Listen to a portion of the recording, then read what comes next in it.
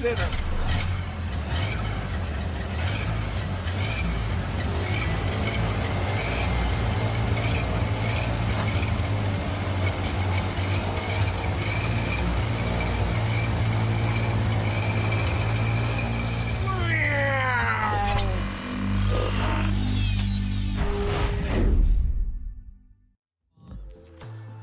All right, friends, and welcome back to the next day of the Western EU TI Qualifiers. That is right, we're into the second day now of matches, and man, it is heating up. Unsurprisingly, we've got a bunch of teams down in the lower bracket now, T, which means we get some elimination games. Oh my god, it's scary time, T. Yeah, I mean, this is the spooky time of TI, you know? You're one series away from elimination. Again, some teams, they start here. This is their land, you know? They don't have the joys of the upper bracket. They're stuck down here from the start, and that's namely going to be ITB Shuffle. We've got ourselves Alliance and also Ancient Tribe. I think they were the three teams that were victims to having to be in the lower bracket due to their poor performances in the previous tour. Yeah, they're coming up against these other teams, and they're just like, you know, welcome to the lower bracket. You've come down here, but I was born here. You're pulling the Batman, Yes. molded by it. It made me. If you've never had the glimpse of hope, then you never know what it was like in the upper bracket. Therefore, maybe that makes you stronger. I don't know. But what I do know is that we've got some banger matches coming up today. That's right. KZ, a.k.a. X-Monosper, a.k.a. Manasper, versus ITB. Coming up is our first series of the day. Then we'll move into Nigma Galaxy versus Alliance. That's right. A best of 3 elimination match between those two teams. Going to be insane. And then we have OG playing up against Ancient Tribe as well. So all elimination matches, all getting spicy. All of these teams which lost yesterday will be having to fight for their life today. And you may be wondering, where the hell is Level Up? Well, they actually got a bye through this lower bracket round 2, so they get to go sit and wait for the winner of this next series over in the lower bracket round 3. So that's where they are. And yeah, T, I mean, before we get into today's matches, you know, any big surprises from yesterday or anything you saw which you found interesting?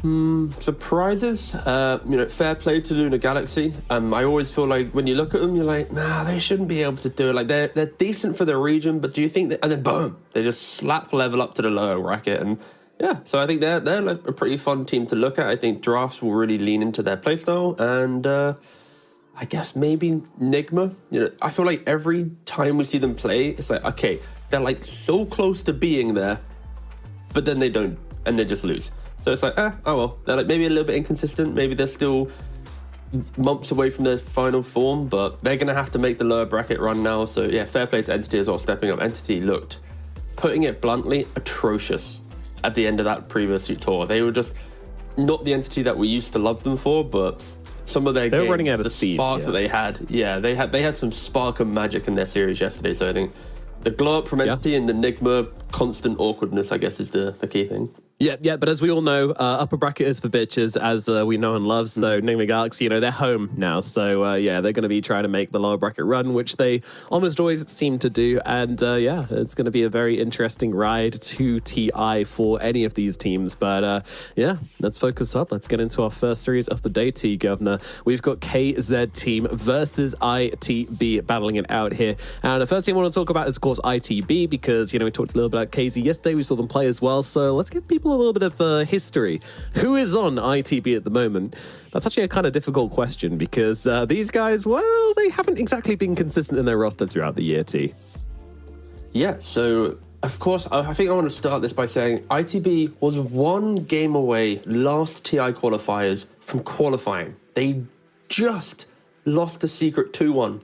And then, of course, we know what happened to Secret at TI, so that was pretty impressive. Yeah, so so ITB would have got second as well, right?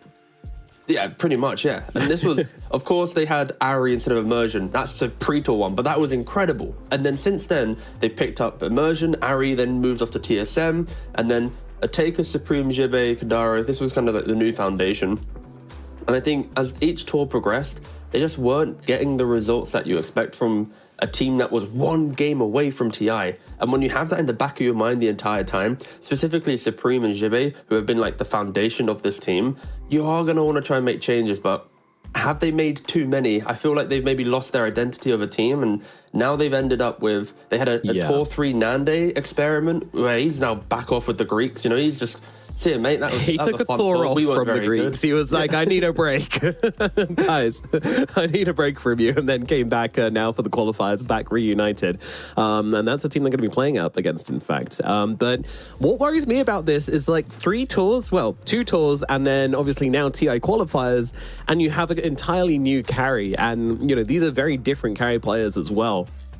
That's concerning to me because almost every team we talk to when it comes to in-game leadership and how calls kind of develop through the game, it's your carry player making those calls in the late game. And sure, you know, as they can be telling you when they're strong, when their timings are and such, but ultimately, you know, you need to build that trust, you need to build that communication. So I feel like whereas quests are constantly changing offlaners, that's not going to influence your overall play style as much as constantly changing carry players is, which is what ITB have been doing. So I'm a little bit worried. I hope they've managed to get a ton of practice in with low skill before these qualifiers, and they're able to kind of form a coherent idea as a team, because that's what they're going to need if they're going to take on KZ.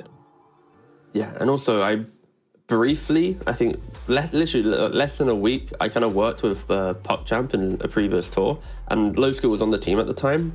And everything that you've been saying about a carry player that brings the leadership, unfortunately for Low Skill, he's kind of the carry player that his team often will do more of the communication. And I think that's something he was working on as a player. And I think he is, I would assume, improving at it, and hopefully Into the Breach identified that very early on, because when the games get a little bit difficult, he isn't that kind of all-commanding carry player. He likes to work with the team, not, you know, I am your carry type. And potentially with Into the Breach, losing, you know, different 5s, moving your 4s, now new carries, like, where is that voice in the team? I don't think Supreme from the mid lane, maybe I'm wrong, but I wouldn't expect him to be the voice. And then we know historically Swedish offlaners having to be the voice of teams haven't worked out too well.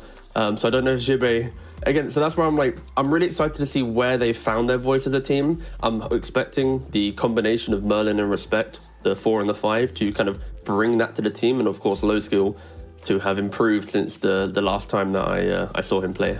Yeah. Hopefully we'll see some sort of coherency and some ideas coming out from ITB. That's what we're focused on. And you know, when you're looking back between these two teams, ITB and KZ, aka Manaspa, how they've played against each other throughout the season, well, they haven't, honestly. They've only played together against each other once inside the DPC this year, and basically once overall this year. Why? Well, because of this. ITB started out in Division 1, meanwhile KZ started out down in Division 2. They actually qualified in from the Opens, and then they swapped around. KZ went up towards Division 1, meanwhile ITB got knocked down to Division 2. So again, they dodged each other Tour 2 as well, so actually they only played each other in Tour 3, where KZ were able to get the 2-0 over ITB. So yeah, kind of interesting that compared to a lot of teams in these qualifiers, these guys just don't really know each other that well.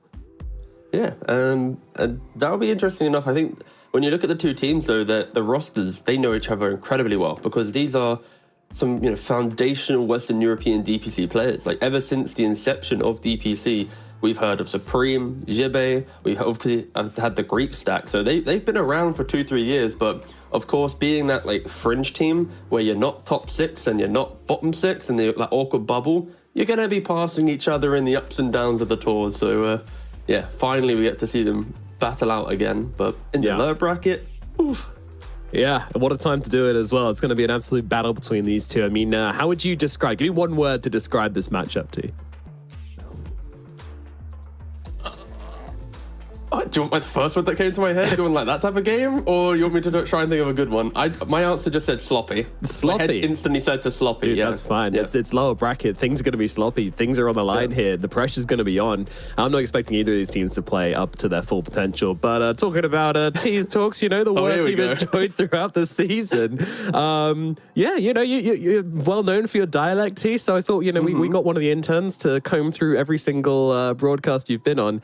And these are your favorite words throughout the year. Cheeky in Tour 1, vibes in Tour 2, lovely juggy in Tour 3, and TI qualies. It's been whimsical, has been the word of the whimsical's on the rise. It's about, I think I could easily bang out another 200 before we conclude this week. It's pretty high up. But, oh, good. Yeah, no, thanks PGL developer. Probably, I think he was the one that created this. The worst one is, actually, before these words existed, casual was my big word, and I kind of infected some of the other talent to say it. And a guy at Stockholm Major walked up to me at the train station when I'm trying to get back to my hotel, and he's like, I absolutely hate when you say casual. I'm like, I explained to him in the end that casual basically meant like a pick that doesn't give any information. Like if I'm picking a Crystal Maiden, I'm not, surprising puppy, like, ooh, look at my maiden. It's casual. And then he sat there and contemplated about his entire life and said, you know what?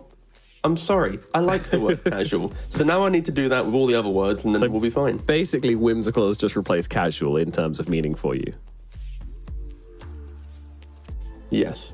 Great. Alrighty. Well, KZ versus ITB is coming up. And in fact, we already have the draft available. So let's jump into it. Game number 1 between these two teams. It is going to be very, very exciting. I mean, KZ team, they've been in so many of these qualifier situations, and they are capable of bringing the clutch if the circumstances are right for them. So, yeah, I mean, I almost want ITB to come out ahead just because I want to see KZ have to play from behind. Like, that is when they play the most exciting Dota, the Nande, rapiers and such. Yes. I was reading Reddit and they were very polarizing on their opinions on that series, and I think it's pretty fair. It was the concept of your carry either 1v9 in the game or forcing your team to, I'm going to 1v9 this game if you like it or not. It was an interesting strategy. But interestingly, after that series, we had the Secret OG series, and Chrysalis did the exact same build. Yeah, he did the exact same build on PA and went 17-1 owned and turned the game around with it. So clearly this is some tech which is being discovered in Western EU, and didn't really work out for Nande, mostly because he was playing against that Puck who could just lock him down for the entire fight and allow the TB to just smash him. But yeah, other situations, and that definitely could have worked. So starting things off here, we've got a plethora of bans as always, but overall I think the only thing to mention here is probably the Primal Beast a little bit out of place, but otherwise we've got Avenge picked up for KZ and ITB go for the Prophet. Yeah, so we're having the Primal ban because of the desire factor. He's so prominent on it. Quest also banned out against yesterday. I think the bans in regards to that, it was Primal, Earth Spirit, Shaker, Monkey. Okay, so the Shaker, it wasn't banned out because KZ did it, and then the Rubik was filmed in place. So yeah, in regards to the bans, still very much in the wheelhouse of KZ's meta. We're not going to see any random tinker bans that Quest did yesterday, but yeah, overall, super stable. We get to see some of the big heroes of the patch. Of course, Venge is a slight deterrent to the likes of Gyrocopter because you take away some of that damage during his flak. Maybe you could argue Sven as well because you take some damage away. In reality, probably not because you do so much damage anyways, but it's still something to consider. And then ITB pick up this Nature's Prophet, a hero that is either banned or fully ignored because people think it's easily counterable, potentially, but hell no, this hero is busted. You have Sprout damage, you TP, you deny Wisdom runes, or by taking them, of course, you deny Mid-River runes, you're everywhere. Like, it's a very annoying hero, for sure. Yeah, it's basically having a support which you don't need to move around the map to rotate on, which is just silly. It's very, very annoying, and you can always just kind of get the numbers advantage whenever you need, so that's always going to be strong. As we know, global teleport heroes always had their moments, but it used to be kind of like a trade-off. If you level this this global teleport ability, then you're going to be lacking in damage, or you're going to be lacking in control, but nowadays you get damage from teleporting anyway, so it's so good. It's great, yeah. it's also a good ability in itself. Very, very crazy. It's not only do you get the bonus damage from your TP, but you also get armor when you then start hitting them. So you trade your damage off to then convert into armor. So this hero becomes like just such a nuisance in lane. And yes, there is the argument of, but the skill of the hero is now less because you're not leveling trees and microing. But counter argument, when you pick Prophet support and level trees, certain offlaners and supports just don't care about it. So then you're like, why am I even playing this hero? It's so bad. So I feel like if they were able to kind of bring Sprout into a realistic position to give options of I can play Sprout or tree build, that's when the hero will be healthy. Of course, right now, I think the Sprout and the TP are a little bit too powerful, hence why people don't even care about the trees. But I'm looking forward to the day where all three spells kind of combine into like an even ground, because then we're not going to flame the hero, and also players can choose what to do. It's I just know, it's one of my favorite heroes. Of course, it is a little bit overpowered right now. And trees are the theme. Look at them. Over. Yeah, nice nature theme going on today. Very nature buddies hanging out together, ITB.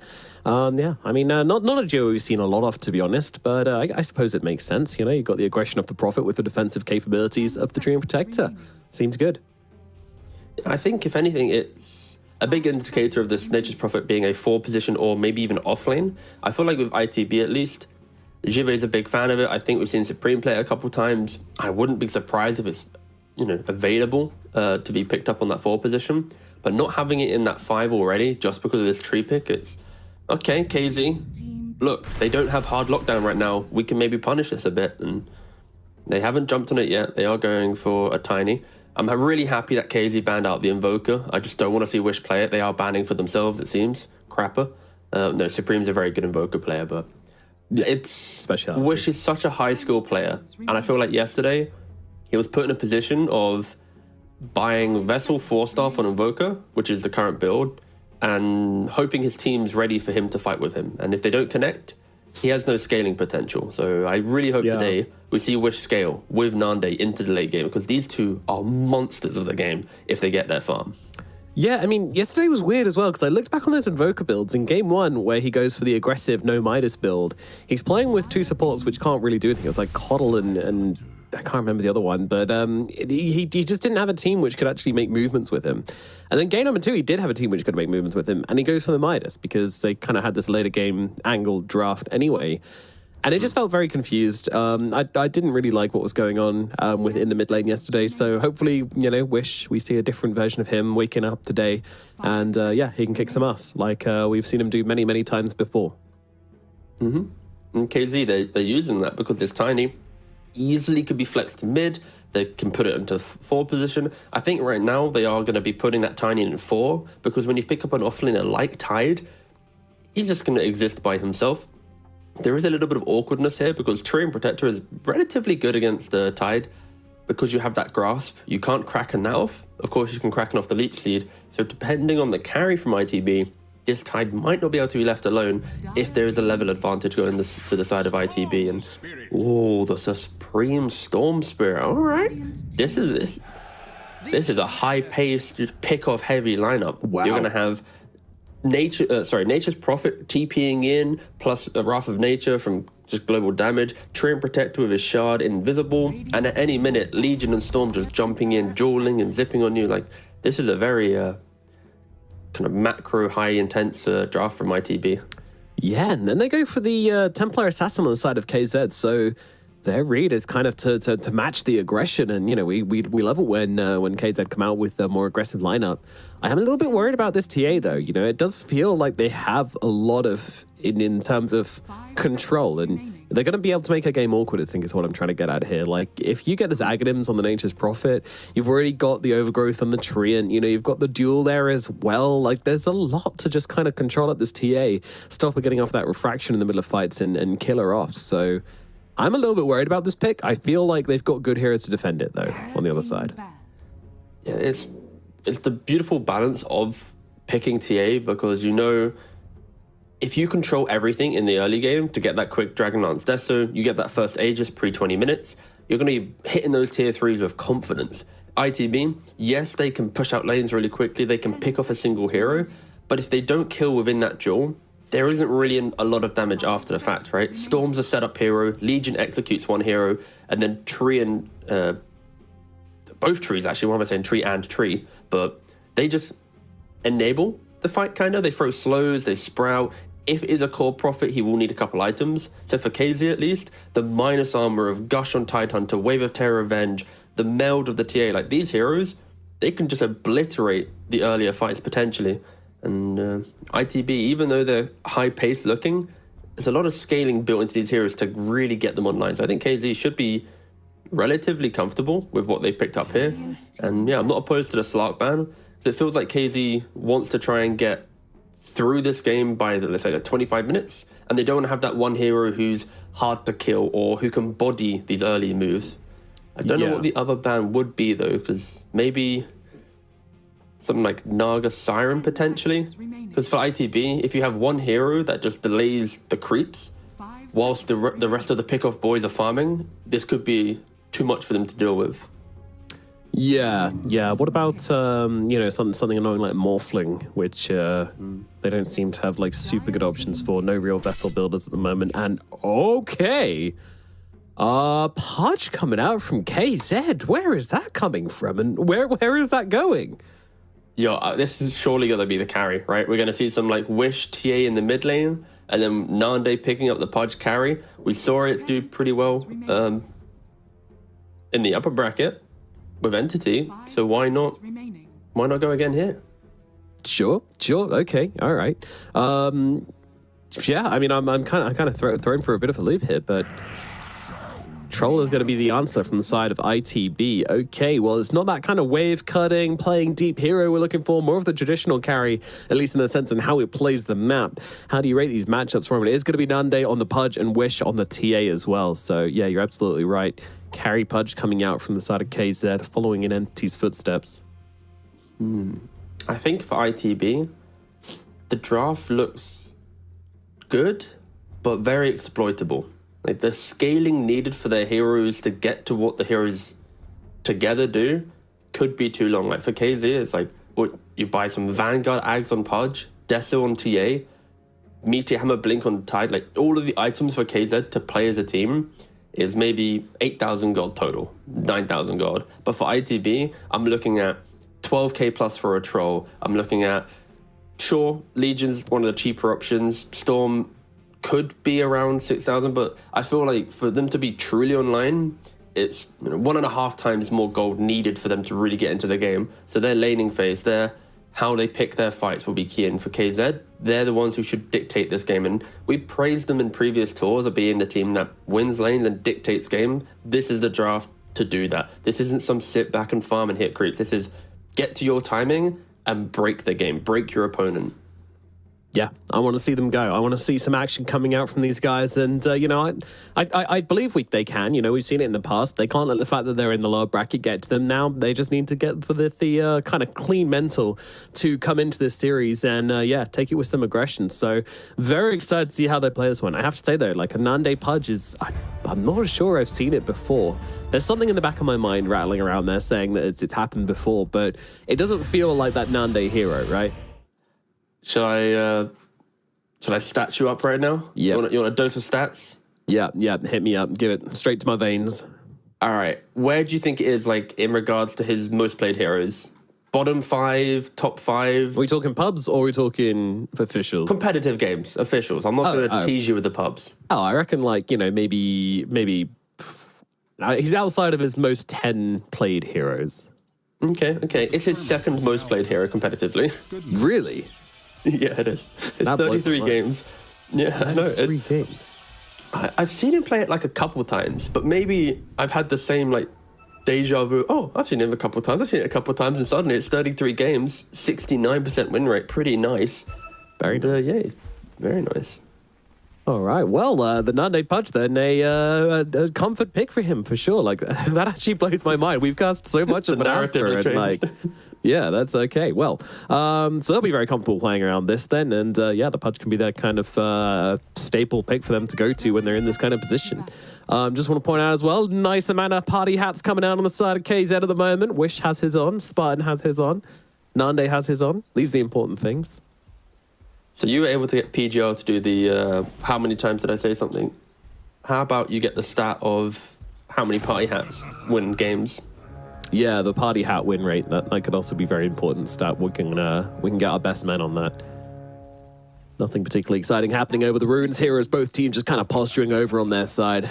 Nobody really has a particularly powerful level 1 lineup here, so they'll just be respectful and go 2 for 2. Nice gentleman's agreement to start the game, but I feel like that's the last amount of gentlemanliness we're going to have in this one. This is a good opportunity to learn. So TA is going for the bottle. Sometimes we see Templar Assassins decide to skip the bottle. Other times they go for it regardless, and Wish will be a bottle enjoyer. No, I like the bottle pickup, especially against the spam of Storm Spirit. There's opportunities where you can get not brought low, but just chipped down awkwardly. And with a Nature's Prophet in the team, any quick TP sprout, and if you're on half HP, 2/3 HP, that's a kill threat, and that's where Wish needs to be respectful in this matchup. Normally TAs, they always want to be looking to step up on that high ground, get that extra side blade hit in, but at any minute, this 4-position Merlin Nature's Prophet, bam, could really just shift this matchup. Yeah, it's a huge threat. You got to have your one eye on the top lane and hope that communication's going to be there, because every time that guy, Supreme, getting actually kind of low here. Oh, lovely usage of the side blades. Doesn't go for the final hit there with the side blades, just focusing on the CS that's down in the bottom lane. They're going to be able to bring down Merlin as well. Nice kill onto the Prophet. First hook of the game absolutely lands and gets him a clean pick off onto the Nature's Prophet. Yeah, it was just a beautiful hook from Nande. Just no stun from Benj, just whoop, there we go. We got you, Merlin. Maybe he was looking towards mid from the Prophet, but yeah, he does go down. Yep, there we go. That's the power of Pudge in laning phase as well. You've always got this this carry hero who can also offer a ton of kill threat as well in the right circumstances, so. Nice half pull coming out from Spartan there as well. It's just Spartan. Do you ever say Spartan, or I don't think I ever do. I think I'm always just a Spartan enjoyer. It's always got to be just Spartan. I don't even think the letters before I even identified. I'm like, yep, this is Spartan. Oh my goodness, that was a juicy hook coming out from Nande, going for the full length there, and it's going to get them another kill. Jimmy goes down on the bottom side, and yeah, max length on that hook. Early days here. Yeah, they set up this lane nicely, right? They got the high ground vision. Spartan is running around looking for the initiation. So yeah, it's just a nice little combo between the two of them. Yep, meanwhile, TA doing unspeakable things in the middle lane to poor old Supreme. The side blades, which this Storm Spirit is really, really not enjoying. And this is to be expected in this matchup, unfortunately, for Supreme. This is the start that you want to expect from KZ. They're the ones that will use all this early gold to push their game further forward. And for ITB, they need to stabilize a little bit, specifically in this off lane. You can't be getting hooked, you can't be giving a Pudge in this type of game and a great start, because a Pudge into Troll matchup as well. Ooh, didn't find the angle for the hook. Yeah, too many creeps. We saw in the Entity Nigma series, this Pudge, all he has to do is dismember the BKB core of the opposing team, and the rest of his lineup will be able to kind of just converge and deal with it. And we're seeing it here as well, like a Troll with ultimate. All Pudge needs to dismember that bad boy. What are you going to do? Nothing, exactly. You're going to buy Lincolns? Probably not. So this is going to be a real battle of control, escape the clutches of this carry Pudge. Yeah, not to mention, not just that, but you've also got the swap available as well. So, you know, it's going to be a tough time for Troll to actually stay on the target he wants here. His ultimate is going to be a bit of a liability this game, I would even say. Classic Troll. Classic Troll. Cool hero. I have nothing else to say then. That's it. Terrible ultimate. Yep. Still looking for a rework. I think, of course, Patrick gave us some examples of a rework in Eastern Europe. Who's observing today? That's your challenge. We need every observer to I suggest us a believe new Troll rework. it's Griff, but I'll wait for confirmation on that. Wait, no hang on. worries. Give me the little cursor yes if it's Griff. The up and down. Well, we will not, because Merlin is dying in the bottom side. No, man's focused on his job, as he should be. Doing a damn fine job at it as well, as Merlin falls down in the bottom side. You're a beautiful person with a charming He personality. gave us a spin. All right. Doesn't matter. We got the temp standing today, I guess. Yeah, it's Mr. Washing Machine. Supreme. Yeah, this is... I mean, he's not doing great in the middle lane. To be expected, but also kind of painful. This TA is going to have a good start. And, yeah, Wish going to be hitting some decent timings on this Templar Assassin. As Dibby, there's going to be falling, but not before Spartan goes down. Nande needs a little bit more. Will find it, though. Does get the damage off in time. And now trying to go for Merlin as well, but Merlin has the hits. And Respect is there as well, just to make sure they absolutely bring him down. So 2 kills on the bottom side for ITB. Finally able to punish the aggression on the side of Naspa. Sorry, KZ. Okay. So Patrick just texted me. He said that he's doing SEA observing and it's Scriff observing for Western Europe. So somehow Patrick got it right. is not even... yeah. So Patrick's better at listening than Script, it seems. Yeah, how did he hear us? It's on delay. I'm impressed. But out of the bottom side, sorry, towards mid, does get killed off. Tries to make the rotation in, but ITB are ready for it. Great movements from the ITB supports. I mean, okay, no credit towards Nature's Prophet. You have Global Teleport. You don't get any credit for moving around the map nicely, but respect. He's just been in 2 lanes and found 2 kills from it. Nah, it's really good stuff. And, and it's, I feel like for ITB, they needed to start making some moves on the map, right? Like the fact that the Nature's Prophet wasn't that global threat yet, Merlin stepped up. He's then made the moves bottom, then also making a mid. And now I'm expecting this Nature's Prophet. Okay, cool. So Treant kind of saved your laning phase a little bit. Now where do you enter the game? Also helps that ganking the Pudge isn't really too reliable, but with this medallion, like, you've got to be a little bit more of a global threat. Radiant's courier. You can't gank the Tide though. It's actually really hard when you think about it more. Like, are you ganking a Tide? Probably not. Yeah, and then you go and gank the Pudge's lane, but you got to be so careful. You already have an advantage because there's a good chance he just hooks you and feeds off you anyway. So TA should be killable, but again, same issue. You know, TA does heaps of damage, 1 support. You are probably going to get bored down. So very much a game where Merlin, if he's not careful, could just relentlessly feed. But so far, so good. He's not showing any signs of that as of yet. Nande gonna find him. Nice hook just as the D-Ward comes through, and it is gonna be another death. And Caster's Curse going to work, as we love to see. Look, this guy's not feeding. Somehow dies in his own triangle at 7 minutes. Oh, all right. Oh no! Be careful now. Yeah, that's What a start. Ooh, the wraparound onto Jibe. 3 heroes collapsing onto the Legion Commander. No help is going to save her. Jibe to fall. This draft is just kind of playing itself out, right? Just point and click stuns. Desire and Spartan, they get a kill bottom, instantly smoke up. They're moving towards Wish. Yeah, sure. Respect is coming on over. And 1,500 HP already on this Pudge. He's got 6 flesh heap stacks already. It's 8 minutes into the game. Goodness gracious. I mean, they got to be careful on the side of ITB. They might find themselves just bleeding out of this game early if they're not careful. Wish is having a good game. Nande's having an excellent game. And Tide's about to pick up the Meteor Hammer. The lane that's not even been kind of mentioned, this will, I would assume, the tower should get pressured. There's no real point and click stun to prevent him from channeling that off. And they are trying to gank off Nande, but Spartan already TPing in. They have the Observer Ward in the lane. ITB trying to make the moves, not really connecting. Tree and Protector.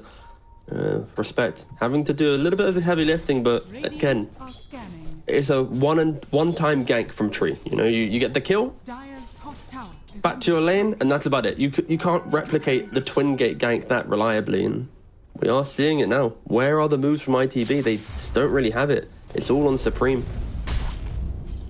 Yeah, it's been a little slow. It's been a little clunky. Supreme, you know, whilst he has had a rough time at mid lane, he has still gotten the levels, of course, so you know, hopefully we see him make some sort of move with this at some point. But, you know, DD Rune picked up and he didn't really feel the need to do much with it. As meanwhile, down on the bottom side, they just grab another one.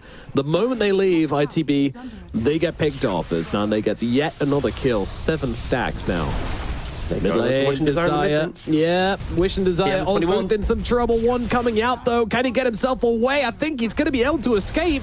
And now from the sideline, Spartan comes in. Supreme, he can't die here, but he's going to. The damage comes in from Wish. He gets a kill. Has to step away, though. The swab is a little bit suspect, but luckily, Wish gets caught by the grasp as well. He's going to be okay. Spartan just trying to fight up into everybody right now. And yeah, with the trees coming out, Desire could be going down here. Will die to the Sprout. Stun out into Merlin. Wish coming back through, but the overgrowth is there from the Dream Protector. Now Jibe comes in from the sidelines as well, and they're able to finish him off. So finally, the Templar Assassin will fall, getting a little bit too big for his boots, and Spartan backs away. Ooh, that was respect. He won't have enough. Nah, he's fine. Come on. Oh, he's jumping though. He's going. Dude, respect. He wants it. He got the lead seed. He did indeed, and he's gonna get the kill. Oh my god, Tumblr's toy. So based. That was a real sussy swap though from Spartan. That was. None of that would have happened. None of that fight would have occurred if he just didn't cast swap. Dragging the Prophet to the high ground, putting himself in like right-click range of that TA. Yeah, yeah. But the killer mentality, that's what's really shining there. And now the top tower falls to the meteor hammer.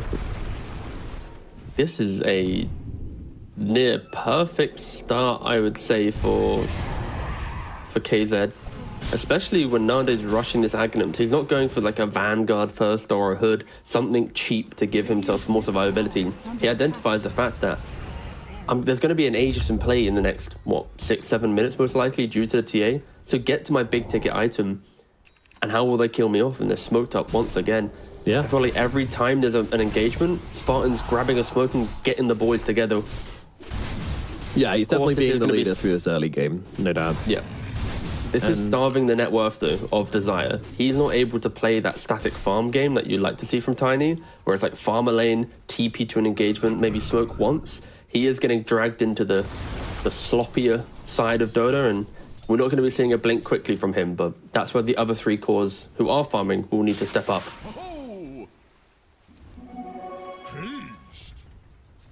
Yeah, so not a whole lot really gained from this smoke rotation out from the side of KZ.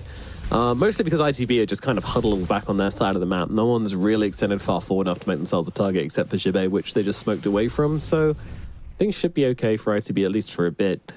What timings are they looking for? What point in the game are they going to be the ones to make an aggressive move? They're playing for that one opportunity that KZ oversteps their mark, right? Like the TA blinks in and there's a blink blade mail duel. Boom, she's already dead. Maybe Ravage has been wasted and Troll has Battle Fury BKB +1. I feel because of the pacing set in the game now and the fact that Pudge TA is itemizing for this window of the game, they're going to have to skip waves, play a little bit of a let's just wait, be patient. They could even just concede to the first Aegis. Just make sure they're fight ready for that second one. Middle lane, beautiful little toss back coming out here, but unfortunately it's onto a Storm Spirit who can just back himself away. Yeah, he also, I think tossed in the spot, unfortunately, not tossing back, but... that doesn't tossed help. up. No. Nande, ooh, a little bit off the mark there with the hook, but Merlin's sticking around, and this is an Aghanim's Pudge, by the way. Admittedly, it's fair that you're not expecting that 30 minutes into the game, but yeah, that's going to be Merlin just feeding away another kill. He has 8 Flesh Heap stacks at the 13-minute mark. He sure does, T-Governor. And an Aghanim Scepter. Do you think... I don't even think Legion Blade Mail will do that much that it will annoy the Pudge, but... With the Flesh Heap damage block as well? Yeah, it all depends on if he gets Flesh Heap off or not. I think that there is an easy way for him to die, though, because you have the TP in from the Nature's Prophet with Solar Crest, the Blade Mail from the Legion, plus a Storm Spirit. If they can punish the aggressive tendencies of Nande, that's perfectly fine. And I feel like every time I see Merlin in the last couple of minutes, he's either dewarding and dying, looking for a Wisdom Rune and dying. He's just really throwing his body into these mini objectives, but he does get the Wisdom Rune, of course. It was ever since I said, you know, there's a chance this Prophet could feed this game, but so far he's playing well, so he's not. Since then he started feeding. Yeah. So, unfortunate, but possible. 6 deaths. Yeah. That's tough. No, I think there is... If there was ever a chance for ITB to make a move, it feels like around now is that time. But it does seem... Only because I think like the Solar Crest plus Storm plus Legion Blade Mail gives you the opportunity of that one quick pick into, okay, fine, there's a bit of breathing room back to farming. But instead, they are opting to continue farming. And KZ are being super efficient right now. 12 camp stats compared to ITB, who are struggling to even play the map due to the onslaught of the fight. They've only, what was it? I think it was 3 stacks I saw. It was nearly nothing. And Tyrion Protector having to deny his towers, that is a rare sight to see. Yeah, it's an unusual one. As meanwhile, Nande gets the big hook out onto the Storm Spirit. They've got no stun to follow up with those, so he should be able to just back himself away on Supreme. It's a long zip, but he will be getting out to safety. still, though, KZ, they're now taking control of these areas of the map, which are so damn deep, and Merlin does get caught out by this hammer from Skylark. Skylark committing the Ravage as well. I mean, the heal is out onto Merlin, so he might just be able to save himself through this as a hook comes through onto Respect on the backlines as well. Skylark, is this a step too far forward? There comes a duel along with the Blade Mail, and they are going to be able to kill him off under the tower. Meanwhile, Respect does fall to Nande eventually, but now it's ITB. They're back from the grave, and they're looking for more. Supreme jumping in. He's got the zips. They want the big boy. They want to bring down Nane, but Nane just turns around with the dismember, doing the damage to Storm. He gets tossed up and he's dead. Ultimate comes out from low skill, though. He's onto Nande. There's the swap we were talking about, and that might get Nande out to safety, up to the high ground, but the right clicks connect, and they will bring down the Pudge, and all of a sudden it's all gone horribly wrong for the side of KZ. That was so deep. It was so unnecessary. Even if you get the kill there, you kill a support. What are you gaining on the map? You've got... Then this is unfortunately the reason why KZ is the lower bracket team who have been struggling throughout the entire year in the DPC. That plays like this. With their lineup, that could have just been posture in the jungle, pressure the Storm. All right, guys, it's nighttime. Let's just walk towards the top side of the map and let's maybe go for Roshan. Let's get that Aegis. But instead, they decide to dive a tier 2, ravaging a support who also, they have the spells to disengage and prolong that fight. Oh, no. He might be going down now. Yeah, looks like the Agnum's Pudge is going to do the work, and he immediately going for the +1 here on Nande, recognizing that he can scoop up 2 kills here if he plays it correctly, and he absolutely does. So, you know, they come back and immediately they find themselves grabbing 2 more pickoffs. Pretty big. They have one mindset right now, and it's just go. Oh, hook accuracy. Pretty cool. His hook accuracy as close as his win rate. 66.7 hook accuracy in game, 69% win rate in those two competitive things play. will be exactly correlative. Yep, 100%. And low skill. You got Mark Boss. Oh, he does go down. Supreme looking for a punish here onto Wish. Wish does manage to get off the refraction, but inside those sprouts, it doesn't last long at all, so he's just going to end up dropping here regardless. Nice dodge. Nice little return kill here. Wish was the one survivor of the last fight, so it's great to pick him off here, but KZ looking for a bit of revenge. Merlin is going to be that revenge, and they do have the damage to kill him. And even rotating in for this one as well, but of course the Storm is long gone. Does KZ now go for Roshan? Like when TA respawns, you look towards his top side of the map.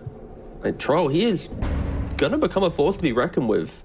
I don't think KZ have hit any of the real motions we expected them with these heroes, and low skill, he's done an exceptional job under the threat of all this pressure. Just look at his items. He's got Battle Fury BKB. Yeah, I mean, the first fight he turned up to, he managed to get a bunch of kills. Like, sure, he died in the process, but absolutely worthwhile for him.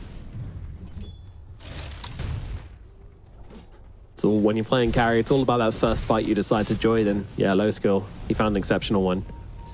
Ooh, and they're smoked up. They don't really want to find a support here. With this type of smoke, they could even be the ones who go Roshan if they get a big ticket kill. Well, he does turn around with the Avalanche. It's nice, and he's going to get hooked here, but I think Desire might require a little bit of saving, but no, he's managed to get himself back, actually. A little bit awkward there from ITB. Couldn't connect with the duel. Nice movements from KZ, and now they're looking to respond to this one. The TPs are coming across, and I think ITB are realizing that they don't want to take a 5-on-5 at this point in the game. They are escaping the area quickly. Get out of here. Mission failed. We'll get him next time. Yeah, of course. Phase plus drum is so much move speed. The Tiny with the phase boots to Venge with the drum aura, giving Desire a little bit of survivability there. No, look at KZ though. Look at this conga line of aggression. They've seen a tasty Nature's Prophet, and they want to buy it, and Desire's going to be the one to jump on in here. Toss back into Wish. Wish, he's going to bring him down with ease. How many Prophet kills are too many Prophet kills? That's the age-old question. I mean, the hero's always, like, just got natural gold coming into him, so he's always going to be, like, a decent Prophet. That's the problem. Yeah, Nane's committing to this in the middle lane a little bit. I mean, it's still got the flesh heat going, so as you can see, that Blade Mail's doing absolutely nothing to him, and they're just going to be able to kill him off. Well, they'll look for more, but the Storm, he's all over the place. He's going to be able to just back himself away. Yeah, let's see. I mean, he's staying on top of Spartan right now. This is the key target. If he brings down Spartan, there won't be any saves inside of his ultimate, and yeah, he's gone. Now he can look towards the spot. Oh, what was that hook? Gets behind the troll and saves out Tiny. That was sick. For all the British lads out there, bend it like Beckham. Christ, Nande, what a lad. That was insane. Seen some good hooks, and that one was, yeah, definitely up there. I don't know how it didn't hit the troll. The troll was like in between him and matter of pixels there, but Nande showing why he's a master of this hero. Yeah, do you want the technical answer, or do you want me to give you the... Oh my god. Nah, just stay in the hype, you know. Okay. What a hooker. Okay, so they're going for the Tormentor now. And there it is. Oh, we see the replay. Oh, the slow motion as well. Beautiful. Catch It's like the creep wave coming in. The troll only like a little bit more north. Yeah, it was in the high pressure. You can easily miss it. And I think for KZ, we're seeing in all their team fights that they are grouping, chasing, and looking to just run over. But they're not really continuing on that motion, right? It's like they get a kill, and then suddenly from the side there's a Treant Protector overgrowth or troll appears, and we're yet to really see KZ actually fight this troll with confidence. And I think the window of the game to punish the troll is now gone. There is, yes, Dismember from Pudge to kill off the BKB, but nice jump here. This is going to be the Tiny gone, and now, well, nice little double stun coming out from Spartan with that shard, but I think he's going to be the next one brought down here as well. Absolutely is. Low skill picks up another, and man, the troll continues to be the dominating force for the side of ITB. The one glimmer of hope they have. He is just continuing to farm exceptionally well, and the plays from ITB, well, like the net worth of their heroes has just been kind of one, like troll up top, and the rest of the four just kind of moving together as a big block of gold. Radiant's bottom tower has fallen. Like, when does KZ make the confident play to try and win the game? Like, oh, where's look at the scouting being done by Respect here, but the hook still connects, but nevertheless, they weren't quite ready with the Ravage. Skylark, he didn't believe. Oh, Merlin, stop. Your Respect is in those trees. Why don't... Ooh, they're moving in. They want to get themselves a Tide Hunter, jump in, duel, everything being thrown at the Tide, and they will bring him down, and now look for more, moving across over towards Desire. Desire's going to get brought down as well. Nane tries to hook him, but ends up hooking a creep down the step, but they're going to turn around and fight this one. As you say, Buyback coming on through. They try to go for the Dismember on Supreme, and the Ravage is there as well, but they don't have the right targets. They're just splitting up, unfortunately, and now Skylark, he's just going to get diebacks. Dande's in some trouble as well here. His Blade Mail's not going to save him. He's going to fall once again. Low skill, just rip him through these fights. And now Roshan is going to be going to the side of Into the Breach. Patience has paid off. They waited for their items, they got them, and then they played on just beautiful vision. It's a great fight, and yeah, low skill, just throwing out so much damage. This Legion Commander fully removes Tidehunter from the game. You can't crack him off this duel, so the fight starts with a quick pick onto Skylark. And at this outpost area, yeah, sure, he can buy back, but look at how KZ can't get into the fight. Wish he's awkwardly on the fringe on the left-hand side. He's respecting the overgrowth, and then once it expires, he's trying to get in, but it's just a little bit too late. The disengage from Into the Breach is so powerful. Also, the Venge just isn't present, so this is a 4v5, technically a 3v5 if you take into account the TP time to get into there. This was not a good fight for them to take. They took it anyways, and Into the Breach, Aegis, I did not expect them to be the team with the Aegis first. This just feels bonkers when I look at this Radiant lineup. Like, how they haven't got the first Aegis is... This will be heavily talked about probably in replay review after game one. Yeah, and I think, unfortunately, you know, I don't like to point fingers, but it's been a tough old game for Skylark. It really has. Like, in the middle lane, that mistake they made was when Skylark threw out the Ravage and chased the, I think it was Nature's Prophet, under a tower. Ended up going down for it. Now down in the bottom side, he's the first one to get caught out on that high ground, buys back Ravage, forces the engagement, and once again, doesn't go their way, of course. We don't know who's making the calls here, but ultimately, you know, it's looked pretty bad for him this game. He needs to find some ways to play into this game. I think, as a Tidehunter, your muscle memory, or like you're conditioned to always think that you're the unkillable hero, right? And it's why heroes like Disruptor with Static Storm or Legion Commander with the Jewel, they can offset your normal play style. Where it's like, oh, wait a second, normally I can stand on this high ground and be the watermelon, but now I can't. This single tight engagement on the bot side of the map, that should remind Skylark that there are ways for ITB to play into this hero. You aren't this unkillable offlaner that you're often used to being. Yeah, it's like... So he also went for a pipe as well. Like, is there really enough magic damage? Would you argue that the pipe was warranted? Like, yes, it's going to be nice via Storm, maybe the overwhelming odds of Legion, but I'm not seeing the return value right now on that investment compared to potential other items that he could have gone. No, for even sure. like an Aghanims as well or something. No, I mean, I would have loved the Shard, honestly. Imagine the Shard versus Troll when he pops that ultimate, you know, if he's just not able to stay on a hero. It's going to be really rough for him. So throw the anchor on the Troll and you might have a good time. I mean, even Storm can't zip during the if he's anchored up, right? So he's leashed. So no, I think Blink Shard would have been really fun to see after the hammer. Radiant's bottom Alas, they put themselves in this position now. yeah, but they won't be able to get the freebie onto Merlin Again. Yep. Again. How many deaths are we saying here for Merlin? Like, he's on 9 right now. 9. Yeah. I could easily see him getting like 35 in this game.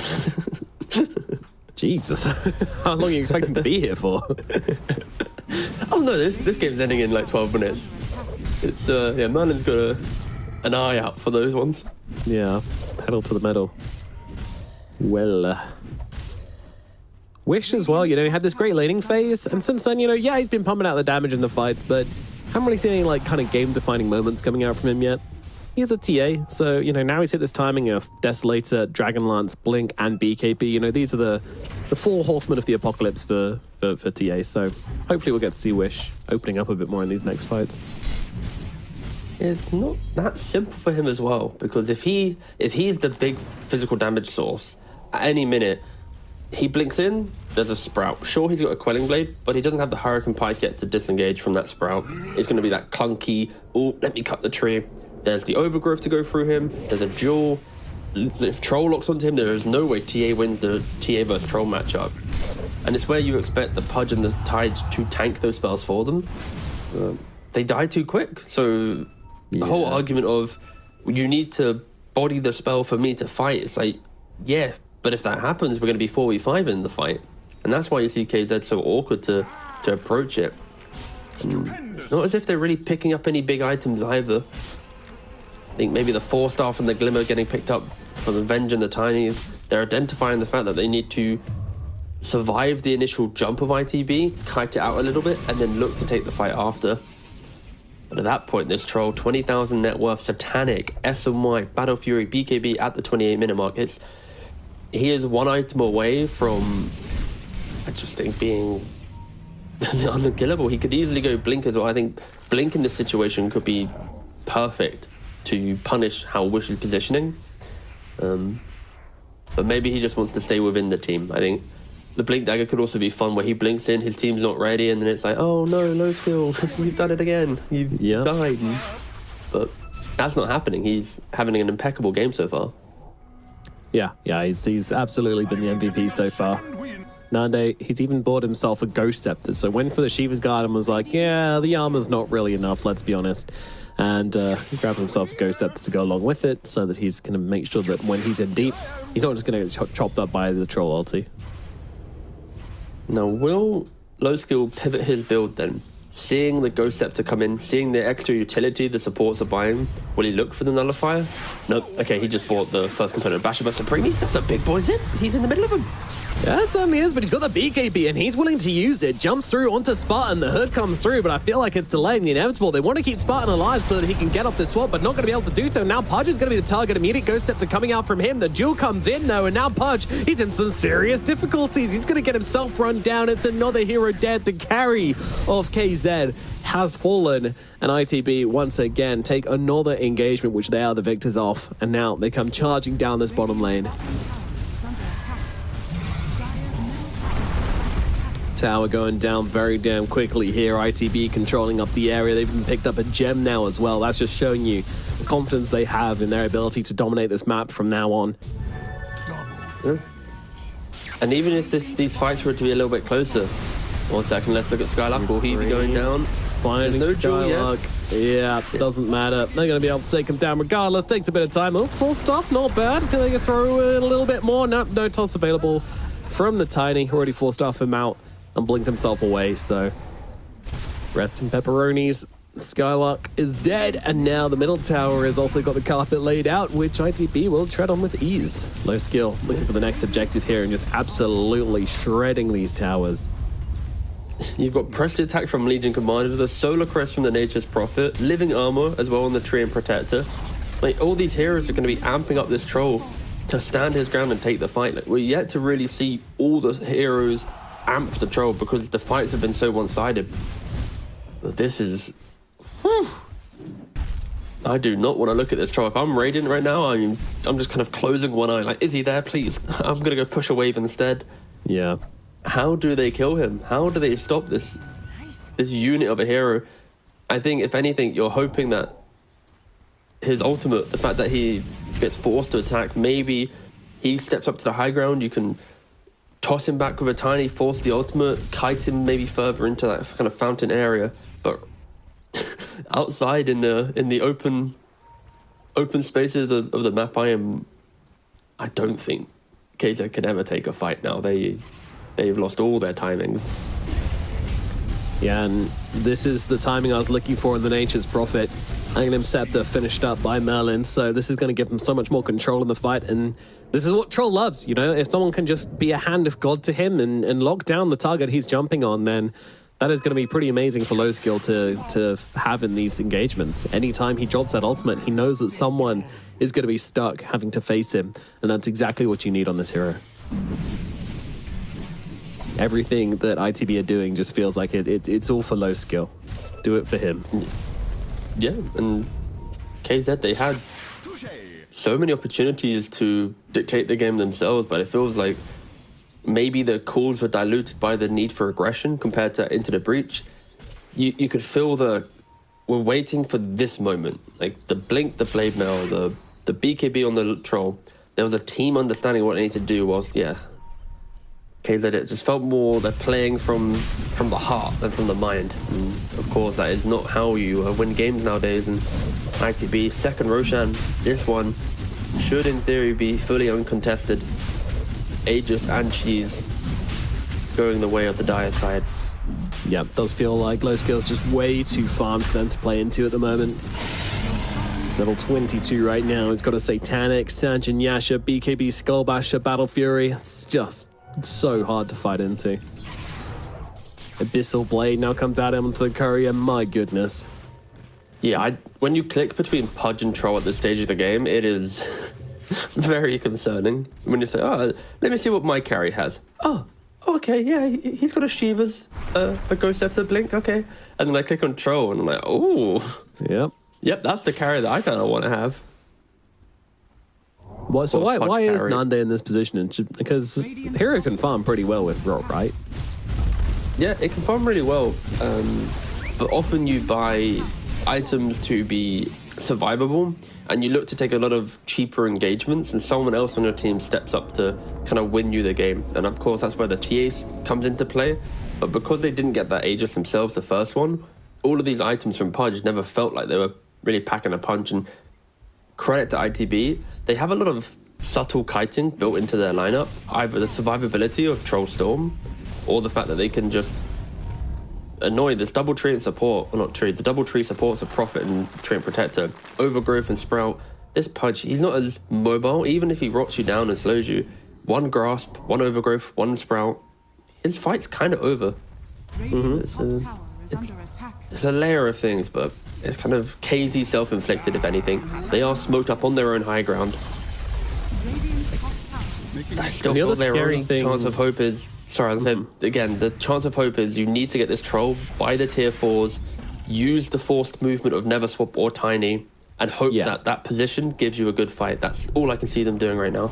Yeah, this hasn't felt smooth from KZ, like this combo which I've been wanting to see, you know, and here it comes into play. I mean, the toss back, low skill, he's like, all right, sure, I'll go into your base, no worries from me. The duel now comes out, but actually there's a shard of the Pudge, so he's trying to save the day, but jumping in to save the position for, I'm not sure about this one, Chief. He's in the middle of everyone right now as the Ravage comes through. Swap is there as well, so they're using the saves nicely, but low skill, he now commits the ultimate, oh my god, he just chops through Spartan, now looks over towards the tower instead, starts going to work on that thing. Now Desire, who's so far in the backlines, he's going to get killed off as well. No more supports alive on the side of KZ. Skylark just trying to drop the hammer, but yeah, Low Skill just sidesteps it. No worries at all. Hook comes through, not going to land. Low Skill moving on to the barracks now as well. ITB sitting behind him, ready to go. And this is going to be a top lane of barracks and maybe even more as Low Skill moves on. Hook is there. What can you do, though? I mean, the man has an Aegis. Surely this member's going to come down, but now Satanic gets popped, and Low Skill just backs himself away. I'm so awkward. I'm a little bit upset with KZ. I'll be honest. Oh, I know. I thought I wanted to see more from them. Like, even here, they had the motions to make an incredible high ground defense, right? They could have tossed back into swap, into hook. Troll easily is deep behind tier 4s. Like, they have 3 heroes that can cleanly do this, right? And unfortunately, they didn't do it. They tossed back, but nothing else. Sure, they're going to kill off Legion Commander here. Tidehunter does have the shard now, but there's like windows of opportunities to do things, and it feels like there's something happening within the team that the communication just isn't there. Maybe they're dealing with the comeback options instead, but hold on. Skylark in the middle lane looks like he's going to get brought down here. They've got the Nullifier now to come down onto the Tidehunter, and yeah, he just gets absolutely blasted. And regarding communication, you know, we've heard the listen backs, and admittedly these are in fights and everything, but one thing we've always said about the KZ communications is that it is messy. It is loud. It is messy. It is pretty uncoordinated. So a team like this is always going to be relying on the feels, the vibes, the, you know, flow of the game. And if you don't find that, then it's going to be enter your flow state. Exactly. Yeah. It's just not really happened, but that said, they are picking up their Merlin kill. And that's 726 gold to Nande. Well, talking about flow state, KZ are on a lazy river to elimination right now if they keep this one up. Nande's just actually going to get solo killed by Respect. Oh no, he's fine, he's fine. Oh, whoop. Yep, it's Remember. No, doesn't matter. God. The Sonic Ramble was down. They're doing a whole lot of ignore the troll. Guys, he's in the mid lane. He has Abyssal Blade. He's about to buy Swift Blink as well. He's what you got to deal with. Oh. Okay, toss back there. Eight's about to run out, but they managed to get the duel down onto Tiny regardless. Rapier. Tiny does not have buyback available, but yeah, TA Rapier coming in from the sidelines. Oh my god. Cuts down to ITB. They did not have the information. They were not ready for that. And Wish just blows them up. Where did that come from? Like, I just didn't expect them to have the gold for a Rapier, but all right. Into the breach, they got a little bit comfortable. I'm not saying this is a comeback, but... The comeback starts now. T-Governor says it. They've won, KZ. But no, just look at the minimap of this replay. This is all that matters right now. The fact that you have 2 heroes in bot lane, Trolls by himself mid, Legion's backed up. Like, everything's disjointed from ITB. The first time that you've really seen them be too comfortable in the game, but fair play to Wish. He basically shout a Rapier out of nowhere, and they've got one motion right now. Continue this push, get a Rax. I'd be surprised if you force a buy from Troll. Whoa, Supreme, gotta be careful. Does actually get himself out, but the BKB's already been committed, and they finally find Respect on the sidelines as well. And oh my goodness gracious me, there it goes. That Hurricane Pike going to town, and down goes the tree. But still, it's not a storm. It's not a storm, so they can be happy about that in ITB. But yeah, I did see TA trying to get a courier to the secret shop when she had like 4.5k gold and had the Rapier cube, and I was like, okay, that seems interesting. And the courier just died halfway there, and I was like, okay, sure. But yeah, pulls it out for the fight, and yeah. Is there a stat, Nomad, and any budding stats people out there? Most Rapiers purchased across different games for teams in TI qualifiers. Because so far, we've seen 3 games from KZ, and 2 of them have contained Rapiers. Oh yeah, games containing Rapiers on either side, do you mean? No, for them, I'd say. Okay. Like, how often do they buy the Rapier? Because the fact that in their TI qualifiers this year, 66% of games they've resorted in buying a Rapier into trying to win the game. True. It's pretty concerning. Nigma also bought 1 in the upper bracket. Like, we covered Eastern Europe, and I don't think we even whispered the word once. So maybe it breezed through the end of a game, but Western Europe really relying on the, we need something, boys. It's too rough. We've played so poor. We need the rapier now. Come on. You know, we're not refined like the lads over in Western EU. You know, EU is all Any like, other region, yeah. yeah. Western EU is just like, we need big number, big damage. Damage go win. Damage go TI. Smoke on smoke action though. Can Wish get in a position that he utilizes rapier? Desire leading the charge. It's scary. Desire, he gets revealed, as does Low Skill. The two of them. Well, we know what happens if they fight. Tiny gets reduced to pebbles. That's what Nande looking for the opening. He's back in base right now.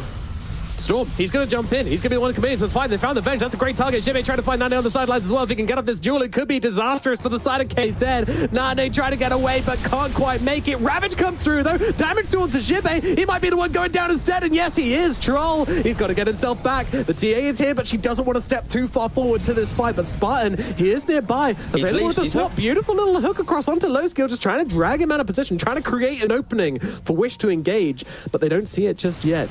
And this is the curse of the Rapier, which we've seen time and time again, you know, so scared to actually find the engagement, but here we go, another jump in, another toss back. This time they managed to catch up Merlin, and he's going to be the one to fall. And now it's KZ who can be on the aggressive. There's 2 heroes dead on the side of ITB, and Roshan should be up in 1 minute 30. This is going to give a chance for the Prophet and the Legion to get back into the game before they have to fight for this Roshan, but KZ are going to try and wrest control of this area. I do love the start of the whispering of a comeback. I mean, it started in the middle lane, and now it's the ball has started rolling. You know, the snowball is collecting snow. Will it turn into an avalanche? Buyback. And Legion doesn't have buyback as well. He opted to buy the AC during that kind of mid-scuffle of that first is KZ back in it? Legion fully committed to purchasing the AC. So all of these fights now around Roshan is just not going to have it. And Troll, look at this positioning from everyone here as well. So we've got like Venge out on her own, but the Pudge behind ready to hook save. And then Venge also within touching distance of the TA as well. You just got to make sure that everybody is safe. Jibe also needs to be a little bit better with his duels. I mean, the last couple of times now he's jumping in, kind of, I've got the Pudge, but there's no one else to follow him up, sorry. It's been into the Ravage both times, hasn't it? Yeah, it has. And Wish, he's got the Swift Blink. Wow, he is, I mean, fair play. What's the point of having buyback when you got a Rapier? No, Wish commits to the Rapier life, and I respect it, but he is away right now, and this is going to give ITB a chance to settle over in the Roche pit. Roche respawning in 3 seconds. If you want to get to this area, KZ, you need to be going there now, and Templar Assassin is very much on the other side of the map. And starved. No resources, half HP, half mana. Yep, she's going to run all the way back to base. It is a daytime Roshan, though. So they are going to have the outpost to TP to, but with no Ravage, like you said, 8-second cooldown. ITB getting the 3rd Aegis of the game, 3 for 3 on Aegises. Of course, it being daytime, there's going to be an Ag's Shard. Oh, not Ag's Shard, an Ag's Blessing to boot. Supreme, without even second guessing, gobbles that up. Getting that AoE Vortex. Yeah, no surprise. This is one of the best Ags you can get for free. It's so insane. The opportunities now, I feel like for ITB, Supreme jumps in, AoE Vortex, Low Skill gets on top of maybe the 2-3 man bundle that he's been able to go fish. Ooh. And heroes will be going down very, very quickly. But for ITB, with their 15k lead, the discomfort has come because they play very wide on the map. After a impeccable mid-game of moving together, not getting picked off, punishing the over-aggression, they gave a glimmer of hope because they're pushing mid whilst fighting bottom and farming the jungle. It's a lot of just disjointed stuff. So you'd expect with this 3rd Aegis, they move calmly together to this bot side of the map and look to get the mega creeps. You would imagine that should be the case. I mean, if they get a pick off or anything before that, then it's going to be even easier. But yeah, well, it's not going to be easy going high ground against this KZ team regardless, but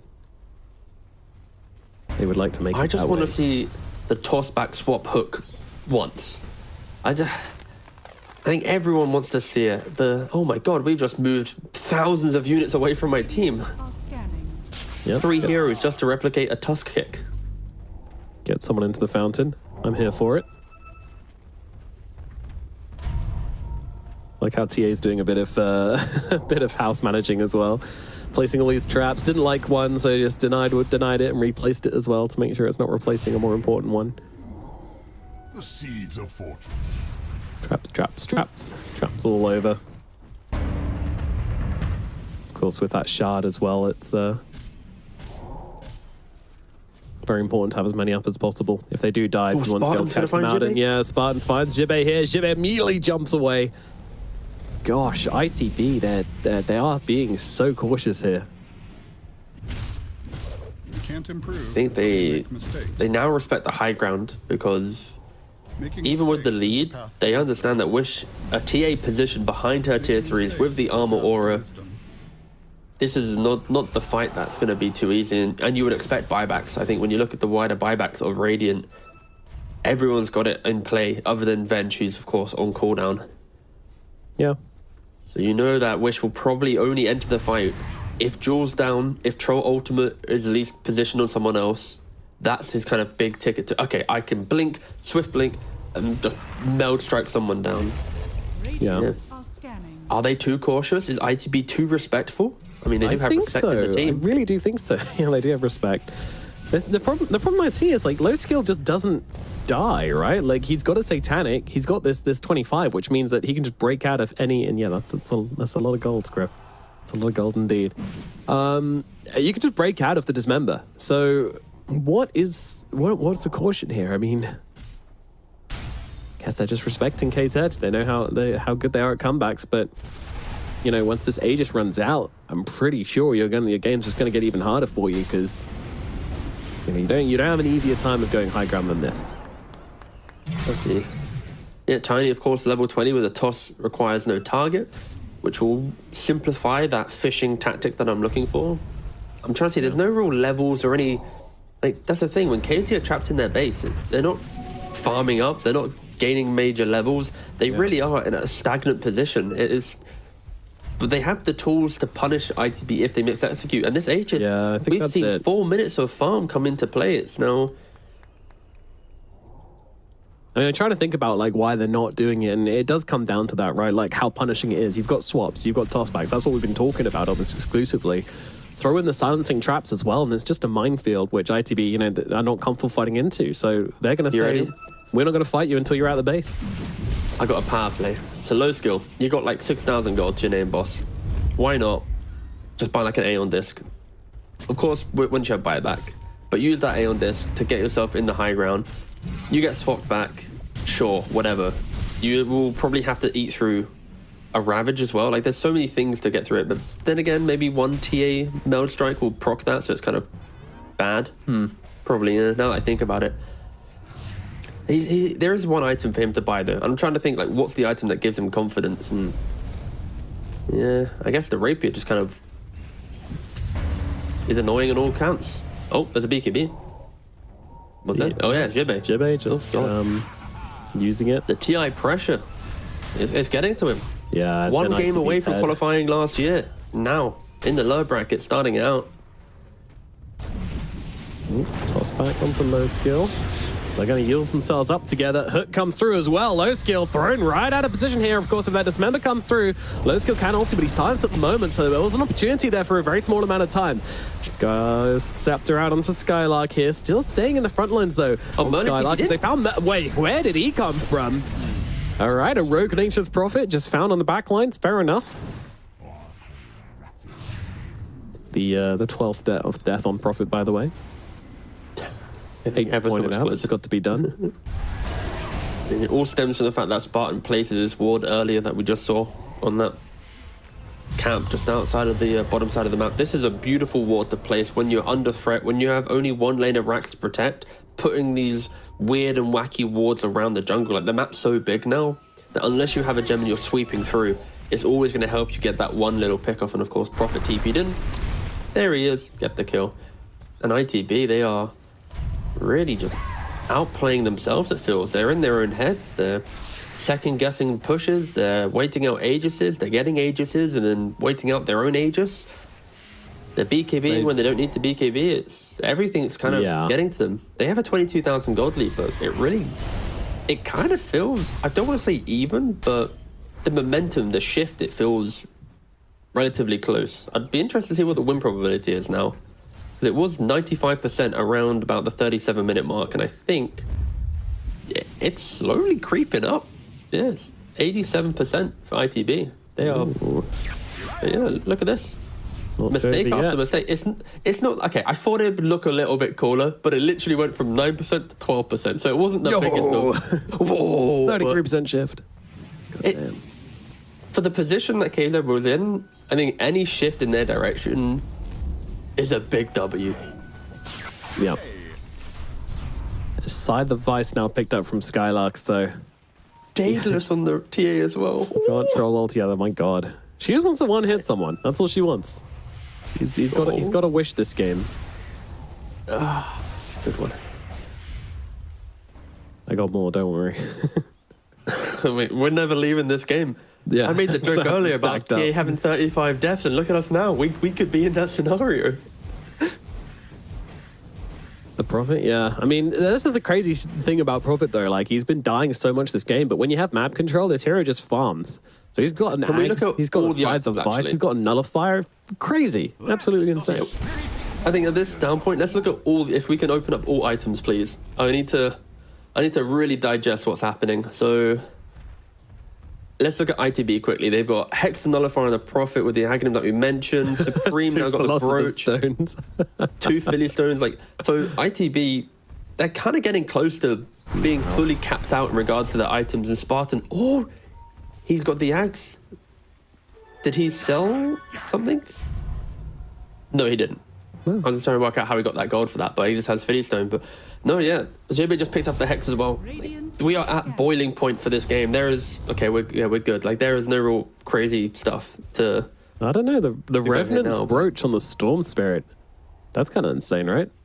It's a lot of damage if he can get on top of that hero. It's the intelligence versions of a rapier, basically. Maybe not to that degree, but still packs a punch. Eats through the Ghost Scepters, of course, as well. And the 4th Roshan going the way of ITB. Is this the Aegis? Is this the cheese and Ag's blessing that will get the British organization without any British players into Game 2? Yeah, you don't need to worry about bias on this one, guys. there's no British players. That's all we care about. Yeah, he got picked up by TSM. Stolen. Yoinked. All right. Eyes in the Forest now available from Respect. So get your quelling blades out, guys. It's time to do a bit of deforestation. Is he going to blink past, though? But, Exponaspa already smoked up, ready. Yep. They know the Thing is, score. though, They're ready for it. I'm wondering if they're ready ITB, for this. they've had 7 minutes. Sorry, go on. I'm wondering if they're ready for the Hex on the Tide Hunter. Here we go. Swap comes out to start things off for the Troll. They've got him in deep. They're trying to get him into the Fountain Tea. They're doing the plan, but Supreme managed to catch out 2 and an excellent Vortex coming through on the front line. Spartan is gone. Skylark sitting here for the time being. Going to get eaten up by the Pudge to be safe for a little bit longer. They on the back lines. They're managing to find out Respect. Respect is going to go down, but the Pudge under the tier 3s is going to get absolutely slaughtered. Bites back into this one. Low skill. He's heading towards the Fountain. The hook is available. They're going to throw him back with the toss with the hook coming on through. And Low skill, he is going to be dying the once, and I think he's going to be dying the twice. They're trying to just deal with the barracks on the side of ITB, but I don't think they're going to be able to do so in time. They've lost the Troll Warlord inside the Fountain. Oh no! And now Shibe, he's in some trouble as well. The hook is upon him. The anchor is there, and Wish just dealing the heavy hits. Finds another kill, and 3 heroes are down on the side of ITB. Oh my god, this T-Governor is why they didn't want to go to the goddamn high ground. They finally went fishing. They finally tried to do the combo, and the damage that TA is popping off is insane. The first version, if we can get a replay of the first fishing, I would love that. I think I caught, because my camera was, I was trying to chase it with me, but I'm pretty sure the Pudge missed his hook on the final troll, right? Either I think he hit the TA or something, but they could have got the troll into the Fountain from the first version of that, push him back strat, but luckily for them, with the Venjags, with the fact that it was deep behind the tower, ITB in no way were they able to protect that troll. And eventually, after multiple attempts, they got him into that fountain. They got the Aegis, they had everything, and instead they decided just to, get thrown on into the mix. But it doesn't look Don't they like have there's... Lotus? Can't they just Lotus the troll? And there's so many questions. But ITB, they had many windows to get themselves out of this game. They've put themselves in this position, and I think both teams. Yeah. Well, they do have one Lotus, but it's not exactly on the fastest hero. True Protector trying to blink and limp in, and I think he did. I think he did try and do that, but he was one of the first ones to get killed off in that fight because he was just trying to be so far forward to help out his troll. And yeah, when he's dead, there's no Lotus swords available. Okay, Wish. He's got a second rapier queued up. Do you think this is his emergency rapier? This is auxiliary rapier, yeah. Or is this his 2 rapier strat? I'm not sure they need it. No, I don't think so either, but I'm down for it. I just turned really posh there when I said I'm down for it. Right. Yes. Quite delightful. Yeah, that's what's good about this game. Yeah, I don't know. ITP, they're in this weird situation now where it's like, okay, well, apparently we just can't go high ground, so guess we just got to try and hope that we can find KZ out their base. They need 60 minutes and a mirror shield. I think that's basically what they're playing for now on ITB. They need a Seer Stone for some vision. They need some mirror shields to get some Lincoln's blocks. Maybe even get some Lincolns on your supports so you can give it to your troll so it doesn't get swapped back. But either way, they are smoked up again. They're trying to go to a different area of the map this time around. But KZ, they're smoked up themselves. Yep, they were in that area of the map, but immediately, there it comes, a swap back, the throw back. Low skill does get off the BKB though, and tries to look over towards Desire. Hooks off the mark, but in goes the Troll Warlord. He's going to throw the anchor out, but also gets anchored himself, which is a bit awkward. Another day, another toss back, but he's thrown out the ultimate, but disarm as well. Nande's upon him. He doesn't have the dispel anymore, but in comes Supreme, jumping in with the zip on the back line, but the BBB comes out from Monday in time, but look at the damage coming on down. They want to try and find him. Nande eats up his TA, allows her to jump back out and kill down Touge. Jibe is gone. Storm Spirit also on his way out as well as he's stunned up, out of mana, out of health, anchors upon him as well, and Wish finds another. Oh my god, these fights are suddenly just looking goddamn crispy from the side of KZ. There was just no damage done by ITB. Wish is just putting an absolute shift with that, but of course I think fair play, props to KZ. They have rebuilt themselves as a team during the game. The combos as well, the swap into instant hex, forcing the troll to BKB. ITB, they're the one with the tree and ags and the vision, but they're the ones just at the disadvantage. KZ just reading ITB like a book now.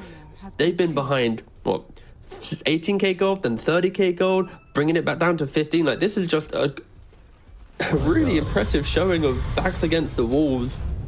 This is what we've always said about KZ, you know. Oh man, this team, you can never count them out. You really can never count them out.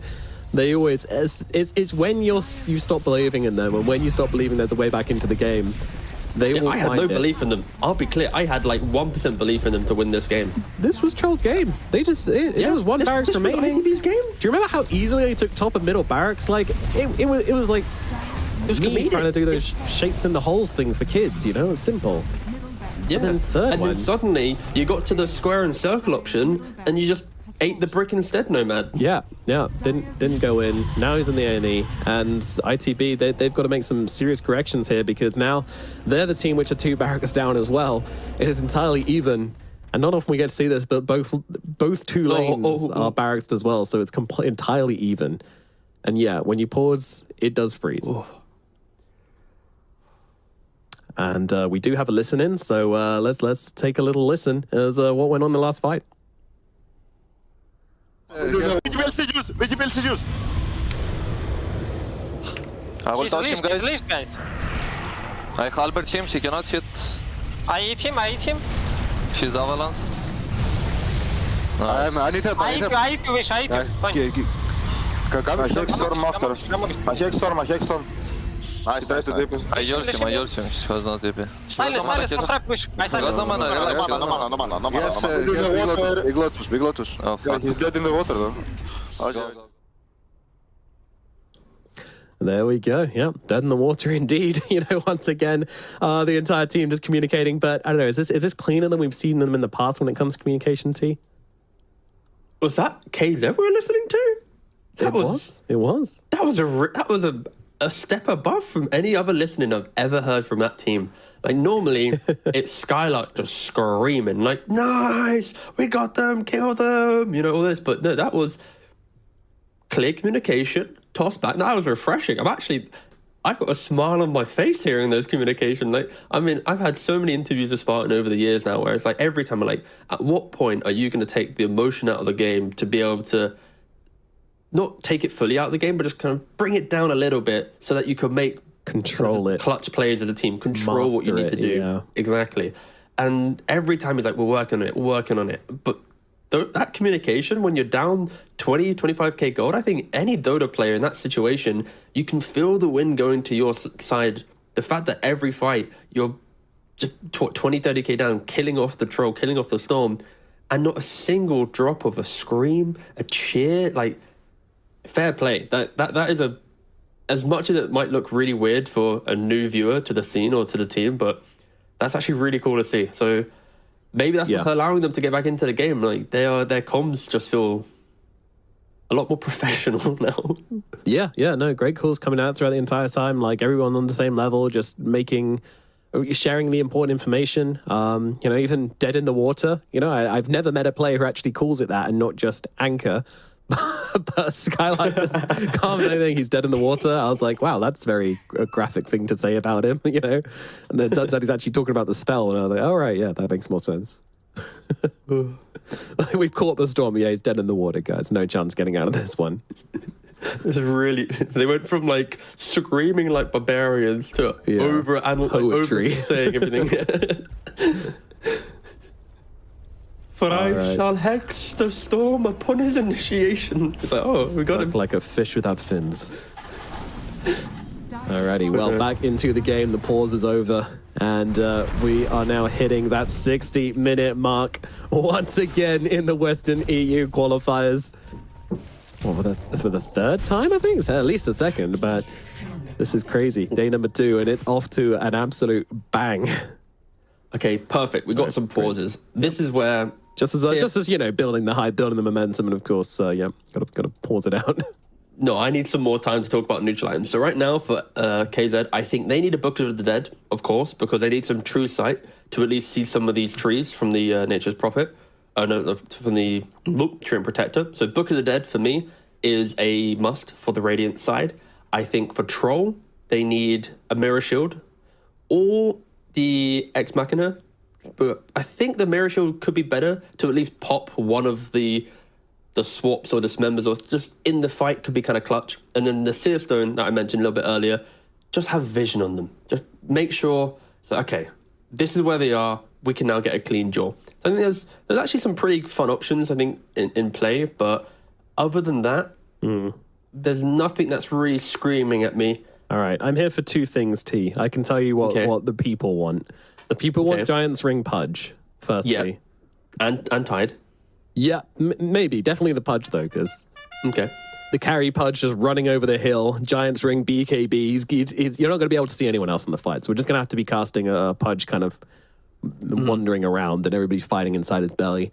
And the other thing is the Stygian Desolated TA. Now, I can't promise you won't go Pirate Hat if that option is there, because it's probably the better option, but it's also... I don't know, actually. Stygian is pretty insane, and I just want to see a one-shot of Troll Warlord, I'll be honest. I mean, you know Dessa's a good item. The fact that nearly an hour into the game, she's still holding the Dessa, right? With the 28 charges of the corruption. So...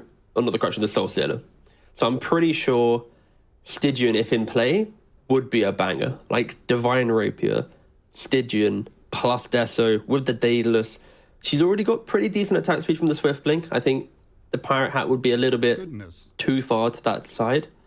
Plus the Meld Bash coming from her level 30 soon. Like that's a spicy TA in play. And I've always wanted. Is there anything else that's kind of cool here? Like Book of the Shadow, Book of Shadows. Book of Shadows is insane, actually. But there's an item that we don't really see too often. We also don't see 60-minute games too often, but being able to save your ally for like 4 seconds, make them pretty much untargetable, could be the deciding factor. I mean, it's really good now. Like, I think last patch it was good, but not great, because oftentimes you just delay their death more than anything. But now do you know the you can cast force range it on off it, them. by It's chance? very, very good. I don't know the cast range, no.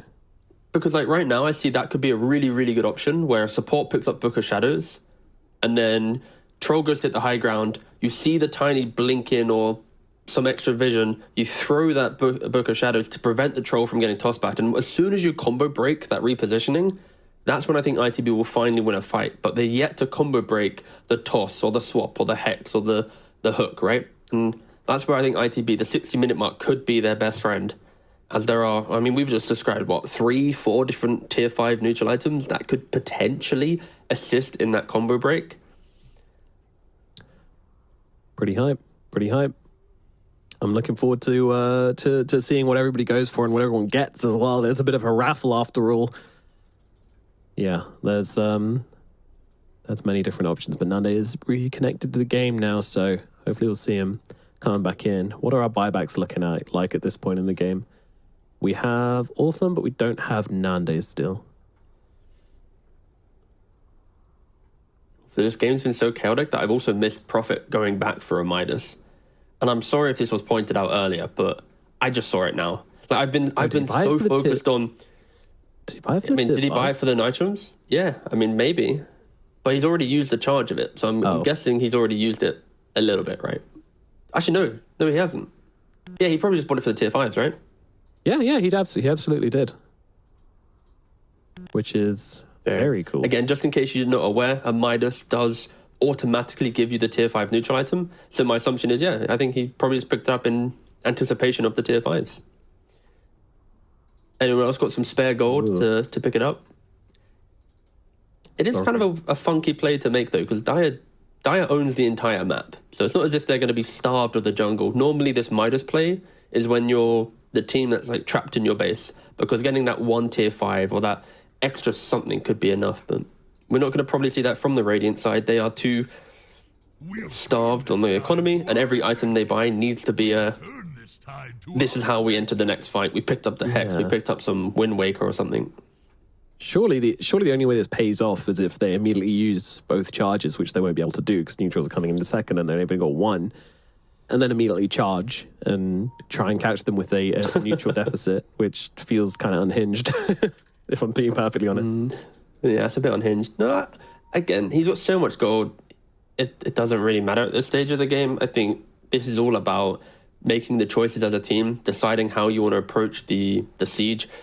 Like, the awkward thing for ITB is if we had their team comms from the point in which they took the second racks, you would really get to just understand how it went wrong, right? Like, what was the calls being made? How did you suddenly split?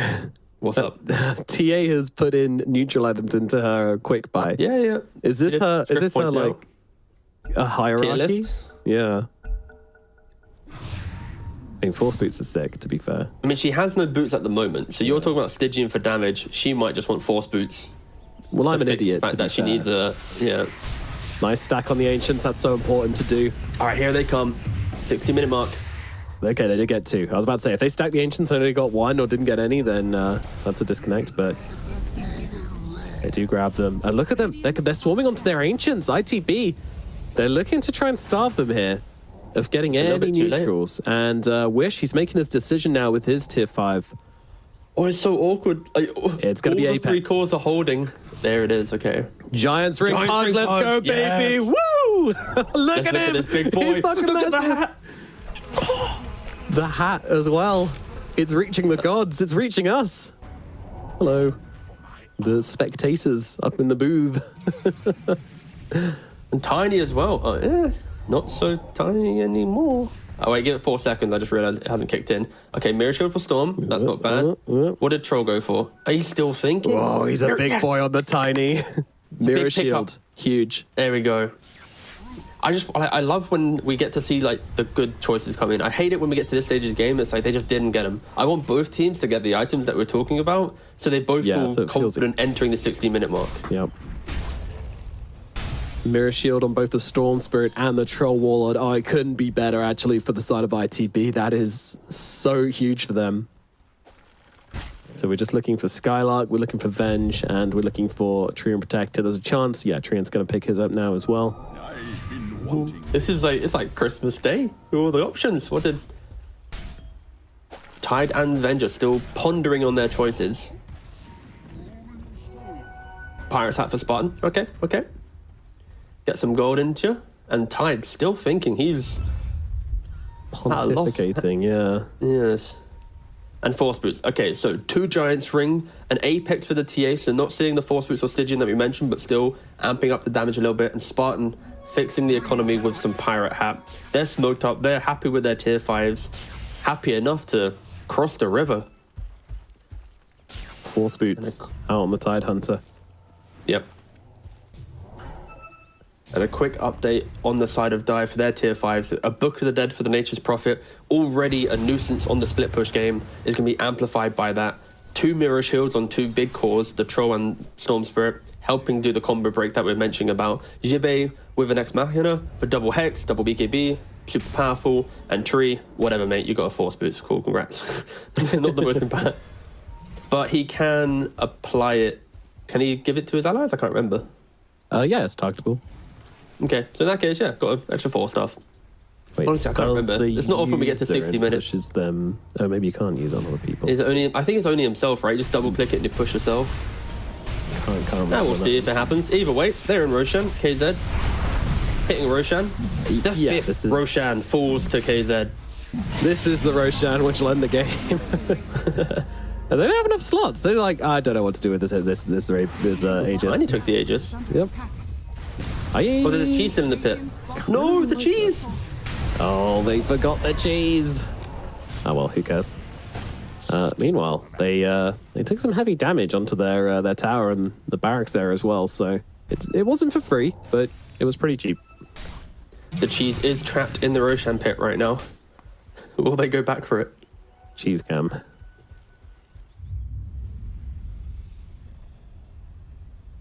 I mean, a nice fermented cheese, you know, turn it into a nice blue.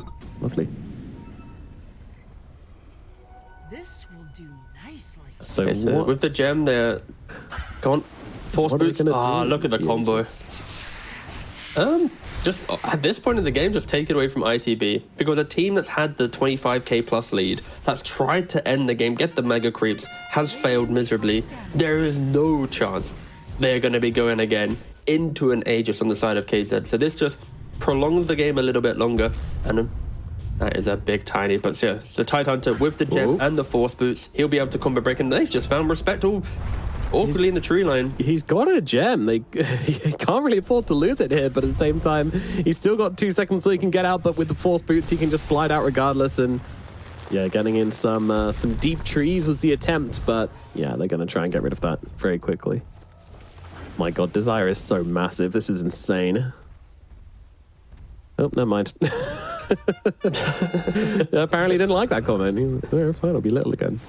I mean, the key thing is he is keeping the ninja gear in play, right? That's super good to do in the later portion of the game. Is having that free smoke available. You're not starving your team with the smokes. So at any point, if KZ is able to break out onto the map, having 2 or 3 smokes stocked up, they've not had to leave their base and really use them. Yeah, of course, it will help. TA. Crush ITB and It's just a little bit of a little bit of harassing, a little bit of peppering, just reminding Supreme that there are other heroes in the game. Skylark, he's all by himself. He's currently trying to do the D ward job, but he's found the Treant Protector. He has indeed, and Nano TP's in upon him with the boots too. Hook comes through, doesn't quite connect. Massive hook, no target, as the Ravage is there along with the dead in the water, and this might be a dead Treant Protector. He does have the force though, it's going to buy him a little bit of time, but with the Tiny running him down, the right click to the toss, they will get the kill. And another gem picked up. Oh, hold on. Skylark's not escaping. Skylark's not escaping from this one. He is going to get taken out. Zaya now on the run as well. Moving over to rejoin his team. No. Yeah, he's going to be okay. It will be a trade. Yes. The Treant Protector for the Tide Hunter. But honestly, with the amount of warding, the amount of nuisance this Treant has been, They might not entirely hate this on the side of KZ. Like, They can. I think they have another gem in stock, but the reason why Scarlet's in that position, though, he gets the gem back. He gets both gems back. Hold up. oh, Into the breach. You got to focus up, lads. You killed off the Titan to... He's using the Force Boots and the gem to find these trees to slowly move out the tree and Agnums. You can't be just letting the gems be picked back up for free. Force them to spend an extra 800 gold. That could be the buyback 10 minutes down the line. But either way, they get both gems back. So in regards, then it's still a stalemate. No progress has been made. nope. We are locked in here forever. Buys it back, yeah. This is the first game of the entire day. Everybody's just watching this like, oh my god. I hope this is a best of 3 series as well. 3-game series. That'd be... Would you rather be an ITB fan right now or a KZ fan right now? Like, winning the game as an ITB fan. Oh, okay. But, like, what if they still lose this? What if they've, like, held on for 45 minutes just to have one TA blink into the troll, death, they've lost? Like, on the flip side, if ITB are to win, it's like, you won, but... So for me, it's always a thing of, like, Are scanning. ITB feel like they should have been able to end this game, right? Like, they're the ones already, like, worrying what their analytics coach is going to be saying to them after the game and the breakdowns and everything, because they feel like they should have finished this one off. They were 2 barracks up. They were doing absolutely great. They just needed to get that final barracks. They got 3 Roshans, 4 Aegis, in fact, to try and finish this one with, and they weren't able to do so. So it feels bad. This situation feels bad for ITB, no matter the fact that they're in control. If they win it, then they win it. They'll be able to hit the reset button. If they don't, well, that's a little bit harder to reset the button after that, but hopefully they'll be able to do it. Ooh, okay. Venge also getting the 25 talent. Never swap damage reduction. So Spawn's been very... 90%. Yeah, he's been jumping in with, like, no regards to his own life, and that's just going to amp up his contribution to the fight now with the 90% that you mentioned. But Supreme, he's found him. He absolutely has. Yeah, the hook is going to come through, but it's not going to make a difference. Spawn dies regardless, but goes for the swap here onto Low Skill. And Low Skill's going to have to BKB through this one. Then that is going to be his BKB charge gone. He does have a refresher in his backpack. The toss back over towards Nande. Gonna be in some trouble here. Ulti comes down. Nande goes for the refresh. Wants to try and dismember him again, but it doesn't matter. It does. He actually has his own... No, he's gone. Oh no, Low Skill. I thought he was going to be able to get in his refresher since he was right next to the shop, but he wasn't able to do so. And he just ends up getting chained up and killed down. Where is ITB? Where is Supreme's jumping in, but where are they? Oh, bottom side. They're looking for the tree and protector once again, but he's so goddamn fast. Look at this dude go. He's not tree walking, they he's need tree to sprinting. continue doing this. Yeah, he needs to keep sprinting around, though. He needs to keep pushing out the lanes. You do not want to use troll buyback at the 70-minute mark. Any buyback could just destroy your game, and they're jumping on the TA.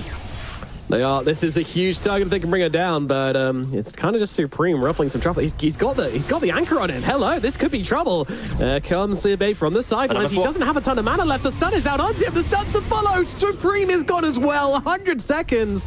Oh, Now, the rat.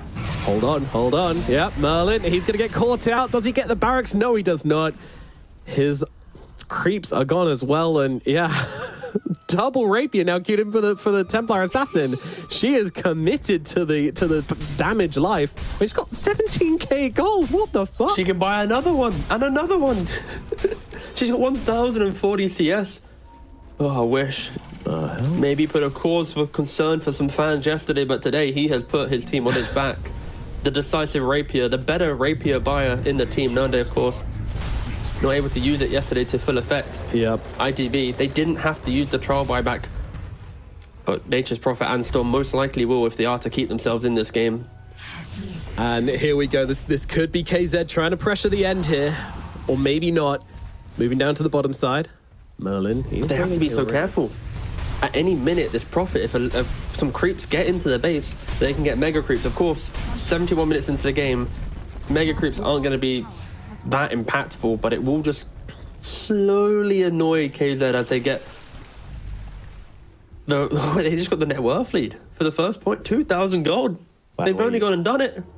They've... Since 20 minutes, they've been waiting for this. And now At 71 minutes into the game, KZ, they pull ahead. Unbelievable. But yeah, you say about the Prophet, you know, this is the thing. When the game gets into this situation, things can get awkward, but the Templar doesn't have the Aghanims as well, so she has that global potential to get back. There's tons of traps in the base still. Always has the ability, and then, of course, Troll. He's got the Boots of Travel level 2, so he can TP on the Prophets. Anywhere the Prophet can be, the Troll can be. And the Prophet can be anywhere. And Pudge, even with the Giant's Ring, he opted to go for the Arcane Blink for that reduced blink time, rather than going for the big AoE slow and burst. I don't know if this overwhelming blink is still bugged. That could be a reason why he didn't go for it. There was a bug where basically your strength wasn't applied and it was just a base set of damage being given, and that was around 3 or 4 days ago. So that could still be in play, hence why he went Arcane Blink. But they are on Merlin. I mean, he has no buyback. He's just This is a key pickoff, yeah. I mean, it's not just the buyback, it's the fact that you're great here, down the bottom side, they're managing to go on the Templar Assassin. They might catch her, she's gone. Rapier's on the deck. ITB, they slap back hard, but the buyback is available from the Templar Assassin. She wants to come back into the game. Low skill picks up one, and I think Jibe got the other. Rapier's now in the hands of ITB. Oh, the one target they couldn't afford to lose. They do. The buyback is there, and now the Troll, he's caught out. He tries to go for the TP, but that's not going to happen. The Dismember's out onto him. Troll, he's gone as well. Has the buyback, though, but another Rapier dropped to the ground, and Wish is going to scoop that one back up again. Radiant structures are fortified. Well, hold on. Who's this? Who's this? Someone's on the run, and it is Respect on the Treant Protector. Once again, just pulling shenanigans, cutting waves, constantly being a thorn in the side of KZ. My God. And just leading the charge by himself. What is he doing? He's just going in deep here. And the rest of the team, they're trying to follow up. Supreme is out. Troll Warlord buys back into this fight as well. I think they just need to leave. The Ravager's going to come through, but the Duel's already out. Skylark is stuck in this Wish. Dealing damage from the sidelines down. They'll bring down Jibe. Wish looking to reclaim the Rapier. Or he's not. He's just going to leave it on the floor. He doesn't give a damn anymore. He's got more money than he knows what to do with. His Respect's going to fall down as well. Buys back. There is still no profit for 50 seconds. They have to defend these tier 4s. The creep waves, they're coming in. KZ, do they commit to the engagement T? I think they posture, but they have to at least look at it. Profit alive in 40 seconds. That is, well, Aghanim's Refresher, double Hex, but then again, you forced out big buybacks on the side of ITB. Troll, Legion, and Treant Protector all using it. So if you're KZ, you can just, you know what? Let's go get Roshan. Let's go get the 6th Aegis of the game. Yep. And then look to play around the fact that you have broken ITB. You have accrued an 18,000 gold lead yourself. But let's not forget one key thing. The Templar Assassin does not have buyback available, so this Aegis is absolutely... Oh, no Venge! What Spartan. a pick-off. Spartan. Dying Surely, in battle is the greatest ITB honor goes for a now. Scion, but yeah, they leave. They know she doesn't have buyback. The real question is there someone on ITB who's proficient at timing the buybacks? It takes a very unique player to be able to, during the fight, register that time that they used it. Yeah, save or a that dead one. because if they're aware, yeah, true. If they're aware that Venge doesn't have buyback, then Swap has been instrumental in some of these holds. Maybe they go. It's just one more save, and it's one more threat of getting people into the fountain, which is not going to be there for the next 80 seconds. But do they know it? They feel like they do. The way that they're positioning, walking towards this bottom racks. They're threatening. Desire go to the toss back. Yeah, this is going to be the Treant Protector. Double toss actually throwing him so deep here. Respect. I don't think he's getting away from this one. The giant hook comes through and Respect is brought down. And neutral. What?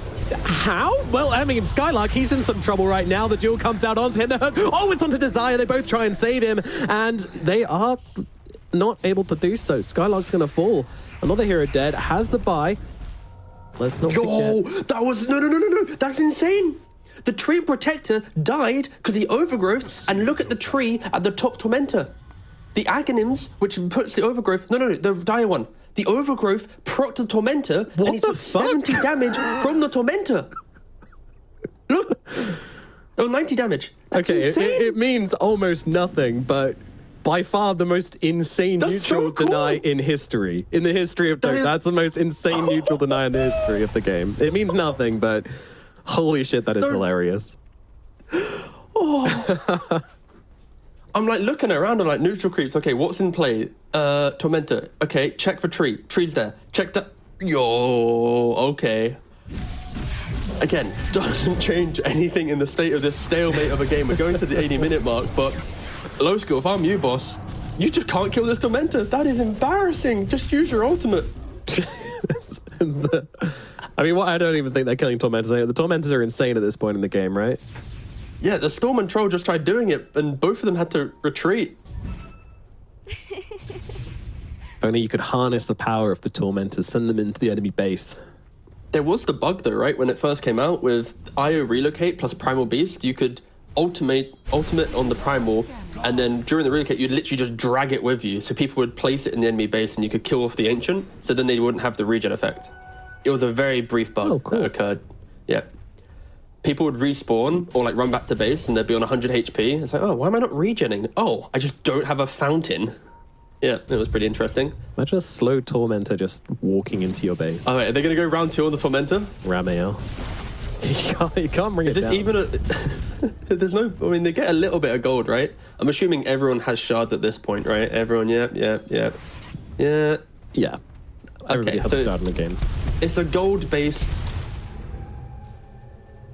Yeah, this is now, if we look at this scoreboard, imagine being brand new to Dota and you're tuning into the game and it's like, yes, I understand exactly what's happening right now with all these items in play. And TA regains her status as just filthy rich, 18k gold. Disgusting. So ITB. old. There's 1 minute and 10 left on the Aegis. TA buyback is on cooldown for 2 minutes 20. If ITB can duel the TA without a Venge Swap, without a Pudge Dismember, without a tiny tossback, they can get themselves, they could get themselves in a winning position, but I've just had to list so many factors. Where are the rapiers on the side of ITB? They don't seem to... Yeah, they all died and gave them back over, so no rapiers for them. Troll's still holding onto his Battle Fury. He's like, if this, I'm ready to keep on pushing, boys. This is my creep Fury. Yeah, a refresher somewhere. For pushing waves and pushing waves only. Yeah, someone's refreshing something, I don't know. I'm trying to keep up to date with what's happening. Like, Desire's running around with a quelling blade at 80 minutes. He's there, like, cutting trees. He's then tabbing in his ninja gear to be invisible. He's got the casual halberd as well. Might as well just get a turn into a Battle Fury at this point. You got the money. If we see a Battle Fury on the Tiny, I'm done. It's small things like that, though, where if this was a pub, it would be... Oh, they're going for the Tormentor. Let's go. The whole gang is here and they'll be able to take it down. Right. That's the biggest win ITB have got in this game for nearly 39 minutes. Congratulations. Hopefully that gives you the confidence to put together a team fight. Yeah. I don't quite know why they did that, but sure. What else are they going to do? There's nothing to do on the map. It's either... The Mega Creeps is irrelevant at this point. They've both gained nearly 20,000 gold from bounty runes at this stage of the game. I'm going to be out of breath soon. Yeah. ITB versus KZ. I mean, these guys haven't played up against each other much. We knew they were going to be quite evenly matched, but yeah, not to this point. Heading on 80 minutes now in this game. Roshan, where is he? 2 minutes still until he's up. The window for the TA closed very quickly indeed. Nobody even really bothered about it. 1 minute with no Aegis and no buyback, but it doesn't really matter. Wait, she's back down to 10k gold. What did she buy? Oh, she bought a Refresher Orb. Okay. Yep. Dire are scanning. Only 10k gold? Man, Wish is poor. Oh my god. You get those, need to get a bit of income there, buddy. You know who is poor? Legion Commander. Like, look at the offlaner's net worth compared to everyone else. 30,000 on this Legion. Prophet, of course, absorbs so much gold in this type of game, just spamming the ultimate with no cares. Jimmy having to work with it pretty much nothing, right? He's got a Nullifier, Hex, BKB. His enjoyment of this game is going to be limited for sure. Nullifier, Hex, All BKB. Jimmy needs to do... Almost nothing. Yeah. Like, his job is find the TA one time. Like, that one jump, that could really do everything. We saw how quickly Wish died in a duel. And that's why he's still carrying the ninja gear around at 81 minutes. He's tabbing it in between the Ex Machina. Spartan running through all the optional trees there. This is... Neither team wants to break, but now they found Desire. He's by himself. Yeah, this is going to be a pick-off here. The duel connects, the kill is in, and Desire will go down. Obviously, he has the buyback on the Tiny. And that kill does actually get Troll his buyback. He was playing without buyback for a minute there, which was kind of sketchy, but it comes back off after that kill, so life is good. I mean, KZ, they're playing as if there isn't a Treant Protector with Agnums in the game, right? The way in which they're still playing out on the map, they're dewarding these sort of trees quite quickly. Eventually, they are going to get punished. This was around about 95 minutes ago during the draft when we talked about Legion, Storm, Nature's Prophet, globally pick off high-pacing style heroes, especially with the Boots of Travel. Like, they are super potent, but KZ, they still play with no regard of their opponent's vision because they need to still be out there. As soon as they're choked back into their site, into their map, then they're giving away Roshan number 7, I think it is. If it matters, probably not. I mean, Roshan number 10, surely we should get something. Radiant's courier has been Yeah, if you actually keep 10 cheeses, it's another mystery item. Yeah, like the secret cheese shield thing. But you also need more, like 13 Roshans for that, but yeah. Full Spartan looking out into the... Oh, he's gone. He is gone. Dares to come out of the base. Oh no! He hooked the Venge and ended up getting himself stunned, Pudge. Is he going to be a target here? I mean, I feel like he should be. Nullifies out onto him, but he gets up over the cliff and even turns around to go for a hook. Ballsy plays from Nande. He is kept alive by his team. No buybacks used by the side of KZ, which I think is a huge amount of discipline. Why have you got 2 gems? He's just rescued one off the floor. Stolen one off the Venge, yeah. And the level department as well. Both Nature's Prophet and Treant Protector have the Midases, so they're trying to accelerate themselves to level 30. They all have all 5 heroes at level 30 relatively shortly, but Storm, he's hexed up.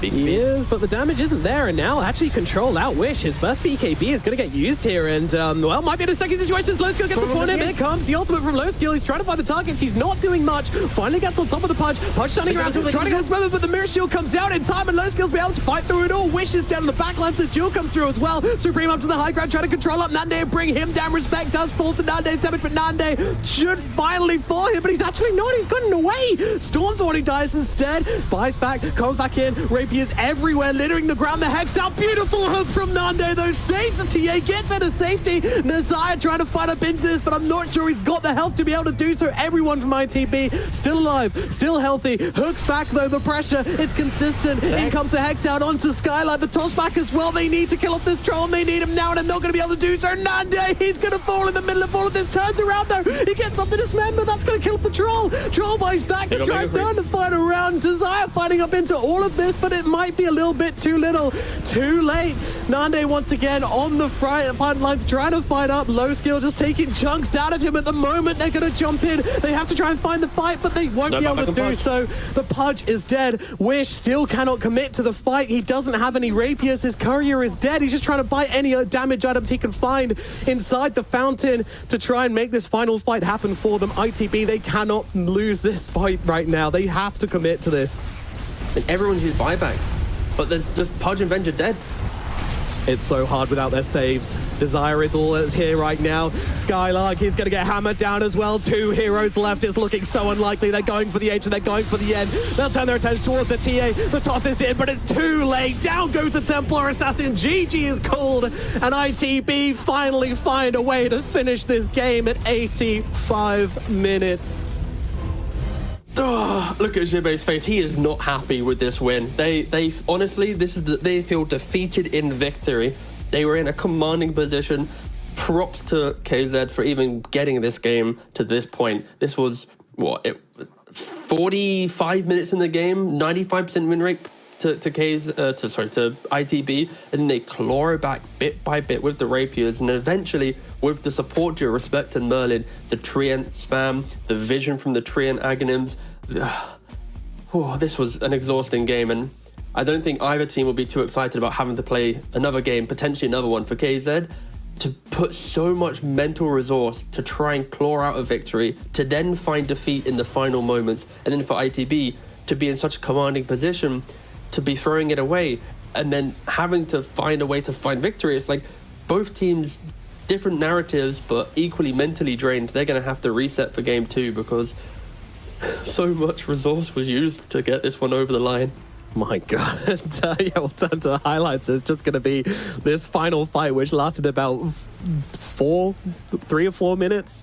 So much damage dealt, so just absolutely insane. What it came down to, I don't know how Wish's courier died, but that's what it comes down to. Wish's courier died. He couldn't buy any more rapiers, so he ended up ending the game with like 10k gold and just had to buy like a desolator from the fountain and like another daedalus. It's just a tragic ending for Wish. He's going to wish he was in another game at the end of this one. Yeah, this is... Oh my God. I feel like the Dota speaks for itself, you know, like it's one of those aggressive things. If you want me to try and break it down a bit more, it's like KZ, they were just really weak in the early game. They put themselves in a position where, because they didn't even try and go for the first Roshan, it took them 5 Roshans to even get close to getting the Aegis, right? And this type of Dota, it is sloppy, it's its rawest form. We are in the lower bracket. Both teams are going to need to clean up their act if they're going to try and make a run in this qualifiers with teams like, you know, Secret, Entity, OG as well. I was trying to think of other teams. I was panicking in the moment. But no, what a game. What an absolute game. I mean, game 1, nice wake-up call for everybody here as we get started with today's action. Absolutely insane stuff coming out. And yeah, look at Wish here at the end, just trying to fight out with like, he just doesn't have the rapiers. He doesn't have the damage. Jibbe just tanks through it all, and Jibbe doing an amazing job at the end. I mean, I don't know how we're going to call MVP out of this. Oh, I got it. No, I'm good. We're good. I've already got an MVP. Nice. Give it to me straight, Doug. Respect. It's Treant Protector. I think there's a lot of subtle things he was doing throughout this game. With when he got the Aghanims as well, he was always getting the trees out, protecting them. When he got Force Boots and had the gem, he was kind of drawing the attention. So then the 1-2 punch of him setting up the vision, plus Merlin on the Nature's Prophet, always getting like side lanes pushed in. Even when the game got really difficult, he gave his 3 cores that always an opportunity. It's like, if you take it, don't worry, there'll be another one in a couple minutes time. I don't want to see this type of gameplay again in future games. It's kind of your plan, you know, F, plan G of your strategies, but the fact that Respect in the high pressure was able to put this Treant Protector in such aggressive positions, always keep kind of progressing the vision game. And yeah, I think I've not really seen Force Boots be used too effectively, and in this game he was a thorn in the side of KZ. It's kind of one of the main reasons why they weren't able to kind of cross the river too reliably. And on top of that, he denied himself to a Tormentor. I was about to say, in one of the big fights. There we go. This is the only reason you wanted to give the MVP to Respect for that tasty little denial. Exactly. Something I've never seen before and may never see again, but still one of the cutest plays of the game. And yeah, absolutely wild. I mean, some insane stats from this game, to be honest with you. 1,278 CS on the Templar Assassin. I mean, a crazy amount of damage, like 82k damage on the TA as well to match, like absolutely insane. 50k net worth by the end of the game. But that doesn't even compare to Storm Spirit and his 58k net worth and Troll's 54k net worth. Like, these numbers are just absolutely stupid. Absolutely bonkers. Wow. Game 1 out of the way. Game 2 just around the corner. Guys, we're going to throw it over to break, after which we are going to be back with the second game of this absolutely lunacy series between KZ and ITB. So guys, we'll see you very shortly. Take a break, get a drink, and we'll see you around here in a very short amount of time. What the fuck? They bought. Can you tear? Yeah. I'm patch. Clear, dead, guys, dead. Dieback. Tide, no, tide. Fight, no venge, 0 venge. We can call them all. I will go. Давай. Here twice. TA. Tide is huge. Tide's fucked. I'm hitting Tiny. Tiny dieback. Keep going, guys. Nudge. No bites. I'm solo. 2 rapiers. We're by on troll, guys. We're by. Yeah, we're by. Nullify on tide. Touch last, maybe knife. Save me. Have no overgrowth. 10 seconds. Take some TA. He's Only. rooted on touch. 4 seconds overgrowth. I will over. Look. Tia. Didn't get it. Punch. Fine. Last 5 patch. Nullifier. On Lincoln. Blocked it. 0 buys, no swap. And. Radiant structure. I have travel and buyback still, guys. I don't know about it, but whatever.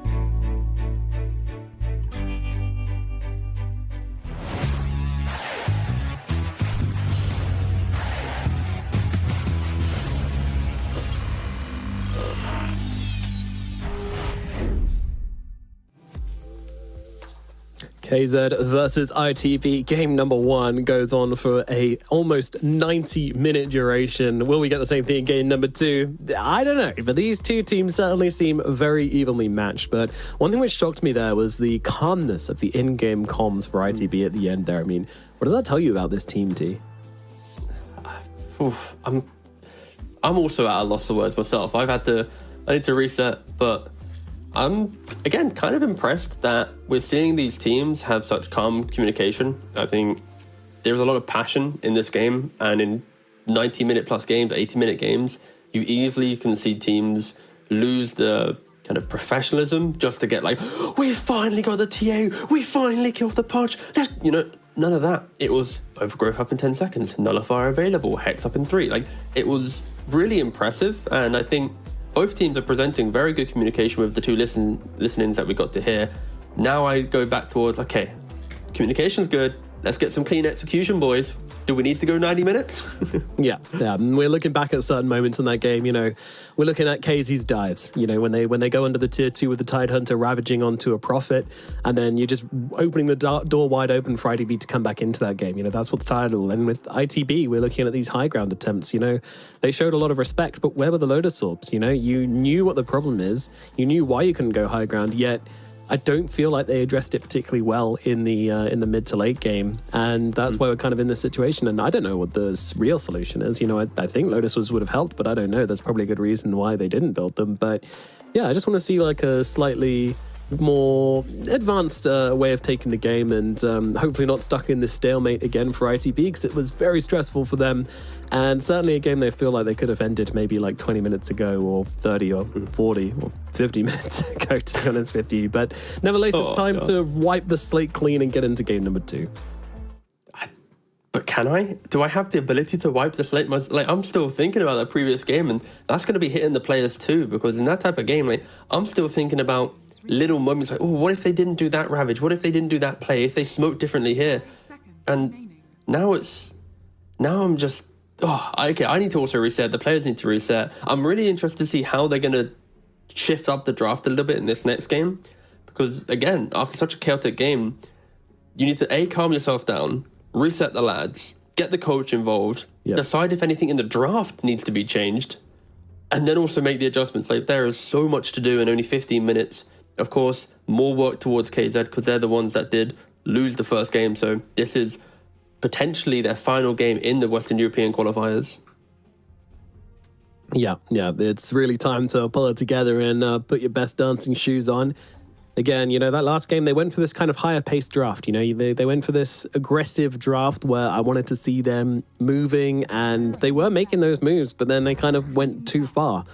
Whilst other teams with this style of draft, I feel like, haven't been aggressive enough. I think KZ, they just took one or two times, they took a step too far forward, and that's what put them in this position. And then obviously we can talk about the ultra late game as well, but ultimately those fights are just so crazy. We can talk about the TA getting killed off and then not being able to get the rapiers back. Should she have already had the rapiers in her courier ready to go? I don't know. It's a crazy game. So many things to think about, and so many things to look back on. And these teams will be doing that and more in the coming days. I think, if anything, my final kind of major point from that previous game, we could honestly talk about that previous game for like hours, but I think the first Roshan, if anything for me, is super key. Like for KZ, you pick up this roster of heroes, but you're not the one to get the first Roshan. You delay that timing, and I think, if anything, if they're able to kind of circle back through the noise of all that, the 80 minutes, 60 minutes after, if they can go, guys, we crushed the lanes, we had all the early moves going our way, if they can just go, okay, get the Aegis and play from there, I think game 2 should be, in theory, their game to win, because they were just the better team in the first 18, 19 minutes. They just made really poor choices, and of course ITB just proving to be the cooler head on the team. But draft-wise, we're seeing the Earthshaker finally get through the phase. Of course, in the mid lane, incredibly potent with the Enchant Totem, being able to get extra denies, and then through going Blink, Ags, BKB, you're always a threat. If any of these squishier heroes like Lion, Scarf Mages, even some of these int-based mids appear, they just get Echo Slammed and instantly locked down. So very, very powerful mid laner. But ITB get up the Invoker themselves, so they're going to have some anti-aggression with the Tornadoes, the Cold Snaps, the Cause Wex build. We'll see how they further go down the line of draft here. Yeah, absolutely. I'm so excited to see some Shaker again. I'm so ready for it. We got a lot of it through EU. It's been banned out a lot here in Western EU, but KZ, they're going to take it for a spin. This hero is such a beast in the middle lane. 10 seconds remaining. Invoker, also, you know, relatively good. Definitely was one of the most hyped heroes coming up when the patch was fresh. Nowadays, we've been seeing it a little bit less contested, but still very much up there, you know, still in the 90s, I'm sure, so... Helps Vessel got the nerf, of course, when it first came out. It had, 12 all attributes? And I think now it's... Is it 5? Trying to guess here. Let me double check.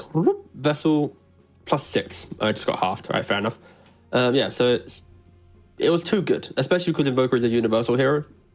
Getting +12 all attributes was a little bit nutty. And yeah, nice little nerf there. Again, it's the fun of having the small patches. I'm looking forward to the potential C patch post TI qualifiers. Most likely would be the patch that we see for TI. Maybe even we get a couple more if there's any third-party tournaments before the big event. But yeah, I'm always a fan of getting these little changes to slightly shift up the meta a bit. Yes, indeed. Switches here and there, especially to the strong stuff. Switch things around, and more buffs to the weaker stuff. You know, I always like to see some slight tweaks going on in the lower end as well. Disruptor come out. This is a popular answer to the Earthshaker we've seen across multiple regions. Obviously, if you are silenced up, you can't really jump if you see him coming in. That's the one weakness of Earthshaker's Ags, is that you can see him coming in. You get time to cast like one spell if it's ground targeted. You're not catching him in the air probably, you're not a clay pigeon shooter, but you can drop down that ultimate on the Disruptor, and then you can't slam with for the follow-up and that kind of stuff, so it's nice. But DK Oracle comes out from KZ. Very interesting. What a tanky opening from KZ. Like, yeah. Earthshaker, naturally tanky hero. DK with the Ags build, level 18, with the Black Dragon, super powerful. Manta, super potent. Throw an Oracle behind both of that. Yeah, I'm not opposed to ITB then going for a Clockwork themselves. Such a formidable frontline. You need to have something that can get to the back, and yeah, Clockwork will be that hero. Clockwork will also give Disruptor more purpose because he naturally wants to get so far into the fight that glimpse targets will present themselves, plus the rocket flare vision should be good on that front. My main concern will be for ITB, if they lose out on lanes with these heroes, how do they stop the fight? But okay, they go for a Darkseer. That does kind of answer my question a little bit, because having Vac Wall available will always give you moments of a play, but there's not that easy target you're looking to wall right now. It's not creating the DK doesn't really matter right now. Creating the Earthshaker, whatever. So not the perfect wall target, but maybe it's a deterrent. Yeah, I mean, it definitely stops the DK going for Ags, at least, I suppose. You really don't want to go Ags against Darkseer because the illusion's just super strong, so... He still can, but it's something you'll have to think about, and definitely a negative point. So now we're looking probably at the other support pick here for KZ, and we'll see them perhaps leave the carry for last, unless there's anything which they think is going to get banned out, which they want. Hold up, Nomad. Sorry, the last game really kind of took the steam on me for a second. They picked Darkseer and the Oracle. Oh yeah, that's kind of cringe. Yeah, you can just get rid of the Iron Shell. That's not a good idea. Yeah. All right. No, okay, so they see the free lane and they're just like Lycan. So the Darkseer Oracle matchup is always a fun one, because Oracle, of course, you can dispel the Iron Shell in lane. If the Darkseer decides to play behind the tower, you can then drag the Oracle away, and you can make things quite annoying if you play the hero separate. But in the game, Darkseer doesn't really care. It's like it's just a lane encounter, right? So it is rather interesting that we're seeing the Darkseer. Maybe they have some idea for lane in how to annoy it, or maybe they care just about the game. But to actively pick Darkseer into this, it's, yeah, rather intriguing. I feel like Troll Warlord is probably going to be the pick for ITB if it's not banned out here, because then you have Surge Amp plus the Iron Shell. Like it gives Darkseer purpose to give Troll entry, and Troll into Lycan you don't care about. You also can fight into the Oracle ultimate because you survive as long as it. So I wouldn't be opposed to seeing another troll from ITB, but yeah, Darkseer into Oracle. Big another thing, Lycan and DK are currently sitting in the same draft. Is this Shaker perhaps going to be a Desire Earth Shaker? Is a DK going to be a carry? Is a Lycan going to be a carry? I feel like there's something. Skylark's on the team, so this has to be this Skylark offlane, surely. I think the DK is maybe the one that's... I'm down for like a DK carry. Nowadays loves to play it. So DK carry, Lycan off, Earthshaker mid. If you ever think of the Brawly boys, they're probably some of the big three, right? Yeah. Coming down your lane. I'd love to see some like Spellcaster 4 position, like some Dark Willow or something. Kind of ties the draft together, makes it look less tanky, but a bit better in that regard. Yeah, I'm definitely down for that. You definitely don't need to pick up like a Brawly here, but they'll go for the Sven. So looking like it's going to be the support Shaker in the end. Bro. Yeah, just another big boy. You know what? The Earth Shaker's not a big enough boy. A bigger boy. Just all of them just lifting where it's like, yeah. We're in the lower bracket. Oh, look at our draft. Easy. Oracle. I mean, I'm sure there's a meme that you guys can think about, right? 4 big Brawly boys, just an Oracle in the middle, but this is... Yeah, okay. I want it out. Wow. Okay, all right. Is this the answer to the Brawly boys? Is this a hero that can take them on? I'm going to have to dissect this for a second, because I'm pretty sure Sven is a good answer into Alchemist if you can get to the point where Sven has the farm.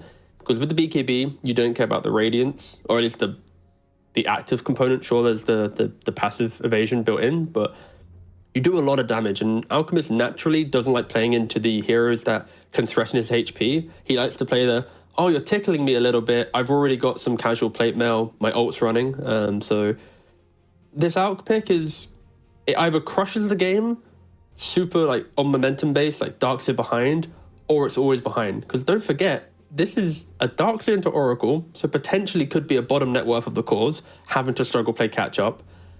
Alch's playing into a lot of big Brawly boys, plus there's the Howl from the Lycan, the control from a Shaker and a DK, the burst of a Sven. Like, not a lot of damage on ITB, and Alch kind of needs to do it all. So we might... I feel like I'm leaning KZ for draft. I think their draft is a little bit easier to play with the Brawly boys, but maybe there's some big plan. I don't know. Just the Darkseer into Oracle, it makes me uneasy. It's hard to side with a team that does that. But again, I hope they have some really cool idea to kind of showcase to us. Yeah, but what idea can you have as Darkseer? Like, there's not a whole lot of room for creativity in what you can do on this hero. So, I don't know. Let's see what comes out. I mean, it's a very kind of ballsy play from ITV to just throw this one at them, and also pretty ballsy from KZ as well. A bit of a bait, I feel like, with the Shaker, and then switching it to the support position, which is honestly not the popular role for it in this patch, at least. But yeah, I'm excited to see what they can do. Let's get into it. Game number 2 of KZ versus ITV starting right now. KZ, of course, one game down, so they're the ones that need to play up here and try and come back into it. Will they be able to do so? Well, that remains to be seen. Hopefully it won't be as long as game number 1, but you know what? Game number 1 was just super fun for us, so screw the players, I'm down for it. Yeah, I feel like ITB, it's going to be this Vessel from Invoker, plus the Clock and Disruptor, causing havoc on the map, and if Jibbe can break from his laning phase with at least one item to amp up himself or his team, that's when this draft will really kind of just cause a lot of pain to KZ. Because as much as I like the KZ lineup, there is something spooky about your DK needing potentially like Blink plus a Midas, your Sven needing 3 items, your Lycan Helm of the Overlord. There's a lot of items for them to become the beefy boys. And do they really rotate and help each other? Are you going to see the DK sweep into mid lane? The Lycan do it as well, the Sven. So they're going to be a very static pile of meat that exists, and around about 50 minutes, 80 minutes into the game, this meat will come online. Yes.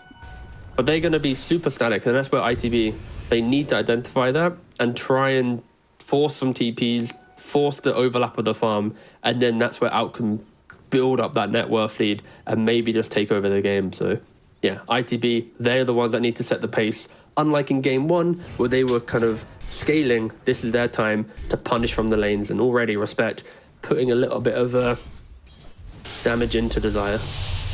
Yep, and Fish is going to be annoying from Desire as well to delay his entry to the lane on the clockwork, so should hopefully nullify most of that damage he just took. But yeah, I'm just wondering, like, would you not rather see like an anti-armor hero or something on the carry? You know, you had this last pick, and would it not have been nice to go for something which can kind of just clean through these low armor heroes?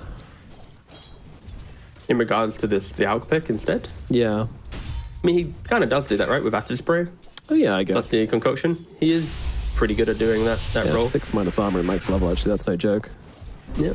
Plus the lane is good for him as well, because he can put the Acid Spray, kind of spook the wolves out a little bit. And especially because there's an Earthshaker in that 4 position, you naturally concede the lane in regards to kill threat.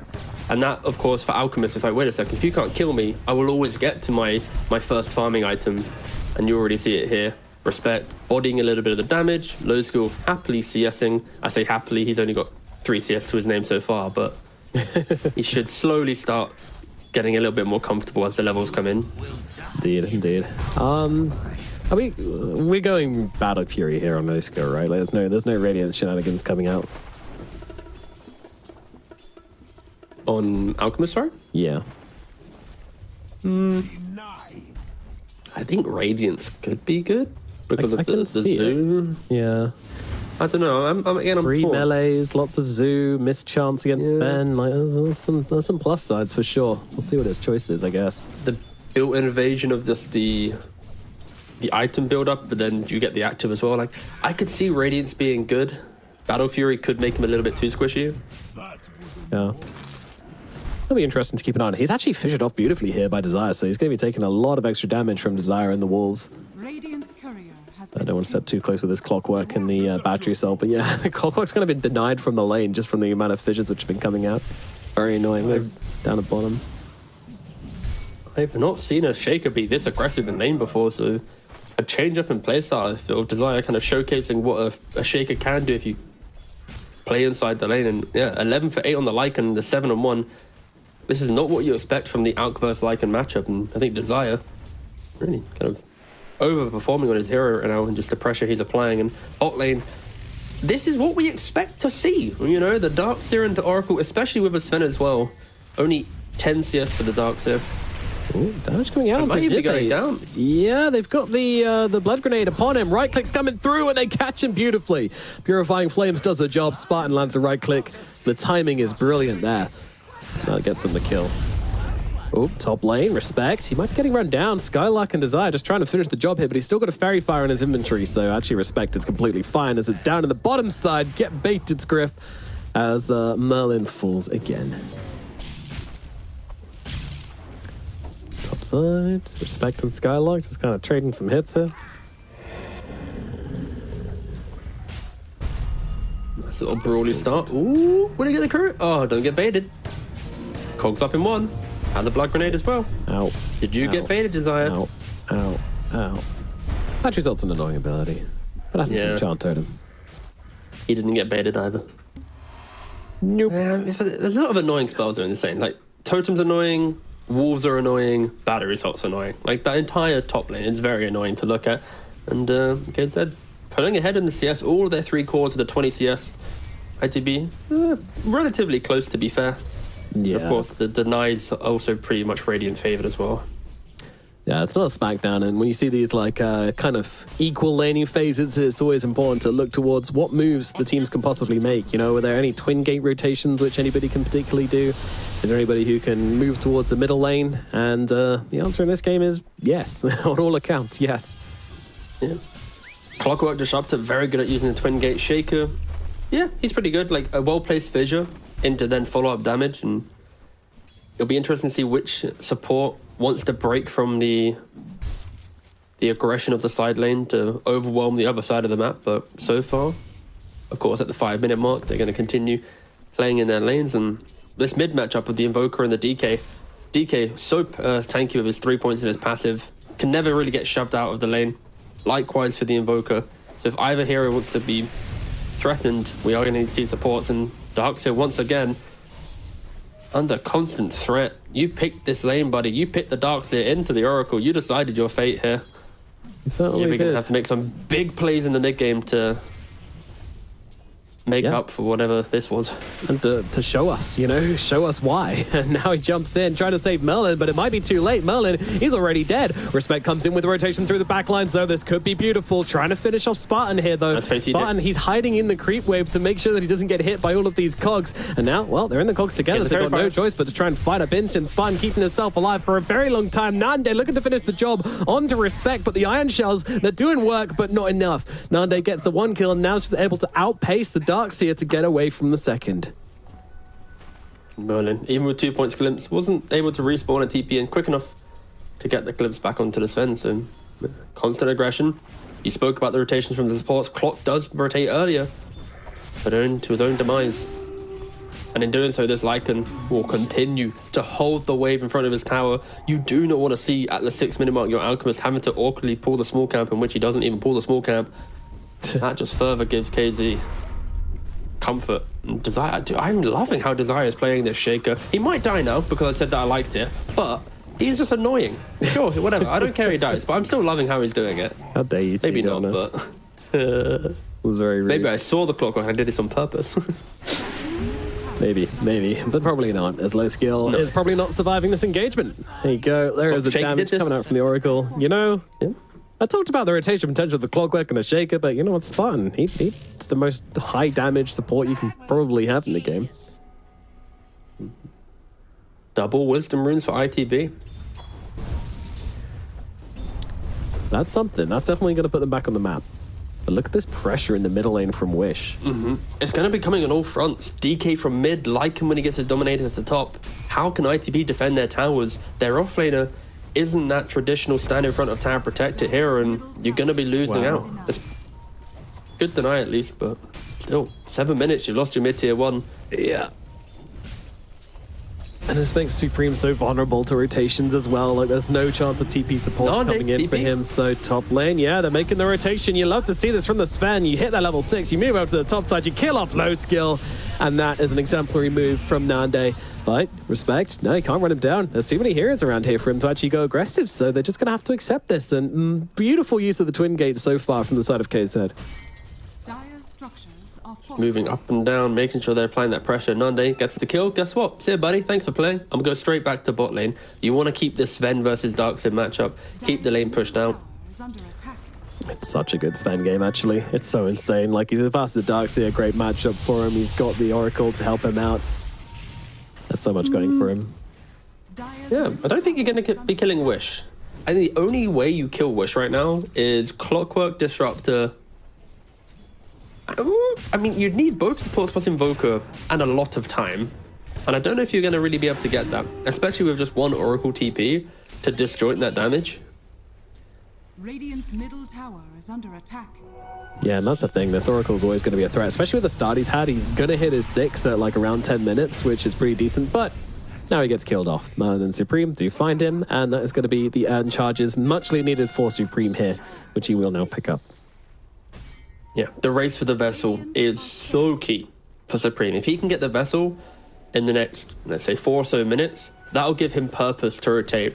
You'll be able to find the kills, and I just look at the net worth them, and surprisingly, Darkseid, after a very awkward lane, because he hasn't had to rotate to anything, farmed a couple of stacks, he's top net worth on his team. I don't know if that's... You should be too happy about that, hearing that if you're an ITP fan. The well, actually, had a terrible lane, and he's doing the best out of everyone, so... Not ideal.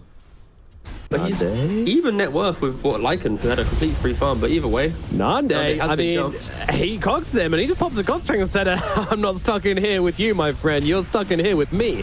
And now they look for the follow-up as well. Merlin's in a whole world of hurt as Nande cuts him down as well. It's a second kill going the way of the Sven. My God, that didn't go to plan at all. They tried to kill down the big boy, but they just didn't have the resources to do so. And now Supreme off the mark with a tornado. Wish didn't have any mana anyway in the first place. Oh, what a fissure. What a fissure from Desire. But no vision, so... Oh. Fake hype. That's what it is. Gotta call it when it happens. That's what you're paid for. Yep. More fake, the more pay. No dust, no kill. That's how it goes sometimes. Spartan, meanwhile, can run down a little bit here, trying to get himself to safety, but with the glimpse coming back on him, I don't think there's any getting out of this one. It's going to be a few more earn charges for the Invoker. You lack discipline. This might be one of the smaller interactions as well, but having the Oracle with the Fate's Edict, it wasn't in 7.34, but it was patched before, but it doesn't disarm now your allies. So putting that onto your Sven, 100% magic resistance, no disarm, that's going to be able to allow him to eat through some of this cheap magic damage that ITB might use to kill him off, and Desire is getting caught by a tornado. Yeah, luckily Law's he skill gonna be just going gonna down? stun himself. So yeah, there it comes. Spartan with the heels coming down, and Fate's Edict stops him getting finished off by the rocket flare as well. But Respect just jumps in with the ultimate regardless to finish the job. But now it's in pretty deep, but it doesn't seem to matter as Spartan gets killed off as well. KZ don't really have the resources to turn up to this fight, as Wish is just trying to escape across the bridge, and I think he's going to be able to get away. TP out. Respect. He's got the cogs. Doesn't use them. It was on cooldown for an extra second. Oh, Very close though. So Wish does escape. Just both the supports getting killed off there. I guess it's not a big deal, but still nice for ITB to get some sort of movement on this map, and they can turn it into pressure onto Skylark as well, who's stuck around way too long in this engagement. Wall gets dropped upon him, and that's going to help him take the tower as well. And this is ITP's window of the game. Get that Invoker, pair it up with the Clockwork Darkstone Disruptor, and just play away from your Alchemist. Keep chasing the kills. Okay, that if they dictate the game, sure, they have damage around Sven, but without them, it's just a lot of farming. DK's going for a Midas. Sven's still kind of in his farm state. Shaker, of course, a fissure here, a fissure there, but that's about it. So ITB reading the game quite nicely, building up a 2k lead, but they need to keep looking for that fight, keep looking for that next engagement. Yeah, and now I'm kind of looking over towards Nande and thinking, what's next, you know? But so far with the God Strength, he's been very active with it, so God Strength's off cooldown once again. To Heroes move to his lane, or is he going to look to make a move to where ITB are? I could see him farming bottom and then twin gating to poke for the tier 1 tower top. But right now he's actually continuing to move down the Radiant side of the jungle. And ITB positioned to try and find him. They are pinging his... actually, no, Spartan's pinging the Sven's location. Yeah, he's telling him They've already to be set up the careful. wards here. Hug the ward, my friend. Do not leave this area. And where he is now, if he pops a smoke, then he'll be able to see them first and hopefully get himself away due to that ward. So, playing it careful. Merlin about to come into vision range here. Will do so, and Nande is immediately going to start trying to get himself once again back towards the tree lines. Mercy ward. Yeah, very important. Alchemist slowly building a lead now in the game. About 800, or 900 doesn't matter. Either way, close to 1,000 gold lead coming up for the Alchemist now. He has picked up a Radiance shortly. That would allow him to accelerate. Yes, indeed. These jungle camps are so good for Alk to play onto. It's also such a difficult position. Like if you are to gank him, the tier 2 tower is so close that you'll just be able to jump him, and he's going to go for Radiance BKB. Of course, he's going to be itemizing for let me try and take this mid-game fight. ITB smoked up once again, hungry for a kill, trying to predict the Sven's movement, but you've only got him predicted Spartan coming for a Wisdom Rune. Yep, but you know, they'll take it. They'll get their cheeky kill. They walled him as well. Wowee. Right in his face. Let's see if they'll see that one on the side of KC. Oh, Desire just about clips the wall there, which is going to slow him down and stop him being able to finish off Xiebe. So Xiebe gets out. Yeah, ITB kind of nullifying this game pretty nicely. In fact, completely taking away the lead of KZ and turning it into their own. 4k gold advantage now as Alchemist really starts going in this game. And look at the hero levels. 4 Wisdom Runes now have gone to the side of ITB. So double supports Oracle Earthshaker only level 6 to the level 9 and 8 of Clockwork Disruptor. Wisdom Runes are very important for the early game fighting.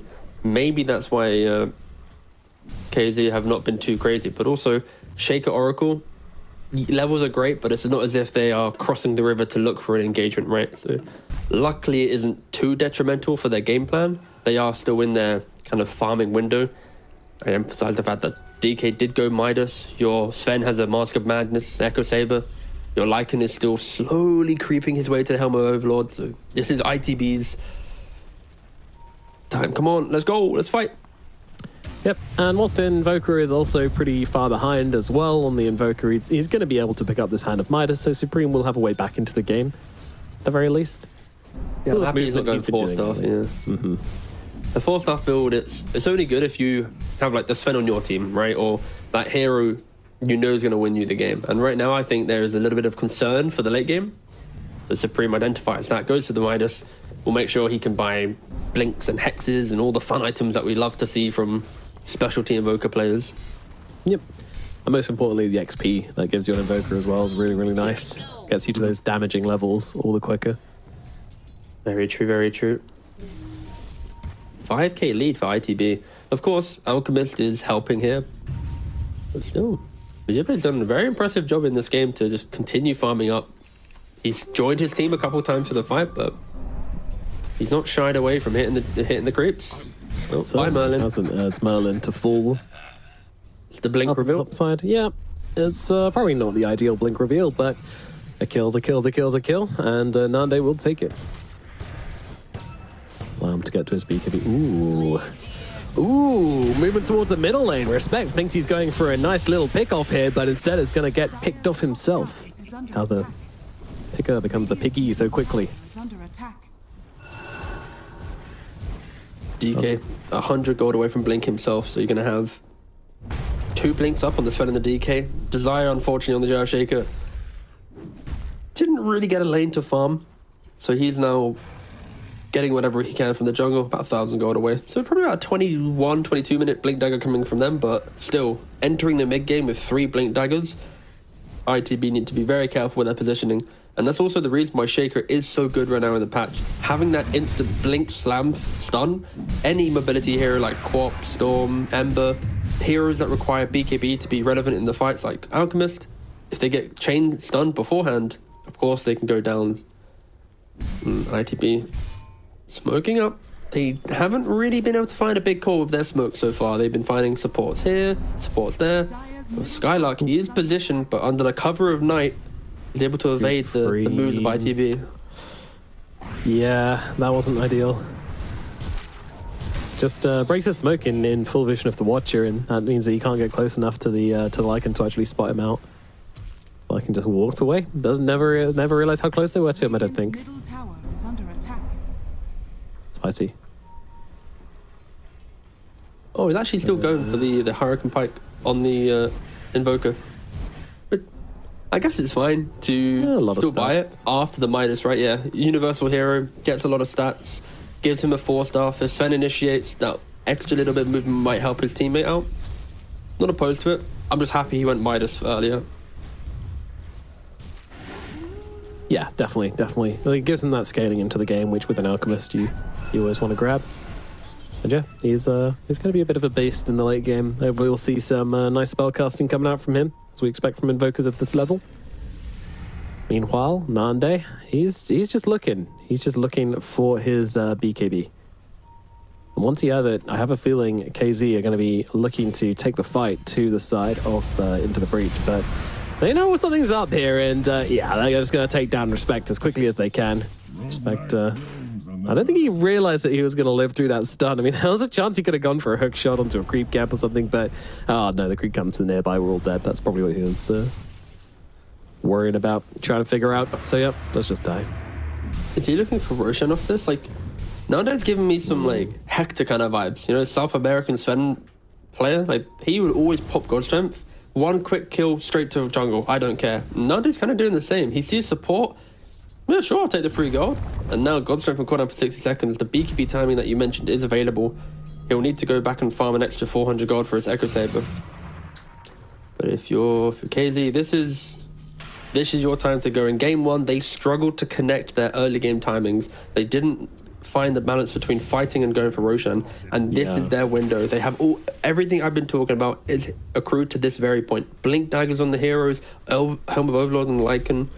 One pick off is Roshan, and that's where they can start, you know, clawing themselves back into this game. And for ITB, they need to be respectful of this. They need to understand that at any minute there's triple blink and 100-0 hero, and it's probably why you see them grouped up in the triangle together.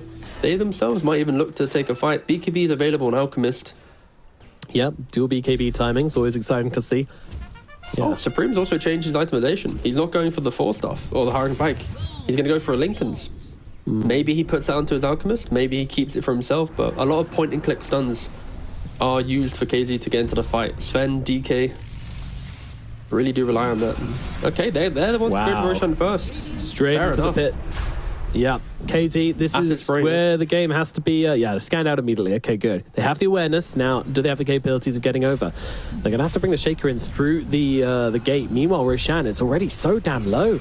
They've taken a long time to do this. KZ, they need to get into the 3000 pit right now, and look at the positioning of Jibe here, just up on the high ground as expected, messing them up as much as possible. In comes the vacuum, Oh, the in hook comes shot. the hook shot, slowing them down as much as possible. And now, 2 heroes up inside that tornado. They could be in some issues here. Slam comes out, but I think Desire might just be dead. No, he's going to take down the Clockwork instead. Nande all alone inside this static storm, going to have to pop the BKB and also gets ultied up, finds a jump on the backlines, finds 2 heroes and starts doing some damage to Jibe. Jibe, he is going to fall here, but low skill. He's looking to take down the Sven. He wants to take down his antithesis carry and might just be able to do so, but with Wish backing him up, Nande, he's got some heavy hits to give, and Skylarks has come around the back with Desire and killed off Supreme, and now, all of a sudden, the Alchemist, he's cold and alone all by himself, and he's just going to get mauled to death by these KZ here. In fact, Sven's already walking. He gets a deny. Nice concoction deny. There's only a couple heroes that can still do that in the game. Pugna, Alchemist are the 2 that come to mind right now. But for Into the Breach, you go for the Roshan play, you have the vision set up, you delay the initiation. Clockwork beautifully stops that reinitiation. But why are you committing to the fight? Alchemist, he didn't have the ultimate. He used it to kill off the Roshan, but then he enters the fight, just awkwardly punching the Sven, and Spartan the entire time free casting his spells from the high ground, getting the ultimate off onto that Sven, making sure that his team was able to continue going forward. Very interesting kind of chain of events there from ITB. I feel like they should have been happy just getting the Aegis, taking it away from this timing that we were discussing for KZ, but they get a little bit too excited. I think this vac wall on the high ground, the choke point looked promising, but again, Alchemist, no ultimate, no fight. Poor decision making coming from ITB. Yeah, no, I mean, you said it, absolutely. All the resources used to take Roshan and also to defend the area as well, with your hookshot and your vacuum being used. So why are you trying to follow up from that? You know, you've got a pitiful Alchemist just trying to, it didn't work. But they'll know that, you know, they'll be having the same conversation as well. So hopefully we'll see them tightening up on that as this game continues. But right now, they have lost their lead. They've lost their Aegis. They have lost their gold advantage. And Nande now has a double damage rune as well. And oh my god, poor old Merlin. The god strength comes out as well for him. Starting out onto the Invoker. I mean, he's got a BKB here if he wants to use it, but he doesn't have the vision, so he's waiting for the time being. But there's the dust coming in from Skylark, a good old doggy with the dust, delivering as they move over towards Respect as well. And whew, the big old sword does the damage. That's a big boy. Yeah, clean him up, Nande. 8-0 and 8 on the Sven. My god. Truly a stellar game so far. About to hit level 18 as well, reaching roughly the 24-minute mark. It's too much damage. All by himself, he can do it. He just needs his team to set him up, and this is the game for Sven to pop off, right? Every hero has a way to give him some amp. Either auras from the Lycan, sustainability from the Oracle, and then DK Shaker. All they need to do is be the bodies, set up the control, give opportunities for Sven to rinse through those targets. And this is an Alchemist game where he's never really built up the lead. He's only ever been 1,000, 2,000 gold ahead of this Sven, and he doesn't pack a punch as big as his counterpart right now. Radiance, BKB, AC, he's gonna have armor, he's gonna have an evasion, but he needs to find the backlines. Like, this Oracle needs to get deleted at the start of the fight if ITB are to try and, you know, win out an engagement. Do they have any smokes left? I know they've been smoking like no tomorrow. Let me have a gander. I think they have 1 smoke on Clockwork left. This is the smoke for ITB. Yeah, exactly. If they smoke up, don't find a hero, don't find that team fight, they're going to have no smokes, slowly getting choked out. Very, very scary for ITB right now. Yeah. They do have a game in hand. Cool. So oh, Respect, he's putting it into his inventory. But the lanes are in a really bad spot as well. Like, all Radiant lanes are currently barreling into tier 2 towers. Yeah. If ITB are to smoke, it's not the smartest choice, I believe.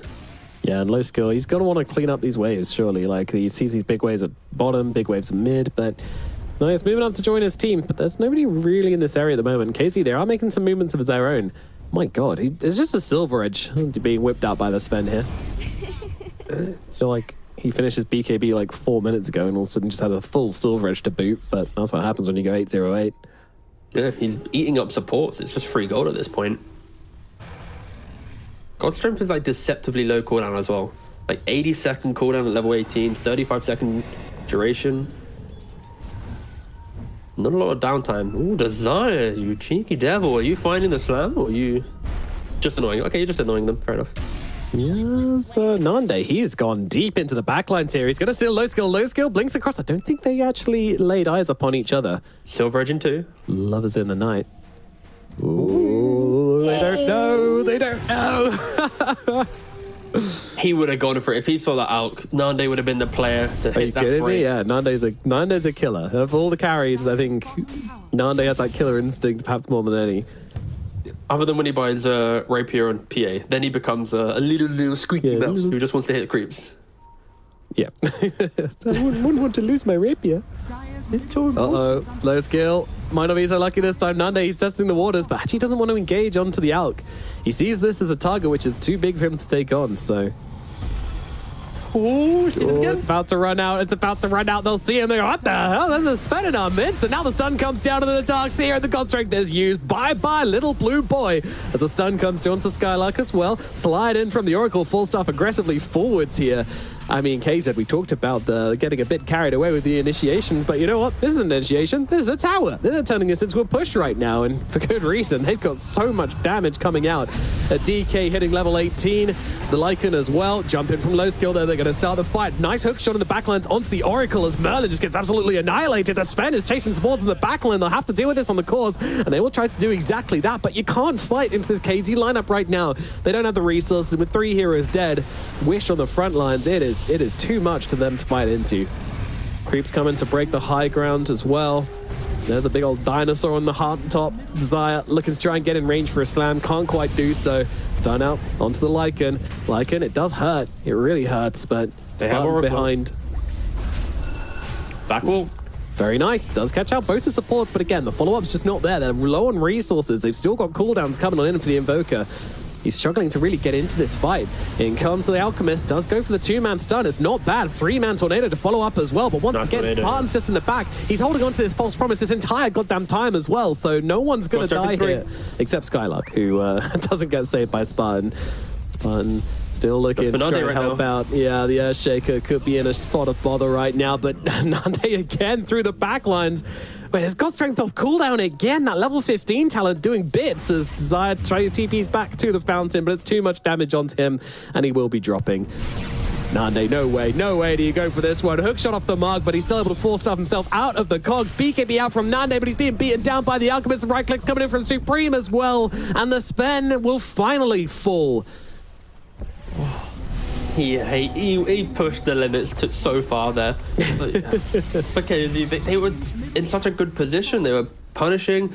Sure, the Lycan dies. The chase down from ITB came into play there, but it's in their nature for KZ to always look for that fight. Nande, I saw the out jump off of that. Oh, no. This God Strength's up. He's looking for kills. He sees Merlin again. He continues to try and by himself win the fight, but there's a lot of control on ITB, be it through kinetics or hook shots. Invoker's toolkit, the kite from the Surge, it's not as simple as I will get the kill. You need your team to help set up the fight for you. And slight bit of breathing room for ITB for sure.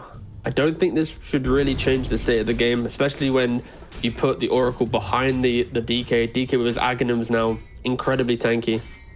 They just need to move to another lane. That they do, and we did talk a lot about how they need to reset from this one, both these teams, but it does feel like a kind of similar situation to last game. Maybe not that close, but this was the overextension, pushing the limits. Did Sven really need to die here? I'm not too sure, but despite this gold advantage, I still feel like KZ are very much in the lead. This Sven is a much bigger threat than the Alchemist. Yeah, for sure. Both teams have punishment if you overstay. Like Lycan can chase you down, and the Oracle and the Earthshaker have done a really good job with their 4-staffs, kiting away from walls, disengaging the fight. Shaker with his shard as well, always throwing out aftershock procs. The question is, will KZ find a hero? I mean, there's no one in this territory, so they're just kind of smoking into nothing right now. And Alchemist picked up the Abyssal Blade. Next, a little bit of control to deal with the Sven. Yeah, and add to that Shiva's on the Invoker being full up. Tanky, So, yeah. Tanky, vision, slow, annoyance for the Sven. That's what they need, but Supreme. Oh dear, this isn't the high ground you want to walk up into, my friend. The damage is there. They will finish him off. Nande cuts him down, and then they move over towards the clockwork as well, but he forces himself out as Low Skill commits to this fight. Not get the scared, Abyssal off. even though his Invoker is dead, but yeah, didn't Abyssal the Sven. And, well, there's the oven being turned on respect. You use those cogs, and Skylark's just going to ignite you with that fireball from the Ancient Black Dragon, so... A little bit too ambitious there with the Shiva's guard, just running up the high ground like that. Felt like he had the Oracle in his team, but he didn't. And Low Skill, he locked into a duel with the Sven, but the Ogresul Totem might have bamboozled Low Skill a little bit, unable to click the Abyssal on him in time, and in doing so, also didn't die. Oracle was in play though. But yeah, KZ take mid-racks with ease, and this is kind of the expected events now. I think for ITB, if they are to take the fight, it's some big vac wall. It is the turnaround. Maybe offer up the clockwork at the start of the fight. Dire's bottom tower has The Spartan has been pretty much uncontested, I think, in all the big engagements so far. are scanning. How do they kill a hero? Yeah. They need to get on Spy. I mean, Clockwork's been able to get a few hook shots off on him, but honestly, it's not that important. Like, he can kind of just Fate's Edict himself and still free cast, and he's even bought himself a 4-staff to do with this as well, so Spartan's having an excellent game so far, Radiant as is are Nande. scanning. But now, Roshan has respawned. ITE. Radiant scan is going to miss though. It's on the right hand side, so now the scan. They're not too aware. Nande. Nande, they find a great target. It's going to be the Oracle of the backlines, but Nande, 2-man stun also as they cut down Jimmy and Merlin straight off the bat. Buyback's coming through for them. Spartan is dead. Buyback as well. Everybody's buying back into this one. 2 on each team as Low Skill in the middle of everything. He's getting controlled up by the Dragon. The Dragon's slowing him down. The Sven's doing the damage. Low Skill trying to get himself away. He needs to kill somebody, and he will find a Earthshaker to hit, but he himself will fall to Wish. And now they look around. They're going to find Supreme. Supreme on the run, but no BKB. Has got the Tornado to buy himself a little bit of time, but when they come back to Earth, they'll be smashing him into the ground. The Invoker is dead as well. 2 gone on the side of ITB, this time for good, and it should open up Roshan for them. Desire almost finds a Clockwork as well. Dire's middle tower. Hold up. And just ripping through the side of ITB. You showed for a second, this ward was fundamental. Yes, ITB, they make the core smoke, but they don't have the vision to support it. They're playing inside Radiant Vision the entire time, and that will give Nande, Wish, Shaker, all the initiators free entry to any fight. Multiple God. buybacks used, but Roshan, Shmoshan, they're just going up the high ground. They're looking for the barracks tee. they don't want to be in the position that ITB was in the last game. They don't want to get 2 racks and things get awkward. They're even looking towards maybe ending the game. They're picking out the tier 4 towers. Why not? Outstead for 30. What can they do? You're gonna vac wall me? Sure, go for it. Try. They've got the God Strength now. It just came off cooldown. Vac wall comes out. It's beautiful. It's on to 5, but where is the follow-up? It's just not there. Jibe's going to get killed off. He's got no buy. 70 seconds on the sidelines as now these towers, they can look to them. They've been Crimson Guarded, but that now runs off. And Sven go just for beat it. them down. The end of the game could be in sight here, just like that. Sven jumps in, finding the backlines. Bye-bye Merlin. 2-shot by Nande. Now the BKB's there. He's hitting the Ancient. Low Skill's trying to come in and stop it, but there's nothing to be done. They find the opening. What a read from KZ as they finish the game early. 34 minutes. Who needs Roshan anyway? Whew. This is what I expected from KZ in game 1. Maybe they needed a game to wake up the aggression that you expect them in this draft. This is a fun draft to look at because you see when these heroes get picked, big units, chunky, and at some point they're going to be unkillable. Darkseer, maybe not too great. It was there, but not really. And this Alk pick, I was concerned when I saw her in the draft. Like I wouldn't want to pick Alk into a Sven. I wouldn't want to pick Alk into this type of game too often, but yeah, this Sven pick completely dismantled the side of ITB, and this fight, this was the big undoing for ITB. Like, at this point, Aegis falls, clocks by himself. If these 4 heroes just disengage, like Alk, he starts the fight, he has 2 right clicks with his ultimate, then it expires. Like, that is no window to fight. So ITB, they had a 6k lead, they had the Aegis, they had momentum somewhat on their side, but they decided to take the bad fight, and Nande, you give him a little bit, and he's going to run away with it. And quite the showing from everyone on the side of KZ for sure. Yeah, really. It was very, very nice, you know, playing at the pace we really wanted to see from them as well. Beautiful stuff coming out. This fight was like the making of their team, and sure, they had a couple more scuffles which they didn't come out on top of, but ultimately in the big engagements, they were the ones on top. They're just absolutely turning heroes into Swiss cheese. Brutal. I think when we're looking at things, you know, it's hard to like isolate anybody in particular who didn't perform their role on the side of ITB. I think maybe in the last fight, I was kind of watching the Invoker just sit on top of the Oracle, and he like tornadoed him and then just ran away. And Oracle was able to get some false promise because of that. So I think Supreme might have made the read that the fight was going wrong and just bailed, but then recommitted at a later point, which didn't really work out too well. But yeah, overall, it was unfortunate that ITB couldn't really put this one together. And Low Skill, despite the farm he had in the game, you know, just getting kited, this Black Dragon was one of the biggest problems for him in this game.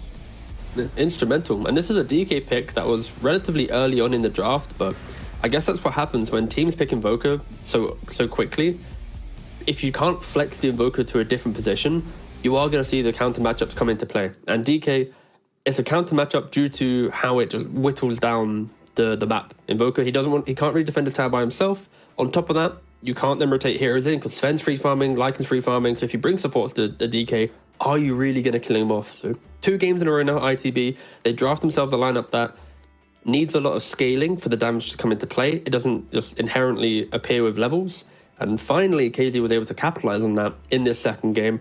I will let you pick the MVP though, because I might have biases towards support play, and I think that someone else might need it. So off you go, boss. Who are you going to give MVP to? Oh, it's so hard. It's so hard. I mean, once again, I want to give it to the POS 1 and the POS 5 together, holding hands and skipping through a nice daisy-laden field with a rainbow behind them. But ultimately, I got to pick one or the other. I'm going to give it to teasing production here. I'm going to give it to Nande. Okay. Yeah, it has to be. As much as Spartan did do the work and just sitting in the back lines, using the abilities, playing the early game well, it was a man with a big sword who hit people. So I'm as simple as I am. I'm going to have to give it to him. Yeah, he did 37,000 damage at the end of the game. Of course, it is Sven. He's meant to have the big damage numbers. And yeah, I think he just understood the kind of the flow of what he needed to do, right? It was both distributing his farm from lane, using the twin gate to help get that extra kill in the top lane. And it's these small plays that just hurt. And 90% kill participation on a Sven. I think that shows not only how good the hero is, but a team that understands how to play around it. And I think if there ever was a player-hero combo, I think Nande Sven makes sense because he wants to try and be the 1v9 player. He tries to do it on Terrorblade, he tries to do it on PA, but Sven feels like the hero that can do it with an insurance policy of I can die a couple times, but still equally pump out the same damage. My cooldowns are super low because my 15 talent, God Strength talent. So I want to see more Sven from Nande. I think this is such an easy concept for this player to execute on. And going into a game 3, ITB went from winning game 1 to nearly throwing it to then winning, to then getting absolutely handled in game 2. Yeah, they're going to really need to fix some stuff up. This is not the series you want, especially for a lower bracket. Like this emotional roller coaster, it's not as simple as, we won game 1, lost game 2. It's like there's always a caveat to each game, and ITB, 1 game left for both teams. Loser eliminated from the TI qualifiers. Winner continues their lower bracket journey. Who's it going to be? Well, we're going to find out in the third and final game, which will be coming up after this short break.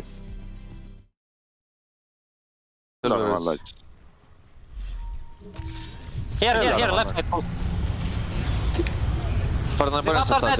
Disruptor dead, guys. I buy back. Disruptor Darkseid dead, fuck them, guys. That's so sorry. I can save you Nande, Hey, save Alchemist from me, bro. Fuck. Invoker. I'm bringing dust. I will catch him. You have mana? I blocked him. He has no linkers, stun him. Bro, I'm stuck. Bro, okay, let me out, guys.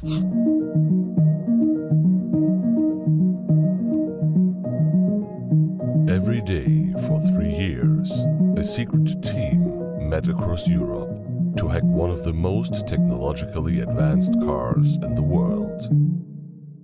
Meet the Deloitte cybersecurity team that developed new state-of-the-art automotive software defenses, making the world safer for drivers, passengers, and pedestrians.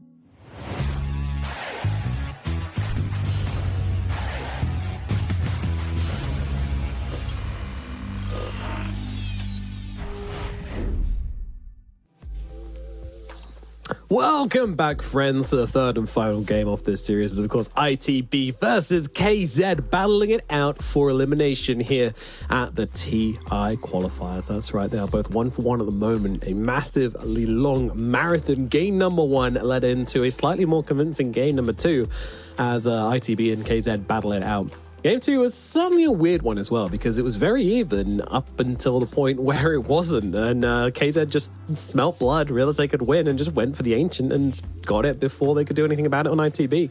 Hype ending to an otherwise pretty exciting game. Yeah, and I feel like I kind of forgot the draft order as well, because at the end I was saying, oh yeah, picking the Alk and into allowing them to go Sven. I was like, no, they picked the Alk into the Sven. Like, this is probably what confused me. It just feels like a weird draft to go for, especially when you know Sven's a good matchup into this. It's just, I don't know, there's small things like you're picking Darkseid into Oracle, you're picking Alk into Sven. Yeah, this is probably one of the weaker drafts from ITB. We haven't seen much of them on the current patch, but these two picks do feel relatively illegal unless you have a big plan. Like, if they were the ones picking Sven, then picking Darkseid into Oracle feels fine. But picking Alk into a Sven, Darkseid into Oracle, that chain of logic, kind of bad. I hope you could keep up. I kind of went down a path there. Not a fan No, of the I got draft, it. for sure. I got it. Yeah, no, it just felt like the Alchemist didn't really tick the boxes they needed. I mean, I don't know. I didn't even dislike the Alchemist. It was more just like the control they had for it. I think the Ancient Black Dragon, or not the Ancient Black Dragon, sorry, just the regular Black Dragon, the DK, was an excellent counter, because it's basically like it's not a free Skadi, it costs you an Aghanim Scepter, but the slows you're able to deliver out in that hero is just too much for the Alchemist to deal with. So he's trying to like play around the fights, but you're not a PA, you know, you don't have the ability to jump around that much. So he just gets kited out in the end. And the Sven, meanwhile, didn't have that issue. There was no one on the side of KZ who was really able to control him and put him in his place. So the Sven was just able to play the fights freely, hit who he wanted. And yeah, with all that damage, you know, it's kind of felt like each fight was inevitable unless they were able to somehow control and kill off the Sven. So yeah, I think ITB really want to see some better ideas coming out into this next game. I always find it interesting when teams talk about, you know, one thing I ask a lot in interviews as well is all about how does it play out when you're drafting, when you're thinking about what's good for my team versus what's good against their team, and what do you value more? And almost every drafter in the world says the same thing, right? You value what your team is putting forward more, because you have to bring a threat before you can answer a threat. And I think ITB might have lent too hard into that and actually just not responding to anything KZ did at all in the last game, because overall their draft looked good. It just, in the circumstances, it just didn't work. And again, kind of constantly underwhelmed by this Invoker hero. Yeah, I think as well, ITB was second pick both games in a row. So they have this 24, which is the final pick of the entire draft. So both times they probably leaned on low scores, like, okay, carry player, what do you want in this situation? And I think in game one, the troll, it made a lot of sense. It felt good for the draft, for the play, for the lane, everything. But in this game, it's like the same thing with the Alchemist. It's into Leica in the lane, it's going to feel good, right? You have Acid Spray. Naturally, Alk v any Zoo hero is a push out the lane. Who cares? Just survive, keep the tower alive. But it's the rest of the concepts that maybe, I can't remember how much reserve time they had. Maybe it was like a high pressure situation. Alk just felt good for the lane, but then suddenly they're forgetting about the what if the game gets a bit harder. Again, so many layers. Of course, the first one, matchup between the two teams lasted 90 minutes, so that might have still bled into the draft where they wasted a little bit of extra time because they were still talking about things. And yeah, now we're in a game 3. We're in a best of 1. I love doing this. When we get to a game 3, just disregard the fact that we're in a best of 3. It's a best of 1 elimination on the line. All comes down to one final game. T, why don't you cue us into the draft? Okay, so KZ, the first game they were first pick, the second game they were first pick, and the third game they're also gonna be first pick. We have game 3 on the cards. The draft should be starting right now. And Nomad, take it away. What's your first thoughts on what you see? There you go. Wellity. I mean, as for the bans, there's nothing particularly out of the ordinary here. Pretty much straight away, the same things we've seen previously. But KZ will firstly open up with the Earth Shaker. Now, of course, this is a Desire speciality, but I'm interested to see if Wish is capable of taking it to the middle lane. I'm pretty sure he is, but we'll see if that is something they decide to pivot into, because this was a first phase challenged pick in the side of Eastern Europe. They were loving the Shaker. They were loving putting it at mid. And that's basically all they did with it. And it became first phase, especially in the grand finals. But ITB, once again, answer with the Invoker, so it's the exact same start to the draft. Yeah, I'm just... I know it's recency biased. Like, I know this hero is supposed to be good, but my God, does it feel underwhelming. It doesn't help that with this position of Invoker, ITB have 1 ban. to make the Invoker feel good. In the previous game, they banned out Faceless Void. Time Dilation against a high spellcaster, always annoying. You find him once with that Chrono, always annoying. But now you have to consider, wait a second, is DK worthy of a ban? Was it a matchup too annoying where we lost our tower and didn't get to play any high-paced smoke Dota because we were always reacting to this structural pressure coming into the mix? And yeah, they ban out Lycan instead. Sure, so DK is still available. Void is now available. I don't know if Void's like, okay. Is it ban-worthy for this position? We'll have to see if KZ rushed towards it, but I don't mind the Lycan ban. It would be very cool if they just go DK Oracle again. 5 seconds remaining. Yeah, this was an issue for Supreme as well. You can't stand there and cast your spells with a wolf running at you. You will just die. So there is definitely logic behind this Lycan ban. And yeah, I'm going to grab the Phoenix. So KZ, they now have their 2 picks to really shape up their draft and answer what ITB have put down. I'm not gonna lie, I want a Sven again. I'm really not gonna lie. It was so good last game. Like, sure, it doesn't have the attack speed to kill off the Phoenix. Like, sure, Phoenix is pretty good against Sven, but at the same time, the pace which Nande was able to put on on that hero was ridiculous. And the way, like, he's just like, I have God Strength, this is what we're doing. Or someone else was saying, you have God Strength, this is what we're doing. But I have a feeling it was him just saying, I have God Strength, this is what we're doing. And well, blink and you'll miss it. It's the exact same draft as last time so far. And all right, we switched things up a little bit. Queen of Pain's going to come out as the 3rd pick for this team. Interesting. Not the hero I would have expected in the middle lane. I mean, it does fine versus Invoker. It's not like a hard counter matchup. It's okay at killing the Supernova. I guess pretty good now with the Witchblade build and such. You do get a decent amount of attack speed with it. So there's always that to consider. But overall, it's not something which is getting me that excited. Yeah, I'm not opposed to it because it's about punishing the Phoenix to some degree. Phoenix was already preemptively picked, knowing that KZ could have gone down the Beefy Boy route again. They could have swapped out the Lycan for a Beastmaster, kept the DK, but with the Sunray, the Egg, it's going to be like slight deterrence for that strategy. And because Quap gets thrown into the mix, she can blink in, maybe put the Phoenix to half HP, force that Egg, then blink back out. And not too opposed to it. Of course, lane as well should be pretty good, but it does leave a little bit of a hole in KZ's lineup, where last time it was the DK's your front line, plus something else is your front. You had multiple forms of just body. Now they don't really have that, especially because the Shaker most likely is the support. The offlaner and the carry need to step up into that position. You also don't really want to pick Faceless Void into a Phoenix because of that value of Sunray, the Egg. Like, you can, if you Chrono, I Egg, I kind of control the same location as you. I'll eventually stun you as well. So this Phoenix is pretty smart in regards to the drafting route that KZ likes to take with this Shaker first pick. Now they just need to complement it. If you really want to go over the top for ITB, you go, I was about to say like some Void or something like that to overwhelm the team fight, but they go for a Tidehunter instead. Please, run at me. I'm going to Ravage you, I'm going to Egg you, Sunray you, Cataclysm you, I'm going for everything. But, of course, with all things, timings will be an issue with this one. Can they play around the cooldowns? 10 seconds. Yeah, but something to mention as well, and something I'm starting to learn to consider when Tide gets picked. How good is the Shard this game? And against the Queen of Pain, it's pretty damn good. So I hope we get to see that one coming out again. I really like this build where people are just going Hammer, Shard, Blink. It's simple, it's effective, and it can be really surprising if you can just, you know, kill someone. Because oftentimes you end up, as your Queen of Pain, you end up in the situation where you're sitting there trying to kill off the anchor so you can blink away. The moment the anchor dies, you just get ravaged, and then you're just like, oh, okay, well, that was a waste of time. Guess I'm dead anyway. So it's a damned if you do, damned if you don't situation, and I really like it. And now the Slark comes out. Okay, so ITB grabbed the Lion. It's kind of like a don't you do it, don't you do it. Here's a single black star, but Nande is laughing at this one. He's chuckling. Very happy with the Slark pick. And, you know, it does give you a decent lane versus the Tidehunter. It does give you something which can sort of kill off the Supernova in certain circumstances, but overall it's just a pretty aggressive pick, but can be punished by the Lion if you get caught out. Yeah, the thing for ITB is maybe there's too much for the Lion to do, because a Tide Lion lane easily can play into a Slark, right? Because you have the Gush, you have Earth Spike, multiple forms of both damage but also kite ability built in, so Slark can't chase you down for too long. But then in the game, a Quap's blinking on you, a Slark's pouncing on you, there's a Shard as well. The lockdown really is Lion versus the world, you can't rely on Blink Ravage to be your primary form of initiation, especially onto a slug. On top of that, there's an Oracle behind all of that who should be able to then combo break as well.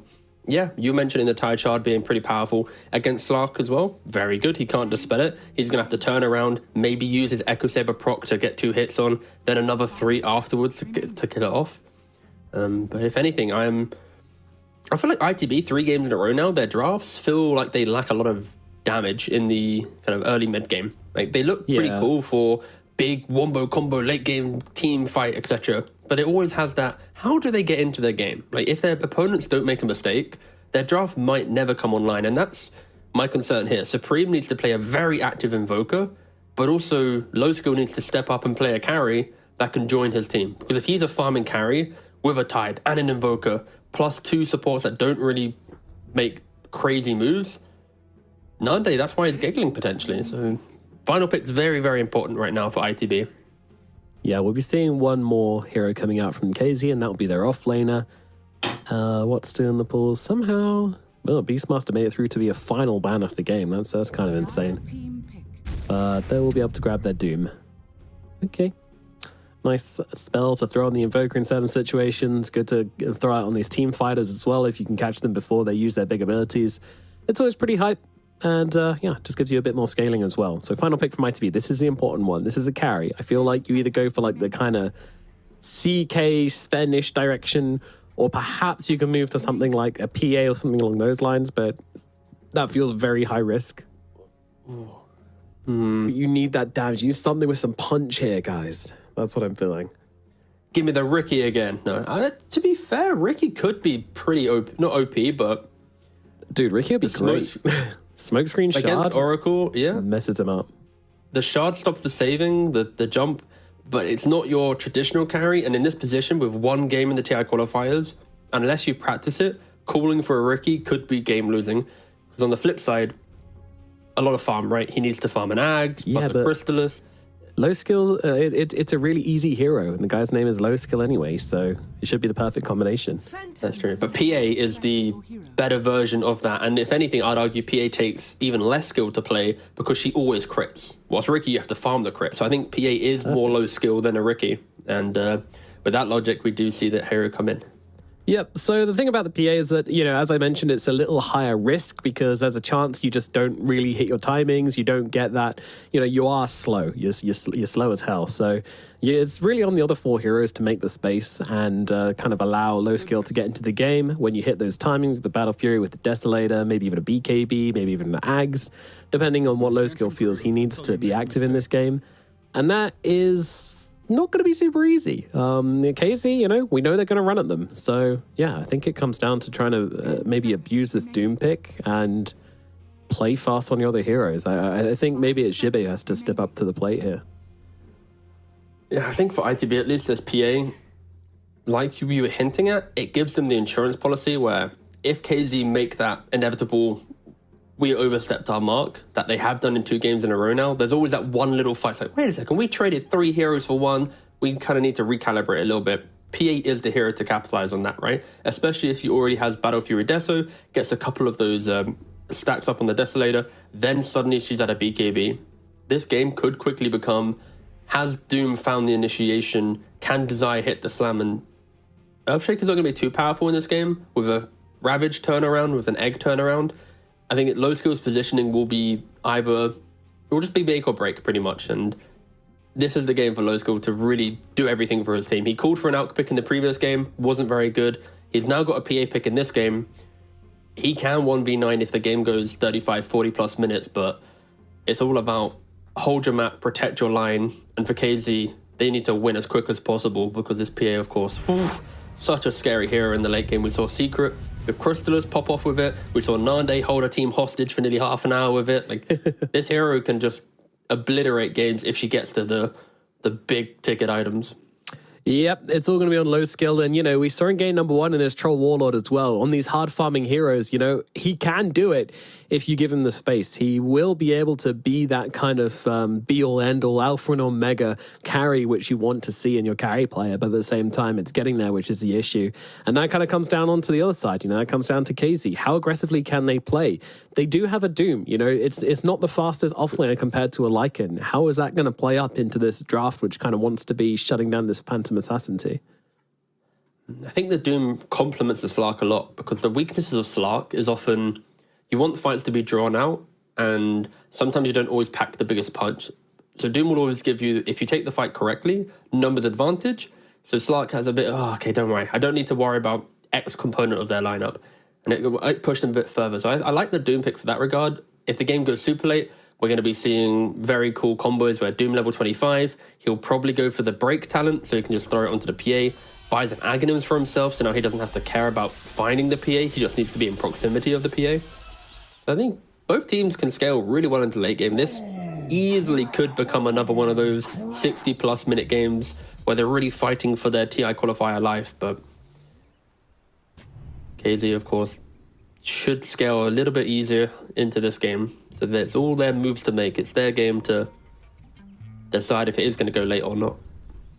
Yeah, but if ITB get to their timings, I think it's going to be, they're the harder team to come back against, in my opinion. Like KZ, they can hit some good timings, they can start to snowball, but compared to ITB, like ITB, if they get ahead, then they're going to have a PA free farming the whole map. She's going to get huge, and you have all these ultimates to throw down as well.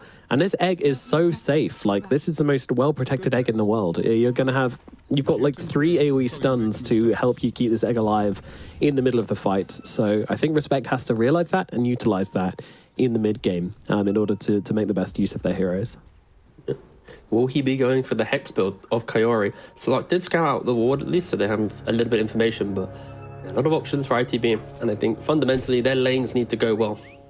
Their heroes don't really make too many moves, so if they can cross the lanes and just stabilize the farm needed, that's when everything you've been talking about is going to come to light.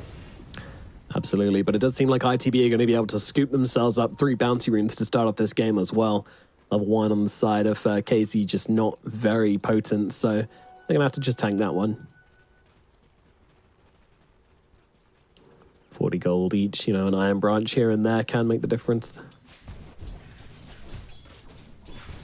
Pretty annoying. So, bottom lane, we're going to have the Slark and the Oracle versus the Tidehunter and the Lion. Meanwhile, in mid, we got the Quad versus Invoker matchup. Ooh, aggressive start to the bottom lane, though, as Nande already taking so many hits from these two. It's really good lane. I think the Alliance lane, this is the reason why I'm thinking about it is because this is what Alliance. They're coming up later. Apologies for the delays, guys. Woo, Nande. Tidehunter and Lion is their lane. It was like a year or two ago, back when they were doing, pretty well. This was the lane that they would force in pretty much every draft. It's just because it combos itself so nicely. Lion protects the Tide. Tide provides the Gush to help the Lion do more damage. It's a near unkillable lane with a lot of kill threat. And Nande, he's been Gushed twice, Earthspite twice. Not going to be going towards the creeps too quickly. Oh, that's for sure. Going to be a bit of a recovery in the early levels, at least for Nande here, as he's kind of cowering under his tower. But Spine able to get up the pull at the very least to help him out. Meanwhile, over on the top side, of course, the Shaker and the Doom versus the Phoenix and the PA. And Phoenix very far forward here. It does get fished off, but Doom can't really get in close to start trading, especially down to these Fire Spirits. And now with that creep kill, they hit level 2. So Respect will be able to jump away if he needs. Double melee into a Phoenix with the Fire Spirits. Right clicks aren't going to be coming in too much, but Respect already dropping kind of low. And Ooh. That might not have been ideal. It certainly was not. I mean, very long hit coming out from the Doom to finish the job, but yeah, poor choice in the Icarus dive for sure. It's like fortunate. With a Phoenix with Fire Spirits, like you can just poke them, you just dive away, but he just dove back into the range of their clicks, and sure, okay. I just didn't expect ITB to be dying in the safe lane with 2 high mobile heroes. Either way, really wanted to get that 15 DPS and 16% move slow onto the both of them. That's what it was. Sacrificing your HP, then also getting blood grenaded, like it's you go down deceptively quick if you're not using your spells correctly. Shake off the nerves. It's only first blood. Yep, it's only the most valuable kill of the first 15 minutes of the game. No worries. Don't think about that. That's our middle lane going. Wish is just kind of trading it out with Supreme at the moment. Both currently pretty even in CS. Of course, the daggers doesn't really do much to Invoker, so no point leveling them up. Just goes for the blink screen build, and we'll try and turn that into rotations a little bit later on in the game. Yeah, he also has 2 Falcon Blades queued up right now. I don't know if he's going to actually commit to double Falcon Blade on Corp, or if this is just a, Please. oops, I've shift queued it, but I'll keep you updated if he does commit for that. Yeah. In regards to the Pop Invoker. Yeah, look at that. Some games I do that where like I'll just queue up like 5 items in a row, and then there's an accidental item in there, and then it's just like, oh, remember not to do that one. It's up on the top side. Desire getting very low indeed, and he's actually going to get finished off. Low skill grabs a kill. That's exactly the kind of start you want for this Phantom Assassin up here in the top side. Skylark unable to get any punishment, coming back in to respect, so that'll be that. Already with the Orb of Corrosion, happy to kite them down, and a Nice trade kill of, down the bottom. yeah, trade of lives. Both of the cores in bot lane getting the kill there. Fernande, any kill he gets in this lane is a big reward. You shouldn't really expect Lion Tide to be dying if they play close to each other, but of course Lion leaves his laning partner and instantly capitalized and pressured. And PA, ooh, dicing with death there. They need to get some resources into this PA. Do they have any regen available? Okay, they got 1 tango. That's enough. Yeah, it's more than none. Yeah, I guess. Desire, though, every time he comes close to this now, he's just going to take fire damage from the fire spirits. You know, he's going to get slowed down by the dagger. He's also got corrosion on top of that as well. Like, my god, his HP pool is going to be non-existent, but just got to come forward and tank it for your doom, unfortunately, my friend. Oh, Jib in the bot lane. Ooh, they're going to be able to bring him down. Getting the stacks on Nande. I mean, you see why he dived earlier to get these, and this is exactly it. He can turn it into a kill later on, and now Spartan can just blast away with the Purifying Flames. Hits level 4 on the Oracle, and that is just a monstrous timing. Well, level 3 is the timing for 2 points in Purifying Flames, and the damage is way too much for them to handle. You gotta respect it. It has to be said. You have to respect this Oracle level 3. Yeah, the one kill on the Lion. Oh, He's got fine. a wand. He's got a big old wand. Yeah, the one kill onto the Lion just gave Nande the boots to then suddenly run down the lane, and I didn't catch if Lion missed a spell or something, but Jibbe took right clicks for nearly 6-7 seconds. Either he was playing inside the creep wave or just didn't leave the lane, but Yeah. I was looking elsewhere as a surprising death, but good stuff for KZ to capitalize on that mistake and Yeah. Well, I mean, continue to slightly pull ahead. just before then, as the top lane, we have them going in onto Skylark once again. Supreme with the first rotation, and it gets him a big, big kill. Skylark to fall. That is very, very nice for Supreme. Finding that rotation, grabbing the urn, and immediately getting yourself a charge on it. Mwah. Just what you want Out to see. rotating a Quap feels good as well, because naturally you'd expect Quap to make the moves first, and Supreme, he's under a little bit of threat. Can't walk up the high ground right now, Yeah. but Ghost Walk, no detection. No 6 on Quap though, so it's kind of hard for them to follow up on this. And well, there's no support coming in for him quite yet, but he's healing up so much from all of this. Oh no, unfortunate timing as a Fortune's End cancels out the dive from the Phoenix, and they will go for that kill instead. Supreme, invisible on the sidelines, is going to run himself away, and of course the heals from Spartan now coming on through. So Supreme will be all right. A little bit of a bait there. Supreme was fine with the Ghost Walk, but then suddenly turned around and Phoenix started diving in, going for the kill. The noise being created mid lane pushes Nande into a 1v1 versus Tide Hunter. Tide with Lion can play the lane. Tide versus Slark, of course it's Slark's favored. Lion needs to get himself back into this bot lane if Jibbe wants to have any major presence in it. I think both teams relatively should be happy with the start. PA got a kill to a name, an assist to a name, farming her way to Battle Fury. Supreme got a rotation. Yes, a couple of kills have been thrown around. I think both teams, their cores are kind of hitting their stride a little bit. Yeah, for sure, for sure. I would like to see maybe a bit more movement from Desire as he moves in towards the mid lane. Great, excellent. We did it. He did it already.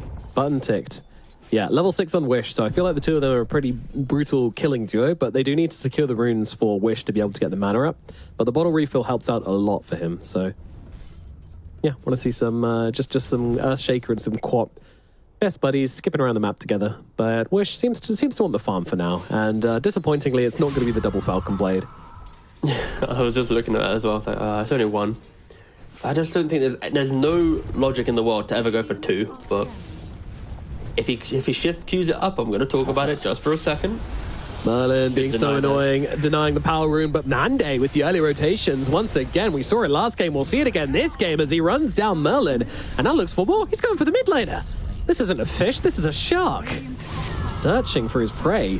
Desire, meanwhile, on the side, might be caught out a bit here, and Wish jumps in, but again, just no mana up on this Queen of Pain. Gonna have to do it with the right clicks, but with the Fire Spirits, that's gonna be a tough ask as Jibbe jumps in. Nice little Ravage catching out. Well, just a Shaker actually. Wish able to make his way out on the sidelines as, whoa, why is Phantom Assassin dead? We'll get to that later as Nade finds yet another kill in the middle lane.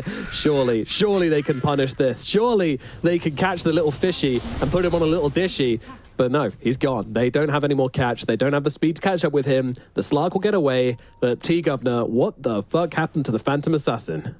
The Doom was tanking the hard camp, trying to go for a couple creeps. PA dagger spammed her down and eventually committed for the kill. And the Spartan TP'd up and was able to get that final blow to kill off the PA. A solo kill from low skill to kill off Skylark, and then Spartan having to recover what could have been a disastrous moment for the offlaner. Everything is happening before the 10-minute mark, and low skill. Also now he's got cornucopia. He's 2 swords and a recipe away from Battle Fury. Looks to be around about the 14-15-minute mark. It should be coming in. Yeah, Supreme trying to engage upon Skylark here. You know, no Doom, so no real threat, but at the same time, Desire just waiting in the wings, able to get out the stun and save his Doom's life. Supreme left empty-handed. I'm excited to see how Nande continues his trajectory for the game. He's pretty much got, he's got Diffusal Blade after this camp. And with an early Diffusal Blade, his job could just be join with the Quap and the Shaker and chase down this PA. Like, there's only so many times a Tidehunter can TP in and Ravage. With it being down, same thing for the underleveled supports of the Lion and Phoenix. This could be such an instrumental timing in breaking the map and preventing low skill from AFK farming top pretty much. Like, he only died because of his need to go for the kill. Yeah. And meanwhile, Nande was just running around the middle lane like it's a Slark with no items, just chasing around heroes and not getting punished for it. It's kind of insane to me, but you know, like they weren't expecting the Slark to come in, so they just use their spells early, and then all of a sudden, Skylark, he senses a disturbance in the force. And all chat as well at XD. Finally, the emotion is coming into the series. Oh, it took us 3 games, but it's starting to get a little bit spicy here in this series. He wants to get his Midas. He's so close. He's been killed off by the PA. He's been chased down by every team. He is so close to it. He is 2 XDs away from actually completing the Midas. Yeah, respect. He's just going to TP away as there's a kerfuffle going on in the middle lane. Nande on top of Merlin. Once again, he knows he needs to take out the threat of the Lion as early as possible in these fights if he is to keep it going. Ultimate is available. He's going to have to use it here. Ravage comes through, but he pounces away. He gets out of it. Meanwhile, Spartan on the sideline, unfortunately, he's getting cooked down by the Phoenix as that ultimate's out upon him, but he is going to be able to heal through. And Desire and Nande double teaming up onto Jibbe here. Jibbe going for the Meteor Hammer and immediately thinks better off it as Nande comes charging at him. Nande's got to be careful. Doesn't have the ultimate anymore. A death here whilst the PA is just kind of farming up would be pretty detrimental to his game state. Yeah, pretty important though. They dragged the PA into the fight. She wasn't able to kill off the Oracle due to that ultimate, and Slark nets a kill. So between the 2 carries, the farm-heavy carrier PA wasn't able to progress her game, while Slark slowly chipping away. And of course, Mr. XD in the top lane gets his Midas and fully ignores his team in the hope to find some recovery. Of course, Doom, one of the better offlaners at stabilizing his own game. Sure, his team will always be team fighting without him, but if they can survive like they just did, he's going to be pumping out Vanguards, Blinks, or whatever. And it looks like he's going for a Vanguard Blade Mail. I don't know if he'll continue down this line of itemization, but the key thing is he's back farming. Soon he could be overtaking the PA pre-Battle Fury. Yeah, it would be unfortunate, especially when he gets the items to go in and try and control at the PA. And, you know, talking about heroes which hate getting doomed, you know, we mentioned earlier that Invoker is one of them, but who's another? Well, Phantom Assassin. She needs to get off her spells. She needs to be able to jump around these fights. So if the Doom can stop that from happening, then her game is going to be pretty ruined as well. So This is a factor of Doom as well. Like, if he is able to just Doom this PA every fight, then you don't get to play that 1v9 Dota, which you want to as this hero. It's very tough. Skylark's kind of offering himself as a bait now. So doesn't fall for it this time around. Wish was poised very much behind Phoenix, given the vision. The jig is up there. Hi Nande. Hello, how you doing, mate? They were baiting the bait, T-Gov. They were so much bait. Yeah, there's levels to this. I'm not keeping up. Are there stacks made? Okay, so Dia does have stacks available. A triple ancient stack for when the PA Battlefield comes in, and also a tier 1 token, also just chilling on the Dia triangle, but that's not too important. Nande rotating to take the top tower is very important. I'm surprised Low Skill's still staying up here. This is quite an aggressive mindset for a PA so close to Battle Fury. Yeah, they're recognizing that ITB need to show some force here. You know, they just can't keep letting them get away with it. But they don't have the catch. They absolutely do not have any catch here. So they just see all these heroes up here, and KZ say, yeah, great, we didn't actually want to fight you. And meanwhile, Skylark, once again, just playing by himself, shoving out the middle wave. Merlin will have to stun him and try and get the deny out here. See if he can do that and actually just chase him off the tower. He's so thirsty for it. Desire comes in. There you go. Denied? Wait, no, it did get denied. Yeah, I thought Desire connected, but it's a level 1 enchanter and I want to support Shaker. I've been watching way too much EU carry Shakers to... 2 games in a row he's denied his mid tower. What a weird stat to say. And Wisdom Runes going the way of KZ's time. In the previous... was it game 1? It was the first 2 sets of Wisdoms went to ITB. I know in this game we're seeing KZ slightly pull ahead on the Wisdom Rune game. And Echo Saber complete. This Slark is pretty big. 7,700 net worth, Echo Saber plus Diffusal Blade. Of course, Slark never really itemizes to punish a PA. You don't see MKB until much later. You need to buy an Axe and a Shard, and now we're maybe discussing BKBs as well due to the Lion, the Phoenix, and the Tide. He will rely on his team to be the PA assassin as the game goes late, but for now in this window of the game, 2 very active cheap items, he needs to find the PA, he needs to punish her farm, and they're doing that right now. Spartan and Nande smoked up, looking to find her. Low Skill, no way is she aware, happily just farming up. And they see her. Is going to see the camp just as the blur breaks as well. Nande going for the long wrap around.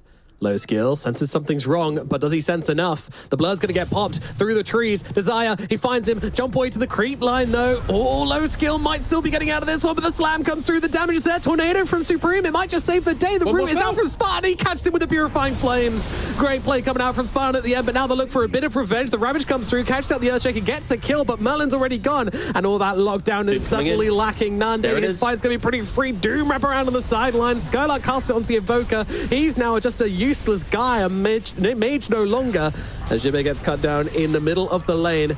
Sure, the Invoker, he's gonna fall as well, and oh no, they try to save the Phantom Assassin. They throw everything at KZ, and KZ just shrug it all off. And apparently respects here as well. They were trying to skip the wave to protect the tier 2, but where was the support to smoke that gank? At that point in the game, we often see teams throw that position 5 in to body that rotation, allow the PA to farm just behind you, but there wasn't that setup, there wasn't that defensive mentality in ITB, and instead, you're seeing the PA get jumped. It wasn't the cleanest of jumps either. They had a little bit of an awkward move around the tree. And we are seeing the weaknesses of ITB's early game lineup come into play. You throw out an Egg, you throw out a Ravage. What else do you really have to protect each other? And Skylark wraps around at the very end of the fight to throw out a little FU Doom onto the Invoker, but Nande leading the charge once again. This player, even in defeat, he shows moments of just brilliant aggression, and it probably is also going to be the undoing of his playstyle, because he only thinks of kill, kill, kill. We've had many interviews with him as well. Like, he wants to just break the map. He wants to break his opponent. Yeah, his opponent. He used to do it psychologically. He doesn't care about the map. That's kind of the issue you're bringing up, right? But I don't know. I've got a lot of lot of love for Nande and watching him play. Ever since he kind of started out in, I think, 21 was when we first saw him. He's just constantly been so aggressive, and it's been evolving that playstyle all this time. But yeah, once Low again, Skill, where are you? Fine with the PA, the leash is there, so no jump away for you, sir. Spartan helping out as well, so the Slark even playing with an extra layer of protection. Ooh, that's a bit of an issue. That could have been a dead PA. But Nande keeps on going. What's going to stop him? I mean, he just loves Merlin. He absolutely loves killing Merlin. Once he's dead, there's not much to do. And now if Supreme sees Nande, tries to cast a spell on him, just gets pounced off, slammed and killed from the backlands. In fact, Slam not even committed as the Fisher just is enough. And Phoenix finally out of his supernova. Hello, sir. Nande now godlike with a triple kill in this engagement. There is no stopping this Slark at this point. He has 12 permanent stacks at the 18-minute mark. He had nearly as many flesh heaps when he played Pudge. I mean, I don't stabilize this game. I just don't see Slark being this kind of crazy, aggressive hero which runs around the map and kills everyone, but... He's already top. Gibbet's no gonna way. haste him, but it doesn't matter. From where? How is there an Earthshaker there? What? KZ, they're just playing some beautiful goddamn Dota at the moment. When this team hit their aggression, it's just sick. No, they are a absolute enjoyment, a treat to watch in the DPC. It is that kind of rough kind of edge of Dota that they play, in your face, keep go, go, go. Also, they're undoing against some of the more disciplined teams, the entities, the secrets, the OGs or whatever. They will sometimes fall flat because of that one team fight they tried too hard to push. But when we're at this point of the TI qualifiers, hell yeah, inject this right into my veins. Give me some more KZ Dota. I mean, like, the thing is, like, this style of Dota is also the kind of style which can catch out those big teams as well if they're not careful. So, like, yeah, they'll be more disciplined, they'll be better at responding, but at the same time, you know, everybody can fall victim to it if they're not careful and gives them a good chance. ITB, they're sacrificing the mid game as well. Phoenix going for a Midas. Oh, yep, he's got the glove. Invoker has the Midas, of course. Invoker's just been... Oh, PA's just been doomed. PA, you've died nearly 3 times in a row now. This 2 times. This could be your third. Be a kill, right? There's a lot of heroes around. Merlin's nearby. The PA is going to be able to escape. Doom wasted. But he's still just running into positions of... No way, no way, no way. He has the axe, but no, he doesn't go. Low skill needs to find a place on the map where he can hit some creeps patiently. He knows there's a ward and just around peacefully. Here. Yeah.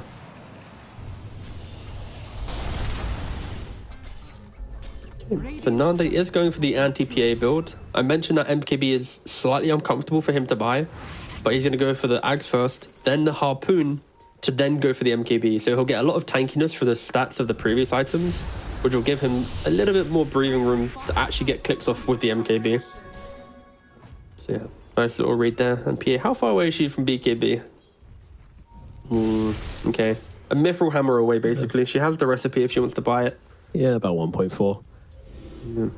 Not When too bad. did Not go too Roshan, bad, but the thing is, PA hasn't really been dying to the magic damage. She's been getting stunned, which has stopped her escaping, but it's also just a constant plinks away. But Spartan going to be the one engaged upon here. I mean, very aggressive positioning from Spartan, and it is going to be the death of him as the Sunstrike comes down. That's a gem? Oh my goodness, I can't believe he's just standing there hitting a tier 2 with a gem in his pocket.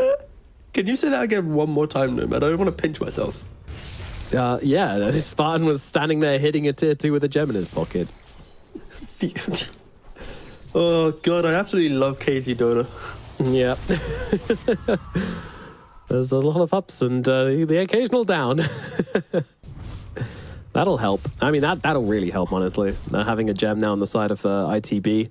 They shove it on their tankiest hero possible, don't want to lose it, and now they can start to wrest control of their side of the map a little bit. A gem will... Such a gift. Especially with a Slark leading the charge. Like, he could easily throw away a Lotus, put the gem in. Now, he can never be seen. He also will know if the PA's in vicinity, because, of course, if she's blurred but sees you, but Slark passive breaks, and Doom finds the Invoker. Yep. Doom's still cooldown for now, but they just don't need it. They just run him down regardless. No escape for Supreme. Doesn't have that 4-star just tanking another tier 2. Oh, stunned up, finger. Oh, yeah, no, this one's a bait. This one's a bait. Oh, God. I was worried it was happening again, but yeah. I mean, as I say, you know, Spartans, it's an honor to die in battle, right? Like, that's why Spartan's always on the front lines. He's always in the deep of the fights, but also why you should never give him a gem. You know that game which is like, guess the rank of this play? I kind of want to do that sometimes with some Spartan plays, because some of them look like absolute TI winning forms of aggression. Like, oh my god, this guy's a genius. And then the other like 20 times, it's like, what the hell is he doing? Oh, that's a content piece if anyone wants to do that one out there. Just a Spartan only edition. Yeah. I mean, he's had a hell of a series this time around. Like, he's played some. I mean, last game his Oracle was absolutely goated. This game, he's doing some work. Hasn't quite had the opportunity for the big team fights yet, so I haven't quite got to see him really flexing what he can do. But if they can't get upon him, then he is going to win you the fights. The heals, the magic resist, it's crazy. Jibe missed his initiation there. He had the shard in play, the dead in the water, but he couldn't get it off in time. And PA has the BKB. Now. Hex out onto the Quap. Yeah, that's damage. That's heavy damage coming on down, but they need the follow-up. Oh, the Depth Shroud comes in from the Slug, saves the day. Wish gets off the BKB and can look to fight back.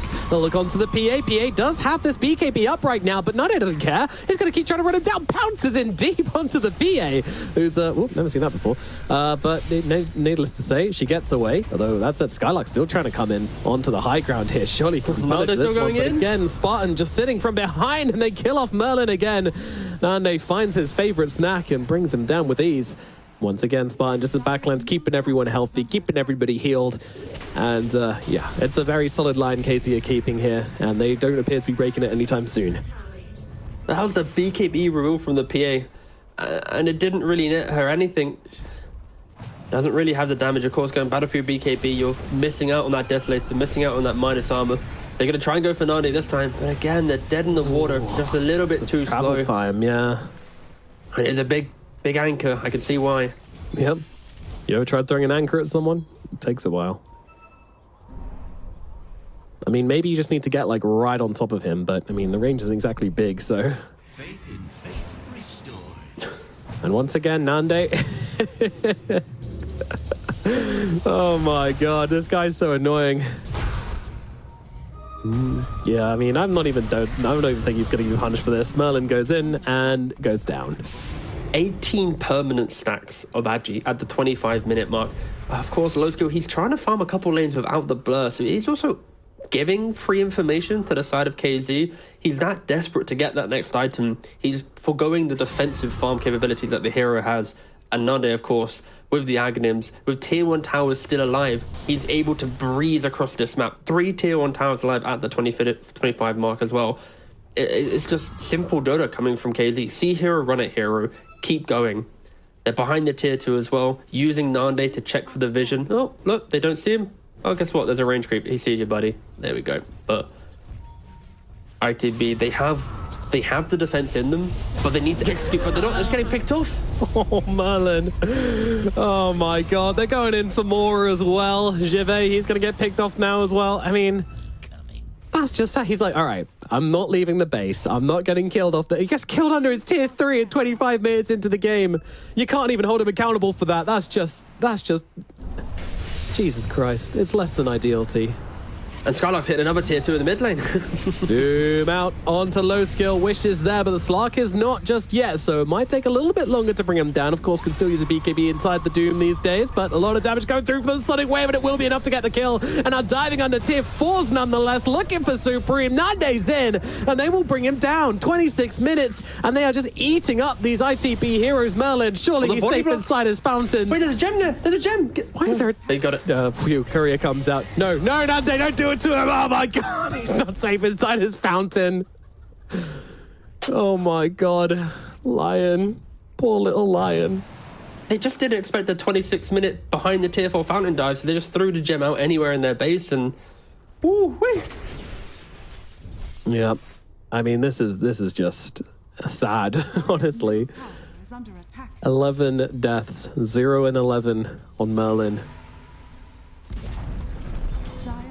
Product of their draft. It's all about the PA. She needs to get to the point where she can breeze through these heroes, and there just hasn't been enough time. Fair play to KZ. Nande putting on an absolute Slark clinic, and of course behind that, this Doom has been passively farming up. They haven't deordered the ward still. They're still playing on the same vision that started this entire engagement. Okay, Jive, Ravage into the Tornado. That's not a combo you want to be seeing. The team is just falling apart. Mentally, ITB need a chance to recover. Nande finds Merlin once again. The tip's coming down upon him. They'll dive in for more. You're not safe inside your base. You're not safe anywhere. But surely this overextension can one day be punished. The buybacks are coming through. Low skill popping the BKB, turning onto Skylight. Skylight with the hits from the tower should be dropping here. And there you go. First kill. Now they look towards the Slug. Slug caught out as well. Sonic Wave coming on down with a slam as well, though. It's an ultra kill from Wish. He's got the damage along with Desire to turn it around once again. Looking in for more. It's no longer the Slug. And the Slug actually gets away. Wish trying to finish off Supreme here. Surely they get something. Desire with a nice little bonk from the sidelines. And they're going to bring down the Phoenix, are they? Desire trying to fight. Oh, who's back? It's Nande. The Fish is back in the engagement. All 5 dead on the side of ITB, and probably the most tragic way to drop out of the TI qualifiers. An absolute stomping in game number 3, and that will be KZ moving on through here in the lower bracket. T. What a smackdown! Like, after how competitive the first game was in that kind of back and forth, and then game 2 and 3. Oh. Smiles. I mean, fair play to KZ. Fair play. Like, Nande, I think it's each game you see him just get even more and more aggressive. Finishing this game 16-0 and 16, but I gotta give it to Desire on this Shaker as well. He just had such control throughout this game, such just a clear understanding of what he wanted to do on this Shaker. And Spartan, like, people easily after watching this series might just forget about, like, it's like, oh, it's the Nande show, the aggression of the cause. But Spartan, he also had a very good series, just being annoying, kind of leading his team from the front. And when he can create this type of Dota, this is when they excel. Of course, when games get difficult, whole other story. But when Spartan can lead from the front, do these weird shenanigans, and Nande's on the type of hero to utilize it, Desire can follow up on some Shaker or some Tiny. Like, this is fun, aggressive Dota. This is Dota in its like old school form, and we'll see how long how far it can take them. But yeah, I'm happy they were able to take on the series. Yeah, I mean, absolutely deserved. And, you know, there was something I want to go back to, and that was in the drafting phase. We saw Nande literally giggling after the Slark pick, and I was like, why? Like, to me, this doesn't present itself as, like, the best Slark game I've ever seen, but his reaction was like, oh, this is free. Very literally. And then in these fights, you just see him run, like, from, like, 7 minutes into the game, running behind tier 1s. I've never seen a Slark behave this aggressively before. Mm-hmm. And he's... Yeah, I mean, that was absolutely... Ooh. I think it's a pretty cool Slark game in regards to seeing Tide, Phoenix, and like Invoker, right? It's not perfect control. You're not really going to ever explode him. And it really leans on this Lion to do everything. And that's where probably his enjoyment came in, because, like, okay, do you think Lion's going to have a good enough game to always lock me down as a Slark? And if she locks down the Quap, then suddenly Slark with his shard, the Depth Shroud, can save the Quap. And I just think the layers of aggression was building from the draft. And ITB, 3 games in a row, they had 3 heavily scaling lineups where they were hoping to outplay the map and out execute, but they just couldn't do it. And this slam's so juicy. Sonic Wave ITB. into slam. You love to see it. You love to see it.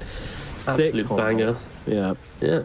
So who are they playing up against next? I know I'm jumping the gun, but I'm kind of excited because I want to see more of this Dota. Like, I just don't know what we're going to expect from KZ. It's either all-out aggression, it's some weird back and forth. Like, this is... Like, if EE had an entire team, this would be the team.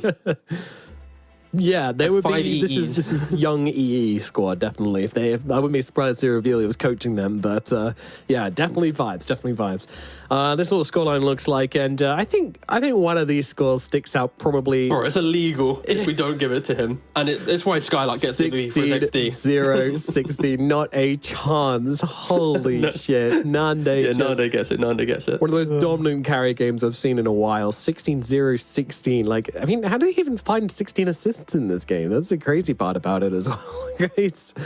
Oh my god, so, like, I want to see the kill participation as well, but this was a absolute masterclass in Slark games. Like, if you have a free Slark game, this is how you play. You get in deep, you do the damage, you get the stacks, you put on the pressure, you do not give them a chance to breathe, you drag them underwater, because that's where you belong. Oh, the numbers are so big, it like covers up the slot.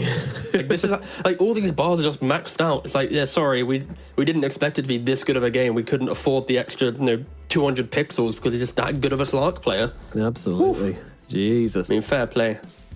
Again, the low bracket, this is what you need. You need players to step up and make these types of performances. And I think it's really cool to see this type of Dota occurring as well, because I can't emphasize how game 1 can break any team. Like, that game, in a DPC league, maybe a different story. It's a more relaxed environment. But to play a 90-minute game where you were dragging yourself back into it, half an hour of so much work to then lose it, and then just sweep your opponent out in game 2 and 3, like that is kudos to like the mind game, the mental game that they've been able to build up.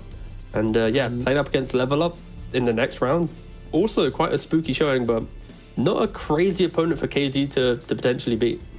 They could keep the journey going. I mean, I'm very excited to watch that series because both of these teams have a kind of that passion, you know, that aggression which they can show at any given moment. And last thing to mention here as well is that these two guys, you know, like the fact that Nande was one to have like, you know, back-to-back MVPs and such a huge performance in this series.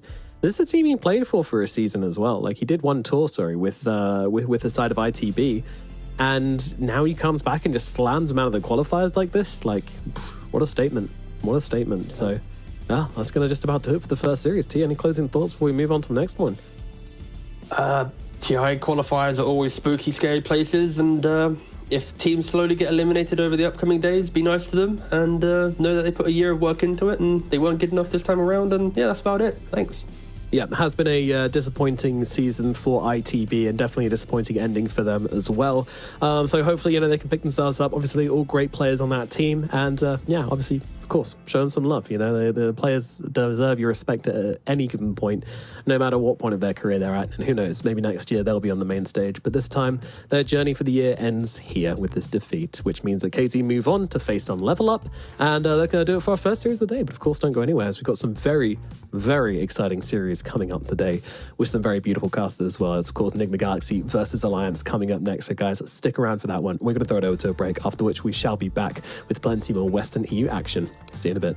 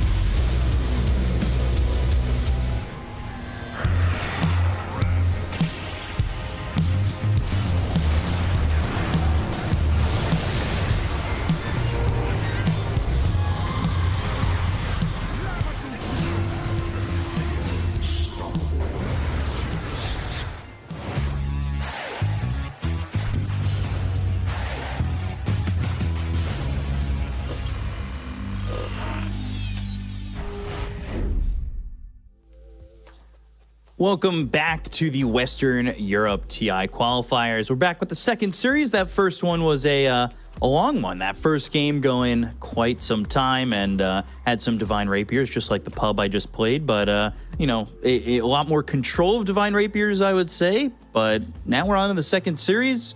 A lot of veteran names here, Lacoste. Are you excited for this one?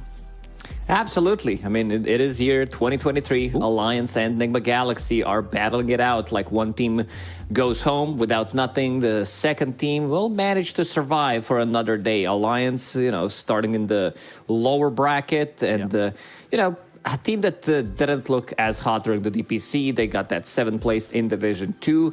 They did swap out the player, so Ponlo is gone. Pablo will be playing. I feel like, you know, Pablo, he's been on these like tier 2 teams. At one point he played on Alliance, but other teams were pretty much tier 2. And I always felt like this guy has it, like he has to make it. And I feel like he's just, you know, lazy. That's because I felt like he wanted to do something else, that he took a break. And Pablo is extremely skilled. Looking at some of the Alliance's results that they had in the last like couple of weeks, you know, there's some signs of life coming out from them. They did manage to, you know, beat Luna Galaxy in the Bet Boom tournament. They also did manage to beat Virtus Pro, which is a team that did qualify to TI. So, you know, that I can see some improvement coming up from Alliance already. Nigma Galaxy, again, lower bracket, because upper bracket is for whatever we want to call it. But they know how to make a run through the lower bracket. So we'll see what's going to happen in this one. Yeah, it's definitely going to be interesting from Alliance. I know, I remember Pablo coming up on Horde. That old lineup, that was pretty interesting. And it's interesting to see him with this Alliance lineup, what the mentality is going to be going into this one. And especially with, you know, going up against Nigma Galaxy, which that team has been up and down, but of course has a bunch of veterans. So it's going to be interesting to see how they go against each other, and if these teams kind of know each other, especially like S4 and Kuroki, like, do they know the inner workings of their mind to really maybe draft a certain way against each other? We'll have to see. Yeah, that most definitely. I feel like, you know, Nigma Galaxy, they still have it when it comes down to the drafting. Gameplay-wise, they do look shaky from time to time, you know, still having the same struggles. And as you mentioned, a team that has been up and down, literally up and down between Division 1 and Division 2, constantly bouncing back, not managing to, you know, find the right place for them, because these are TI winners, at least 3 of their players. With the addition of Mikey and Yuma, I would say that they, you know, they looked good in some of their series. That both of these players can pop off. It's just like this stability that you're looking for when you're playing competitive Dota. This is the like holy grail you want to reach, pretty much. What's your read on Mikey? Like, compared to the other mid laners in this qualifier, where would you slot him? Is he top end, middle of the pack, bottom end? Like, what are you seeing from him that maybe you like or don't like? He's very hit or miss. He has a couple of these specialty heroes that he does play, like Keeper of the Light, Batrider. Didn't see Batrider yet in the qualifiers, because this is also the hero that got nerfed, but definitely look out for this type of a hero. Something that can go in. He's very aggressive as a player, which I really like, watching someone who like puts enemy mid laner in a position where you're like, what the is this guy doing? Like, why is he playing so aggressive? And then he's like underneath the tier 2 tower 5 minutes into the game, which I really like, but sometimes it can't be a bad thing. It really depends. I like the aggression, and looking at the boys on camera, they seem pretty relaxed. They seem pretty chill, ready to go. So let's see how they're going to go about this one. And there's the Primal Beast that we also mentioned, I think, before. Mikey's hero, we've seen a lot Primal Beast lately, because the hero can easily rotate to any of the side lanes, makes him like super tanky. And Alliance will pick up Invoker in the first phase. So a bit of a flex pick coming out.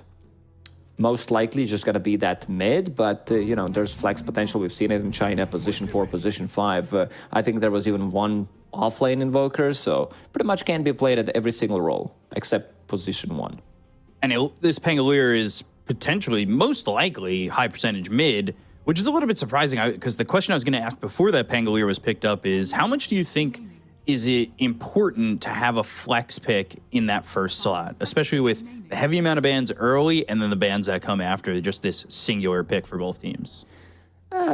Some is fine. I don't think it's like too important. Like we've seen some of the flexes, Gyro, we talked about it yesterday, because Gyro has been mostly played as a carry, but there were some games where like, okay, they have way too many counters, way too many heroes that can build maybe into a blade mail that can get on top of him, which Gyro doesn't like. So we're going to shift it to position 4 or 5 and just give ourselves a better carry, give us another option. And we can see Pablo on camera, fully focused, chewing a gum, drinking some soda, ready to go. He's been a type of a player that is also very flashy when it comes down to some of his performances. Like he's also a guy that plays pretty much anything from position 4. He's like, we'll make this work, type of a greedy position 4s. But he's also pretty stable at heroes like Rubik, which is been a staple for a really long time on that position 4. And Nigma Galaxy protecting their Pangolier ban in the second phase, removing this Bloodseeker, and also taking Earth Spirit. This is, how GH made the name for himself, a hero that feels super strong right now. I would even dare to say he's slightly OP. Yeah, we saw a lot of Earth Spirit in China, a lot of crazy Earth Spirit plays in China as well. So when you get Earth Spirit that's getting himself a big buff, so you're definitely thinking, hey, this is a patch where GH can kind of shine. And Earth Spirit Pangolier is a lot of mobility already with the Rolling Thunder, potentially a Blink Dagger that goes into that arsenal, the long-range initiation in Earth Spirit with that roll, and then Alliance right away, Bat Rider with the Tusk. It's some sort, it's control with the lasso, it's good damage coming out from the Tusk, and maybe a little bit of control there as well, and some saving potential. But do you like this duo of a pick? Yeah, looks good. You have shards to block Pangolier from getting his bounces off, so forcing him to get the shield crash off, doesn't get that damage shield anymore. I almost said reduction, but it's not a thing. And also Bat Rider, something that can grab this Pangolier while he's rolling. Like the carry hero I'm looking for is Faceless Void potentially, because he can kill the Pangolier. There's not going to be any kind of a save. You have Invoker for the late game scaling. Definitely feels like it could be a potential pick for Alliance. But also on side of Nigma Galaxy, this is very aggressive lineup coming out from them. With these two picks, you can always play Dota, having Earth Spirit, having Pangolier, and Nigma Galaxy, they're gonna snatch it. They feel like, potentially Alliance wanted to pick it up, and a bit of a counter, because these Bat Rider is not gonna have a game. So this Bat Rider, I think you need to shift it to position 4/5, most likely 5 in this case, I would say, since you're playing against Bat Rider's time dilation, you're playing against Oracle. So Alliance, they need to figure out how to deal with Faceless Void, because in terms of save during the chrono, they don't have any. Sure, you have some kind of save, pre-chrono, pre-BKBs with the tornado, with maybe a snowball if you're literally on the edge of the chronosphere, but other than that, damage is going to be dealt during the chrono, no doubt about it. It's a little bit of anti-synergy with the Chrono as well as the Rolling Thunder, but truthfully, when we see these two heroes in tandem, it's more like Rolling Thunder's. It's like that two-pronged attack. The fights are rarely going to overlap so heavily like that, where, Rolling Thunder, it's going to be its own thing. You're going to be taking out some of the fight. Chrono's going to be controlling another side of the fight, and I think that's kind of okay with this lineup. And now the Naga Siren is a 4th pick here for Alliance. Does it answer or check a lot of boxes for the side of Alliance against this lineup? Yeah, it's the hero that can easily push the waves. It's also save during the chronosphere. So coming out from position 1, it's been, I would say, even traditional counter to Faithless Void Chrono throughout the Dota history, and worked out really well. This is also one of Charlie's better heroes, anything illusion-based, like his Lycan is also TB, definitely up there. But yeah, they have Pango. That's the thing. Against Naga Siren, you have good amount of. It's not a disarm anymore. It's slow on the attack speed, so it's slightly worse than it was before. But you also have Faceless Void, who builds into Maelstrom, which has been buffed against the illusions. Same goes for pretty much everything. Mjolnir, Radiance, everything deals more damage to illusion. So big nerf to Illu heroes in general. And now I want to see how they're going to round up the draft on side of Alliance. Is this Bat Rider really going to be that position 5, and how Nigma is going to have a read on that? I'm wondering if both these teams are thinking of maybe about a Brewmaster or something like that.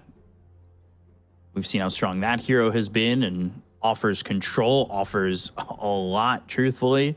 When it goes into that primal split, we have just seen that hero dominate games. Wondering Most definitely, yeah. If Alliance wants to play this Batrider as a position 5, which I think it's going to be like really bad if this Batrider goes as an off lane to lane versus Faceless Void Oracle, like two really strong counters. So I could see Brewmaster, you have a hero that can find Oracle in the back lines. Relatively easy. He doesn't like to play into it. Waiting to see if maybe they just ban it out on the side of Nigma because they don't have that first pick in this next slot. So they end up banning the Enigma. More team fight there and pushing potential from the Death Prophet that they banned, as well as the silences that make maybe Faceless Voice life a little bit difficult. And there's the Darkseer, and they go to a Legion Commander. So they want some of that control. They want to work with that early dual damage. We've seen Legions struggle in the past, though, and I could still see Brew being a good ending to this lineup for Nigma. Yeah, Legion Commander. If this is not Exort Invoker, I'm really worried about the damage that they can pump into Legion Commander's duel, at least when they're not playing together. That is Legion Commander plus Invoker. And they also picked Legion into Oracle, so you will have some kind of a save at least. And then Beastmaster to round it up for Nigma Galaxy. Pretty straightforward. I think this is Nigma's bread and butter. The heroes that they just picked.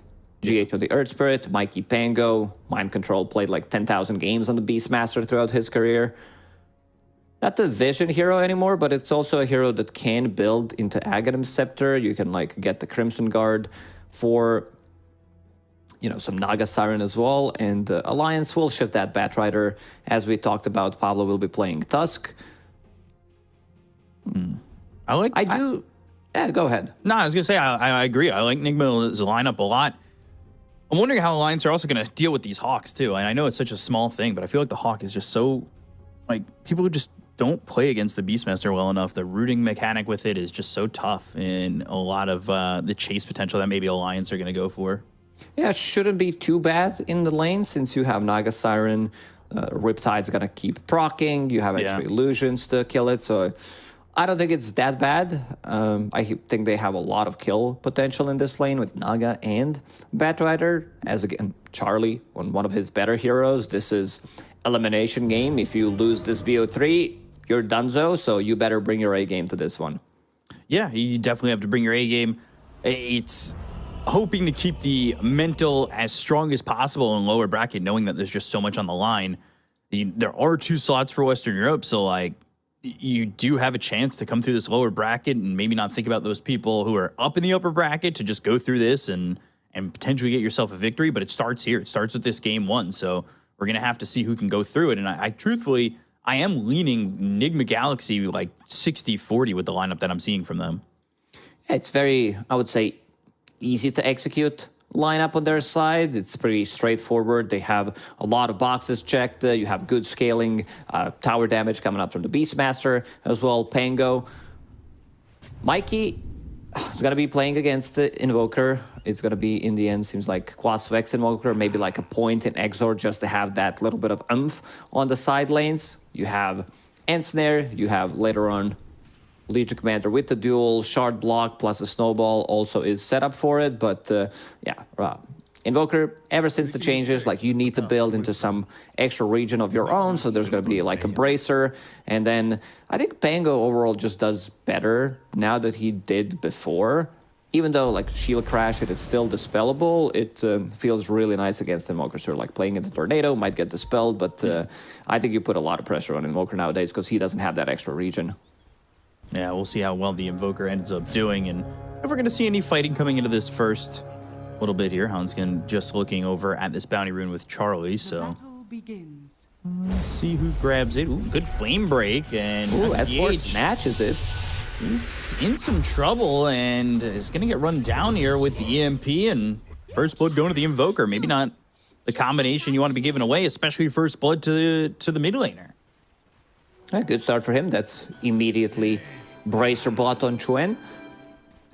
EMP level 1 is so strong. It's like 100 max mana burned, and the burn damage is like 60, especially later on. Shard on Invoker, especially mid Invoker, it does feel really good nowadays because you build into later on into some right click since you're being a universal hero. Man, Chuen, you know, he had broken into the scene, I would say, with Aster.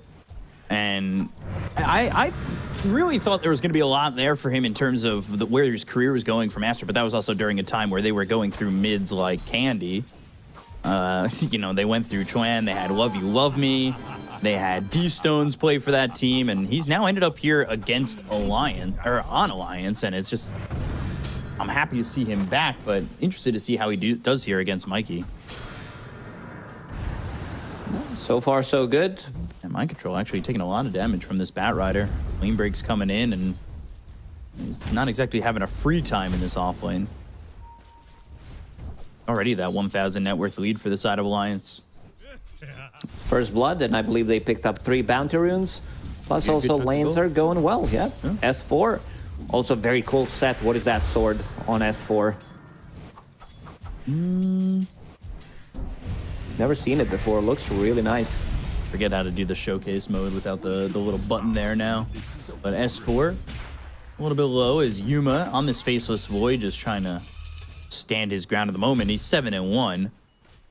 But things for Charlie are pretty open. Like, that Rider's giving him all the space that he wants. They're gonna make a new lane for themselves with Hanskin and GH. Well, there was that rumor when we were waiting for the patch that there was going to be like dedicated jungling, right? And they're doing it right here. They're improvising. Hey, who was waiting on it? No one was waiting to see like a jungle. Well, nobody was waiting on it, but there was like rumor that they like added jungler in the like in the strings or whatever. I forget what it's called, but like before the patch came out, everybody was like, oh, they might be reintroducing a jungler or something like that. Oh, they don't need to introduce it. Your carry goes 0-2. That's a jungler straight away. At least the jungle is kind of kind to people these days. Yeah. Using time wall, getting away from the trouble. Charlie's the big one. He's the biggest winner so far of the laning stage, sitting at 15-5.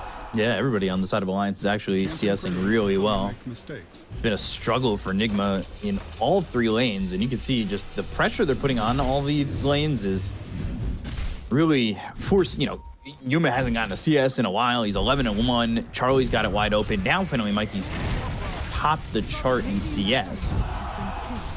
As Yuma losing that courier, and it's going to make things go from bad to worse. We'll need some extra healing. There's a lot of tangos on Kuroki, 5. So he's going to be healing Yuma in the bottom lane. But Charlie, again, completely uncontested as Naga Siren. His courier did die, but so far so good. And same goes for Invoker. That little bit of extra gold that he got from the first blood. Give him a great start. 22-3 at the moment. Early earn here for him. He's going into the Midas. We see that a lot. Midas, of course, a very popular item at the moment. Recovery and or just pushing yourself ahead. Each, again, just eating this damage from this Bat Rider. Not being that fun for him. And that's a good tornado. Mikey's not going to be able to get over to the water rune. Hanskin's making a move, so no water rune, no bottle refill for Mikey. Yeah. He would definitely want someone to die from his team so he can actually get a refill. He'd love to get that refill in the bottle, but not happening at the moment. And Invoker's now level 5 to his 4. Roll hits onto the Bat Rider, but takes out GH's courier before that. So another courier kill for the side of Alliance. And another one. Hanskin gets one more. Wow. So 70 gold times 5. That's easy 350. Pablo helping to get that kill over bottom, and they take out Yuma. Alliance is just dominating the game, and the roll is in between both Charlie as well as Hanskin. So GH just not connecting and not really calibrating just yet in terms of what they can get out of this game on Nigma, but it's been all Alliance so far. Yeah, really hot start for them. This is exactly the start they needed. You know, starting in the lower bracket, your first showing, it needs to be good to build some confidence. So laning stage-wise, really nice stuff from Alliance already. I mean, throughout the DPC, they also had like, I would say some good laning stages, but then they like threw a lot of their games. And not sure if it's going to happen here, but so far the pressure has been on good point. Charge. And bottom, Kuroki. Trouble. Blood grenade and a kill for S4. And they're even looking over at Yuma. Bad creeps pushing in a little bit more. They probably would have dove that tower. And Hanskin's on GH. And You can see Charlie coming over, maybe looking for some help. They've got themselves the flame break. Good to get in front of the roll from GH, and Hanskin helping to create that opportunity there to get the kill. Mikey, he's low on mana. His bottle did not get refilled. And look at the supports from Alliance. Both of them coming mid to secure the rune again. So Mikey doesn't get a refill. At least Kuroki will TP after that death and refill his bottle. But still not going to be enough. EMP constantly causing problems on Topango. Tornado EMP, good shards. Kuroki in trouble once again. Flame Break's going to push him back, and they've got another kill. That's a melee oracle right there. Oh boy, GH very also aggressive. has to be very careful. This has not been fun for Nigma, and the net worths are showing just a big split between the three cores. Yeah, this also opens up the side lanes for Alliance, because Charlie, he's getting some solo levels, level 6 already on Naga Siren. S4 needs like 2 waves to get level 6. Look at Charlie, how aggressive he is. Behind, and you can see the aggression coming in from Charlie. Mikey comes over, Hanskin's here. They go to the Rolling Thunder, but they've got the snowball. They'll get the kill into mind control. Charlie thinking about coming back over, but GH with the roll. Comes down. Pablo knows the Thunder spot. Continuing, and they may not be able to save Hanskin. They finally get a kill, but Charlie and Pablo gotta wonder how far they're gonna be willing to go, but they've got some help here coming through with the Invoker. So EMP with the Tornado, and they're gonna get another kill on this Pango and a roll in from GH, but just a bit too far. They don't want to chase and go for anything more, but maybe they could just wrap around and get mind control. Why not? I mean, this is already a disaster for Nigma Galaxy. Could have been even worse if they managed to pick up XP rune. They're going in again. Pablo, he TP'd bottom, picks up the XP rune. Now Legion Commander is level 6. If Yuma shows up on the lane, he's dead. Like, with the 2 points in tag team, 2 points in snowball, they could just burst him. Phase boots on Legion Commander, so needs to be careful. So Yuma already forced the jungle here. GH is going to spot Hanskin again, but he's got help from the Invoker. So Tornado EMP, no more mana left, and it's an easy kill once again. GH is going to fall, and this early earn is working out. And he's almost got this Midas. Like, this Invoker is having a great game, and you can take a look at the top of the net worth, too. Charlie is wide open, and he's almost got himself a Yasha with the treads picked up. Lanes are bleeding too much for Nigma Galaxy. They need to fix them. Like, the first Pango rotation didn't result in pretty much anything other than his death. And mind control again, level 5, not level 6. Maybe with Roar could have been a different story, but needs a lot of TP rotation. Help him out. In Hanskin under the tower, but he's going to try and at least get mind control. Unable to happen, though, so he'll die for the second time. Yuma gets a kill there, which is very important considering he is just about 2,000 net worth behind this Naga Siren. They want Kuro. Pablo, they might get the dual damage because of the block. Snowball, if Legion Commander's following, and he is. Snowball is there. Got the Snowball, pulls him in, and then we'll get this duel and get the dual damage. So overwhelming odds over him, then the duel. Now Mikey coming over. Chrono on a 2. They'll start the Rolling Thunder that starts at the end of the Chrono. The roll comes in. This would be a good pair of kills here for the side of Nigma Galaxy. Pablo trying to run towards the EMP, but he just doesn't have enough life to survive to get to that point. And 2 kills there for Nigma Galaxy. They start to pull back the net worth deficit just a touch. Yeah, nicely placed Chrono from Yuma, catching them on the edge, and also nicely timed Rolling Thunder from Mikey. Gets the bounce, gets the swash afterwards. Perfectly executed. This is what they need to come back into the game. Like, first usage of the Chrono, they got more than they expected, probably. Yeah. Getting 2 big kills from it. Yeah, Yuma gets a pair of kills, and like, that's a good amount of gold to get him back into it. He leads the net worth on his side of the game, but still, he's far away from what Charlie's got. Charlie is way farmed. He's almost got 6,000 net worth just 10 minutes into the game. Tornado comes through with the EMP, and there's a swashbuckle up out of the high ground. No level 6, though, for the Bat Rider just yet. They've got the Snowball to follow it up, so they'll stay with this Pangolier and get another kill. Pablo has been on point, involved in 8 out of 10 kills, roaming around, getting the levels, making stuff happen on the map. Now they can maybe start to pressure this mid tower with the catapult. Hanskin trying to get some levels for him, but seems like they They want a bigger kill. They want someone bottom. Yuma is farming in the jungle, low on mana, relatively low on HP as well. If they get another duel, that's going to be guaranteed duel damage. By the way, Pablo going for a blink dagger, so he's looking to have that sustained control where you blink in, punch, snowball, shard. And I mean, that with, truthfully, the Legion commander is going into the early blade mail. I could see the duel damage really starting to pile up if they start walking around as a duo. Mikey comes over, thinking about the Rolling Thunder, but press the attack from S4. He starts to run. They go over mid, they find Kuroki, and they've got the tornado that lands even under the tier 1 tower, and there's no safe spot for him. The Alliance very aggressive. As soon as Kuro showed on the mid lane, they immediately ping it out. They swap from bottom to the mid lane. Pablo makes another rotation. They grab the kill. Blade mail completed on Legion Commander. They need someone else to play with Legion Commander. Or they... Oh, look at this setup. Song into dual blade mail. Yeah, that's with the blade mail. There's the duel, and this should be easy duel damage. And it will be. S4 now sitting at 20 duel damage at just 12 minutes into the game. So he's starting to really get it to pile on. He's gone double bracer phase blade mail, and he's just going to take the twin gates back over bottom. Why not? Man, Alliance very crisp with the execution in the first 12 minutes of the game, making no mistakes whatsoever. Got it. Just have not really been able to make it work on the side of Nigma Galaxy. They've been playing off that Chrono. They're looking for the Maelstrom from Yuma, and that's really when he's going to start to be able to maybe farm a little bit more efficiently. But the map's closing down with how aggressive Alliance are playing. Yeah, problem is GH is still level 5. You would definitely want to have Magnetize. 12 minutes into the game. Had some Urn of Shadow charges. They were thinking about smoking, but also showing both of the heroes are right underneath the Observer ward. So TP's come through. Yuma's here with GH again, only level 5. They see S4 for the moment. I don't know if they really kill him with the double bracer already in the blade mail. Like, he's got 1,500 health. Pretty hard to kill this early on. He's going for the blink dagger next, and he's already 1,200 gold into that.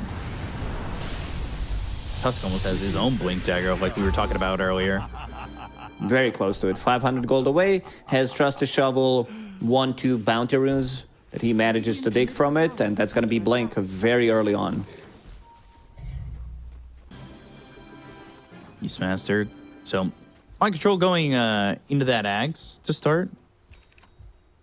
Looking to get those drums of Salam. Wants to have some AoE to deal with the Naga Siren and the illusions. He's like relatively tanky with the Vanguard. Maybe some extra save coming out from Earth Spirit, from Oracle as well. We could see him survive for a long duration in a team fight. Halfway there, 2 components of the Aghanim Scepter completed on MC. Yeah, picks up that point booster now. He's 2,000 gold away. He's kind of given a little bit of space since that just consistent pressure that was coming through in the top lane for that minute and a half earlier in the game. But it's a 6,000 net worth lead for the side of Alliance. Like, how far behind is too far behind? This is a big advantage for them. Naga Siren, she's not online yet. I was thinking maybe Invoker can pick up something like Orchid for this game, but seems like that's going to be Charlie's item. It really depends on the game. Naga Siren, sometimes you'll see them pick up like Heart as a second item. This is the safest way to play Naga Siren, where you're like, okay, I can't really die. They have limited amount of damage. But if they want to keep this aggression, if they want to threaten a kill on Oracle, on Topanga, Faceless Void, pre-BKB, before you can get any dispels off, that's going to be pretty massive. And we see Tusk picking up Blink Dagger, so I assume they're going to smoke and try to look for a kill right now. They caught the scan of the Legion Commander, so S4, he's just going to run it back, though. I don't think they're connecting on that, yeah. Kuroki thinking about a blink. A little bit surprising to me. Wants to keep the distance. He knows that you play Oracle, your positioning needs to be top tier. You will get focused down. Naga Siren, Illusions, Blink Duel, Invoker, Tusk with the Blink Dagger. Everyone wants to kill you before the fight starts. I'm just concerned about him getting that gold. Yeah, he's looking. He's looking into that Blink Dagger. This is me coming into Kuroki, PS4 store and just oh boy, when they ask me like which model do you like, I'm like, I'm just checking the prices to see what you guys got. Yeah, it's like me walking into a suit store. I'm like, ooh, this one looks nice. They don't even want to like waste their time talking to me. Tower is under attack. Yuma, go Mjolnir, then BKB. See if he commits to that completely, considering the disadvantage. It really depends how the next like one, maybe even two fights are gonna go. Look at mid. Another tornado mid. Yeah, Mikey in trouble. They'll get the duel. They'll get the victory. The Chrono's not in time to get the save. It's a Chrono on 3, but where's the follow-up? Like, it just is non-existent. They had the defusal on the Pangolier. If he was still alive, maybe they could have gotten something out of it, but he would have been to the Chrono anyway. So now Chrono's down, and if you're Alliance, you know there's not that big lockdown. You're free to do whatever you want. This is a free tower. Radiant's middle tower has fallen. Morris Punch, GH. He's in trouble. They've got the lasso. They have the control and another kill. Like I said, they're free to just put the pressure on. This is a 9,000 net worth lead for Alliance. They can do whatever they want with the game at the moment. I could see them going Grosh in the next minute or two. They know that there's no Chrono. They have definitely more than enough damage, alacrity, 3 points in tag team. There's definitely enough. Dire's top tower is under attack. Mike Control doing his thing. He's at least getting a little bit of farm. He got himself those drums of Salam with the Axe pickup. But, you know, with him having this space, it's not exactly like everybody else had space either. And Mikey's had a couple of just very important deaths, and it's slowed him down immensely. Like, he is so far behind the Invoker. Really is. Hanskin's like close to Mikey's net worth at the moment. So much gold for the Bat Rider. Radiant's bottom They're still looking. They want to take a fight without Chrono. That's the big tool. I guess they want to use Drums of Slum being available on Mind Control, and he's going to start slumming in the top lane. They're looking towards top, but if... I mean, Charlie already left. And he was the only one who was up there for a moment. You're going to trade tier 1 tower for tier 2 tower. I'm no expert but in trading, but doesn't seem like a good deal for Nigma Galaxy. You get tier 1 while we get tier 2. Not exactly equal. And there's that tier 2 going down. So Mind Control just aggressively TP'd in. Yeah, that's interesting. The Invoker's right behind this Naga Siren. And again, they've got Song, but he's going to completely avoid them and TP towards top. Charlie's been playing this perfectly. Like, he has just avoided any pressure that has come through. Not that there's been much, but the few there has been, the few moments of it, he's completely avoided it. Oh, and they still want to go. Yuma avoid this one. Doesn't seem like he can. Aggressive blink in. Yeah, there's the duel. Snowball comes in. Walrus Punch is there, and they've got another kill. This one's going to be on the Faceless Void, and more duel damage now at 56 for S4. Radiant's top tower. This has just been slaughtered. Tusk is going for the Ags. So he's got that blink. He's going for the Ags, like you said. Naga likes going for the heart. It comes after the Orchid that you were talking about. This Orchid will give them some extra kill threat on Faceless Void, on Pangolier, before he gets anything. Like Oracle, he needs to do so much. Like, he needs to be everywhere, dispelling things, saving people with the False Promise. Not an easy game for Oracle by any means.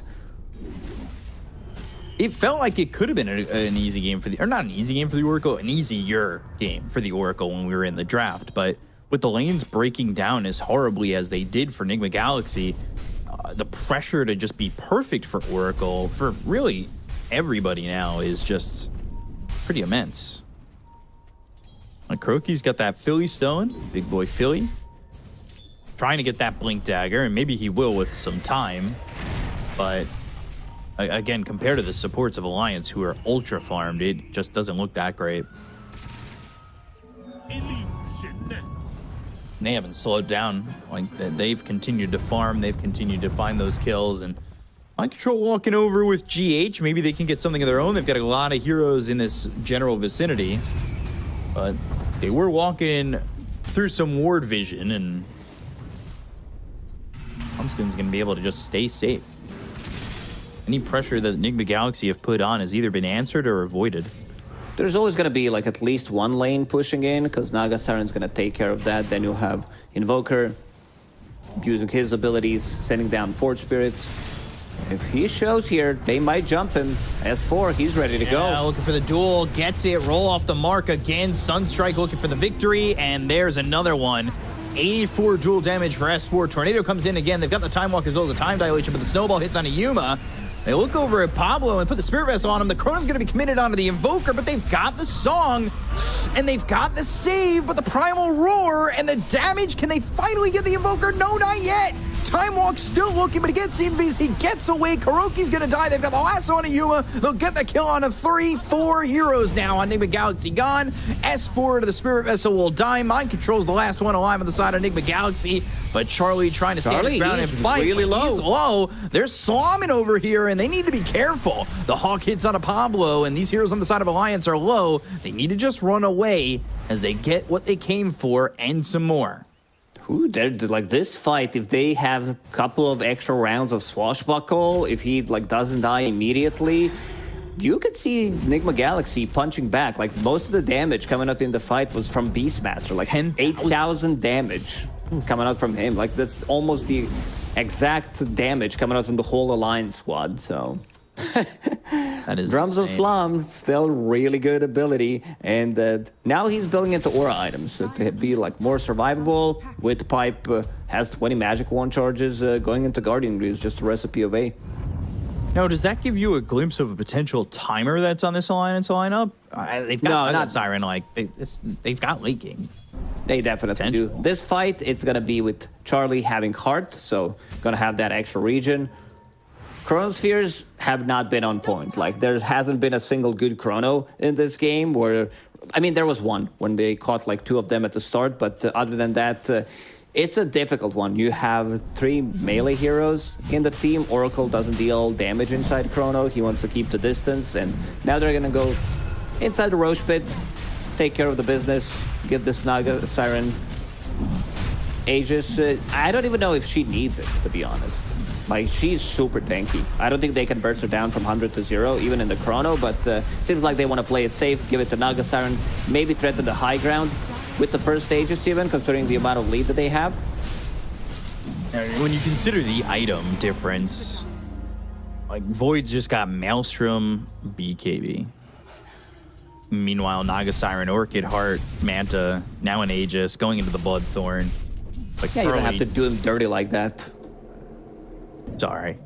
It's a 7,000 net worth difference. It's a lot. It really is. It just feels like it could be insurmountable for the side of Nigma Galaxy, but when we watch that first series, no lead is ever safe, and you know, it's if they can buy their time, and I saw glimpses of potential, but not when you get caught like this. They've got the snowball, that lands another victory for S4, and he is now in the 3-digit zone of this dual damage. And they've got the net, they have good shards to block in. Mikey, there's the Walrus Punch, but it's a false promise. That orb's still red. He is in trouble. They're diving on the tier 3. They get the kill onto the Pangolier, and they're looking for the Oracle to get a +1. That's going to be 3 years dead on the side of Nigma Galaxy, and this sets them up for what you were talking about, just going up out of the high ground and taking some buildings. Yeah, they feel very comfortable. They have multiple ways of saving people. Blink, Snowball, Force Staffs, press the attack coming up from Legion Commander. So that's going to be set of barracks, getting the most important target before the fight starts, killing Beastmaster, which didn't have any drums of Slum. And that also means that he's gonna die, especially with the tag team. You blink on top of him, 2-3 heroes, he's gonna die immediately. Yuma, he's getting chased. Oh, boy. Not getting out, no TP. Another duel, another victory. There has not been a duel he has lost or drawn on, and it is just now 140 damage. S4 having a perfect Legion game. He's trying, like, I can understand what he's trying to do, get some extra farm on the other side of the map, but Chuen setting things up. He knows that the Faceless Void has been missing. He didn't show for a long time. TP's there. He's like, I'll try to find him, and actually manages to find him. Boots of Travel, Blink Dagger available on him, going into Hex next, so that's going to be their another way of instant initiating. Full Bloodthorn completed on Naga Siren. This is very difficult to come back. Like, they have maybe one more fight left in the tank. They have Walrus kicked now, so kicking and punching. MMA Tusk. Yeah. Oh boy, this might be rough. If they, I mean, they know they just did the Tormentor, but they just can't dive that tier 2 like that. I was gonna say these heroes are a little bit low. If they had made the move and gotten the dive at the right time. Earth Spirit picked up the shard from that Tormentor. The grab ally ability. Now Geomagnetic Grip can grab ally, the new grab ally, since we removed it from Undying. Tier 3 is dead. Gets it. With that lone last illusion. They smoked on the side of Alliance. They're just sitting here waiting for them to potentially look out and leave. I mean, there's really nowhere for the side of Nigma Galaxy to go. 20,000 net worth lead. We're getting up towards that that key moment of Mikey moment. Yeah, where the net worth it 1K. You know, it's 1K per minute. Yeah, per minute. Then it's officially over. Uncomebackable if you hit that 1K per minute. MC could be in trouble here. Snowball, there it is. He's got the punch. He also has the kick. That's going to kick him right into a duel. It just gets so rough. But the Chronosphere, Flame Break, there's the song. BKB, does he have the damage? Pablo in trouble, might die, finally falls. That's at least one. Primal Roar, now some damage. There's Slamming. Roll comes in from GH. They've got the Magnetize, the Time Walk forward. They're trying to get the kill here on a hot skin and look for more. They hit the control on an S4. GH going in. He's got the Spirit Vessel on him, so he'll leave from the fight for a moment. Magnetize on all three of these heroes for a second, but they just don't have the chase potential at the moment without GH. So with him rolling north instead of at the heroes, they were able to walk away. And only 2 kills for the side of Nigma Galaxy, both on supports. Yeah, if Pangolier gets the swashbuckles, like multiple of those in a team fight, that's going to be a lot of damage, slowing them down, burning their mana, be very annoying. And also, Beastmaster, very difficult hero to kill. This was without even using the False Promise.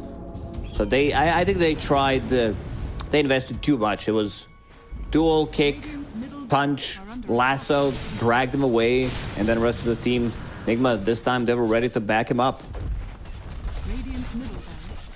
So everybody back alive now for Alliance. The net worth lead getting cut a little bit. Meanwhile, in the mid lane, Charlie with the illusions takes down range barracks and starting to deal some damage onto melee. There's some like potential in these fights, but it's so difficult.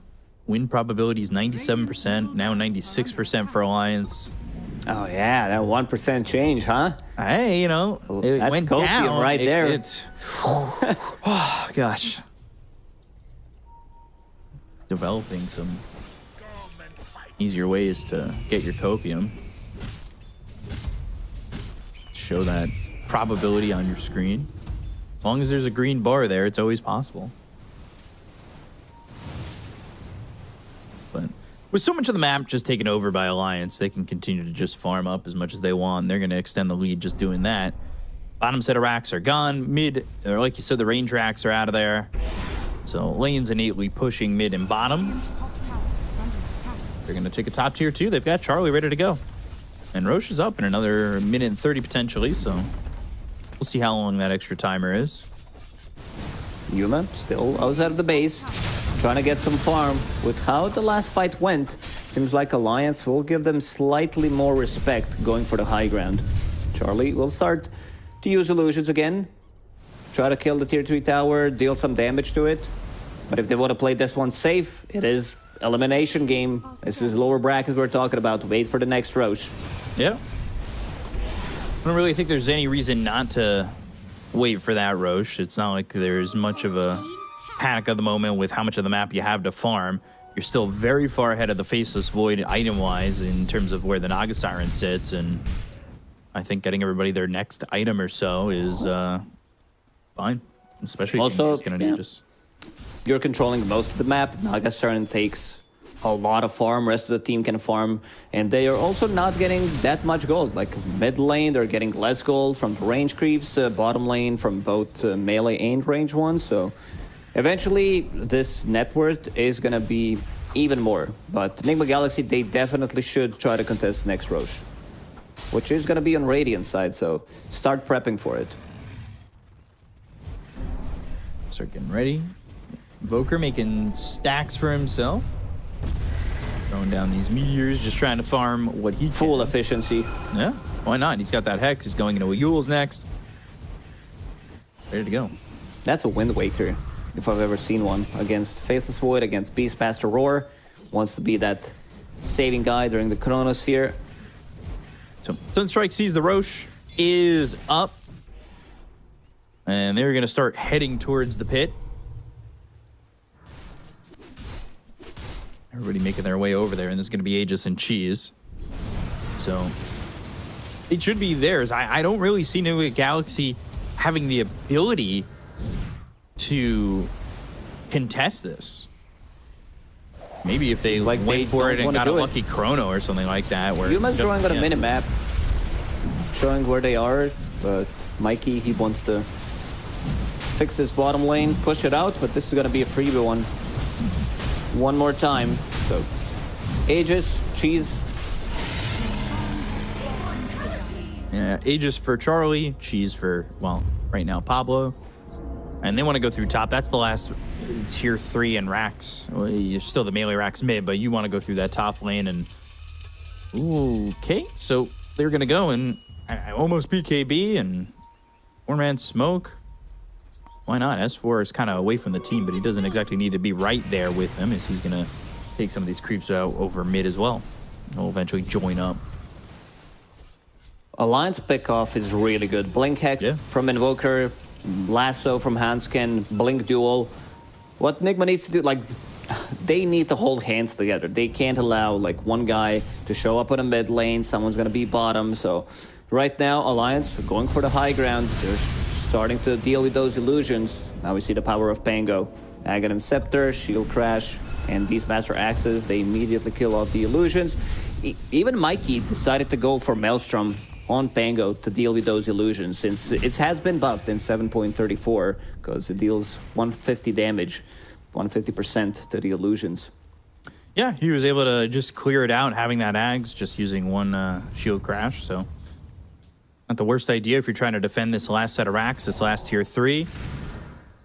But you're going up against a second life here on the Naga Siren. The damage is very limited.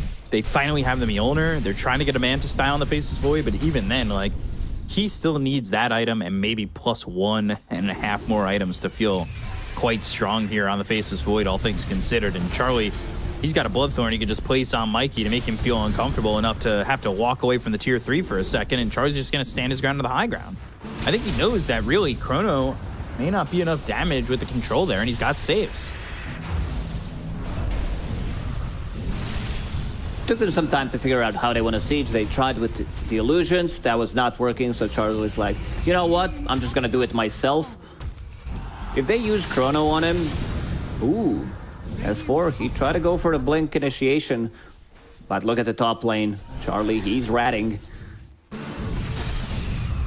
don't know if it's exactly ratting when you're this far ahead like this, but, you know, for all intensive purposes, you know, it could be a rat.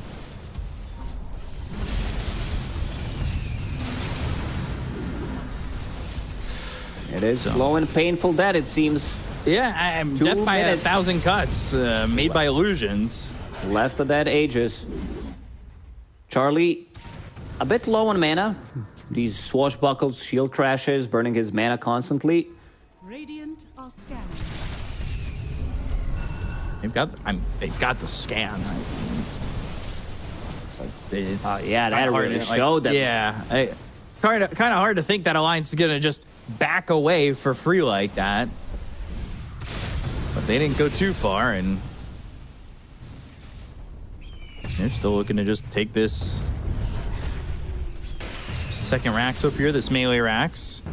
Maybe they can hold him to the timer, but it's still another minute 30 seconds left on this Aegis, like waiting for that timer to expire. I just don't see it. They've got the blink, they've got the duel. It's going to be onto the Oracle. They'll get the kill there on a Kuroki. He's going to buy back immediately. They've got themselves the last one onto the Beastmaster as well. Mind Control caught Chrono on a 3, but again, no follow-up. There's just no damage here for Yuma and the side of Nigma Galaxy at the moment. Beastmaster down to half health. They've got themselves the kick. They have themselves the Aura's Punch as well. And Yuma, well, he's in some trouble as they've got themselves the False Promise, but they get the kill to Pablo. That's at least one dead on the side of Alliance and no more mana left on Charlie, so they'll willingly walk away as they got the buyback from Kuroki out, and they'll take that. And the question is whether they want to go in and try to force maybe some extra buyback coming out from him after they killed him. Regeneration, Aegis is going to expire in 40 seconds, so I feel like Charlie's just going to go and try to finish off this last melee barracks. So they will be playing against Mega Creeps. Yeah, for how long, we'll have to see. Bloodthorn and the duel, easy kill. He's got buyback, but it's just, it feels so rough. Even if you defend, the gold situation is really just terrible. He's gonna buy back, but not before Mind Control dies and has to buy back himself. They've got the silence onto the Faceless Void. The tornado lands again. There's the lasso, killing a Yuma. He doesn't have buyback. Meteor's down, and so is GH. Rolling Thunder is gonna hit up the Invoker, but there's not much going on here that's gonna look good here for the side of Nigma Galaxy as they roll, and they've got some control on S4, but there's the snowball save as well as the song. S4 low, but once the Rolling Thunder is over, he's stuck with his ears clogged from the Song of the Siren coming out from Charlie, and the damage coming through into Mikey. They'll get themselves another kill. They look over at GH, even with the BKB, he is just so vulnerable in the fights. They call GG, and they'll get the kill into Mind Control, and the first game goes to Alliance. Oh man, what a showing from Alliance in the first game. Almost like a perfect game. There was like one messed up fight for them with not like the perfect spell casting, but other than that, Alliance really on point in this first game. And you can see them on camera. They're really hyped up. Pablo, he stood up immediately. I like to see that kind of energy. Charlie also having a perfect game of his own. I believe he didn't even die throughout this whole game. Yeah, 10-0-10, like double godlike, neither that true end. So both cores, both position 1 and 2, having a perfect game on side of Alliance. Yeah, it was perfect from start to finish. Like, the lanes just, all 3 lanes were so dominant from them. There really wasn't much of an answer coming in from Nigma Galaxy. They were behind in every lane by 1,000 gold. What, 6 minutes into the game? 7 minutes into the game? Yeah, pretty much. This was that one good early chrono that they used. Got 2 relatively big kills, position 4 and position 3 out of that, but yeah, Nigma Galaxy always playing from behind. Some of these chronos were like really late. I believe we're gonna see that again, where he, like rest of the team, unable to connect. They're unable to deal damage. Beastmaster, there was some glimpse of hope as soon as he picked up Aghanim Scepters. And yeah, look at that, this Chronosphere. They can't get close, and in the end, they can't deal damage, even with the Roar. But Charlie, one of the reasons why they picked up this Nagasar, not just because he plays it so well, it's also save against the Chronosphere pre-BKB. They managed to reset multiple times with it, and also not being able to die a single time on your position 1 really feels good. Yeah, he had so much space. His lane went perfect. Like, Charlie just had everything going for him.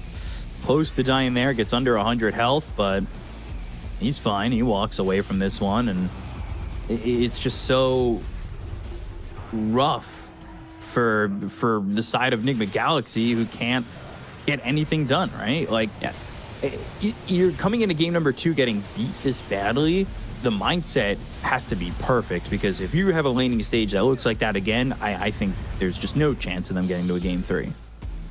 Absolutely. Like, this first game was complete domination from Alliance. Every single lane has been won by them, and like rotation-wise, both supports helping tremendously Chuen how to play this game. Playing around him, not allowing Mikey to get runes not a single time in the first like 8, maybe even 10 minutes. So it's very important for hero like a Pangolier to rely on runes. Like, you want to have that region. He was constantly low on mana as well, because you're playing into EMP, you're playing into Tornado, your Shield Crash gets dispelled, you have no mana whatsoever to play really aggressive. It's how you want to play with the Pango, and you could feel that he didn't have a good game because of it.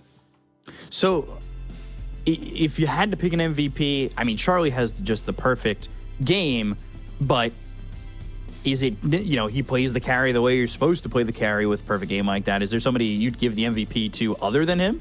Ooh, I like Pablo a lot. What he did, like, just moved around the map, secured some early dual damage for S4, had some really nice saves, and managed to farm a lot. These are like 30-minute items on top. Did have Philosopher's Stone, but yeah, just rushed Blink. It also helped out. He values these neutral items that gives him gold, because he doesn't need to build into any region early on. He was having Trusty Shovel, digging up Kobolds, so that's some extra gold, Bounty Runes as well, then picking up Philly Stone, which results in him having 3 gigantic items on a position 4 in a 30-minute game. Yeah, Pablo played perfect 4, 3, and 20. You can see the hero damage that he did, which, that number is fine, but it's all about what he was able to do with the snowballs, with the aggression, moving around the map, and it was just a great game for a Tusk there. And it's just, coming out of that game, one Alliance got to feel great. Nigma Galaxy, not so much for sure. So they've got to regroup and get to game 2 and maybe try to turn it around. But Alliance looking to seal the deal. And we'll see what they do at game number 2 after a short break. So stay tuned. We'll be right back. Yo, we see Oracle now. Yeah. Looking for kill top, guys. Send him, Pango. Okay. Kill him.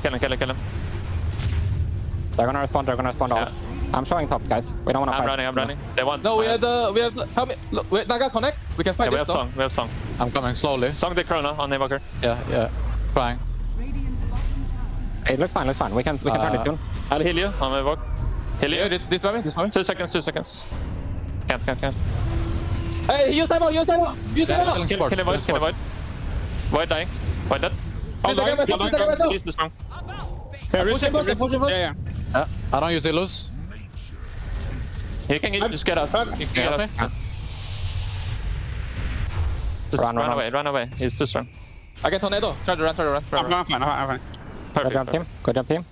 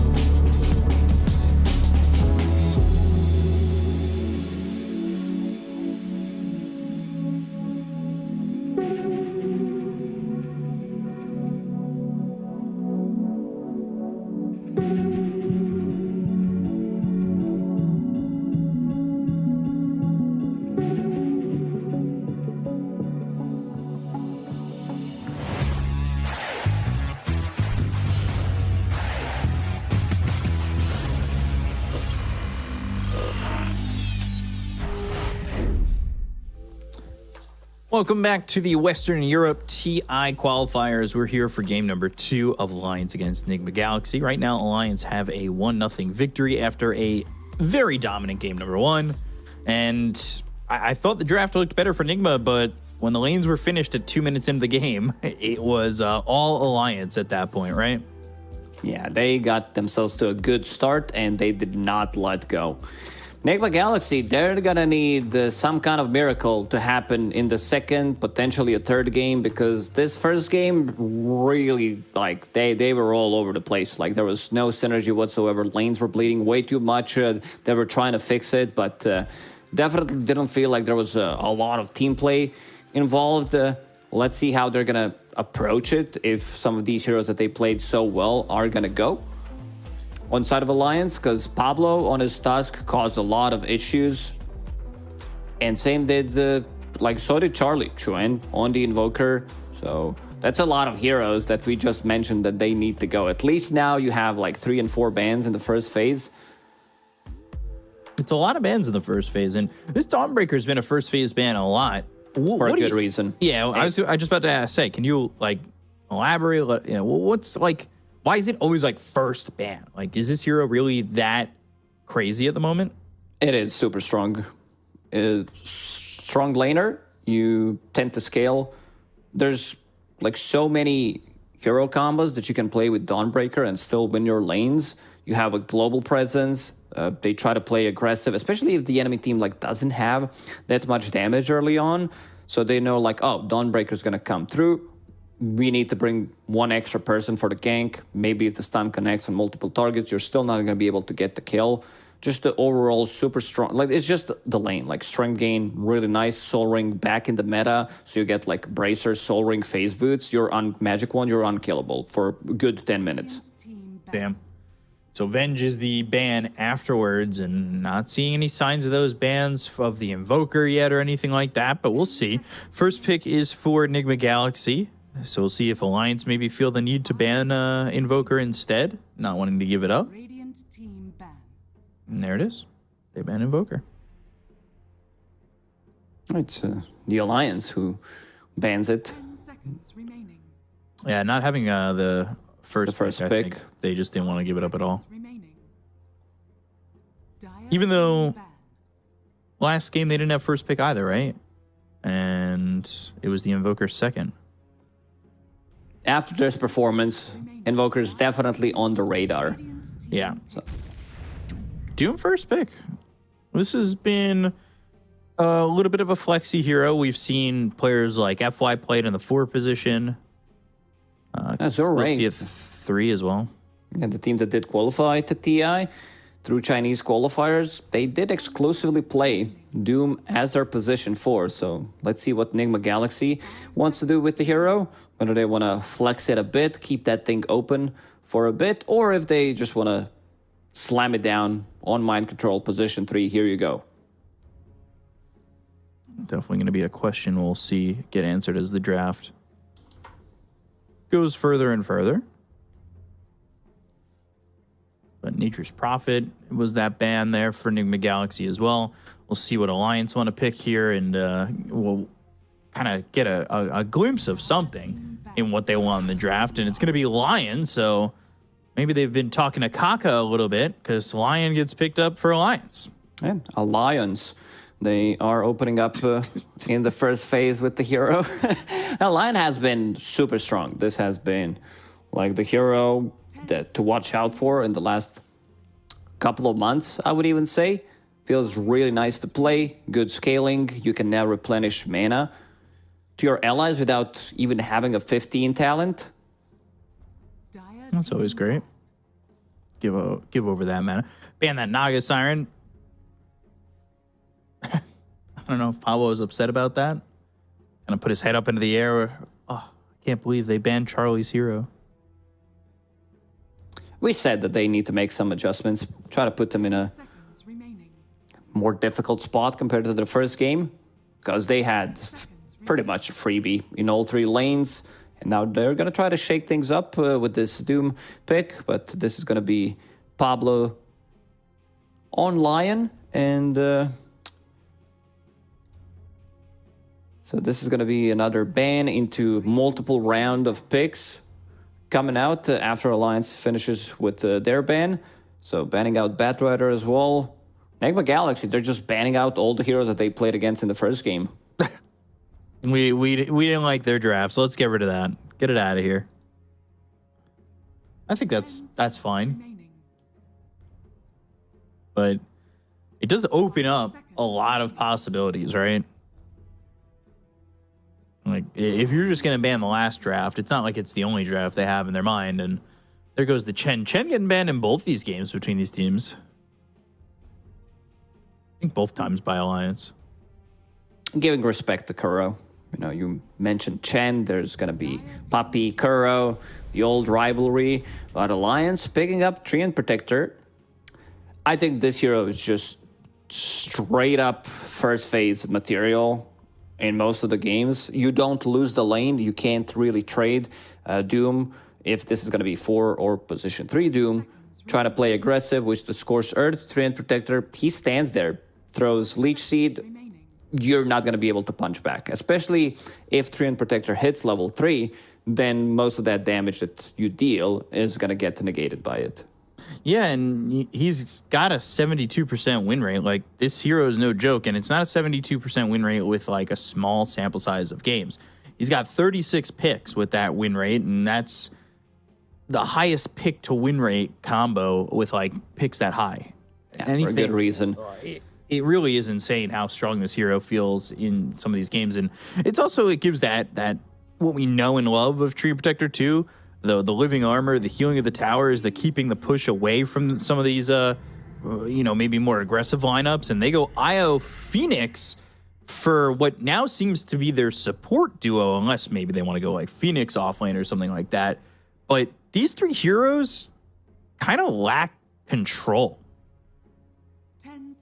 Most definitely. When you have Doom on your team, you need to have good chase potential. You need to have a lot of control to keep that guy in place, but it's a lot of healing. I might want to see some like Spirit Vessel Buyer, Lion, and Treant Protector. They're not those heroes that can get it. So maybe some offlaner, maybe a mid laner that can buy into it, because Sunray is extremely good right now. Now also applying Mischance to it, plus Io. That's just going to be wild. You also like might pick up a Shard on Doom later on, get some healing from the Scorched Earth. So definitely an item to keep an eye on for this game. So we'll see what Alliance want to go with here. As, you know, they've got some decent lockdown already, and the fact that they've got Earth Spike, Overgrowth, I mean, their chase potential is certainly up there, and another stun for them. It makes me worry if Nigma Galaxy are going to be in a good spot, and Queen of Pain gets picked up for Alliance. I mean, that's more chase too, right? Like, that's initiation as well. Good team fight if you land a good Sonic Wave, and it's almost guaranteed that the pickoff is there if you've got the Lion who's going in with the Hex as well as an Earth Spike, right? Yeah, we've seen something similar in yesterday's games when Level Up played against Luna Galaxy. IO Silencer, this is pretty similar, where you can't really engage into a fight. Maybe Doom, once he picks up a Blink Dagger, then gets the War Stomp creep. I feel like your mid laner needs to do a lot when you have drafts like this. When you're 4 and 5, can't really... I mean, it's a very good way to play as a second, in terms of you're waiting for Alliance to make the first move, and then there's going to be like Healing Tether, Sunray, Relocate, you try to reset. This has been a way Nigma played for a while, especially with the 4 Protect 1, and now with the Legion Commander, you're going to have some extra sustain coming out from the Prestige attack on top of the Treant Protector. Not too many things to dispel other than Phoenix Fire Spirits, but since now attack speed is thrown onto overwhelming odds, you can't use it on others. So Phoenix Legion isn't like... It's less favored for Legion nowadays compared to the before, when you could just throw it on someone and then you have like extra attack speed. Queen of Pain solo kills the egg. Now they're just needing Charlie's hero, right? Yes. So... We've seen it a lot. It's not banned yet.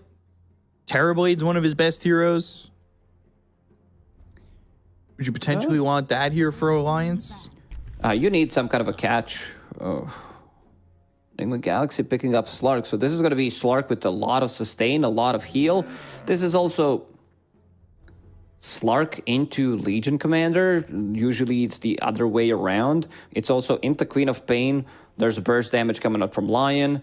Queen of Pain does a lot of damage. I think you need to ban out hero like Faceless Void for Alliance. I wanted to see this hero in the previous game for them. Seems like Nigma snatched it, so definitely up there. Just looking at the heroes that are good against Slark that are still left in the pool, they're going to remove Bloodseeker because, again, they don't have any control. This Bloodseeker could roam around freely. Faceless Void is that guy as well, because if you can't stun him, that means that he will be able to get the Time Walk off. Yeah, I was thinking Faceless Void too, looking at his list of heroes, because it's terribly Void, Lycan, Jug. Troll is his top 5 in terms of games played. 10 seconds. Void kind of fits that bill, right? Like, you do have things that can go into the Chronosphere. You've got Lockdown, Singular if you don't have the Chrono available. Dire team ban. You're not like, your team's not ultra reliant on that ult being used. So they will remove Puck because they need some catch, like Leash Mechanic. They already have some from Slark, but also against Queen of Pain, a hero that against Lion can look good and bad at the same time, depending like who's getting the first jump. If you're constantly silencing Lion, you can easily like solo kill him with the Witchblade. A lot of sustain on both of these teams, so we might see some prolonged team fights coming out. So would be a good pickup against Slark. He can't dispel that, and also great in the lane against Doom, great against Egg. Let's see what's going to be the pick for Nigma Galaxy. This last pick for them needs to do a lot. It needs to keep them in game because Doom is also relatively slow as an offlaner, so he wants to farm, get his Midas going.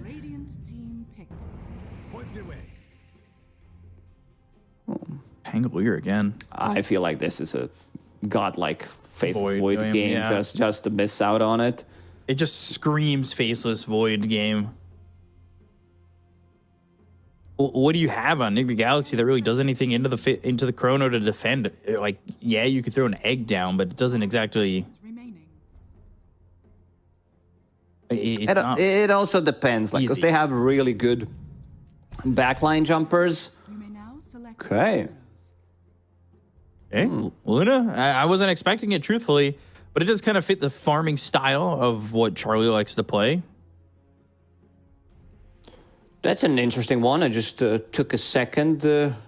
Definitely didn't expect Luna to come out. Slark, like, just carry the carry matchup. Slark does eat Luna, but ever since the like shard change on Luna, she can feel better. I haven't like seen it in a professional match yet, but maybe they want to keep the tempo. They want to have this like Luna, Legion Commander, Treant Protector, buffing Luna up, making a lot of stacks for them.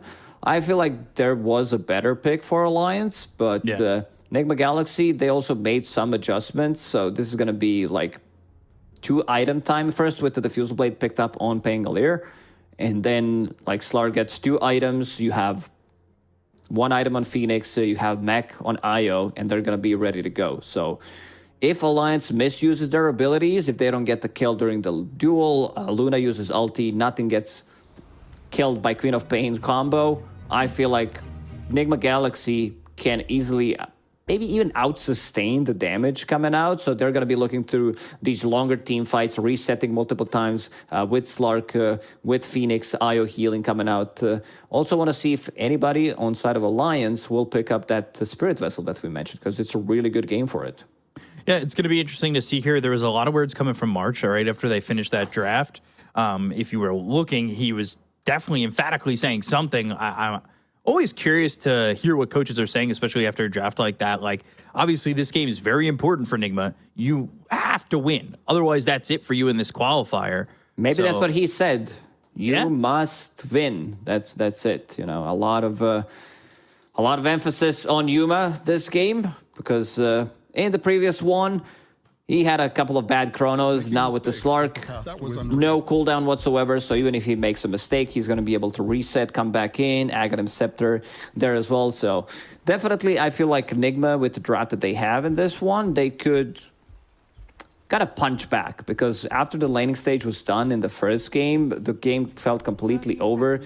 I think there's going to be a lot of stacking going on, especially on Alliance's side, because this is what Luna wants to do. Right. Yeah, definitely looking for something like that. And it's, you said the timing like for Nigma can be pretty early. Alliance's draft isn't exactly like, they're not going to be blown away from an earlier timing by Nigma as long as the lanes go well, right? Yeah, this is very tempo-oriented draft from Alliance. Like, you need your Legion commander to have a good game. Kuroki. There's 1-2 more hits. Has Fairy Fire. Hanskin. Oh, he might kill him with one shot. Okay, Fairy Fire. Or just needs it. Leech Seed. Has Tango running. He's good to go. Yeah, not going to be it. But put the damage on. Very low on HP, so they're swapping things around. GH will be playing Io, but will be laning top, and Kuro on Phoenix this time. So this time a little bit different for him, especially now he's laning here with mind control over in the off lane for the side of Nigma Galaxy. I'm interested in the differences here for Pablo, like how aggressive he's going to play with this Lion. Very aggressive. You've seen it on the first wave immediately. Yuma gets close, one Earth Spike, one Overwhelming Odds, and he's down to half HP. At least he does have Io to play with him. So Fairy Fire, Magic Stake charges, but Pablo definitely is going to start to put some pressure onto Slark early on. How much regen can they hold to keep this lane sustained for them? And what's S4 going to get out of this? Back-to-back games on this Legion commander. He had an amazing game in game number 1. And is it going to be more of the same here, where game number 1, it was a 1k lead for every core over their counterpart just 6 minutes into the game? So it's really something to look at, how quickly, if at all, this kind of spirals out of control like game number 1, and how Nigma Galaxy kind of switch it up. I could see, again, them like winning the laning stage inside of Alliance. This top lane, Yuma getting very low, so needs to use the pounce. Jump away. As soon as Legion Commander has enough mana to cast Overwhelming Odds. In the last game, he went for double Bracer build. Seems like this time he's switching it up slightly, going for Magic Stick and instantly into Phase Boots. But the mid lane also, like, not the easiest matchup for Pango, but let's see if this time it's going to be easier, because no EMP, so Mikey will have some mana to work with. Yeah. He was so desperate on having that bottle refilled in that matchup, and it really rarely ever came. And the movements from Alliance in terms of controlling the water runes were perfect as well. So early on, pressure coming through onto the Queen of Pain with the creep wave coming onto the tower, but should be able to handle it. Mikey, swashbuckle available in just a second if he wants to maybe play aggressively, but it's under the tower, and water rune also available. Every single time I'm watching the top lane, every single time Yuma gets close, tries to get a couple of CS or Overwhelming Gods in his face, plus a stun, Earth Spike, Pablo will pick up that Lotus. And also, I like the itemization that he went for, just some stats. He understands that in this lane, there's not going to be any need for mana drain, so puts a point in Hex, has a lot of stats overall to cast his abilities. Has that early mango as well, so if he does need a little bit of that extra mana, take a bite out of that and throw an Earth Spike their way. Can't improve until you. He did get rid of the sentry, so this camp did end up spawning. But Pounce leashing, landing on a Pablo. It's got Earth Spike. Wood Grenade lands, maybe turning, and that's going to be landing on a Yuma. S4 just throwing some right clicks, doing some good damage. There's no Pounce for 10 seconds. It's not going to be a kill, but it's a good amount of damage going the way of the Slark. Still regioning up a lot underneath the tower, so you get that extra region. Tango, Flag Bearer creep, so all these things combined. Even if you play aggressive as that, it means that your HP, you will get some return for it. Let's see. How's bottom doing? This is nighttime in a minute, 2 points in Lunar Blessing, so they can start to play slightly more aggressive, extra 9 damage on the other lanes as well. Ooh. So you could see already Tree and Protector hitting for 110. That's balanced. It's great. Yeah, compared to some universal heroes early on that have like 40 damage. Kuroki. Ooh. Is he gonna go for that courier? No. Doesn't want to risk it. I will say it does make sense though that Tree Protector hits that hard. If I got hit by a tree, it would hurt. And when heroes get hit by a tree, it hurts. But whether it's Tiny and or Tree Protector doing it. Oh, gosh, some good damage onto the Queen of Pain. Also, S4, he's going to die here in the top lane for first blood. Pablo, he was not close. They need to hold hands together. Bottom for a second, too. He's going in. Fire Spirits, Hanskin getting low, trying to run. Lucent Beam's not in time to get the save. And they've got another kill here for the side of Nigma Galaxy. Already a huge turnaround from what was game 1 in the lanes. As soon as they hit that level 3, with 2 points in Scorched Earth plus Fire Spirits, they started to play much more aggressive, and Chuen getting forced out of the lane. Yeah, Swashbuck was doing so much damage. Has mana this time, so Mikey healing himself, level 6. Let's see if Alliance is going to do the same thing. I don't think they can rotate 2 supports now, especially because S4 died already and is down to half HP. So if Pablo makes a move, that means that they could potentially go on S4 one more time. If there's a rune, if there's like a ward in the river, they're checking the rune. So it seems like Pablo, he wants to stay. Okay. Hanskin's gonna pick up the Arcane Rune top lane. S4 getting low. Yuma gonna pounce away. And it will be another Lotus that's passed over to S4 to get some healing going on. And you can see just net worth, Sark leading it with that first blood. And that is quite nice. And of course, eventually you'll have the Devour gold that picks up for Mind Control, probably a Midas a little bit later on. But all things pointing towards Nigma turning it around in game number 2. Yuma dropping fairly low here, has Raindrops, Stick, Fairy Fire, and GH. Turnaround, overwhelming odds. S4 now Swashbuckle, Mikey making the rotation.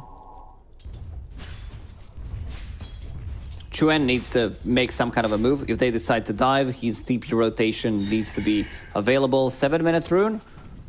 Kuroki picks it up, brings him to level 4. Seems like Pablo is gonna get the other one. So this is a complete 180 on the last game. So Nigma Galaxy, they're the ones who have all the kills, and no kills for the side of Alliance just yet. You can't improve until you make mistakes. And the mid matchup is way better this time in terms of results. Icarus dive again, and Nature's Grass is down. But they've got a rotation for the Queen of Pain. Hurricane to push himself away. But still the Lucent Beam is the damage there. He's pretty tanky, and 12 armor for Mind Control is going to keep him alive, and it doesn't go the same as well when Mikey went to top lane with his TP. Much different game. Nigma Galaxy having a better laning stage. Mikey making a move, thinking about it. Rolling Thunder, and look at where he's setting himself up on the Queen of Pain. He's trying to get bounced up into the high ground, and that's exactly what Hanskin does. Now, they catch this Queen of Pain off on the steps, blinks away, and they're doing a good job of just kind of eluding that Rolling Thunder. But Mikey's got himself a regen rune picked up, so it's okay with him. They'll play aggressive top. As soon as they see other heroes like show on the lanes, Io, Slark, they cannot die. Legion Commander is level 5. Pablo is here. But the cast range, not enough. So Luna's farming pretty well, but you're going to kind of need some time on a hero like this. He's the 4 other heroes inside of Alliance when they're not getting anything really out of this at the moment. In terms of kills, like, can they hold their own? Like, Luna gets dismantled by Slark. She can't really protect herself. We mentioned the Moonglaives upgrade, the new shard, where you, like, receive 20% less damage and you deal some damage, like 75 of those, like, glaives. But it's against Slark, it's not going to be enough. They try to make a rotation, went through the gates, try to kill off Luna, planted down Observer Ward, so might see him next time. He's backed far away. This isn't like game number 1 where he was able to sit in the lane and just be top of the net worth straight up. Also not feeling the same impact from Pablo this time around, but he will have that burst damage at level 6 in just a moment, but gets caught by Yuma as Pablo is trying to walk around and maybe just picking up that bounty rune, maybe throw down an obs if he could. But with the Rolling Thunder coming over, there's nowhere for him to go, and Yuma's just going to finish him off, and now it's 4-0 in favor of Nigma Galaxy. Still keeping things even in terms of net worth compared to the previous game. Sonic Wave. Sonic Wave? But can they deny? Yes, they can. Yes, they can. Making it easy. And that is, again, just denying Alliance anything. As they're relocating, and they're going to go over towards mid, but the Queen of Pain, well, invis and safe. Yuma's not going to get anything really with this relocate. EU gank not working this time. They go top. They tried. got the Pounce leashing on the S4 actually when they came back, so he's already down to half health. Like, he has to be careful. You know that Queen of Pain early on has only 1 point in Blink, so you see her using Blink, and she's very vulnerable. That's a 12-second cooldown we're talking about. So they try to go for a play, but there was an Invis rune, then swapping out from the backpack, the Sentry Ward. It takes too much time. But overall, good laning stage for Nigma Galaxy. There's going to be a lot of healing coming out from them. Mech queued up on Io. Slark with his healing. He has Echo Saber finished and going Diffusal Blade next. I think that's the correct item build in this one. 2 items on Slark. We mentioned it during the draft. That's going to be the key moment for them. Start putting the pressure, force them to use their abilities, maybe misuse some of them, and then you're going to have enough heal. You can reset. Hanskin for now bottom. Trying to keep this tower alive as long as possible. Getting some solo experience for himself as well. Trying to hit that level 6. Pounce a little bit short, and that means just TP. So unable to get that level 6 while sitting in that lane, but they're going to put the pressure on with 4 heroes here to at least try to get a tower of their own. Meanwhile, S4 and Pablo, they've pushed the creep wave into the tier 1 top, but there aren't as many heroes committing to that, so... Making mistakes is the path. Yeah, Pablo doesn't have a finger yet. Needs one CS to be level 6. Gonna be stacking this ancient stack again. As Charlie starts to take it. So he smokes. Ooh, Hex on the swashbuckling in Mikey, and they don't have Sonic Wave. He picks up a shield rune. Rolling Thunder stops the TP. Oh, the relocate. That means Pounce Leash and another permanent stack on that agility. And they're right by this stack, so can they contest Charlie? Oof, Charlie needs some help. They need to run here. If they decide to invade just by like going in to maybe threaten a kill, Charlie, still going. He needs to hurry up. Get that Mask of Madness. Making mistakes. Spango, you mentioned it. Mikey has a shield rune, has a shield crash, so double that, and they're gonna steal a couple of those. That's 4 big creeps.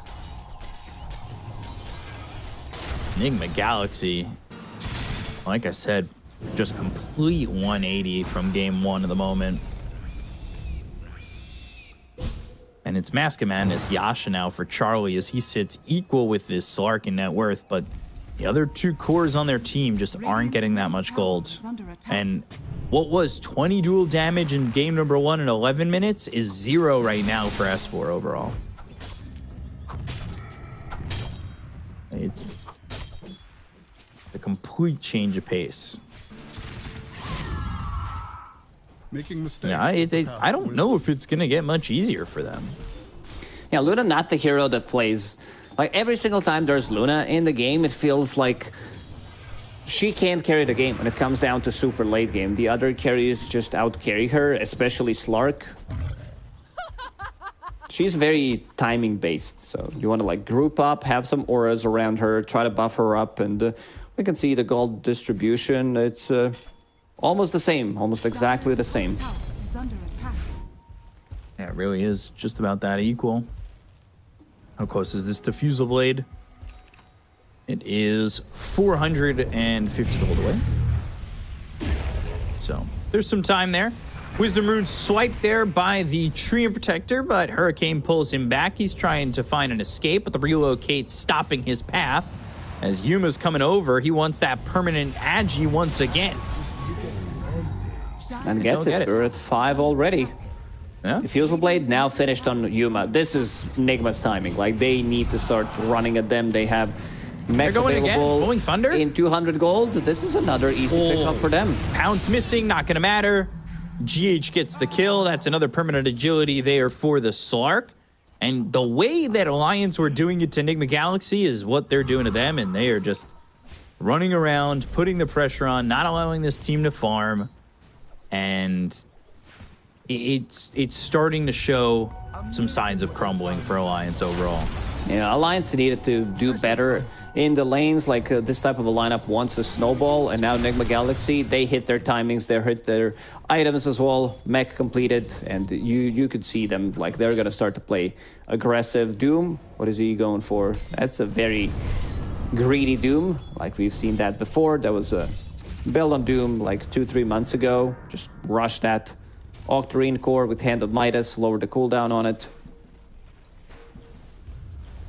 Looking like that's the game plan for Doom. Double Diffusal Blade. Say bye-bye to your mana. Do you have mana? No. Will you? Probably not. And they're just not getting anything out of the map at the moment. So Orchid's trying to be built here for the Queen of Pain, but we haven't seen much aggression. I don't even... have we seen a Sonic Wave? There was one attempt on Kuroki, and they got the deny. Like, it just has not been a typical co-op game, and you can see Yuma has just been tethered to GH the entire time. So they have just been playing aggressively together. They're using these relocates to get kills and get this permanent agi stacks. They might just do it again. They've got relocate, they have the Rolling Thunder going, and they're relocating south while S4 goes north. So he does a good job of juking. Like he was coming over with a double damage rune, and well done there by S4 to at least not allow them They're to gonna wait them on a relocate. Let's see if both of them come back. They do. Oh, they come over, and they might get both these kills or none of these kills. They can't even get GH. Pounce. They've got the Manta. They use the Doom. It's onto the Queen of Pain. Overgrowth comes in, but the Supernova goes off and just explodes onto the side of Alliance. They get both the 1 and the 2. They look over at this Treant Protector. They'll grab themselves a third. Pablo's next on the list, and all 4 will die. It is just falling apart for Alliance. GH had mech available, Raindrop, Magic Wand, and the Great Healing Lotus. So they go from like 20% HP, almost full HP in that one, and the rest of the team cleans up. The most damage has been dealt by Kuro, which is very interesting, because Supernova connected onto 4 heroes, and this is something that we were afraid of that's gonna happen. Like, they get 2 items on Slark, they start running at them, they misuse their abilities, they don't get the kill, and then they go back to full HP, again, stealing their stacks. Not a single kill yet for Alliance. Yeah, Alliance, you know, they wanted to make these stacks. They were playing with a Luna. That's exactly what you want to do, but you don't exactly have the best team right now, especially in this situation, in defending those stacks. And here they go again. Yuma, GH, they have just not stopped moving around the map to get these kills. Yuma a little bit low, but of course GH, he's here and ready. They've got themselves a tool. They finally get on the board, but they end up trading at least 1 for that. Charlie's in trouble. He'll pop the Manta. He's trying to get out of this, but hexed up and killed off. And he was hexed because he used that pig pull to try and leave. S4, not a lot of mana left on him. Mind control getting drained, but Pablo can't do much but stand there and look as he loses both his carry and his offlaner. Infernal Blade slammed down onto Pablo. He's trying to stand under the tier 1 tower to survive, but that ain't gonna happen. They'll go into this river to get a shallow water grave, and it's a triple kill for Yuma. He has full ags. Yeah, if he disassembles his Echo Saber, you can see the power of their lineup, and they're relocating. They want another one. Oof. Manages to TP out. Chuen barely escapes. 12 16,000 net worth lead 19 minutes into the game. Radiant's top tower is under attack. Yeah, this last pick, Luna, really not working out for them. She, like, Slark's way too big. You see Slark as Luna, your first instinct is to run away, not to try to fight him. So you're coming over with the last two components of this Ags, and while he's doing so, gets a courier, which was, I believe, basically the ending of this Orchid. And they're gonna find themselves S4, and it's godlike for Yuma already, and he is looking like he's about to go beyond. Yeah, this Slark is unstoppable. 14 permanent agi, 23 essence shift, stealing 69 agility. Nice. It's and now he has Mage Slayer queued up. Like you're gonna suffer. Like your magic damage is not gonna be there. It's not like it was there before, but now it's gonna be even less. How do you? I don't even know if the question. It probably sounds stupid. How do they come back? The answer is not stupid. It's just they don't. Like this is not comebackable. Like they don't have the heroes for it. Maybe if they had some repositioning tools, even if you get like a good duel off, relocate, Sunray healing. They're controlling the map. MC he's just farming pretty much. Like he doesn't need to be included in most of these kills. So. Octarine Core, BKB, he is preparing for the late game, and I don't know if late game's gonna even come. Oh, we're in it already. This is the Slark late game. It's a train that arrived early. MC, also known as Midas Control, just keeps farming with those Hand of Midas charges. He's on top of the network, more farm than Beyond Godlike Slark. Radiant are scanning. So, 16,000 net worth lead. They can pretty much go whenever they feel like it. They're actually looking for Lincolns on Slark. I don't think we've seen Finger used, really. Yeah, no Finger. Oh, God, pouncing from the high ground. Pablo never even saw it coming. This is just insane what Yuma's doing.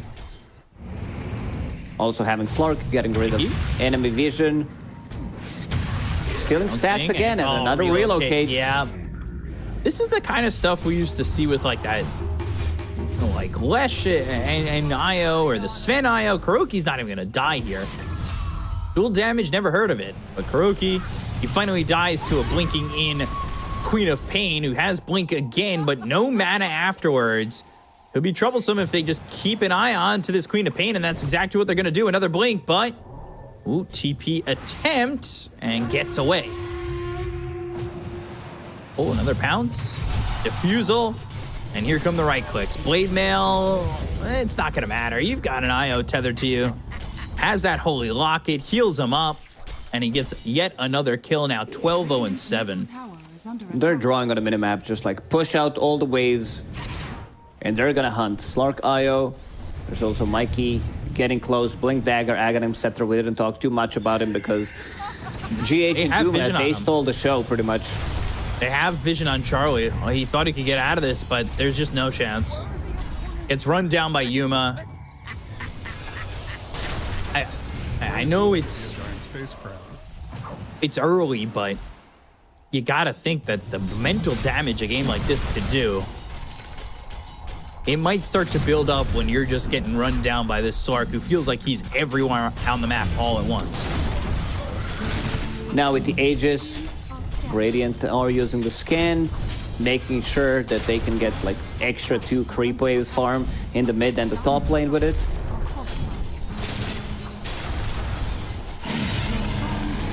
There goes the Aegis into the hands of a Slark. Oh dear. Through the twin gates they go.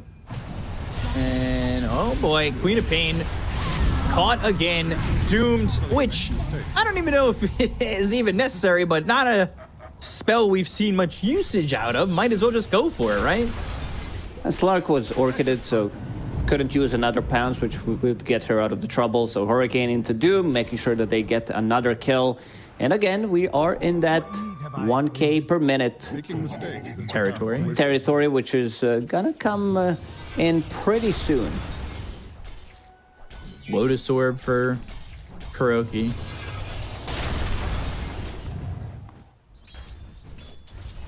Just GH. Really just feels like the easiest IO game. 1-0-20 on GH, involved in 21 out of 22 kills. I don't know, there must have been a kill in the laning stage in the bottom, which he was not a part of. Trying to think. Was there? I feel like he's being shorted one. And I only say that because I want him to have the 100%. And must have been, because Yuma is also involved in 21 out of 22. Can they get one more kill? Yuma. He's got an Aegis, so going into this, all right, Duel is going to be used. So is the Eclipse, but they still haven't killed him yet. Sonic Wave even comes in. They use the finger. They get themselves the Aegis out of the hands of the Slark, but they've used literally everything to get that singular kill with an Aegis.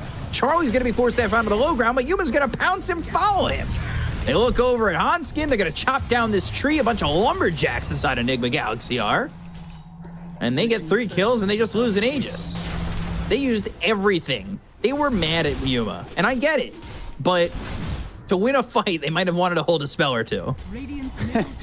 Yeah, they literally threw everything that they have to get that kill. Healing was not enough, and now they can go in, deal damage to the tier 3 tower. Slark is going for Linken's after to be able to protect himself against the Blink Hex initiation, Blink Duel. Trying to buy time. That is the name of the game for Alliance. But map is really small. So you can see S4 where he's farming, and also Chuen. He's on a different side of the map trying to get anything that they can. Yeah, they're trying to buy time. Time is expensive, and well, they say time needs a hero, and I don't know who that hero is going to be. It just they're so far behind. I even look at what Charlie has queued up. It is double divine plus that new Aghanim shard. Okay. If they can get that gold. Yeah, if Nigma Galaxy pauses how much gold they're getting right now, if they stop gaining gold for the next 10-15 minutes, maybe. Oh, okay. 4 Euros coming over, looking, searching, trying to get something. Not finding it. Well, you know what? I know. I said not finding it. I'm lying. Yuma's just going. There's the pounce. Leashes. Oh, mind control. 3-man war stomp. They're going to get the kill on a Pablo. They'll finish off S4. I mean, that is picture perfect from Doom. That's the dream war stomp you always want. And they're going to be ready to fight again because Rolling Thunder with Arcane Rune has been used. You have Octarine Core on Doom. Let's see what he finds. Cloak of Flame is going to be his item of a choice. For neutral item, another Shadow Dance in 30 seconds. There it is. 27 minutes, 27k gold lead for Nigma Galaxy. We have hit that 1k per minute. And Pengo also looking for Lincolns. They're just trying to protect themselves now. BKB as well for Yuma, but truthfully, if Yuma wanted to, he can make that Mage Slayer into a Bloodthorn. I don't think they'd be too upset about that if he foregoes the BKB with how dominant it's been so far. But, oh, Charlie. They know. Double they bounce. They got him. Locked him up. Lincoln's pop. And eventually the right clicks will take him out as he's now got 29 on the Essence shift. They're also going to go back over towards bottom. And a Blink BKB TP from this Queen of Pain, leaving Pablo to die. Hanskin trying to get out of this one, but the pounce leashes. And Yuma's got another.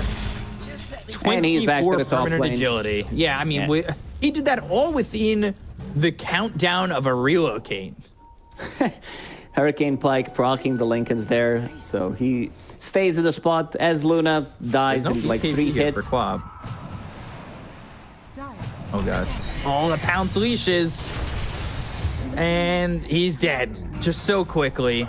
Never standing a chance. He dies in 1 pounce. That's how this game is over. It's just uncomebackable. Like they need to lose like 10 fights in a row to be able to match the amount of gold that they have.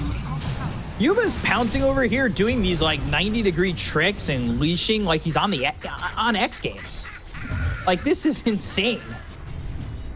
Like, that one to get the quap, it was a pounce onto the high ground, does a little pivot, pounces, boom, lands it, does a big twist. Radiant's top barracks has fallen. 240 agility on Slark at the moment. He's losing some, but still over 200. That's what the scouter's saying. 35,000 net worth lead. Still, though, the Divine Rapier's queued for Charlie. I will say he's going to have to really keep his distance if he wants that to work. If he gets there. Has Shard available now, so Moonglade's upgraded. Mistakes is the path to wisdom. Looks funny. It's like you have some kind of a shield, but doesn't do much considering the amount of damage that Slark does. Yeah. It really doesn't do much of anything. There it is. So we'll see. As Mikey, on skin, he was affected by that. And here comes this Doom and the rest of the side. Enigma, Yuma just gonna right-click down S4 with Kuroki's Sunray. They've got the Doom out. They'll try to stop the TP. BKB is going to make sure that the Queen of Pain gets out, but the kill off Pablo and Charlie. Godlike for mind control, and he still gets the kill onto the Queen of Pain in the base. They call GG 37-2 for Nigma Galaxy as they even the series up.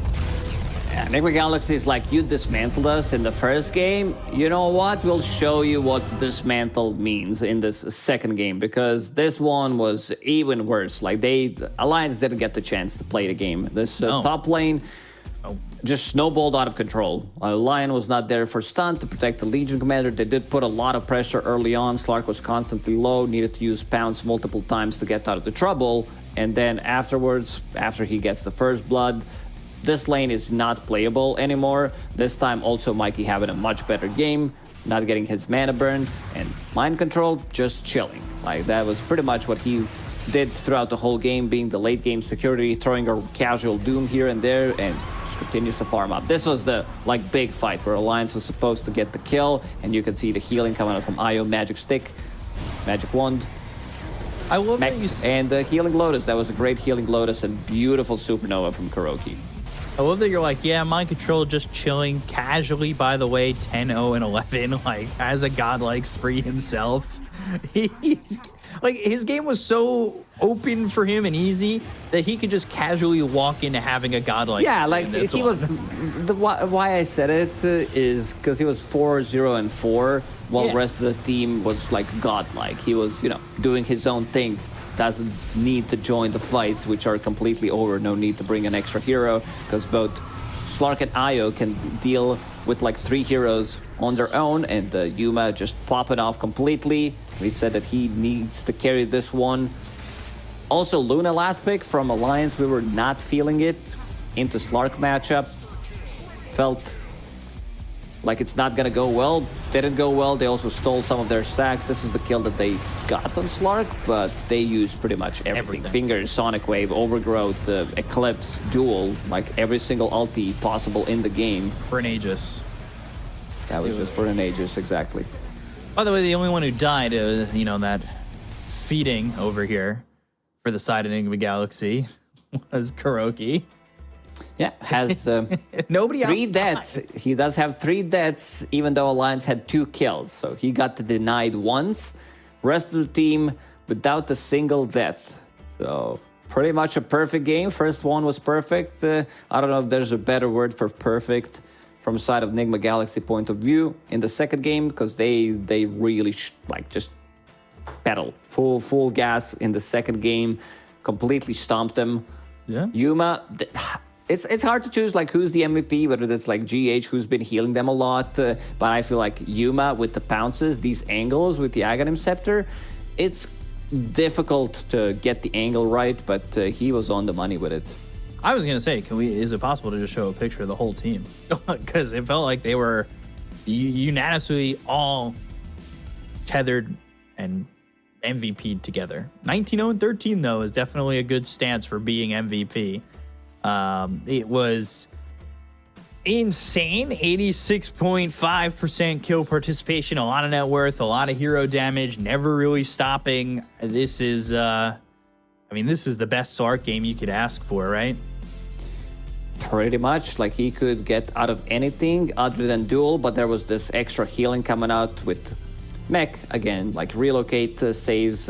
We didn't even see that. Most of the time relocate has been used aggressively to try to catch them off guard. You see like rolling thunder, it connects once. If there's a bounce chance, they're gonna relocate in.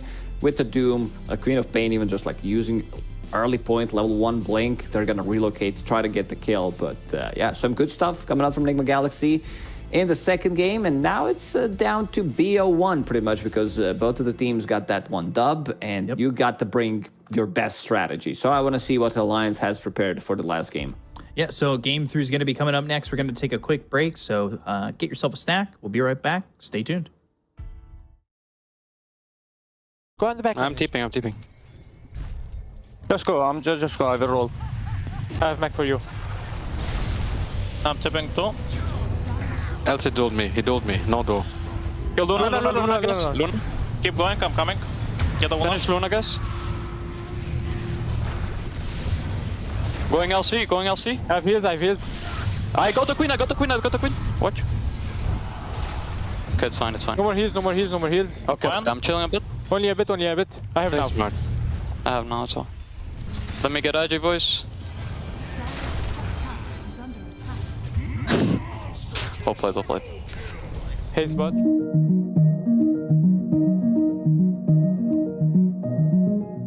Every day for 3 years, a secret team met across Europe to hack one of the most technologically advanced cars in the world. Meet the Deloitte cybersecurity team that developed new state-of-the-art automotive software defenses, making the world safer for drivers, passengers, and pedestrians.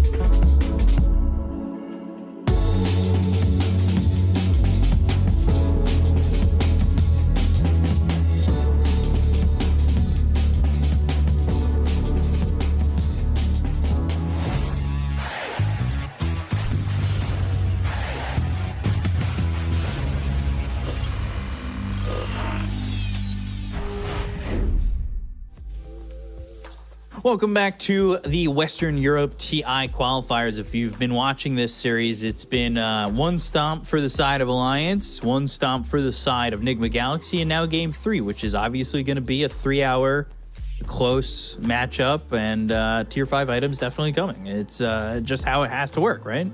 It usually does work like that, so let's see if it's going to happen. If you gotta say who has an upper hand in coming into this third game, it's definitely Nigma, because they won the second game and they have this momentum that the Lions had suddenly stopped. But this also means absolutely nothing.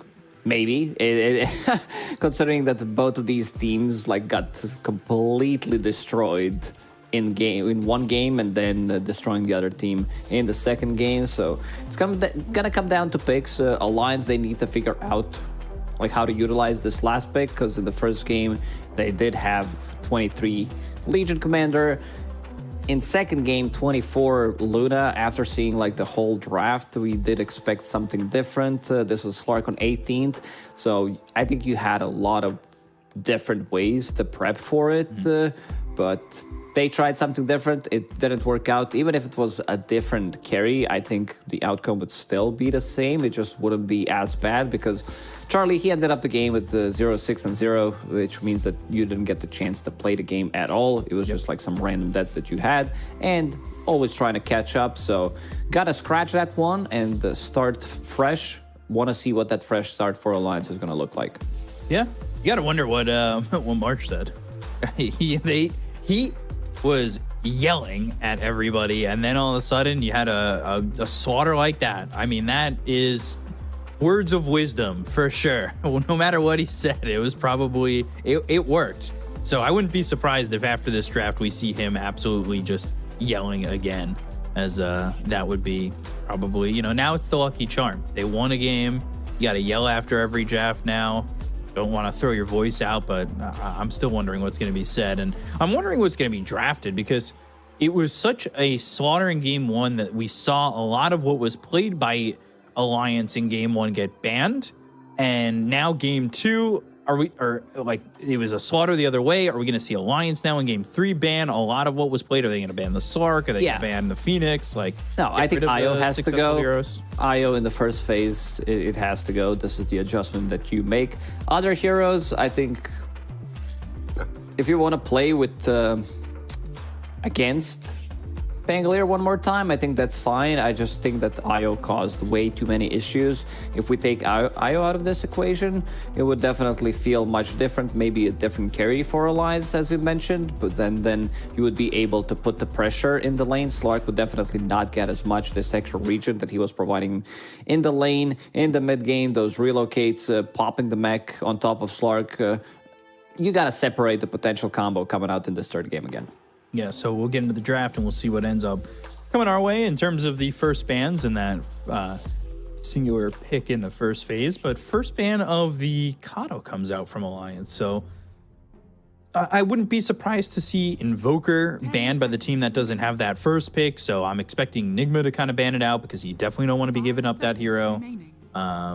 As we saw, it feels so strong, especially in the matchup, right? Nigma, when they didn't have Mikey going up against the mid Invoker, he had mana, he was able to play the matchup, he was able to really succeed and show what he could really do in a lane like that. 10 seconds remaining. So giving respect to Coddle, it's Mikey's hero, but it's also one of the better GH's heroes, so removing it instantly.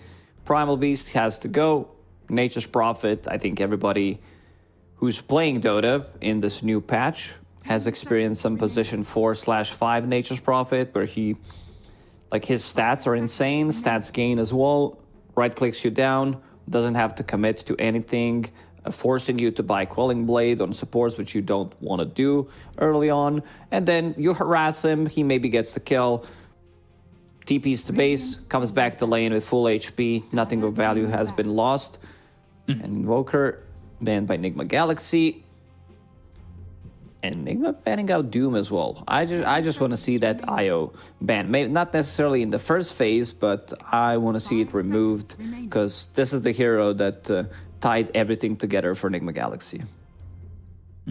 So Doom and Invoker getting banned. Let's see what this final ban is here for Alliance. Trying to take a look at the cameras, see if there's any talking and or smiling going on. Dire team pick. Smiling is usually a big lookout Radiant feature here. team pick. Not a lot of smiles. Venge first pick for Alliance, so, you know, theoretically it could be a flex hero. We've seen it mid, not to much success, but more success in a support role.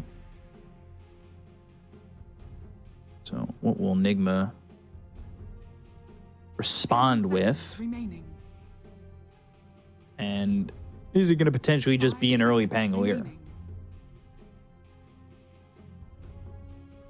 Could be. Could use this puck ban in the first phase, then remove the Bloodseeker if this is the hero that they want to play 3 times in a row.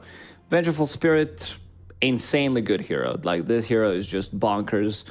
Very fun to play nowadays as well. With the Aghanim Scepter, you can scale, like, maybe one small item. This is also the hero that can be played at multiple roles, so maybe even a carry. So I think this is one of the few heroes in the meta right now that can be played from position 1 to position 5. So there's the Phoenix pickup.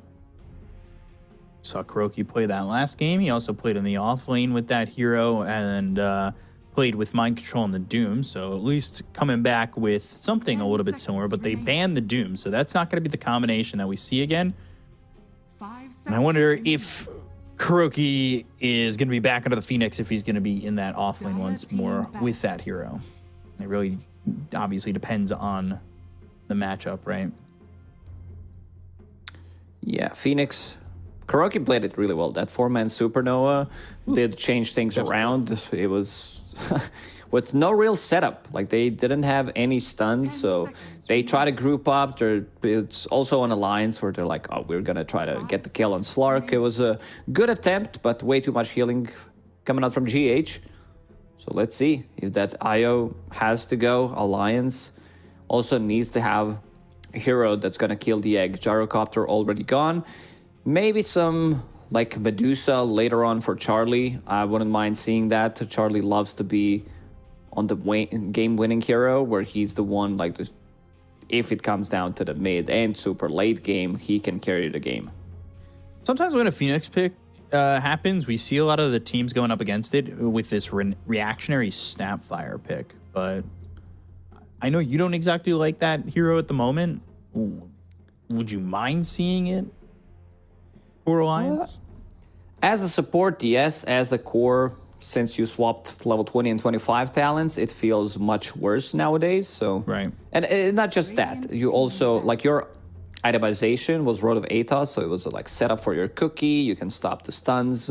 Great amount of stats. Now it provides you with intelligence, which as a universal hero, not what you want to have. I mean, you want to have like something else. It's just a change that makes it much more worse, even for like other, for non-universal heroes. If we're talking about, I don't know, agi heroes that want to build into Gleipnir, you know, maybe some mid Lina or carry Lina more than mid Lina, which wants to build into Maelstrom, upgrade it to Gleipnir. For her, it's fine. For others, not as much. So IO, Slark, of course, Slark's getting banned. We talked about that before the draft started, was just, you know, if you play against these heroes that dominated you, you really do want to get it out of the way. So let's see what this pick is for Nigma to go with this Phoenix combination.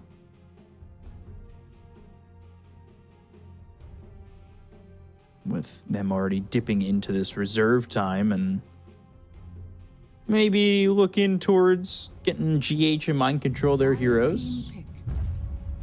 And it will be GH back on the Earth Spirit. He played that in game number 1. Wasn't exactly a fun Earth Spirit game for him, especially with the way the game went for everybody in that one. But it was very difficult for him to find initiation and land really anything of substance with the hero in game 1. Yeah, it was a difficult couple of these early rolls he also missed, but now they're going to play 2 heroes that they already played today coming into this series, so that's going to be, I think that's what a lot of teams do prioritize, where they're like, oh, you play the hero, you already know what the hero does, so potentially we might even be talking about Pango for Nigma Galaxy one more time.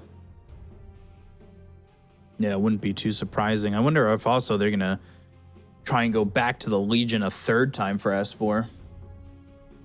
It might be time to swap things out, pick something different for this game.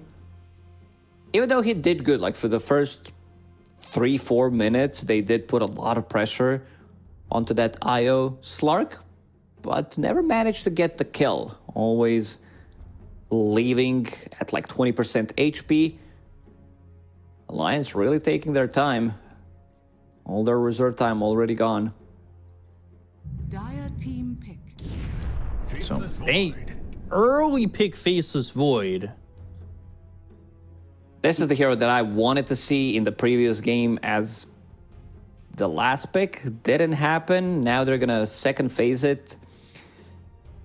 Phoenix is like a good counter to Faceless Void if you're not caught inside, so you match the aggression. You know they're gonna be grouping around the Chronos, so you use that Phoenix egg. Maybe they thought in the previous game there was relocate, there was egg, so maybe it's slightly too much, but now they're gonna go for it. They have not the most damage inside a Chronosphere, some like magic missile, but they have like ways of amplifying the damage with the Vengeance Aura, reducing their armor, maybe a Solar Crest on top of Vengeful Spirit. Nigma Galaxy, this is gonna be their position 4 and 5, very aggressive duo that can make stuff happen around the map. Like you can run at people 6 minutes into the game. Both of these heroes, I expect them to come to the mid lane. Relatively easy to gank with these heroes. Try to secure the rune for Mikey. Maybe even get the kill on the tower if they manage to play with the catapult. Also depends which hero Mikey's going to play. So both teams dipping into their reserve time pretty heavily in these second phase picks. It's a double pick here coming in for Nigma Galaxy, as they're showing what is presumed to be their 4-5. But let's see. I'm wondering if maybe they want to go ahead and just pick up Mikey's hero, and it will be that Pangolier. There's no surprise there. They've been kind of drafting with this hero in mind quite a bit. But in doing so, you don't have a lot of reserve time. You're coming into this fourth pick, hoping to 10 seconds remaining. not eat too much in the reserve and not random 5 pick. seconds remaining. Could you imagine if you just ran out of reserve time, you just forfeited the game instead of getting a random? Dire team. Yeah, let's calm down for a second. It doesn't necessarily need to be that, chaotic. Just like, I lose the game. Like, we've seen Gyro at TI being randomed by Insania. And, like, this story, it always comes up. Some of these moments from Dota history are just so iconic. And Nigma Galaxy... Oh yeah, this is I thought this hero has been banned because it's always banned pretty much. We already mentioned it. You asked me like, why is this hero super strong? Great laning stage, great scaling. Nigma Galaxy picked Enigma 10 seconds remaining. into Faceless Void, into Vengeful Spirit, Batrider. So they seem to value this hero just solely for the laning stage rather than having that black hole threat, because it's going to be extremely difficult to execute. And now Enigma, like, you get a black hole down, you just Solar Guardian, try to heal people up, right? Yeah, and interesting ban from Alliance, getting rid of Raid King, which is a hero that, Seconds remaining. I think the hero is relatively popular in pubs, but when it comes down to professional games, I gotta check the stats if this hero has been picked throughout TI qualifiers, because I don't remember seeing him being played. Yeah, sitting at 25% win rate, played 4 games. But against Faceless Void, like, because you need to heavily commit to kill a hero like Raid King, and it would give them some tower damage, Deso Builder. So I don't mind it too much. I'm not sure if they would go for it, but Alliance has a good way of thinking, protecting what they have in this third game, the most important one. And that TA, we saw TA in the first series kind of go off. 10 seconds remaining. A couple of Divine Rapiers and a lot of damage, but We've ultimately ended up losing that game. An alliance with their last ban. I mean, the ban the Wraith King. Maybe they want to stick away from Ursa again. Maybe, yeah, Razor makes sense as well.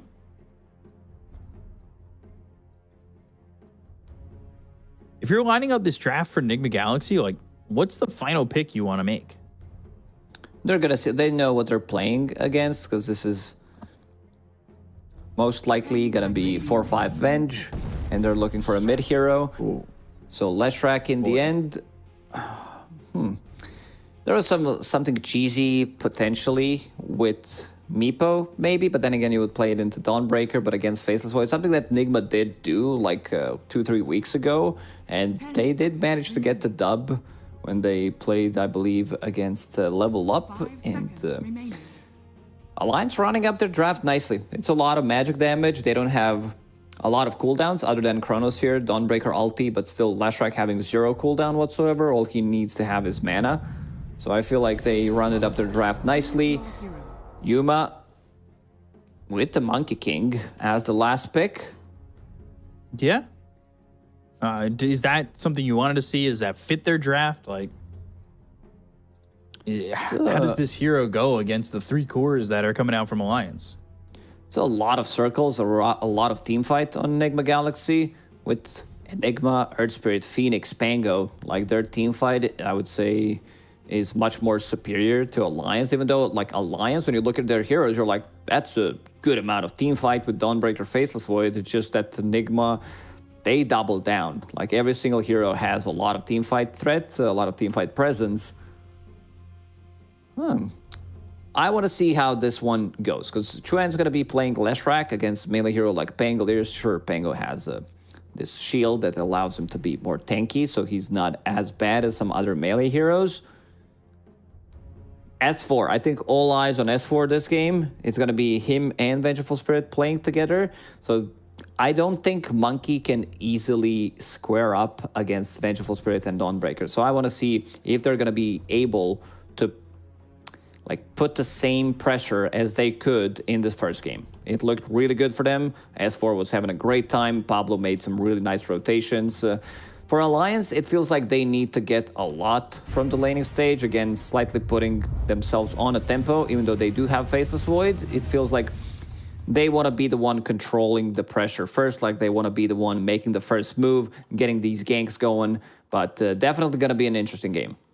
Yeah, so it's game number 3. It's do or die, and going to a game 3 already in the first round of the lower bracket is very stress-inducing, and we're going to see who can kind of come away with this victory and move on to tomorrow.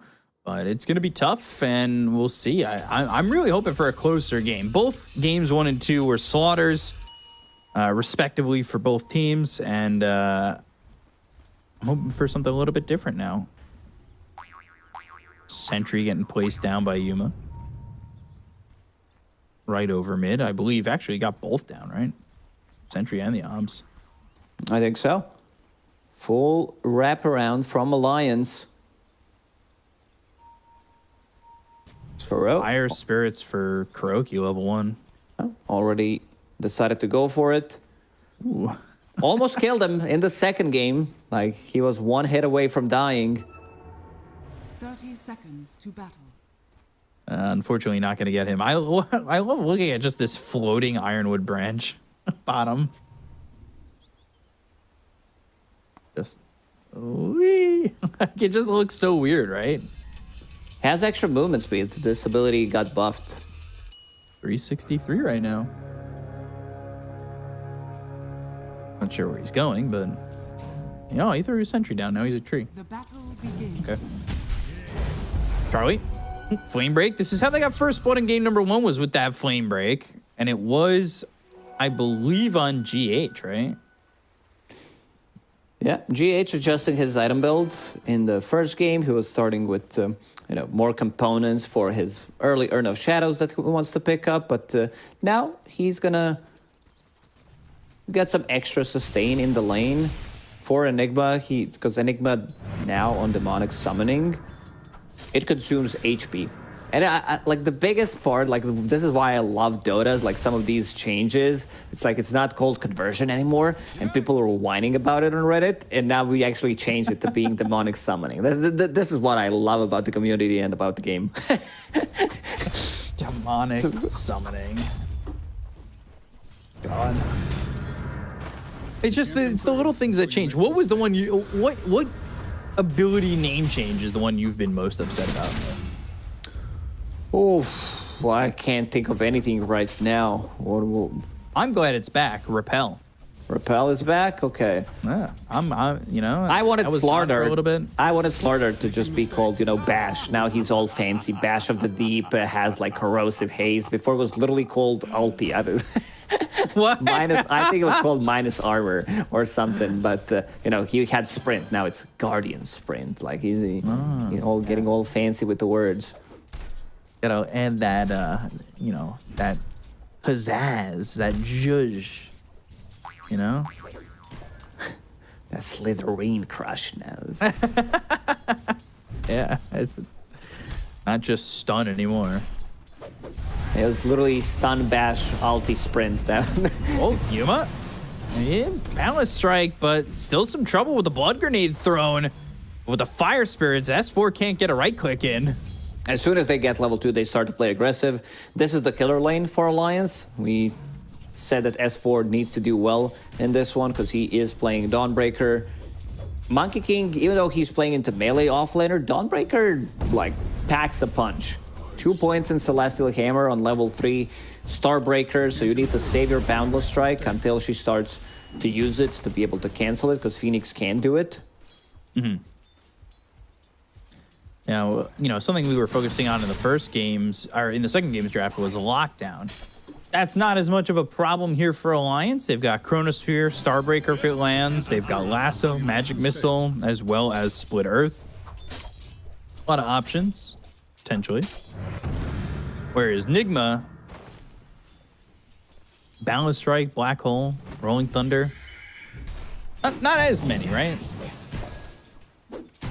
It is decent amount of stuff. Every single hero basically has a stun.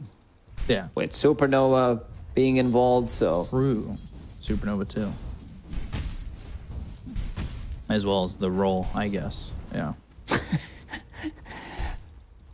Well, everybody's got a stun. Never mind. Point invalidated. Stun v stuns. 10 out of 10 heroes with stuns, yeah.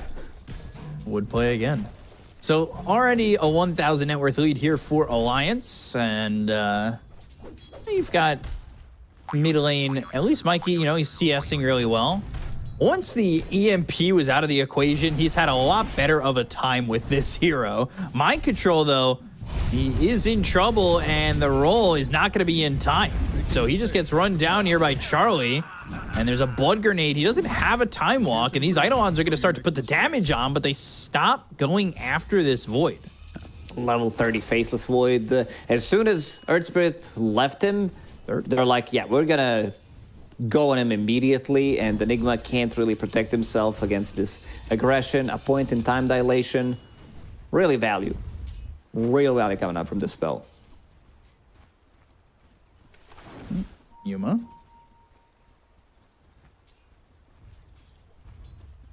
Just juking away. Oh, turning into a tree. Magic Missile. Now, Celestial Hammer and the Balance Strike. That means, like you said, Starbreaker's allowed to just go off, and Yuma ends up dead. Onskin gets low, but they've got themselves the Flame Break. Pushes GH into a tower shot. There won't be a kill off that. Phoenix can't really do much in this lane. You're just acting like a body pretty much, trying to use Fire Spirits when they play aggressive. I want to see Soul Ring on Dawnbreaker. It has been buffed because you need to keep this pressure, this mana pressure going. They do have one Healing Lotus on Pablo, so he could hand this over to S4 if they find another opportunity to kill Yuma. Would you have rather the support switch lanes, or would it have made a difference if you had the swap from Nigma?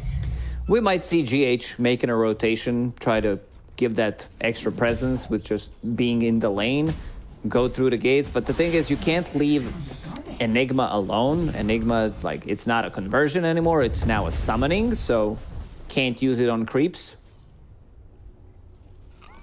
Not as cool with the summoning.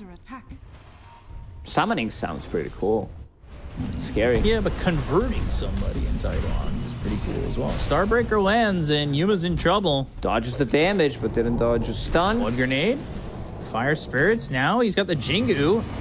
And he's got a balance strike available. He might just turn to get the kill here on a Pablo. And with the Sunray help, he's able to heal up and also get that damage out and turn this gank around. Or, well, turn this aggression around. Mid lane, there is a gank going on. Flamebreak pushes up GH. Not any mana left onto the Leshrac, but enough so where he's able to get that Lightning Storm after popping those Arcane Boots. Again, roll does not connect. GH does have TP available, so I assume he TP's mid, refill Mikey's bottle, and maybe they play aggressive one more time, try to get the kill on Chuen. So things still starting well for Alliance, but they're staying close. I mean, that game one for Alliance, it was a large lead at this point in the game already. It was about 3K, 4K, but Nigma Galaxy now, Magic Missile onto Yuma. He's trying to get the Jingu on Hanskin. Roll coming in, but it's off the mark. Balance Strike is available if they want to use it, but he doesn't exactly have a lot of life left. He did get the Jingu. They go to the Magic Missile again on a GH. S4 coming in with the Starbreaker. Balance Strike stops it, but here comes the Leshrac, and they're trying to get a kill on a Yuma, and they'll run him down with the Pulse Nova. Chuen being the first guy that rotates to the side lane. They get the kill. 4 points in Lightning Storm. He wants to dominate, like he wants to be very active early on. Kuroki, they might find him here. He doesn't have much mana to work with, but he's got a health enough for an Icarus dive.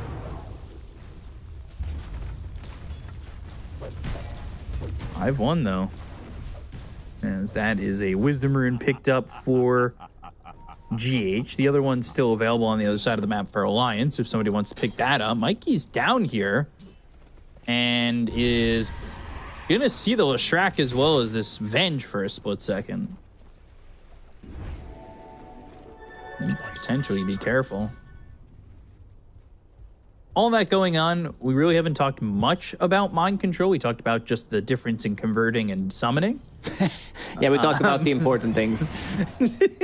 Yeah, exactly. Thank you.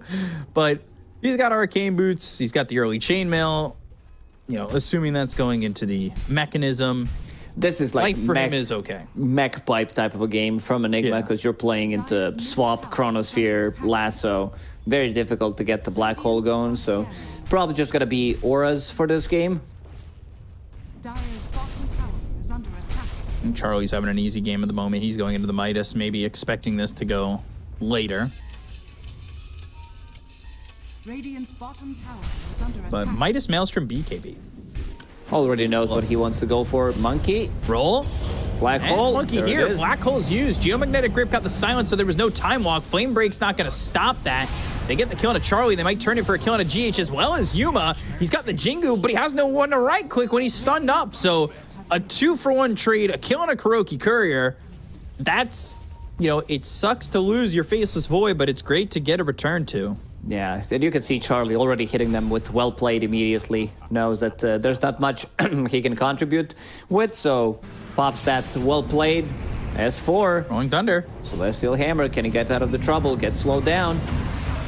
Sunray, Rolling Thunder, then stops it. Has the Swashbuckle. Well done by Mikey to get onto the board here. And he really wants to push into that Diffusal as quickly as possible. That's going to be a big item to pick up, and that's really when the Pango can kind of get the ball rolling. Oh, mind control. He's very dead here. Yeah, they've got Lasso. They've got the control. They have another Magic Missile if needed. They'll throw it anyway. It's good damage. They'll get the kill, and it's just Alliance doing a lot of imitation of what they did in game number one. Yeah, very aggressive with the moves, making the right rotations, getting the kills. Now going to start to pressure the tower. This second game, slightly more even compared to the first two games that were played. We had like 5, 6, 7K gold lead, 10 minutes. Now it's only 2K. Yeah. which is still a good lead. It just feels very different based on what we've seen before, of course. It's not as dominating. Making mistakes is the path to wisdom. So it'll be about 800 gold needed here for Pangolier to get himself into that defusal. Each is on the high ground. Mind Control again now having to back up, but they've got this kill with the swap, and you know, eventually he'll just burn out. Kuroki's trying to help him. Now they've got the Solar Guardian. They're chasing right on top. They've got the Firefly. They'll get the kill, but ooh, S4 doesn't actually even commit to the Solar Guardian. They end up losing the Bat Rider. It turns into a 1-for-1, but it's a 3 for a support. Ooh, Pablo dodges it. Plays the slow. Roll is available. Can he get to deny? Ooh, the roll stopping him from doing so, and Kuroki gets the kill, and now he's level 7. Pablo also losing his courier there that had that chainmail available for him. A sequence of events. A lot of these aggressive kills, and Twin getting his bottle refilled in the mid lane, almost has the Bloodstone, so they're gonna smoke just 500 gold away. Radiant popping the scan, seeing someone is there in the river. Yeah, it's gonna cause Yuma to kind of fall deeper into that outer jungle. Dire's middle tower is under attack. So, actually near the tier 2 tower. Scan comes through from Alliance. You know somebody's in the triangle, but I don't know if they're going to understand how much is here in the triangle. They've got an Arcane Rune ready for this Leshrac. Icarus Dive to try and swipe the rune is going to be a little bit late from Kuroki.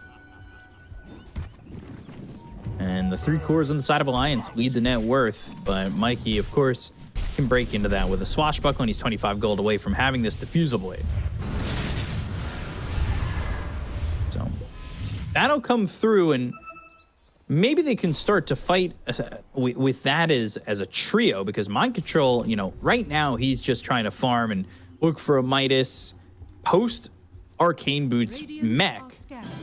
But when he doesn't have Black Hole, he's not really a massive part of the aggression that'll come through with this Diffusal Blade. Like they want to go for late game. I see Kuro sitting on 1200 gold, has Midas queued up, so they feel like this game is going to last for a long time. Gets the silence get a off. grip again, so there's no time walk, and that's how they're getting it done.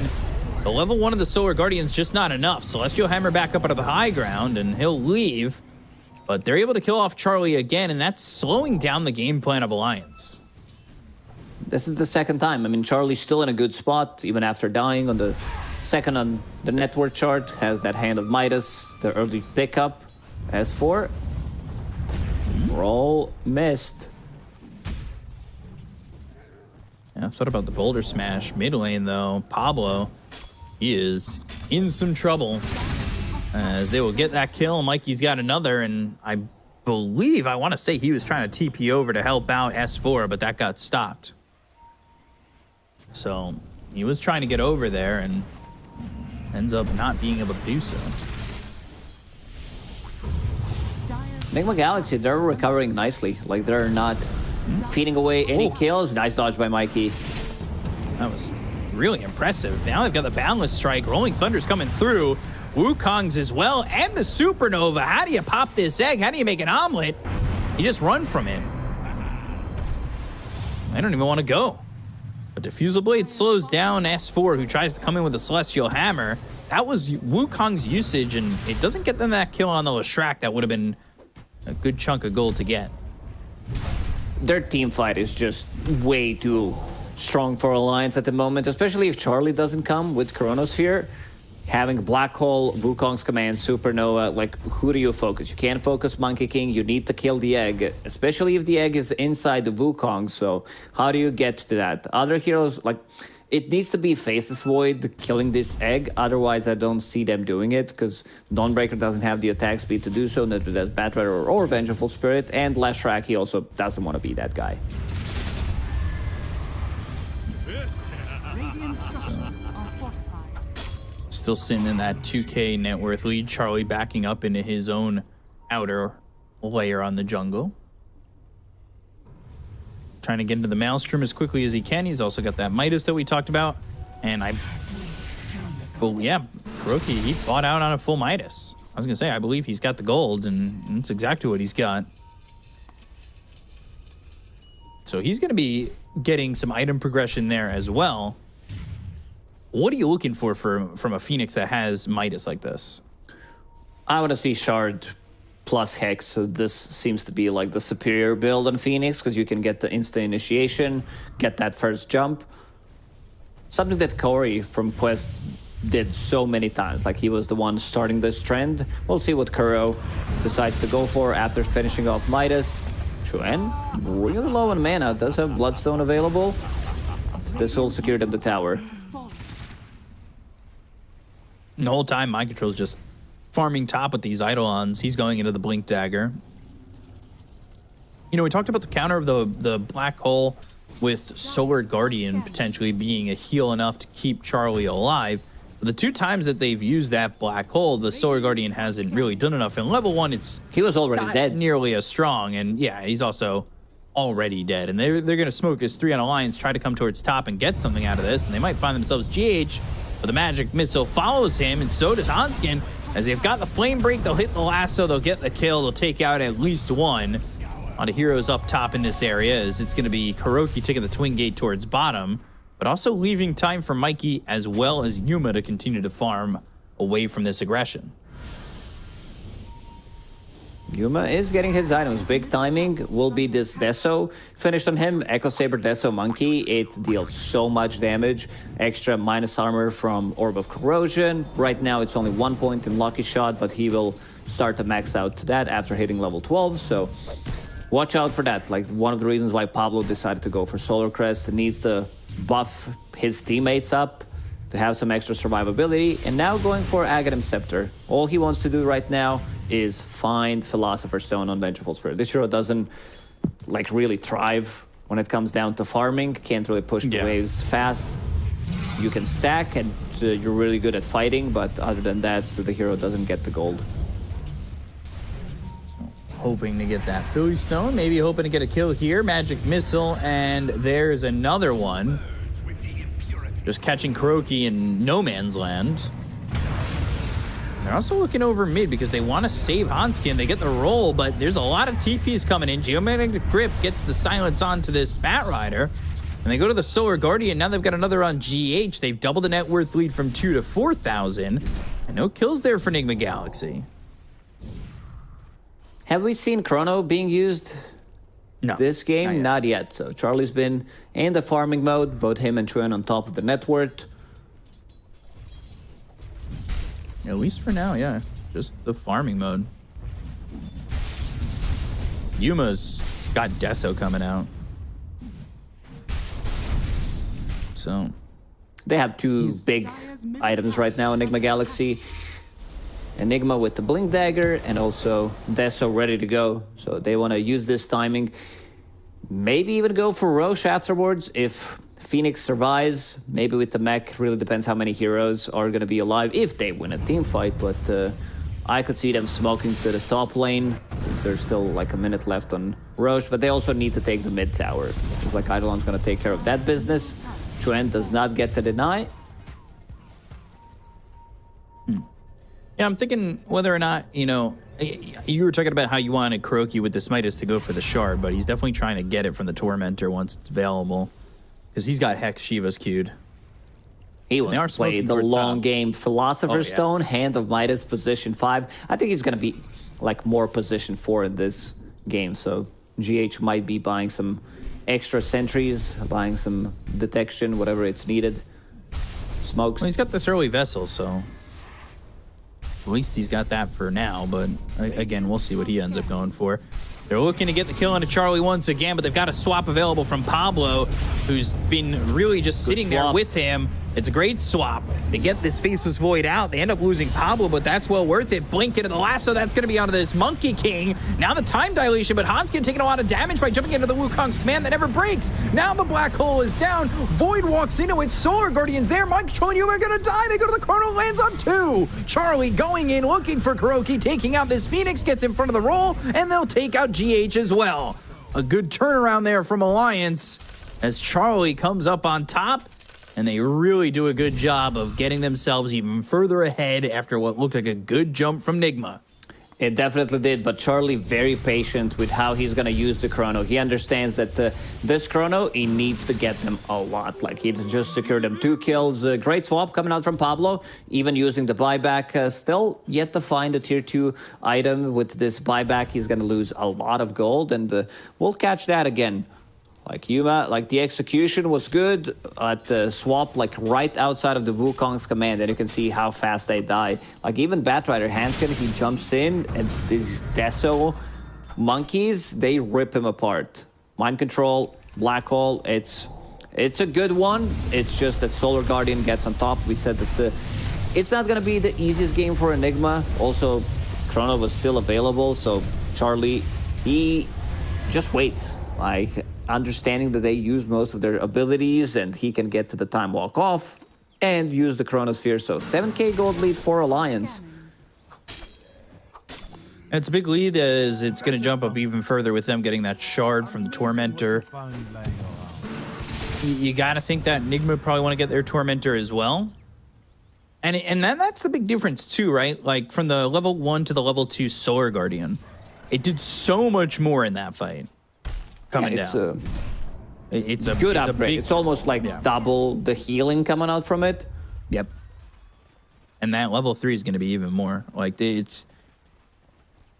took advantage of the level 1 Solar Guardian being available by getting those black holes and getting those kills on Charlie. I don't think it's going to come as easy anymore. And not nearly as easy. As Observer is pointing out, the Solar Guardian, the miss chance with the Aghanim's upgrade, that's like 60% evasion. It's insane amount of healing, and he's going for it. This is more of a support-oriented Dawnbreaker, going for Pipe, going for Aghanim Scepter. Gotta be very difficult to kill. Very strong hero. Now question is Dawnbreaker strictly just a 3 these days? Or would you be willing to put it anywhere else? There's some argument for it to be played as carry, maybe position 4 if needed. And also you can like cancel it, like you can immediately drop it down on top of the black hole. So that's gonna be a big upgrade. Vision. He's very low in mana. Oh boy, Mikey, he's caught, killed, and gone.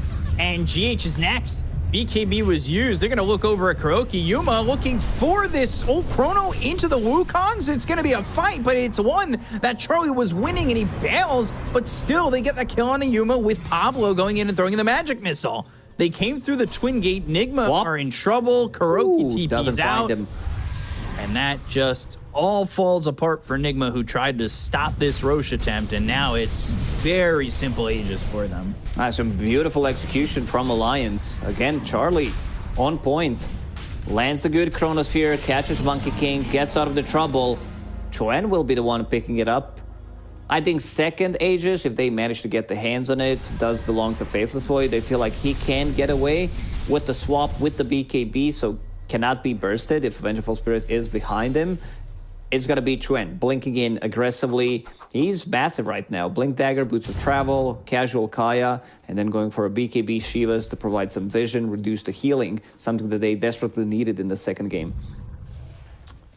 And so now it is just a 9k lead falling so much more into the favor of Alliance. But they do get a shard onto GH.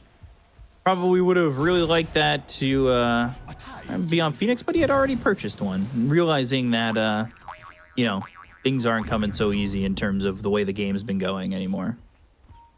And he's also got that Philosopher's Stone, so gold is definitely flowing his way, having that Midas as well.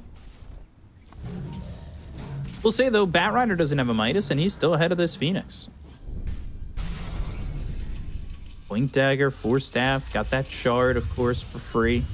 That's from the Tormentor earlier. Yeah, but he's becoming a core. Hanskin, like, you have Eye of the Vizier, extra cast range, Blink, Force Staff. You're gonna scale. Like, every single hero on side of Alliance is really good when it comes down to mid and late game. Vengeful Spirit, Pablo, he's trying to get any kind of gold he can, just holding on to point booster for now. But once you get that Aghanim Scepter, you're really not afraid to go in and die. So they're waiting on, you know, Yuma to kind of have this BKB, the BKB available for him.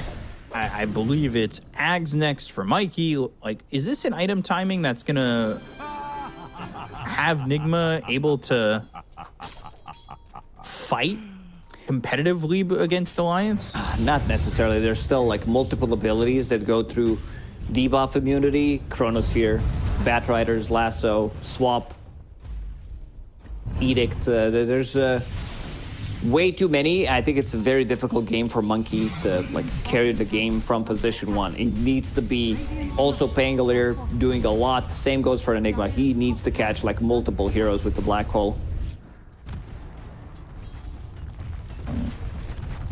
Top tier 2, just taking some damage at the moment. Nothing too crazy. What? Bottom tier 2. Charlie, working on it. Gonna hammer it down. Also, like the changes to Dawnbreaker in 7.34, even if Enigma gets a BKB, Solar Guardian stun now pierces debuff immunity, so that's a huge upgrade. And he also took the level 15 talent, minus 20 seconds on it, so we'll have it like every 85, 70 seconds when it's maxed out. Yeah. Magic Missile and Kuroki stun follow-up. There's a blink forward from the Leshrac. Kuroki's able to TP out, but they've got the swap on the Rolling Thunder. Mikey, he's still trying to roll his way to safety. Has that swashbuckle for some distance. As that Ags is now shifted into the actual item. They've got the Lasso and Solar Guardian slamming down. Time dilation. Now a couple of bashes in, and Yuma's just dead. Was that a triple bash? I don't think it matters. Like, they brought the numbers. It's just like Alliance is, there it is, 2 time locks plus stun from the Solar Guardian. There's your answer beacon. Always have to lie about it. You know. Add a little extra. Yeah. Zhuzh it up a little bit. Come on. Yeah, I do it all the time. Mr. 7K is 20K is really giving me a lot of... Giving you a speech right now, huh? Gosh. 11,000 net worth lead, just all Alliance, and we were talking about Who's rounding it up right now? It's a 10K gold lead. It's also not how you round it up. Like, you go for the like much bigger number. MC getting dumped on. He is just on the low ground, hanging out, and now in a 6-foot ditch. This has just gotten out of control, and I don't think Nigma quite have the tools in the moment. Radiant's top tower is under attack. Ooh, there's Lasso available again. Pickoffs all across the map. No safety here for Nigma at all. Hanskin, he's been on point. Like, he is all over the place, catching them off guard. Every single time Lasso is available, that's a guaranteed kill for Alliance. Kuro might get caught here. No Lasso whatsoever, but can they execute? Blink Dagger? Yes, they can. So they could stick with him no matter where he goes. Oh, boy. From 11,000 to 14,000. Things are looking grim for Nigma Galaxy, yeah.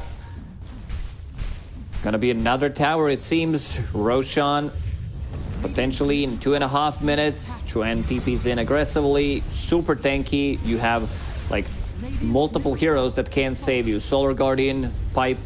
You also have a swap coming out from Vengeful Spirit. Mind Control dead at the same spot. Same place, yeah.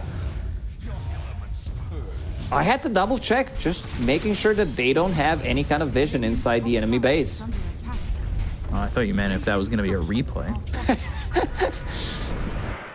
Solar Guardian. That's going to be used. Hanskin not even going to die here. They give up on this. Magnetize was committed, and they give up on a kill on a Batrider. I mean, that is your 5 position, basically just able to survive thanks to Solar Guardian. And that's with the Ags. They just don't have the damage to get these kills anymore. They have to heavily commit. Like, I don't think Nigma Galaxy got the kill on a core hero in a long time. Since I would say the Charlie Black Hole kill by the jungle. Also, like, this is 15K gold lead, make it 60 now. That's basically 20. Not because they round things up. It's because Earth Spirit sitting on 2,000 gold. Phoenix has 3,000 gold saved up, so it's actually more than... Like, you have a lot of unused gold on Nigma Galaxy. And the last time they killed a core was about 13 minutes into the game. And it was that kill on Charlie. They've gotten kills on support since then, but that's it. Radiant are scanning. Which is just insane. I mean, it's too hard to get these kills.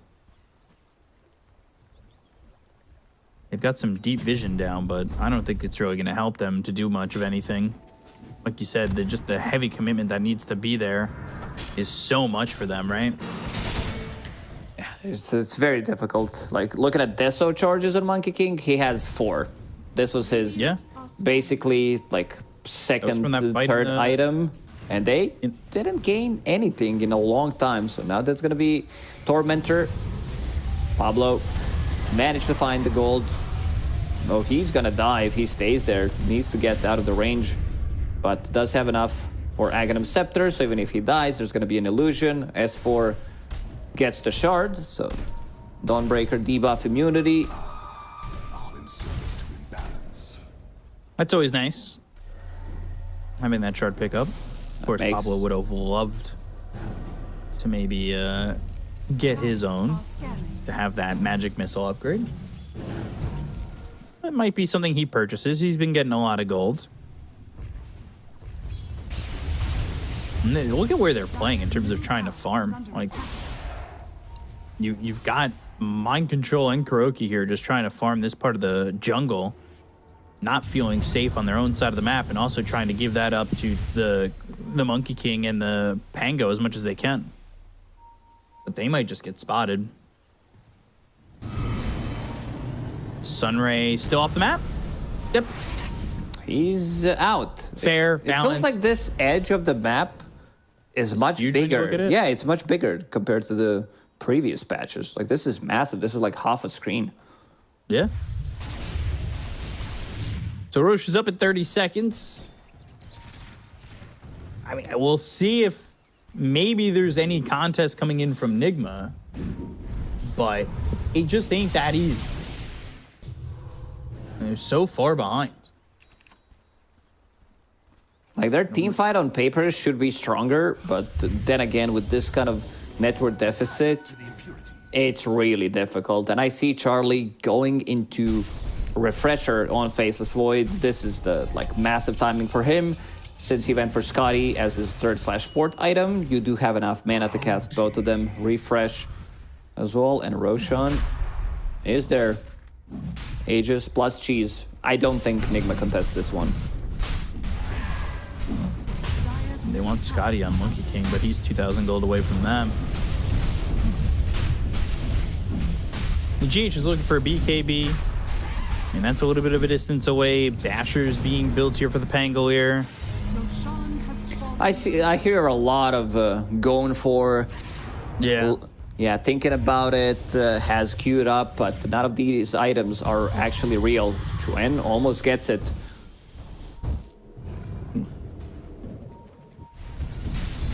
So, just trying to avoid these fights, but in doing so, it gives them a free Aegis and Cheese for the side of Alliance. So it's the Aegis there for the Faceless Void, Cheese for S4. He's only died once in this game. Meanwhile, Joanne's only died none. 0 times. 8-0-8. Got that Bob scoreline. Bob.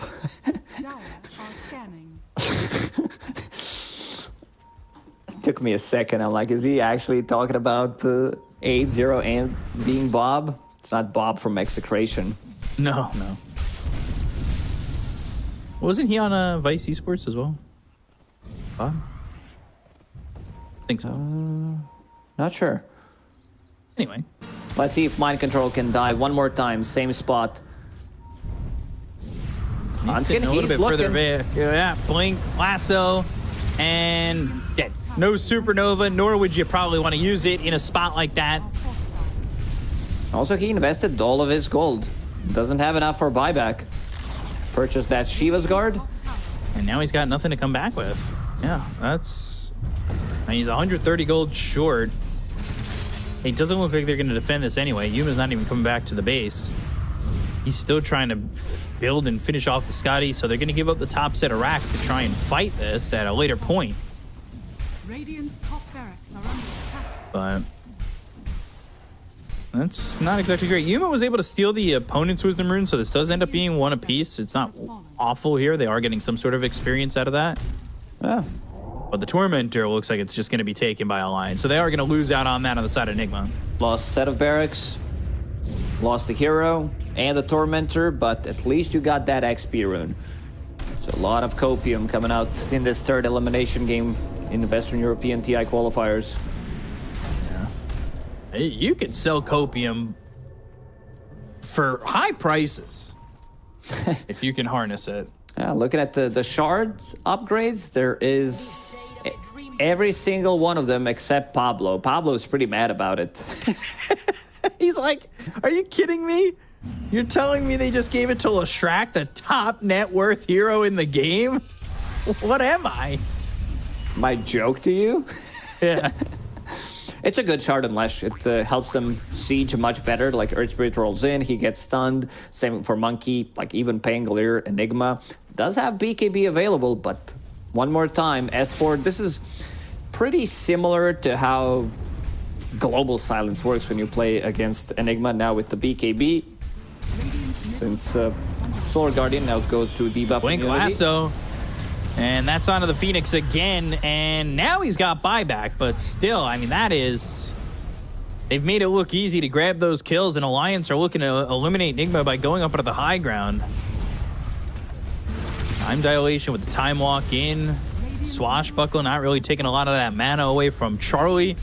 And that mid-tier 3 is gone, and the mid-set of racks are looking not long for this world either. That's their last Thinking about the Rolling Thunder, they're going to try and go in. Now they jump forward, but it doesn't land on a Charlie with that blink forward from Mikey. Instead, the attention is on to Pablo, who swapped out this Leshrac. They get the kill onto the Venge. They look for the Solar Guardian, but they got themselves the illusion. And he finds that opportunity to get a black hole out. Not really. They start to retreat. They do kill the illusion.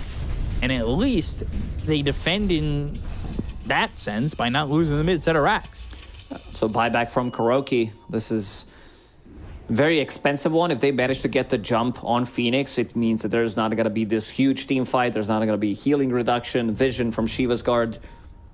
Next Roche, you know, in 3.5 minutes, because he's still holding the Aegis for another 30 seconds. Let's see if they want to use it, if they want to go for the high ground. Solar Guardian, again, available in 25 seconds. 15 talent coming in clutch. So you can keep fighting all the time. They're going to wait for Pablo, though. They definitely need Vengeful Spirit. He's also got that level 20 talent, the extra radius on it. So It's massive. Like, so much. It is, like, in the previous fight, it looked like it's bigger than Wukong's command. A lot of gold going on in that circle on circle. They see this, by the way, this movement. So Obs is here. They finally place a sentry down. They do spot it. They will kill that ward.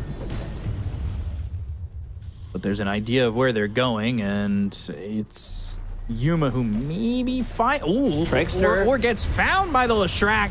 Solar Guardian's gonna stick with him. He pops the BKB, goes into the Wukongs. They're equally distant on the radius, and they're gonna find the black hole, but they don't have the damage. It's just not there. Yuma's dead. He's taking the 310 to a destination far out of this game, and Kuroki's gonna fall as well. Down goes Mind Control. They're gonna look for GH. They'll buy back on Mind Control, but what's he gonna do? He doesn't have a black hole to work with, and he's just an Enigma at this point.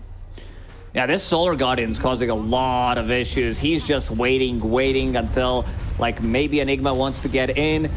Sure, he lands a black hole, but these are super expensive buybacks. They have one more fight left in the tank. No buyback on Monkey King. Yuba doesn't have it. He's short 600 gold for it. This is Mega's swap. Uh-oh, GH, and he is caught, killed, gone.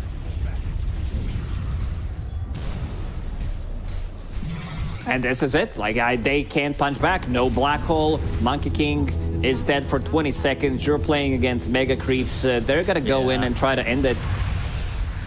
Time walk forward. He still has Chrono, though. Lasso's there, and there's the stun with it. Mikey's going to fall.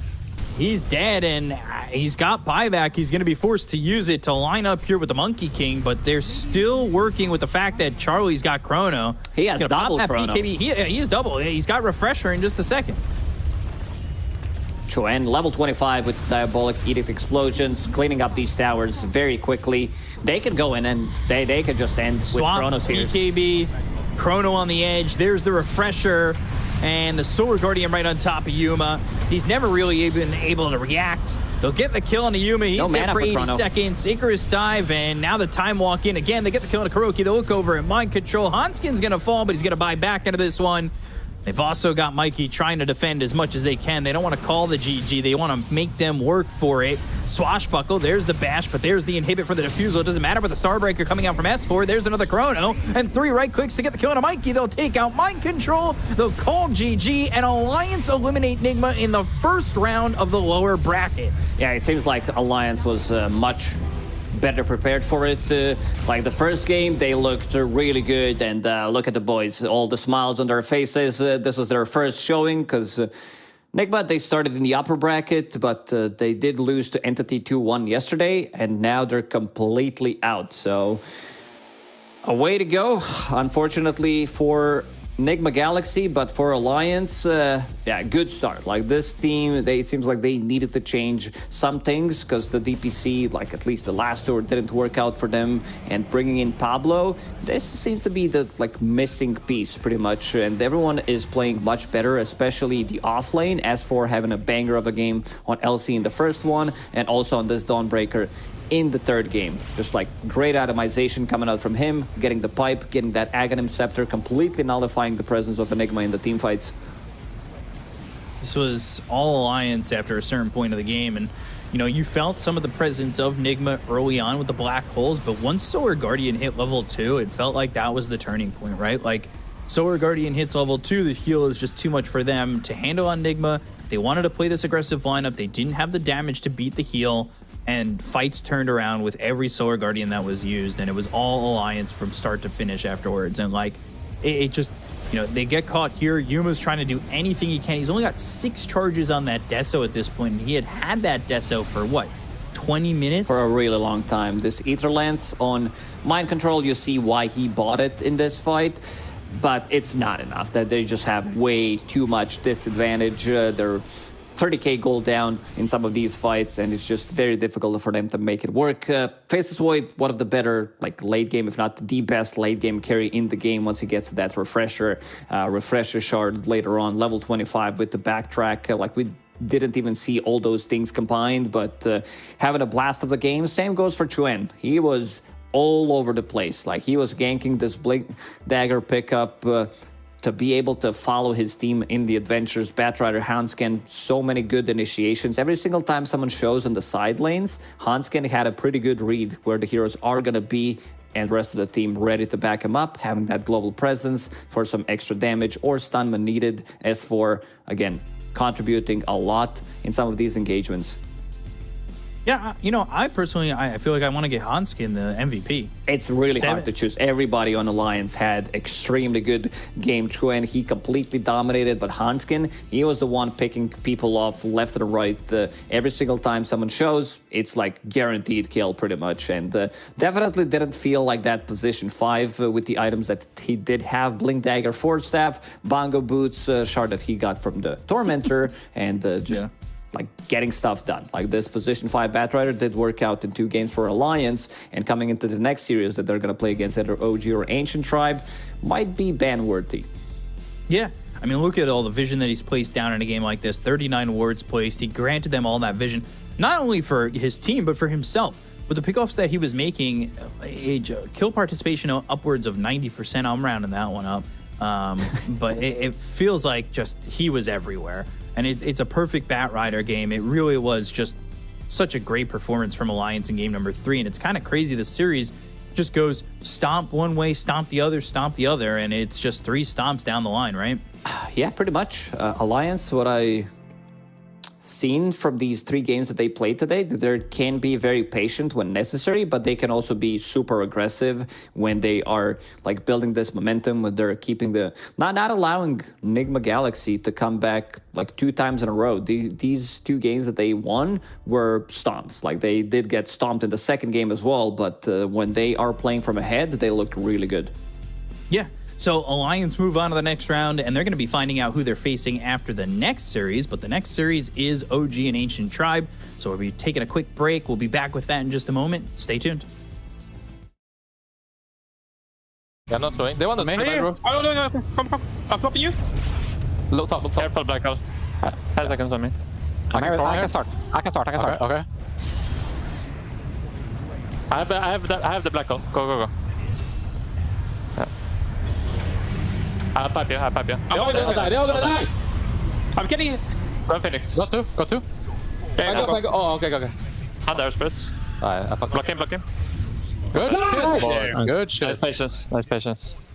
Very good shit, boys. I can beat Charlie. To cam the...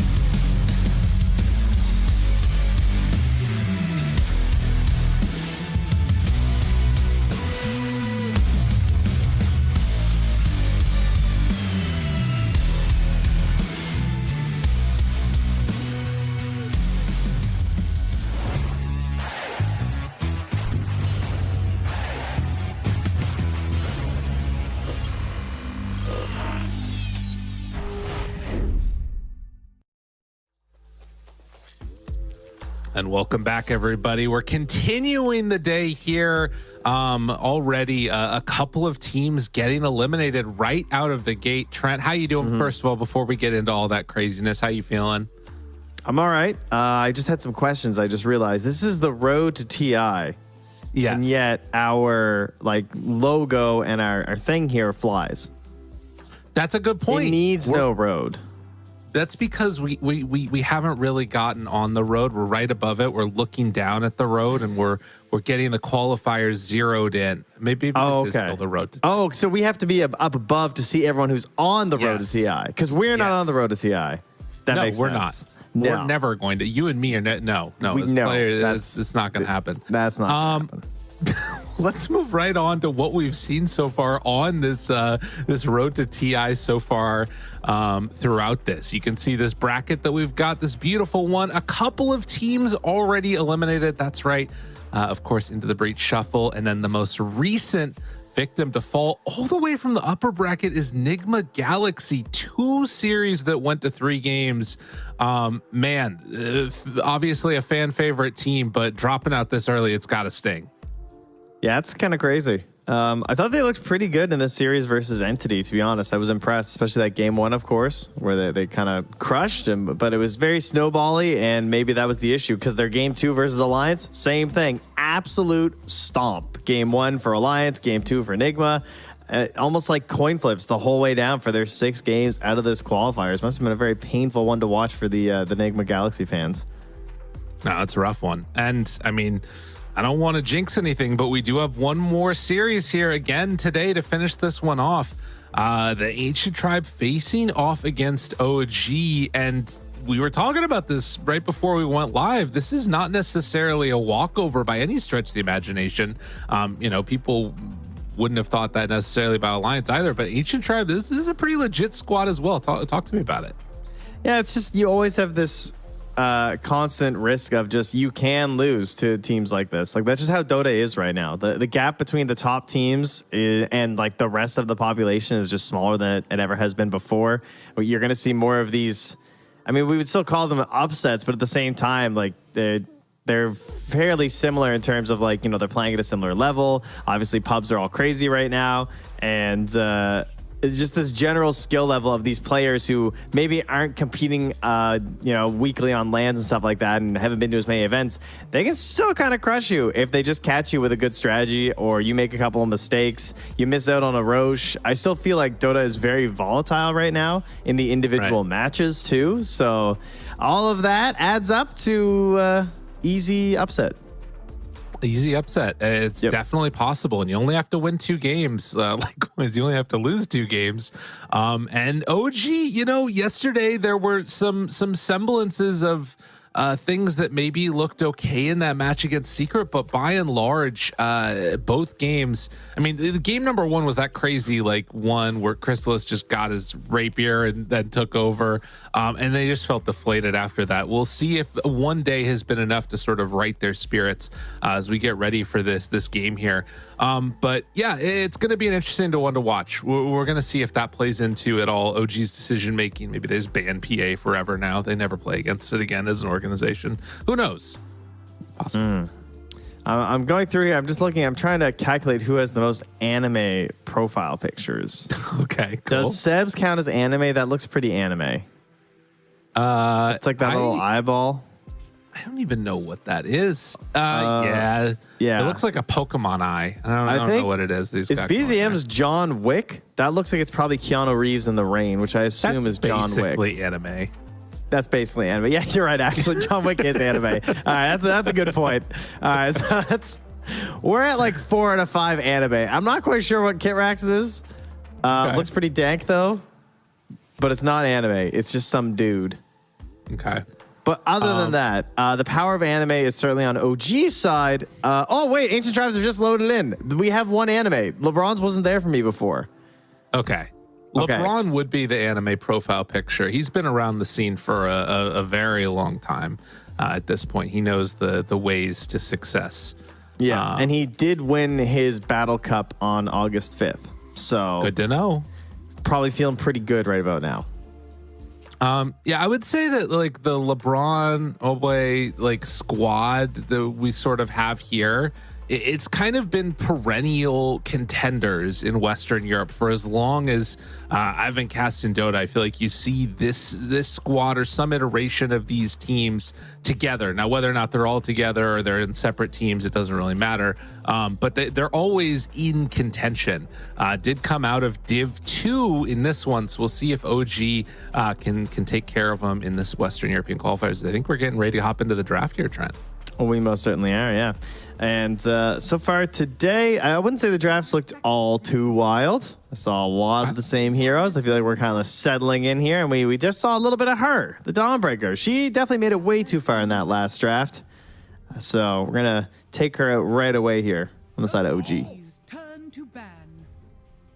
Okay. Taking the Dawnbreaker away into the Invoker Gyrocopter. I think this is like just the good heroes, right? These feel like the big ones. There's still Venge in the pool, but when I think about this patch, I definitely think about Invoker Gyrocopter as my top 2. Yeah, and then of course Nature's Prophet being the other big one. Yeah. Who we mostly saw banned out. We didn't actually, did we? We got one game of it, I feel like, yesterday. We did. We did get one game of it yesterday. Trying to remember, that was in the was it in the OG series? No, it was in the anti-Nigma series that we got, third game. And Nigma actually lost with it, right? Yeah. But still removed, still a really strong hero. And we also saw a lot of Doom. Gonna get banned out here by Ancient Tribe. So yeah, nothing too crazy. I see Ancient Tribe has been playing a little bit lately in the European Pro League, and some of the heroes they've been relying on, the Phoenix, pretty strong hero. Tree is definitely a bit of a classic for LeBron and any of his squads, so that's a solid one to ban out. We also saw teams prioritizing that yesterday too, despite not seeing a whole lot of action compared to some of these other big heroes. But there she is, like you said, the Venge. It looks great yesterday, and I think it just kept winning when we were casting it yesterday. Yeah, it pretty much did, if I remember correctly. The Rubik ban to me is a little bit of an enigma. A little surprised by that one, but it's going to be Ancient Tribe just taking the Earthshaker. Yeah, that is another absolute classic. But I wonder if there's any chance that they try and flex it. Like, I know that it is a LeBron classic. I feel like I've seen him play it a couple of times at the very least, but I feel like this could also end up being mid. Oh yeah, certainly gonna be possible. It's you can pick it early and then flex it later on depending on how you're feeling about it. So it just gives you options, especially when you're 10th pick. There's not many position 4s right now, or 5s really, that can be flexed between mid and being a support. Shaker's one of the few ones, so it doesn't hurt to pick it up on the earlier end. They've also been playing a lot of Underlord. They're big Underlord gamers. 5 seconds remaining. So have to keep that in mind as this draft persists. Feels like a nice pickup if you already have a Venge on the squad, anticipating you're going to run into some scaling like base damage. Underlord definitely fits the mold for that, and then paired together with Earthshaker, also kind of sick.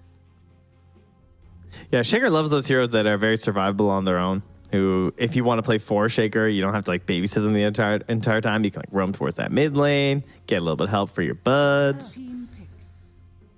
And our next round of bans complete with Slark, Terrorblade, and Coddle. Again, all pretty strong heroes. We haven't seen too much Slark overall. Mostly banned, I feel like. But it was something that OG themselves were playing at Riyadh. And we have seen a lot of Gabe Newell voice lines being spammed. So another one is there. But yeah, to no one's surprise, and I'm sure the Phoenix returns. This will be their 3rd game in a row now playing Phoenix. We've seen teams going towards this quite a bit. Perhaps the nerfs to Snap were enough. I don't know. The last time they picked Phoenix, they got snapped on and lost. So we'll see. It's going to be OG that take it. Interesting. Hopefully this isn't paired with a DP again, right? Oh, yeah, that's a good point. Yeah, that was... I mean, I don't know. There's elements of that draft that still felt like it was somewhat worked. Am I remembering that game correctly? Am I thinking of a different one? It was the one where they went TA. They got that almost last pick Ursa with Secret swapped it up and they tried to go DP. But this was also involved the IO and the Underlord. Honestly, their global ideas just never got off the ground last time. This was in their series versus Secret, which of course has sent them down to this lower bracket. They tried something similar with the Underlord and the IO, but the game never got off to a good start. So hopefully they'll find something a bit quicker. The IO pairing last time was the Sven. Yeah. We'll see what they're liking after these two picks. Right. Well, and of course, like you're talking about, that was the one where there was the gyrocopters. This was like supposed to be the answer for that, and ended up being switched to support, which was a pretty devastating, I felt like, lane issue that they had to deal with too. But they take the Sven away. Ancient Tribe swiping it. Okay. That's a bold move. That's a bold move. Interesting. I wonder how they'll respond to that. I mean, Seb probably wants to play the IO again, so he'll probably lane with the Underlord again. I mean, typically the ranged heroes aren't like the biggest fans of Sven, obviously. Sometimes you'll see like a mid hero instead who takes up the mantle of like the IO buddy, like a Storm Spirit or something. Right. That could be kind of interesting for OG. I mean, one of the things that I'm wondering is if there's any way, or if they might want to try and like sneak in a Timber Saw. I don't even actually know if it's that good, but I'm seeing these like double melee strength heroes. That feels kind of nice, but it's probably not great against Sven unless you're like laning against him, which you wouldn't be. It's kind of a hype Ursa game.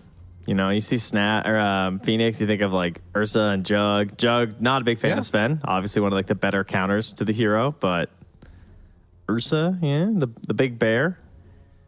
Seems to be better than people anticipated.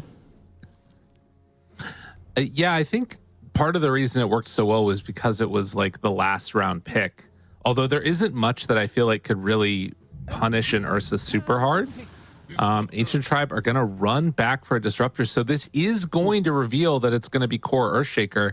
And that reveals that information with Ancient Tribe having last pick. So they must really value this Disruptor at this point. But yeah, OG, take the Ursa.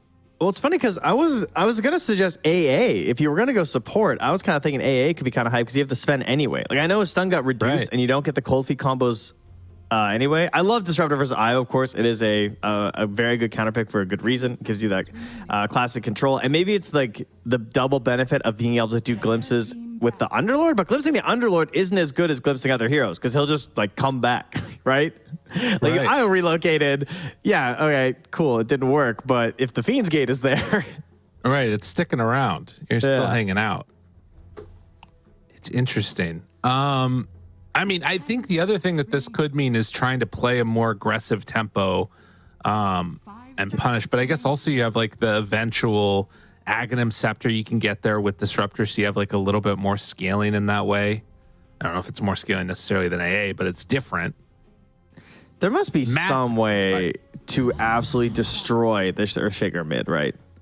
Like, all right, I want to see what their bans are. This is what I want to know. So they banned OD is smart. OD first. That's pretty good. What about like TA? What about like just gross heroes, right? OG ban Viper, fair.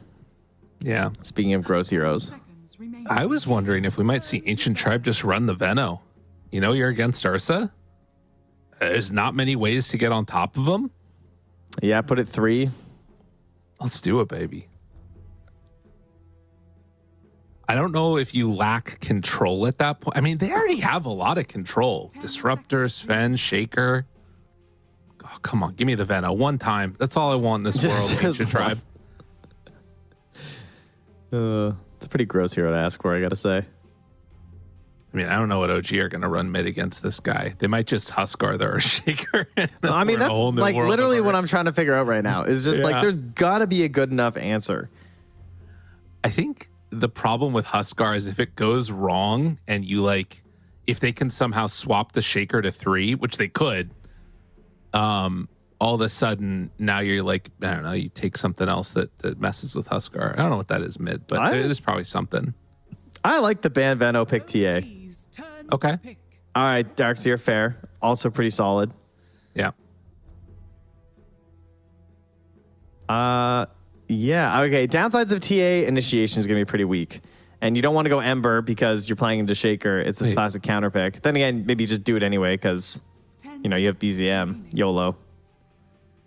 You might pick Puck. 5 seconds remaining. I'm just going to say real quickly, Trent, and this blows my mind. I am surprised that they decided to ban the Darkseer because that is my least favorite matchup to run into is the Ursa. With the exception of maybe the Bloodseeker. That blows my mind that they banned him.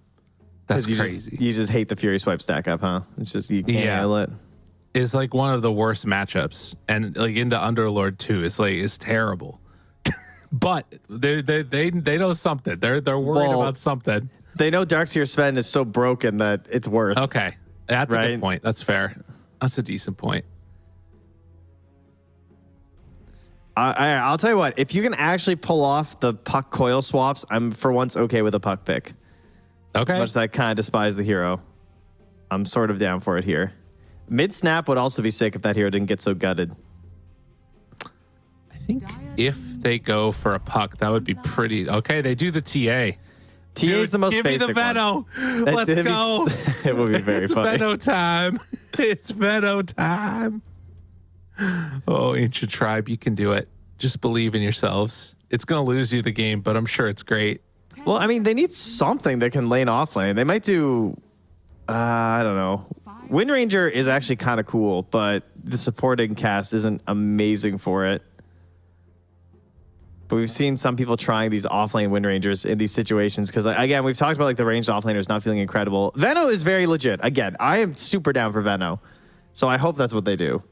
I don't know about Razor, maybe, is another hero we've seen banned a lot. It keeps losing, but I'm also seeing a TA and an Ursa. That could be high. Oh, God, no. Now you fall into the trap of the DV. All right, Are they going to stick it mid? Is it offlane Shaker instead? I don't think so. Interesting. I highly doubt you can make that work. Can you make that work? I mean, this is sort of the type of moment that feels like, I mean, he made his call. He's like, all right, I don't, or maybe I'm guessing that it was Moboy that made the call is like, I don't want to play Shaker against TA. And so that is fair. Run it off to 3. And you can do shenanigans as offlane Shaker, and it does pair better theoretically with the supports. Yeah. But 10 seconds remaining. I don't know. That seems kind of bad. But we'll see. Maybe they're just going to be really good with the Fishers, and they can block the wave and hold it back and try and play close to the tower. And if you can get a couple levels and you get into the totem and the aftershock, and maybe with utilizing the Phoenix with like attack speed slows and stuff, you can make it work. But it's Io Ursa. Sorry. It's Io Underlord. And it's going to be Avenge Ursa, and it's going to have stuns, which is kind of frightening. Right. Stuns, blood grenades, that definitely could be tough, but they might just pull waves too. Obviously that's sort of there's been ways that people have gotten better at dealing with that, but my guess is that's the way that they're going to go. By the way, I think it's not surprising that this chest comes out that gives everybody the Ursa set that they wanted, and now everybody's playing Ursa. Yeah, I'm just saying. I'm looking at this white Alpine Ursa hat right now. It's like, yeah, okay. I see. Everybody wants to go down to Texas. It's been out of reach for so long, and now you get access to it. There's a Texas, but I think it's supposed to be like an European Alpine hat, right? But it looks kind of like a cowboy hat. Like Lederhosen? Yeah. It's got like the little feather and stuff. You know, I'm pretty sure this guy's in my Baldur's Gate party. He looks very familiar with that hat. Oh no, the Bears in Baldur's Gate. Look out. All right, well, we're getting ready to go into this game number 1. OG facing off against the Tribe. Can they do it? We're hopping in right now to see if we can find out. I like what I'm seeing from the Tribe, to be honest. I think that there's a lot on the line here. Sir. There's an offlane Earthshaker into Ursa. Yeah. I believe There's a in Death Mr. Prophet Luck on their team. I believe in Mr. Luck. You believe? I believe in Mr. Luck. Okay. His Mr. name Luck. is Mr. Luck. All right, How you're could right. I not? Yeah, I don't know what I'm doubting here for. I think some of the stuff looks spooky. Alex says, "Welcome to Serbia." Yeah. I think BCM's in Serbia. Okay, that's pretty awesome. There you go. Look, they're so friendly. I wonder if that must be where they're boot camping. Yeah, probably. Actually, that would make a lot of sense. 30 seconds to Man. battle. Who doesn't love some good luck? You know, Mr. Luck. Mr. Luck. He doesn't love it because it's just a part of him. He is right. luck. I am the luck. Yeah. I see. I'm not sure what you're trying to reference there, but I like that. Ward White. drop down. You're welcome. Oh. Yeah, you know. Well, I am the one that lucks, is what you mean, exactly. I think. Well, no, but no. I am the one that I am the danger. You know, what danger? I am the danger. Come on. I see. It's only been like a decade. Is that show out now? Are we out, guys? I don't know. I think Better Call Saul was like the big turnaround. People like that one more than the Breaking Bad, I think. Yeah, but it's the OG, so it gets more credit. OG, I see what you did there. Speaking I of guess which, we should get back to the game, yeah. let's see how this first couple of waves go. I feel like down here is going to be really important. If your Roggy gets off to a really hot start at the beginning, that's where things could very quickly snowball out of control. Of course, mid matchup as well, something to keep our eyes on. But it's going to be an interesting one. And I think this is one problem is that I was thinking about it. I was like, oh, wait, you can't go for Fisher blocks because he's going to need his totem and then he's going to need an aftershock. So you can't start with a Fisher block. Right. And you probably don't get, like, you're never going to have Fisher, really, right? Like, you're pretty much going to have to just go all out on totem and aftershock to have a hope in this lane. I don't know. I just want to watch bottom, honestly. Yeah, that's what I said. They're doing a good job of trying to mess around with the denies a bit here. And Shaker did get the first range creep deny, has a big wave coming in towards him. This actually looks somewhat okay out of the get-go. He might lose a range creep over there, but yeah, we'll keep our eyes on that one out of the corner of our eye. But mid, it's 7-1 versus 3-0 to start. DP getting a little bit hurt by this TA. Yeah, and of course, this was the counter pick that they were counting on. Right. Was this where we saw the first blood happen, though, yesterday, I believe? It might have been. Because Secret had a TA, and it was OG that went for the DP. Right. And he got like just siphoned level 3 under tower and died. So we'll see if Mobe can do the same thing to OG again. Or, sorry, the other way. Right. Flip that. Yeah. So far, not looking great for the old Death Prophet, if we're going to be honest. BZM is kind of taking it to him here. And, you know, it's something that it's going to be a tough one for him to deal with. Down bottom, the CSing has not been great. And Alex is almost dead by Kitrek. Yeah, is he gone? No, he's he'll living. live, but such great pressure. Just knowing, like, what's he going to do, man? He's still just stuck at level 1. I'm zoning him out. And the Wave of Terror cancels the salve. I mean, how are you going to walk back against the bench player? No. They're always going to cancel that. Yeah, that one hurts. I remember when it didn't cancel salves, and it was the most annoying thing ever. And it didn't cancel blink daggers. It was the HP removal thing, remember? Yeah. Yeah. I remember being so excited when Earn canceled blinks. It's like, oh, Earn's so much better now. Yeah. Just like Earn people in fights. I think it's a testament to how like good it is now that they felt like it was broken that it did it before, and they had to not have it work that way. But nonetheless, getting some pretty dominant laning stage results out of the gate for OG. You can see that the only lane that they're sort of having a decent time in is up top here, where Sven's been able to go 16-0, but DM's still ahead of him slightly in terms of those denies. Oh my god, dude. These denies are vicious down bottom. How is he getting these denies? He's about to be quadrupled up on pretty soon. In terms of CS. Like, we're on the line of it right now. Yeah. I pine for a Venomancer. But my life for a Venom, yeah. I do feel like this is probably going to give them better like mid-game power spikes if they can manage to sort of stop the bleeding a bit. And honestly, right now, Kitrek is like 2v1ing the Phoenix and the Earthshaker. They're just off of the lane completely. It's the most double Wave of Terrors I've ever seen in my life. Yeah. And sitting on 2 points of Magic Missile is terrifying for this Phoenix. Oh, your courier, sir. Ooh, yikes. All right, Still. big kill there from Mr. Luck. Got rid of the glove.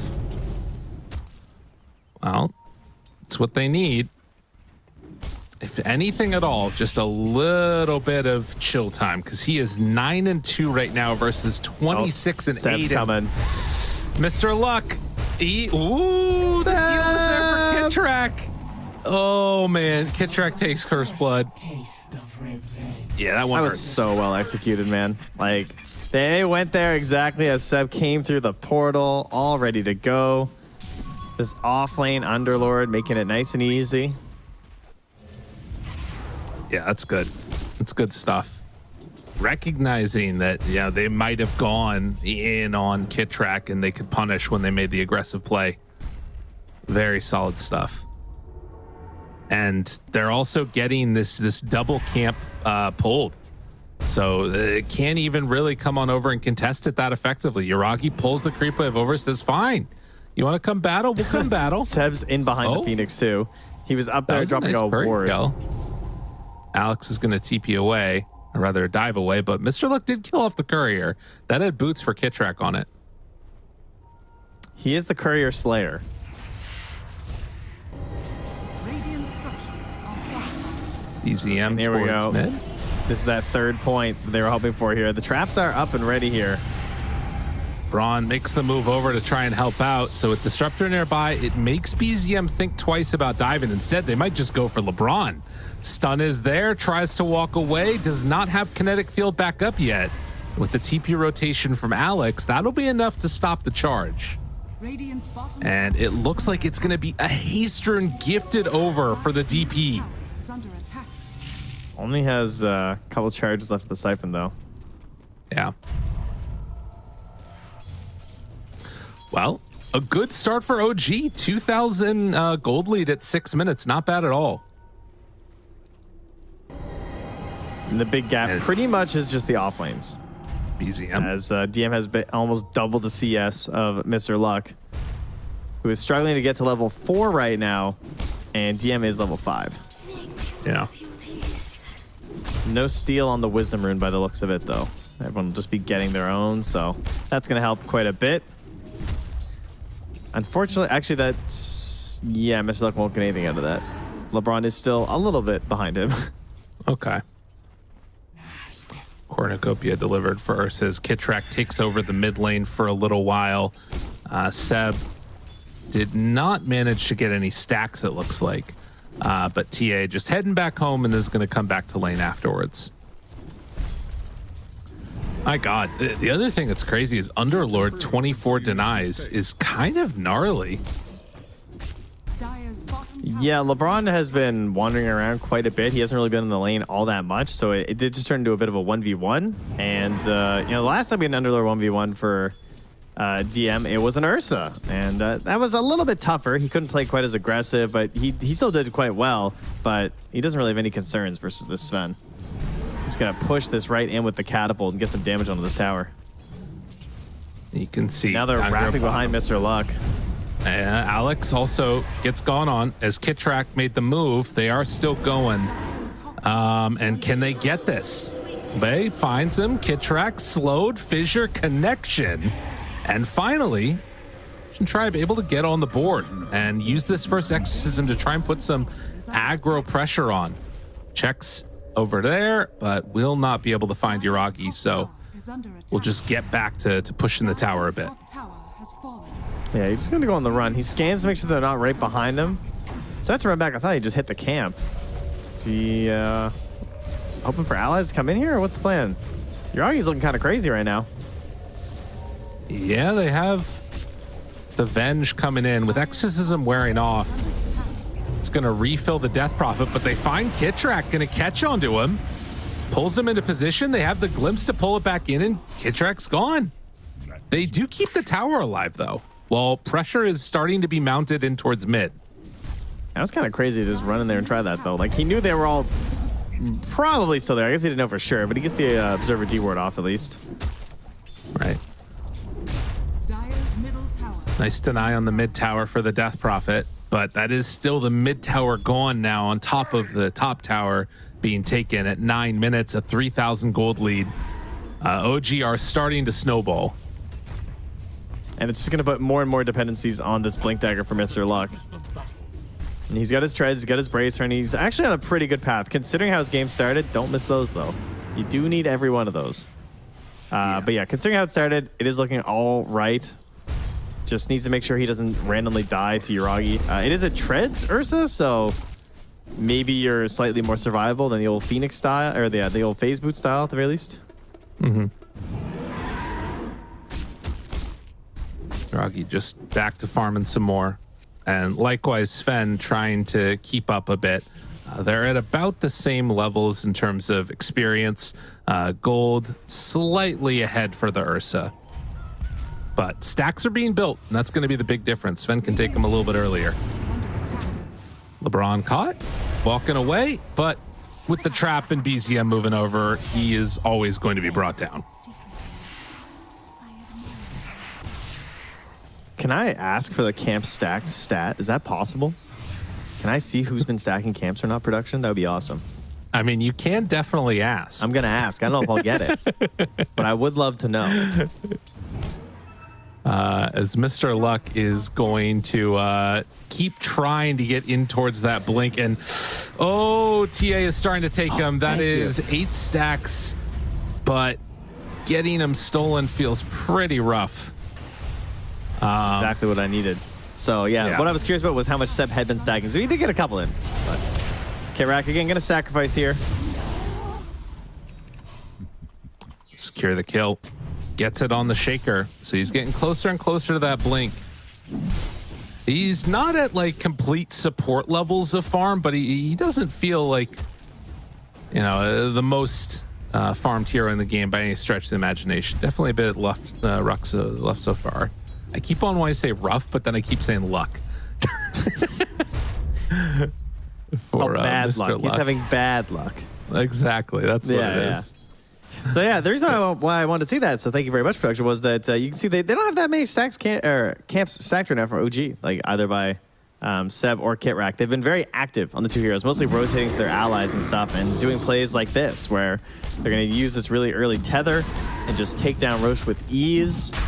Sure, if someone shows up, it could go poorly, but if no one comes into the pit at all, like this is going to be easy peasy, particularly when you've got a great healing Lotus and a mech. Yuragi's never really in danger. And he'll be laughing, beeping all the way to the bank with this one. And that sets us up for a nice early second Roche, you know, for the Shard, right, guys? Am I right? Oh, yeah. There you go. It's big. But yeah, nice second Roche early on so they can use that to take the tier 2s. That's what Ursa lineups want to do. It does feel like right now Ancient Tribe are just kind of holding the formation and waiting on a lot of stuff. Well, OG are able to make so much more happen around the map, and particularly when TA finishes this Blink Dagger with mech already done on Io, things start to feel pretty scary at that stage. DP did go for the Force Staff, which is kind of a cool little mid-game item that I think will be really helpful against both TA and Ursa. Is it purchased too? Flying out? Nice. Yeah, that is really sweet, actually. Very good for getting the Sven and the Shaker out of trouble. Like if they're being locked down and the Ursa's trying to focus them, because they just need that little bit of room. Like if they get an initiation onto Woe, and he can just force staff him out, give him a chance to reset, pop his spells, get off the Mask of Madness, that could just completely turn the fight for you. Since Ursa and Sven are pretty similar, they largely want to get that initial burst, kill you, and then have it so you're at such an advantage in the fight that the enemies are kind of forced to just run. So if you can try and stop that from happening, that would be really nice. Did Seb queue up Midas yesterday, then not buy it? Is that what happened? Yes. Because I remember him queuing it up, but he's doing it again. Okay. So all right. I'm curious to see. It is a very interesting choice on an IO, because you know you think of Midas and you think of like, oh yeah, they got like really good talents and skills that you all want to level up. And it's like, well, the talents are okay, but he also has a skill that no one even uses. Right. So it seems to be missing out on some value on that one. Oh, that's really good. Those stats are solid. That's true. Get those stats. Underneath the ward right now, DM is off in the woods. They're going to see him in just a moment, as well as Yuragi. Jump forward, find him, slow down. Alex does have the egg if they want to pop it. They drop the Fiend's Gate. Yuragi tries to get away. Echo used onto BZM solo. This fight getting kind of weird, but if they can get the control onto BZM, this could be huge. Swap to get him out of there. But the chase forward from Mr. Luck, but the heal is there from Io, and then they move in with Woe, take down one. He took him out. He grabbed BZM. Do they have any way to get enough damage into this? DM, he did have that pipe delivered right before the start of this fight, and OG just able to outlast with the healing, with the damage block. It was all too much. Nicely played, as they're going to even run down LeBron here. Nice little connection and a triple kill for Yuragi. Yeah, perhaps could have saved the Aegis too, maybe, if they didn't draw back BZM there with the relocate, but just to ensure that he was going to be fine, they went for it. And of course, you're very happy using the Aegis in this circumstance, because that was a ton of gold for your Ursa on the revive, and so much damage from Underlord. My goodness. Yeah. Are they getting another one here? They're getting another one. It's easy. Easy. Nice takedown there. I mean, it makes all the difference in the world, right? Not being able to get all of their skills focused immediately, either onto that Underlord or the Ursa, it set them up for a rough situation. Oh, thanks for the stack. Heads up, I know. Yeah, Yuragi loves that. It was nice, though, definitely to, like, you know, hit the timing from Ancient Tribe, but as they were going in for the fight, Underlord just being there completely threw a wrench in their plans. And then the Observer Ward placed down there to help get the kill on the Phoenix, but they do know about it now on Ancient Tribe. They've been pinging it out. They have a problem, though, because the lanes were slightly OG favored. Kind of largely OG favored. Oh, no. Maybe another one here, but no, they can't quite secure it with the blink on the Ursa. Just too worried about the Shaker being able to break things up. Almost has the Echo Slam back, but they need to find a big play right now for Ancient Tribe, and it's going to be an Exorcism, it's going to be an Echo Slam, but at least they're going into it with no Aegis, right? That's the goal. So they're going to smoke in. The vision is great right now from OG if their smoke gets popped here on these stairs. They got trapped, they got wards. Movement. But they are not quite yet going to break it. Now they see him. Oh, the top find one. Gamer? Hit track found. Good fissure block off there, but the swap to get him out. No, Io caught here over on the side with the ulti, and then gonna drop the Echo Slam down. The Phoenix Egg is going to pop. OG again, solid moves, trying to relocate onto the high ground. A little bit of a misplay there, but that's fine. They still are going to Grandmaster Io, ladies and gentlemen. Both ways, they find themselves another couple of quick kills. Kid Trek going to give the tip as BZM runs down the rest of them.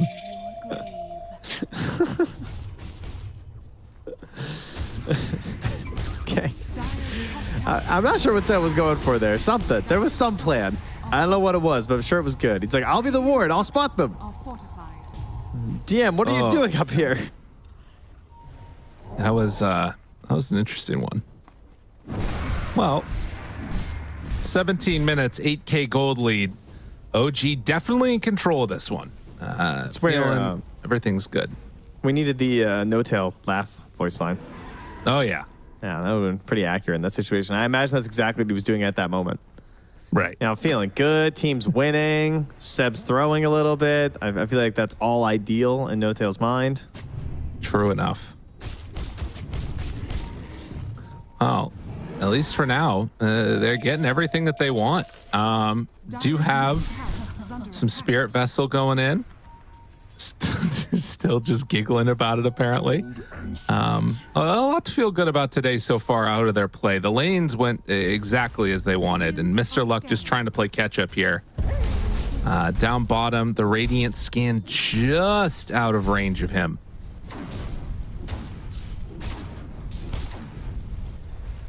Oof. I do not envy Mr. Luck. This is one of the worst situations to be in. To be the Shaker player, and it feels like you have to win the game yourself. Right. After being given a lane versus an Ursa and Avenge. Yeah. He just watches them go through the portal with his ward up there. Glad that they've left his little domain of farming as he tries to get towards an Aghanim Scepter. I mean, this guy's not going to have Aghanims by the time that they take second Rosh on OG. Oh no. Tries to TP out. Will it be able to succeed? It will. So a good heads up recognition there by the DP to get out of trouble. TP actually to the tier 2. So still staying on the map farming a bit. Well, OG are going to start to pressure top. They're getting creative here as well. On Ancient Tribe, having to go for the Halberd on Sven. It's a great choice. He gets the benefits, of course, just from any Sange-related build. And versus an Ursa and a TA. It's a nice choice. Yeah, I mean, I think their itemization and all the rest of that seems like it's the right things to do in this point. It's just, it feels like the deficit they're in might be a little bit too big to claw their way out of it. And for OG, I mean, you're getting closer to BKB now for Yuragi. We already have the Atos on the Underlord, so he can keep people sort of stuck in one spot. Next couple of minutes are going to be pretty important to see how it goes. But I'm wondering if Team Secret have already made a copying our homework meme tweet yet. You know, I mean, they beat OG with Ursa TA, send him to the lower bracket. What does OG do immediately? Right? Yeah. Ursa TA. Oh, they're too busy tweeting about Alliance beating Nigma. I see. All right, fair enough. Yeah, that's Seems also good. pretty solid too. All right, back to work there, Secret. You know they're watching the OG series. They got to keep an eye on Seb. They got to see what he's up to. Well, Alex going to get chased now for a second. Are they going to catch anybody here? They spotted him for a second, maybe? Oh, there you are. Hello. Dive. Oh my God, the silence. Oh. All right. I love this shard. It's so good, actually. Yeah. I think it makes the hero more interesting, too, honestly. Mm-hmm. Reload? That's a trap DP. Already used force. On the silence, but the jump in for luck. Echo, connection, trying to bring down DM, but I mean, that was just not going to be enough. Did not have the damage to kill him off without the Sven there. I mean, you can see why he hesitated too. He's like, I don't really want to do this, and then he drops it anyway, and right. Unfortunately, not the play. I feel like Woe's gonna have to get into this Silver Edge, and like they need to kill Underlord first, but breaking through Atrophy Aura, the pipe, like this is such a hard hero to deal with. Swaps, Solar Crest.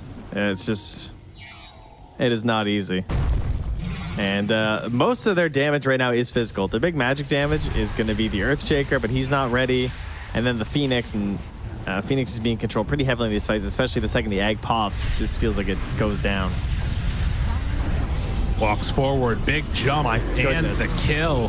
Yuragi goes high ground without Aegis, but has BKB, feels perfectly comfortable just going in there for the assassination.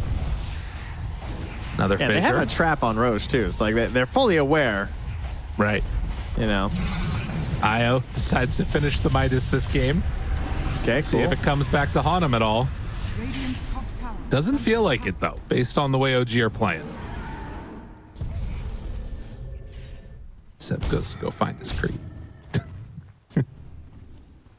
It's nice that you can do things like take the time for a watcher these days, though.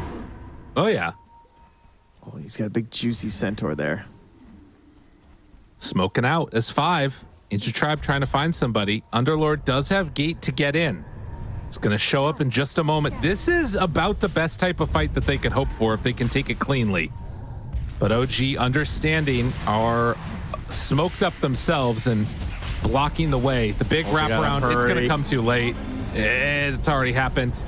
Kitrak, they jump, swap, tries to get away. Egg, not going to get off. Not even going to happen. And then the pit, the Atos Woe uses his entire ulti. Just can't hit anybody that entire fight. That was so clean. Man. They got a TP out on the DP, so we'll survive and join Woe in farming the jungle. But yeah, they try and jump in on Kirak. What a nice swap into stun play. Sets up for the kill onto the Phoenix, so no chance to the egg there again. Just spaces, waves goodbye with the high 5. And it's just a smooth sailing here for OG. They have 0 kills on everyone except for Kitrak, who is tactically feeding. Okay, there you go. They have only destroyed him. There's a clinic coming out right now. OG getting it all. Jumps in, finds him again. LeBron. Little nose of his mount was poking out of the trees there. As they were going to take an entire set of racks. 24 minutes in, 16,000 gold lead. And with this Aegis still in hand for almost 4 minutes at this point, they're going to be ready to keep this pressure on and try and close this game out. And that big Hail Mary play that you need in a game like this on a Sven is so hard to achieve when they have just the most frustrating heroes. Like the TA pick was just so good. Really solid versus the Shaker, pushes them out of the lane. Good versus the Sven because he's trying to get these big hits off, but of course you've got the refraction instances. And so it just turns into a giant snowball like this. Too many defensive options. Very unlikely you're going to get this big giant cleave crit through to just win you the fight. Yeah. But alas, they must try, Lyrical, for it is the TI qualifiers. Absolutely. Gotta do it. We'll see what they try and make happen here, but it is not easy to hold this at all. They have EXO in 25. LeBron has Static Storm. They pull back in DM. It's not the guy they want to jump on. They find him 4 staff away for the moment. Alex is getting hit, burned through the refraction instances. Okay, starting. Okay, never mind. Immediately he's back up to full again. BZM DD keeps hitting. I mean, that was always going to be ready. 2.5 minutes of Aegis, you know. Seb also has cheese ready. Jumps in. And Mr. Luck, good connection. Almost takes down Seb, but can't quite get him. He gets the cheese off in time. He was down to such low HP. Mr. Luck is gone. The swap and the relocate, but then the Supernova down. Tried to get the halberd working, but it wasn't enough. They do burn through that Aegis. And now, as he comes back to life, this is off the back of a buyback from 3. They get the kills that they need. Okay, Ancient Tribe. They still got a little fight left in him as Mr. Luck tries to chase. The creeps are on him. He needs to hit it off, and Chant Totem comes too late. 16,000 gold lead stays steady.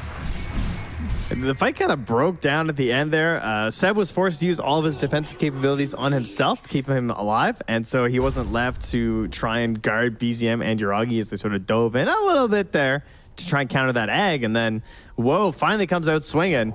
Hit some big ones, had a great disarm as well onto BZM, which helped delay the kill on the egg, and it forced a further commitment inside from Yuragi there too. So that's what helped bring him down. And then he was just cleaving on TA and Urs at the same time. So sort of exactly what they needed in this situation to happen. That is an important pickup. And 27 minutes come around. That means next range of neutrals are going to be here. And Woe is actually going to be able to finish off this Silver Edge. I wasn't sure if he was going to be able to get there. So does give them some interesting play opportunities, but they need to not get picked off. Ancient Tribe has to basically play perfectly, I think, from this point on to have a chance, and it's still not going to be easy. He got the combo, though. He got the Mask of Madness plus the Vindicator's axe. So. Oh, yeah. Yeah, Woe's got the big damage. So could be really, really good there. For anybody that doesn't know, you get that plus 30 when you pair it together, the Vindicator's axe with the Mask of Madness, so maximum amounts of damage.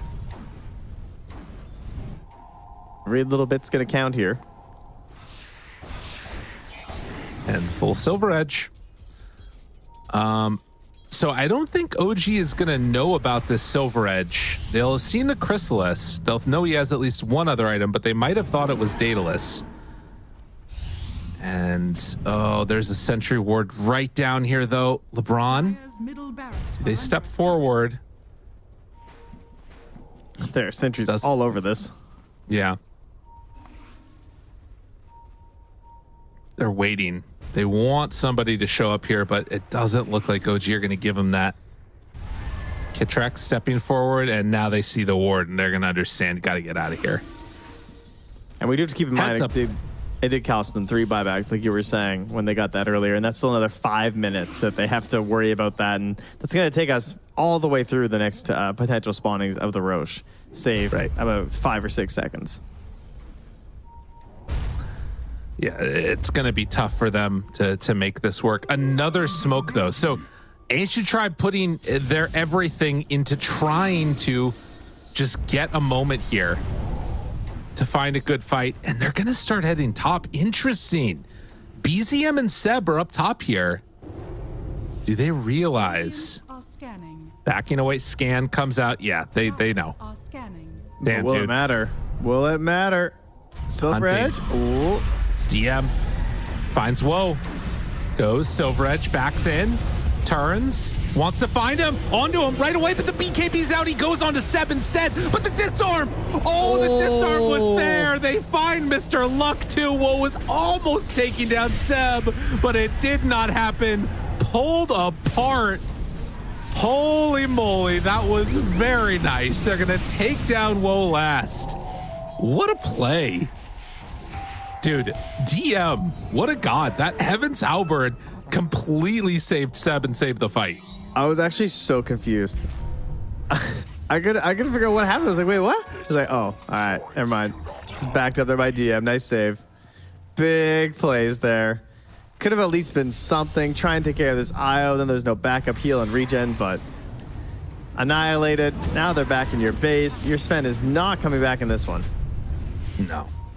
No, they know that he's gone for a while now, and LeBron just gets absolutely decimated by BZM, who has looked incredibly good this entire game. And now, as the rest of the buildings are going to fall, it's looking like OG are set up to finish off this one. Game number 1, taking a lead in a draft that, from its very outset, just didn't look that close. Yeah, it was a bit bold to go with the Shaker into the Ursa. Gotta say. Certainly needed the other lanes to go way better, if that's the plan. Right. And they did not. There was a lot of movement from both supports in the top lane, so Seb moving around a lot, as well as his counterpart there. But, you know, with LeBron also leaving the lane and getting this Underlord versus Sven 1v1, it's just DM's just... Yeah, he got kind of huge. Yeah. He was never really concerned about anything this game with this Underlord. Well, as well he shouldn't be, but the throne is being hit. They got to make the move, the jump forward, the echo, the silence is there, the root, the disarm, no BKB means no punching for you. Sven is going to turn and try and hit, but they take down the egg. They're going to take down the Sven, and they will take game number 1. OG looking clean in their drop to the lower bracket. Yeah, this is what they were hoping for versus Secret. Similar ideas with some of this IO and Underlord combination, having them both in the off lane and then moving in towards certain pairings that you can use throughout the game. They look a little happier than yesterday, for good reason here. Oh, yeah. Relax their ways back, but it was Ancient Tribe. This one fell apart out of the draft, I'd have to say, in the laning setup. I think they just went a little bit too crazy on this one. Yeah, I can kind of agree with that. I mean, there was definitely like some ideas that you saw of like mass team fight and all the rest of it, but when you're not winning those team fights, it's just all gonna fall apart so much more quickly. And this felt like it was one of the big moments where it's like, okay, the lanes went poorly, but maybe we can make it work. And into the Aegis, DM showing up at the perfect time. I feel like DM might be my MVP. How you feel about that? Oh, yeah, I could go with anybody, honestly, on OG. This was a very well-rounded game. DM is very solid, though. Did a great job in his lane. His rotations were excellent. Even had the little flare at the end with the Fiend's Gate into the disarm. So, credit deserved, especially because he tends to be the one that gets sacked a lot in their drafts. It feels like he often is not given necessarily a big winning lane. And even this one wasn't necessarily guaranteed, but he gets a little bit of help from the IO, but he's not dependent on the IO. Seb was still free to move around. I think overall, OG just played a really interesting game. I think this idea of not being mega committed to the stacks, but instead trying to pressure into Ancient Tribes territory did a lot for them. I feel like they interrupted a lot of the earlier stacks that Woe was going for. Rather than stacking up themselves, Seb would pair with BZM and they'd move in aggressively, steal stacks here and there. And Kitrak as well was often across the river, getting some vision down, finding where these stacks were, tracking their movements. He wasn't just running through the Radiant side of the map, prepping stacks for BZM. They were just always considering how they wanted to play aggressively. And then they got that really early Aegis that they could then take that into, again, just like more traversing into their opponent's territory. So I thought it was just a really classic, aggressive OG style draft there.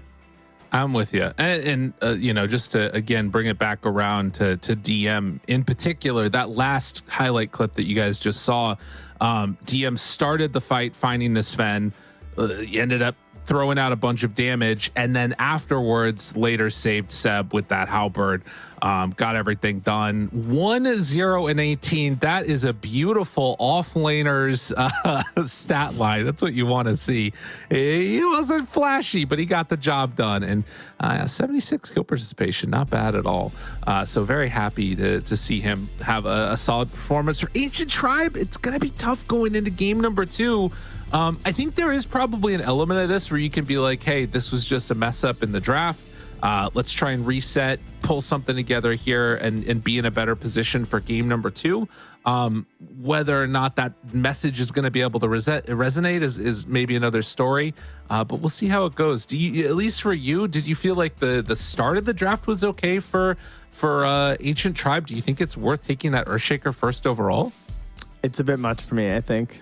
Okay. I wouldn't say it's my favorite style. Unless you're like crushing on Shaker with multiple roles, then I'm down. But I think being more willing to throw to support could have been a bit more helpful as opposed to trying to force it into this core role, because it just seemed like you were locked into a fairly unlikely to succeed situation. So that's fair. I do like the Venge though. That, you know, maybe next time go Venge, not Shaker, as Kitrak shows. There's a chance. All right, we'll see what ends up happening as we get ready for game number 2. We're going to go to a break, and when we come back, it will be here. See y'all then. There's a hit Sven here. Sven invis on the left. Just kill them when they go on this, guys. We don't need to go on them. I'm just owning them. Shaker is out of position though. He used God Strength, no? Keep pushing, guys. Yeah. I didn't see. I think he did. You wanna go? Yeah. That's it. Nice, nice, nice. Perfect. Sven, yeah. Egg. That's it.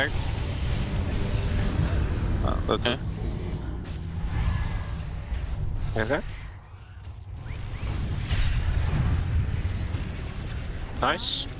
Nice. Yeah, nice. From the final picture. I put you in fountain.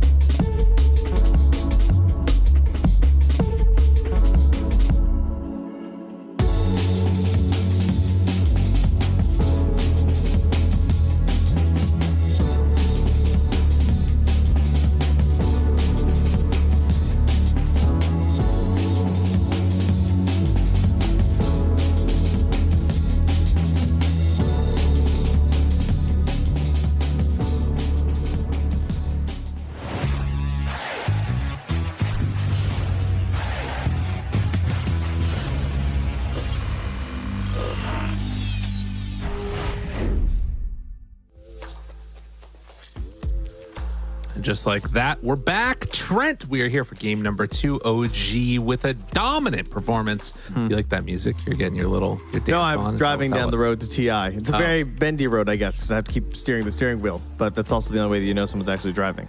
So You're definitely not driving down the I-5. Am I right? Pacific so Northwest people, right? Yeah, that's a straight shot.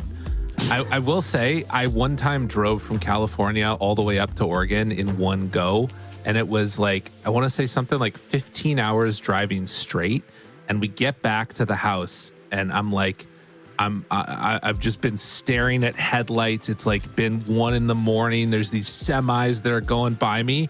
And every time I like lay back down to shut my eyes to go to sleep, I'm like, I'm going to die. Oh God. And it was the worst thing ever. So don't do that, everybody. Be safe when you're driving. So you just queued Dota immediately when you got home, probably. I don't think I was playing Dota at that point. Sleep, I was just still Dota. working at a restaurant. Yeah, exactly. That would have been a big problem solver back then. You know what else is probably giving people flashbacks like that is the ancient tribe. Every time they go to sleep, they're like, TA, Ursa, and Earthshaker in the off lane, because that one, it hurt, man. It hurt real bad. It makes me wonder what would have happened with Venno. It just makes me wonder. I just want to know. Well, we might never know what could have been. It might still have been an issue nonetheless. What do you think about going into this game 2 though? Based upon the way that they played, do you think Ancient Tribe have a shot here? Is it completely out of the realm of possibility to take a game?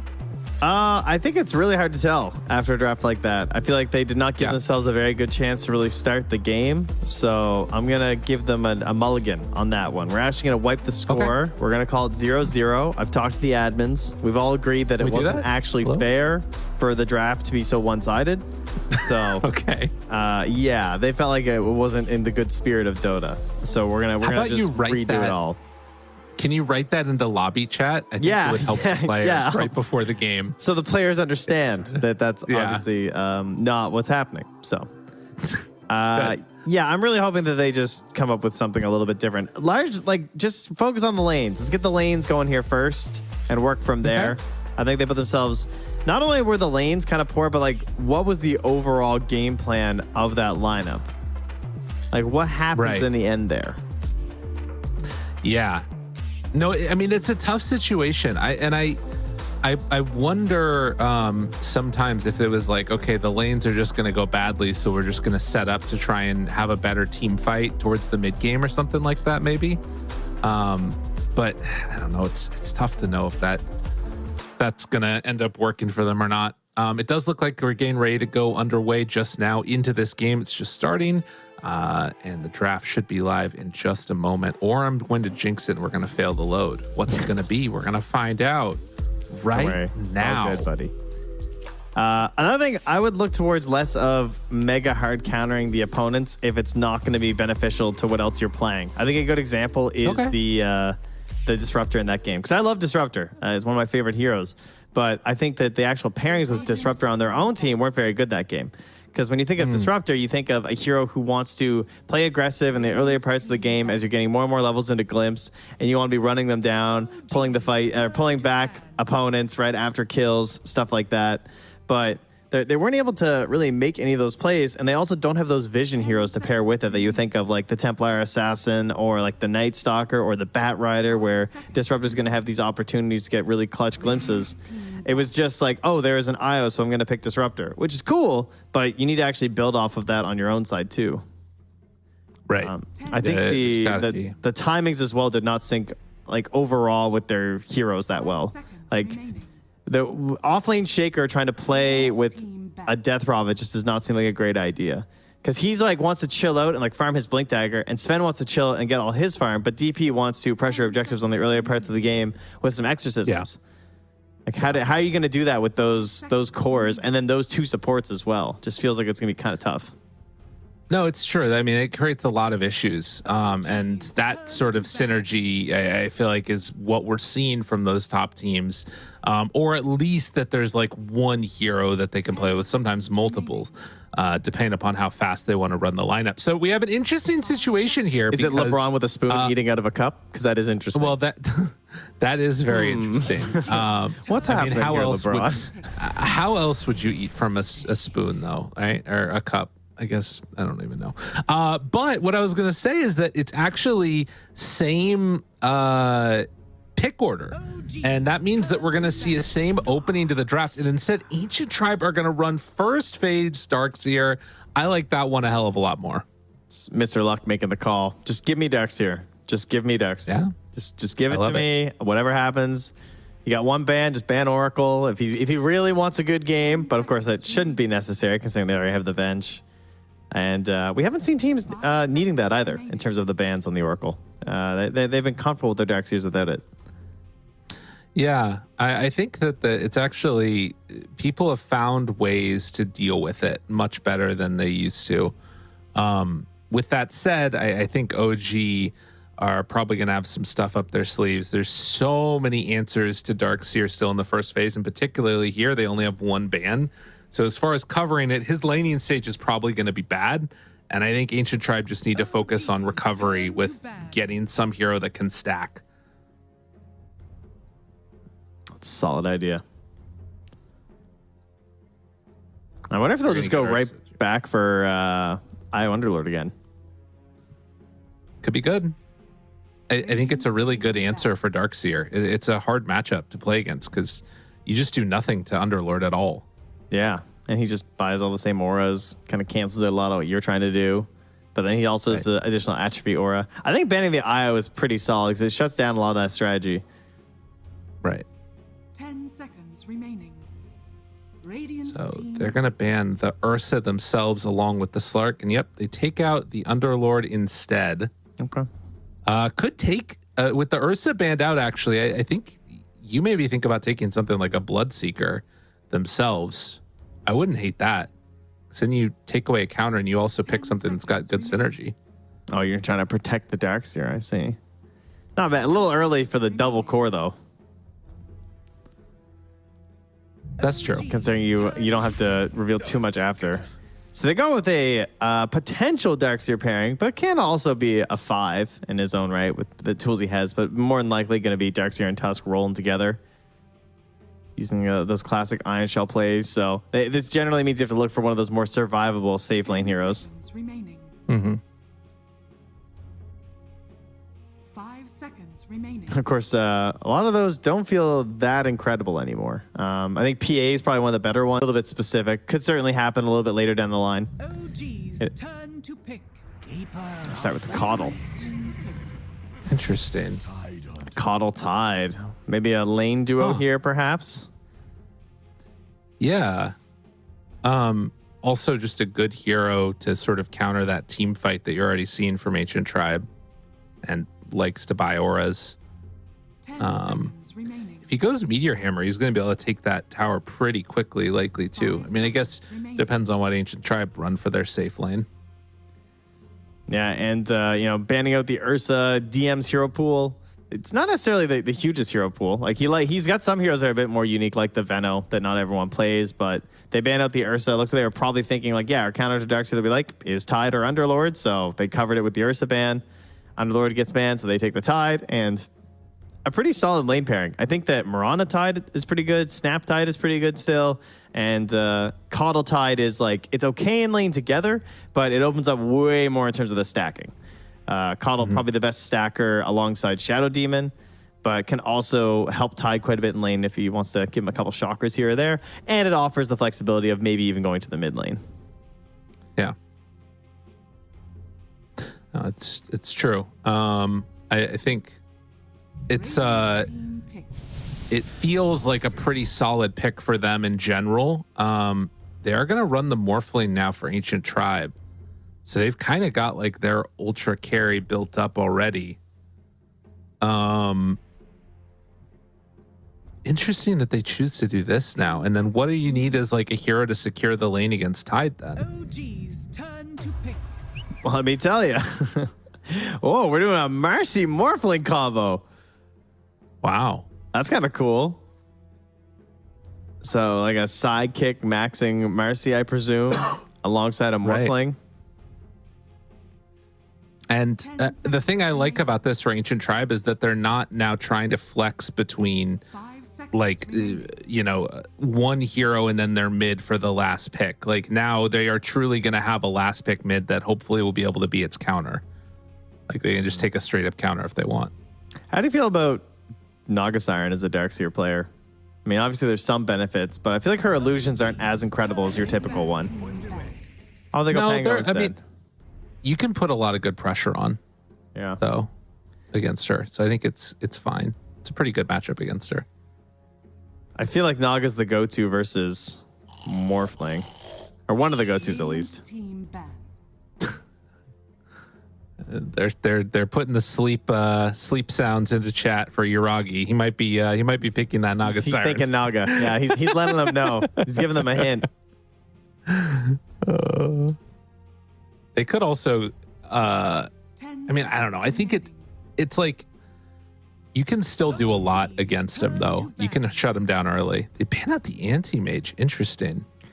Two heroes that fit the bill in terms of survival versus Tusk, because you have the Time Walk and then you have the Blink, and then can also be okay versus Faceless Void.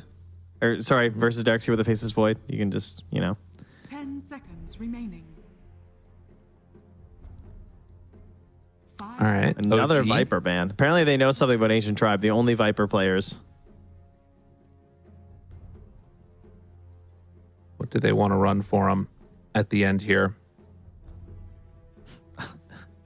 I like how all I see is they picked Viper like one time, and every team has just been banning Viper versus these guys. So I don't know if Mr. Luck is like, I guess it wouldn't be Mr. Luck. It must be just Mobe's been playing some Viper, I guess, on the grind. Yeah. I guess he has been picking it for quite a long time. Actually, we go back to their history. He's picked quite a bit of Viper. That's impressive. That hero is definitely underrated. Oh, he beat Old G with his Viper. Oh, that's funny. That's cool. All right, now I see what's happening. Seb's just like, not again, please. Not today. Dude, that's actually crazy that they beat what is Seb, Thompson, No One, and Roger. What a lineup. Turn to pick. That was a good one. Okay, they decide to take the Ember out of the pool. Oh, and Kit with Pango already there. I was in like you don't even care about it. I mean, I'm a little curious as to the decision to run the Ember there. I guess that they don't want a hero that they want Jug to still be able to potentially get like Omni Slash off and that stuff against Ember. But I feel like with Tide there and having the shard and stuff, like it should have been fine. Oh, like just being able to leash him? Yeah, and maybe the matchup they don't like against Pango, but I feel like that one was pretty good. Maybe I'm wrong. It is one of the better combos with a Mercy, though, right? That we've been seeing, the sidekick. That's true. So they probably don't want to give him like a good early game sidekick partner while the Morphling's still farming up. Also great with Darkseer. Iron Shell, Flame Guard, very scary. The lawnmower. Okay, interesting stuff so far. A lot of early game fighting potential from Ancient Tribe out of their supports and offlaner. See if they take another mid that can kind of carry that mid game and set their Morphling up for success later. I feel like if a decent mid hero here, they're in a pretty good spot. Puck is the go-to versus Pango, but we hate Puck. So we're gonna go Timber. Ooh. All right, I can appreciate that. Sol versus quite a few of these heroes. Probably mostly like the Tide and stuff. Of course, is someone who's not a huge fan of that. Hard to really do anything versus Timbersaw the entire game. And he should be just fine versus BZM's Pango. Of course, Timbersaw actually likes punching stuff, so the disarm being gone is nice, since he obviously is a universal hero now, and for some reason actually does attack damage. Right, which is crazy to me. He just slaps everybody up. All right, well, let's see how it goes going into this game number 2. I feel much better about Ancient Tribe's draft than I did the last game. I think they have a like decent I think the laning stage might still be the issue, though. I'm worried about that one a bit. We'll have to see how it goes. I'm feeling pretty good. My main concern would be that if OG gets too many stacks up this time, like if they play like a little bit less aggressive and more so stack focused, because they can still get a slightly earlier Roche, but it won't be as early this time in comparison, since they don't have the Ursa IO, but you still and Kitrak's going to have minus armor, probably right into that Solar Crest again. So that is something that Ancient Tribe will have to keep an eye on. I will say Ancient Tribe's early like burst damage is a little bit crazy with the fact they have the Timber Saw, but their later game like sustained damage in fights, actual right-click damage to take advantage of the Psychic isn't that huge. Maybe there's some plays you can make with Tusk Marcy that could be kind of hype at like 10 to 15 minutes with a bit of like rolling, punching, Psychic damage with a Walrus Punch could be sick. Well, in the tag team too. Yeah, there's a lot of slapping that can happen. Yeah, wow, that's actually kind of cool. So you're like side kicking the Tusk, and then he's tag teaming, and then you're using Unleash. So even though you're both supports, you could actually put a lot of physical damage. It's like the two punching heroes in Dota just like grab somebody and beat the crap out of them in an alleyway. Yeah, there's got to be a comic strip written at some point about those like two. Hand slap together, you know. Yeah. Yeah, not like a Bash high five, Bros. but yeah. Okay. From Mighty Ducks D2, right? That's you with good. me? I forget who do they fight in the first one? Is it because it's two different countries? I feel like. Well, the second one is the Icelandic country that are like evil people, apparently. Ah, yes. Okay, that makes sense. Yeah. Damn Iceland. Them and their volcanoes. Right. I mean, they're from the land of ice. They must be good at hockey. It has to be. Yeah. That's the only way it makes sense. Kitrak? Oh, they're thinking there's a ward there, but he don't know. He don't know. Actually, he probably does know. He might have seen him. LeBron, in the meantime, doing a sneaky little play, going on over and blocking out the hard camp. So he gets down 2 sentry wards onto both of those camps there to try and shut down the stacking that they're going to see from Seb. Yeah, you know that's coming with that Coddle in a lane with a Tide. Ooh, Seb's starting with the Blightstone too. Devastating. Interesting. Blightstone, Anchor Smash, and 320 move speed with no boots and 3 branches. Seb's just ready to punch. I mean, imagine if they get Gush level 2. That's a lot of minus armor. It's true. That's minus 5 armor right out of the gate. Super annoying to deal with. Marcy does start with 3, so still gonna have 1 after the little punches come through. As Kitrak facing off against Alex and Mr. Luck, already trying to get some good pressure on there.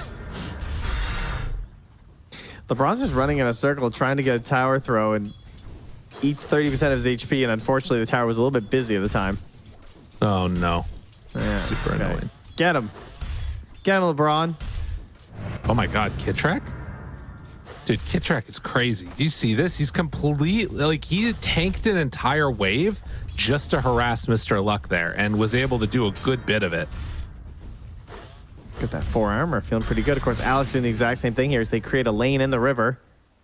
Oh, yeah. You're a beautiful person with a Connects over to the side. Now they don't have another range creep. That one got lost behind. But still, Kitrak with the slight damage advantage is denying everything in Alex's face. That is annoying. But is going to double up the wave there, as meanwhile Mr. Luck is going to go for the spin to take down all of those creeps right there as well. Okay. Mid lane, looking pretty even for now. Of course, the levels start to stack up on the Timber Saw. That's where things get a little bit concerning. He can definitely go greedy on the Whirling Death, too. I don't think you have to go early second point in the reactive. Yeah, no, he takes immediate second point Whirling Death because he wants to punish BZM a little bit here. He was forced into a shield crash defensively while getting these last hits. Keeping that pressure on. That's what you want to see. And it's going to pull the whole creep wave over towards that water rune that he'll pick up as well. So yeah, laning stage already feeling a little bit better for Ancient Tribe. You see mid, he's having like an okay time against the Pangolier. Up on the top side, there's some shenanigans where Jug's coming out on top, but it's not by a huge margin. But the down bottom, where actually OG have been able to put some kind of good pressure onto Woe here. He just can't really get in there, of course. And if he ever gets hit by the anchor smash, it is quite a bit of a reduction there. 30% even at level 1. For a Morphling, it's a bit painful, but at the 3-minute mark here, LeBron going to try and battle it out for this Lotus. Can get the dispose if he wants, but who's going to click faster? It's going to be LeBron. That was unreal. Easy peasy. Okay, big help. Seb not quite finding the time for the stacks yet either. Doesn't have the Illuminate, so he can't do the super long range ones either. Right. And Mr. Luck did have the Arcane Boots queued up, but instead is going to be going right into the Vanguard. So gets the Ring of Health, gets some pressure on there, saving his point still, is going to have to take it now and surge back the other direction. Do you think he finished his Vanguard? I think it could be okay.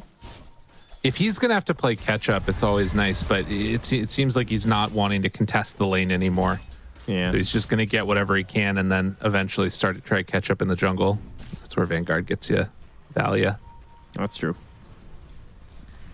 Uh-oh. Bit Mr. of Luck a problem here, yeah. Does not really have the mana that he needs at this point, and they are going to be right on top of him. Has the surge finally, and Alex does have Snowball to get away, at least for the moment. Hit track, another stun in a second, eats the Lotus, and Alex now going to take more damage. Yuragi not going to chase him all the way under. Down the bottom. tower armor, canceling it out. Yeah. That could have been good. Oh no, DM! The Ring of Health taken out by LeBron. Oh, that's big. That's a huge play to go for. I mean, I don't think they have that much pressure on DM anyway right now, to be fair, but at least now there's a chance. Like, it maybe stops him from diving his tower quite as hard. Right. Yeah, I mean, it feels like at the very least, that doesn't look like it's going to make a huge difference in terms of like, oh, well, maybe though, actually, if they make this rotation, Alex shows up, DM, no Ring of Health, does have a lot of stick charges though.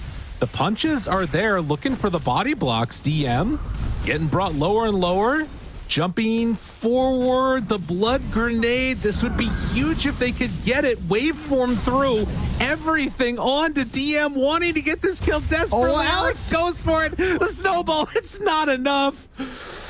Oh, God, that hurt. Baited by the Ring of Health kill.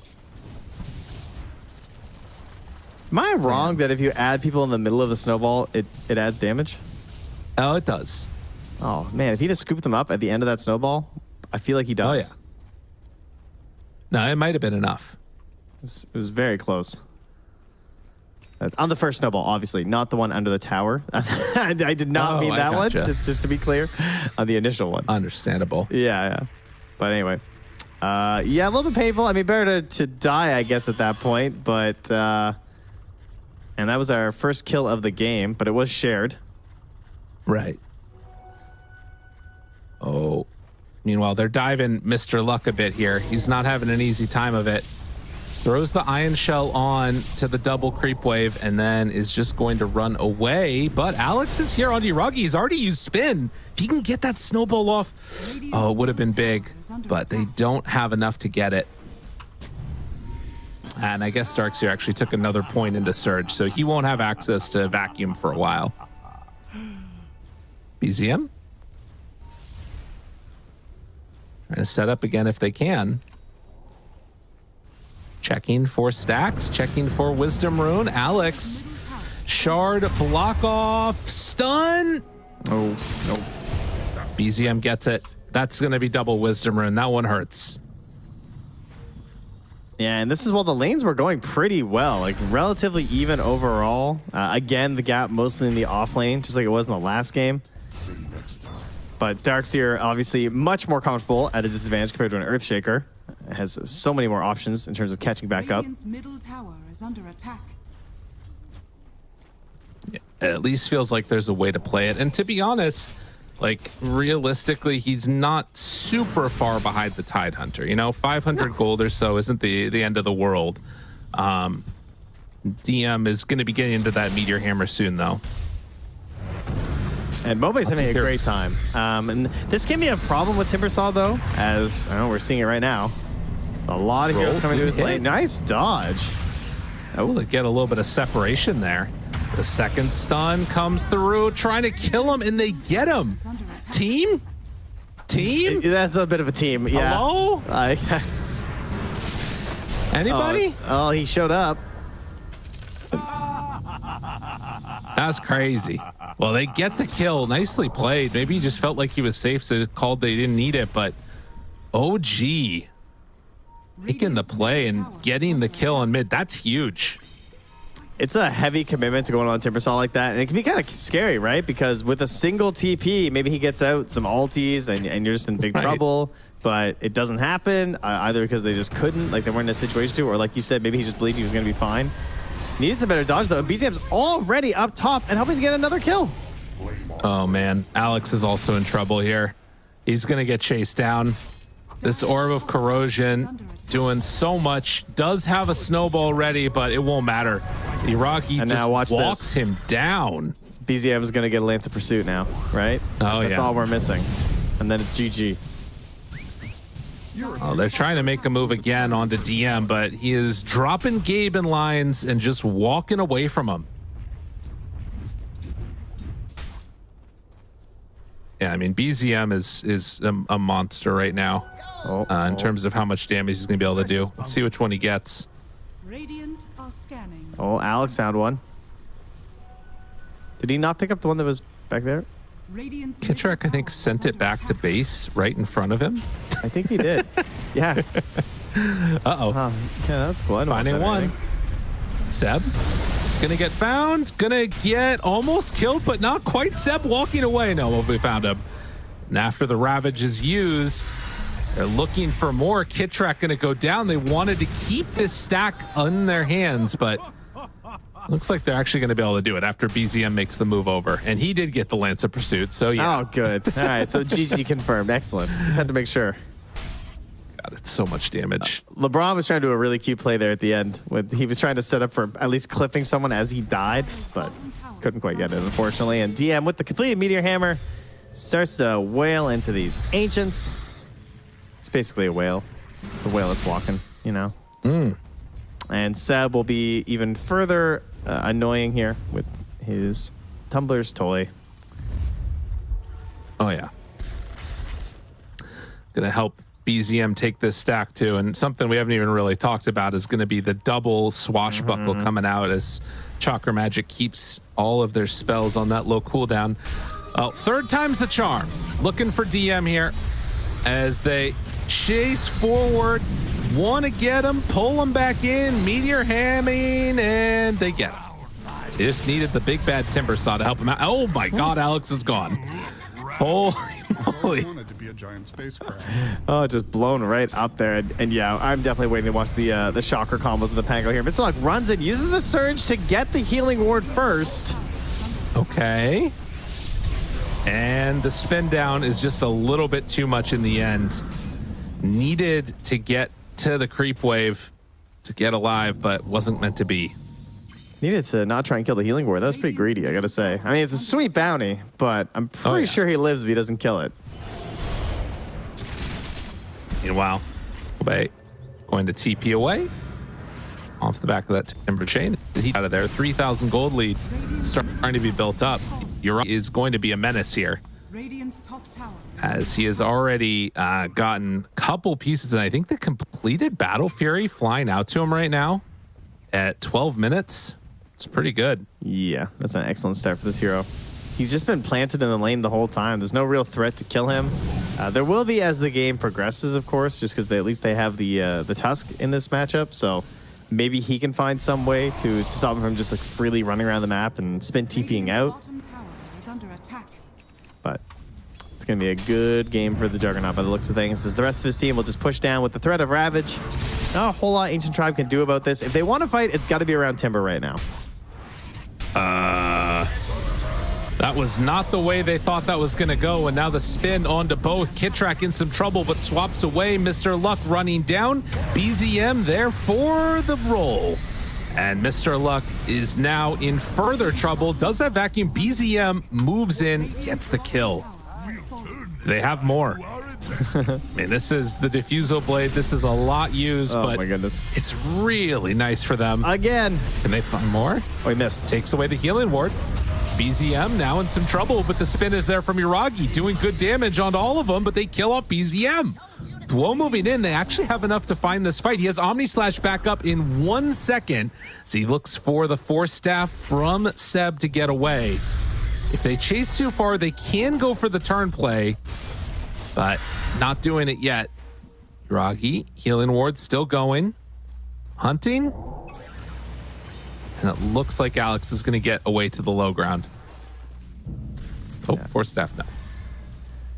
BZM, little mistake there on the extra swashbuckle that he got from his coddle. I'm not sure if he was trying to be a little bit further in or if he was trying to turn the other way, but definitely not what he was hoping for. He just swashed in, missed everybody, and died.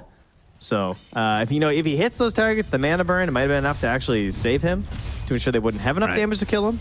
So I can understand why he went for it, but did not pay off in the end. And it really gave a big bonus back towards Ancient Drive and kind of gives him a little bit of confidence of like, hey, we actually do have some pretty big damage right now. We land some of these spells, we do actually have a chance. Bay wanting to farm this up and then get out of trouble. It's going to TP out now and looks like he will complete it. Immediately afterwards, OG gonna go for a smoke move, and this one with the tier 1 tower already being down is looking like a kill attempt. Yuragi, he's leading the charge. He's like, follow me, team. I'll be in here. They're right onto him. Waveform already used, but the damage from BZM is kind of insane. They kill off Yuragi. That is the start they're looking for. Mr. Luck drops down the wall, hits onto 2. They kill off the Marcy, so both supports gone. Smobe is going to get stunned up, caught, Meteor Hammer, pushed, and dead. The rest of the team bailed. I mean, it was a solid idea from OG in terms of like baiting it out because they thought that he'd be able to get off the Omni Slash, but it was utilizing that idea that we discussed about the sidekick, the unleash, and the walrus punch there, everything with the tag team. Did manage to get them the kill, and they're going to try and double up on it by getting some drums too on LeBron. So some cool ideas here. As the levels are now starting to come back in towards Sidekick after maxing out the rebound. He also does have a level 10 talent for Tusk, which is the tag team damage. Nice one. I feel like you take that. Yeah. Whoa. Yeah, okay. So he got the morph into Venge for the kill there. So well done. Rocky, they're looking for more. Catch him here. Have the shards. The run through, tries to chase. Will it be enough damage? They can't quite get it. They do. He tried to Omni Slash. Whoa. It's too much. The physical damage is kind of insane from that combo. BZM slowed. Mr. Luck throws the Ion Shell forward, surges in. Alex, who gets in range for the snowball. BZM trying to escape. He does it back up in a second. The roll is almost back up. He can get it off now, but they pull him back in, and BZM able to get the roll off. Will it keep him alive, though? In the meantime, they're still killing Kitrak. Mr. Luck backs out, runs in, finds one, looking to take him out, and they're going to get it. Good fighting from Ancient Tribe. Yeah, they have some excellent chase down too with this Tusk and Marcy, two melee supports who want to be in the middle of the fights, have some solid mobility there. I mean, you think about doing Snowball, jump inside at the Marcy, come back out with the rebound. Maybe she gets shard a little bit later on too. Oh yeah. But Yuragi again, this great start, the super early Battle Fury, but getting into maybe too many fights. I love the first one, running into the Ancients to set up for his team. Unfortunately, he died. But I think continuously being in them isn't really going to benefit him all too much. And again, just missing this narrow chance for the Omni Slash. Right. And Mr. Luck is starting to get into some of these team fight items. And this is one of the issues that you run into sometimes with this Tidehunter is that it's going to delay your pipe. It's going to delay whatever item you end up going for a decent amount. And it does give you like the tower early, but this window right here that they're in is a little bit spooky. They do have the full mech completed and almost getting the Crimson Guard done. But OG finally are starting to feel a little bit stronger. Obey. They don't hit him with the swash, and he gets the Timber Chain away for a moment. Still in trouble. He's going to get brought down. Good wall onto 3, but there isn't going to be any follow-up. Yeah, it's okay if you miss your spells if you have Solar Bind, right? Just you only got to hit half of them, and you can still do a ton of damage.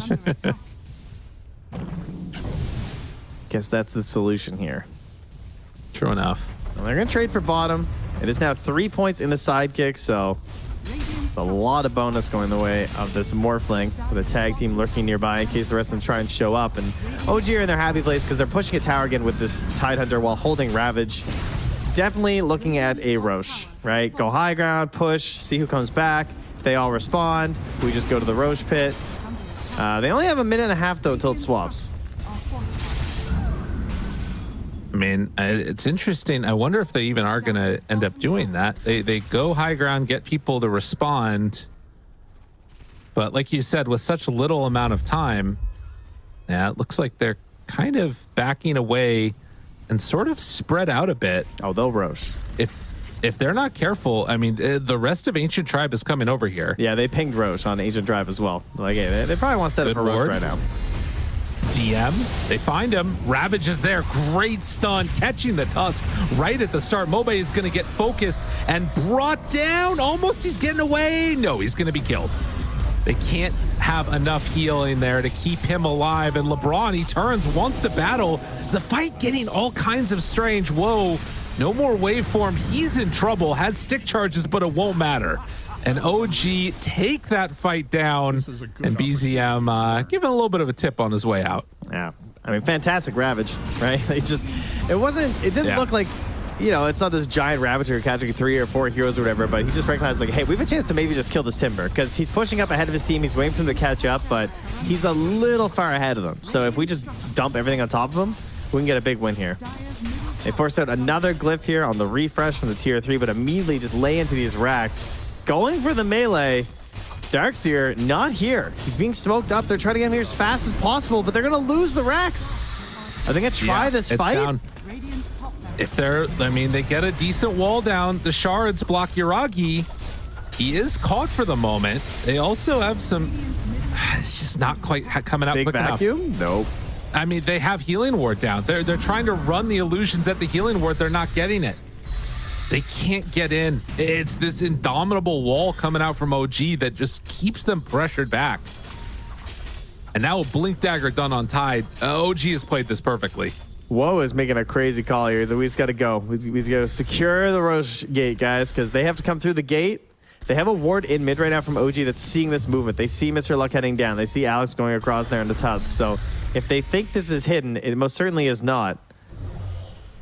And they're going to start to prep and set up for this. Start pushing out the wave as Yuragi. Do they want to bait Yuragi? He's just going to the lines then. He doesn't even care. It's like they know they're all coming here. They're well aware, but they are behind on the Tide. He's waving. He's sitting there waving. He knows they're smoked. Doesn't have Ravage for 25, but the Omni Slash Snowball keeps him off of it. They're going on to Kitrak.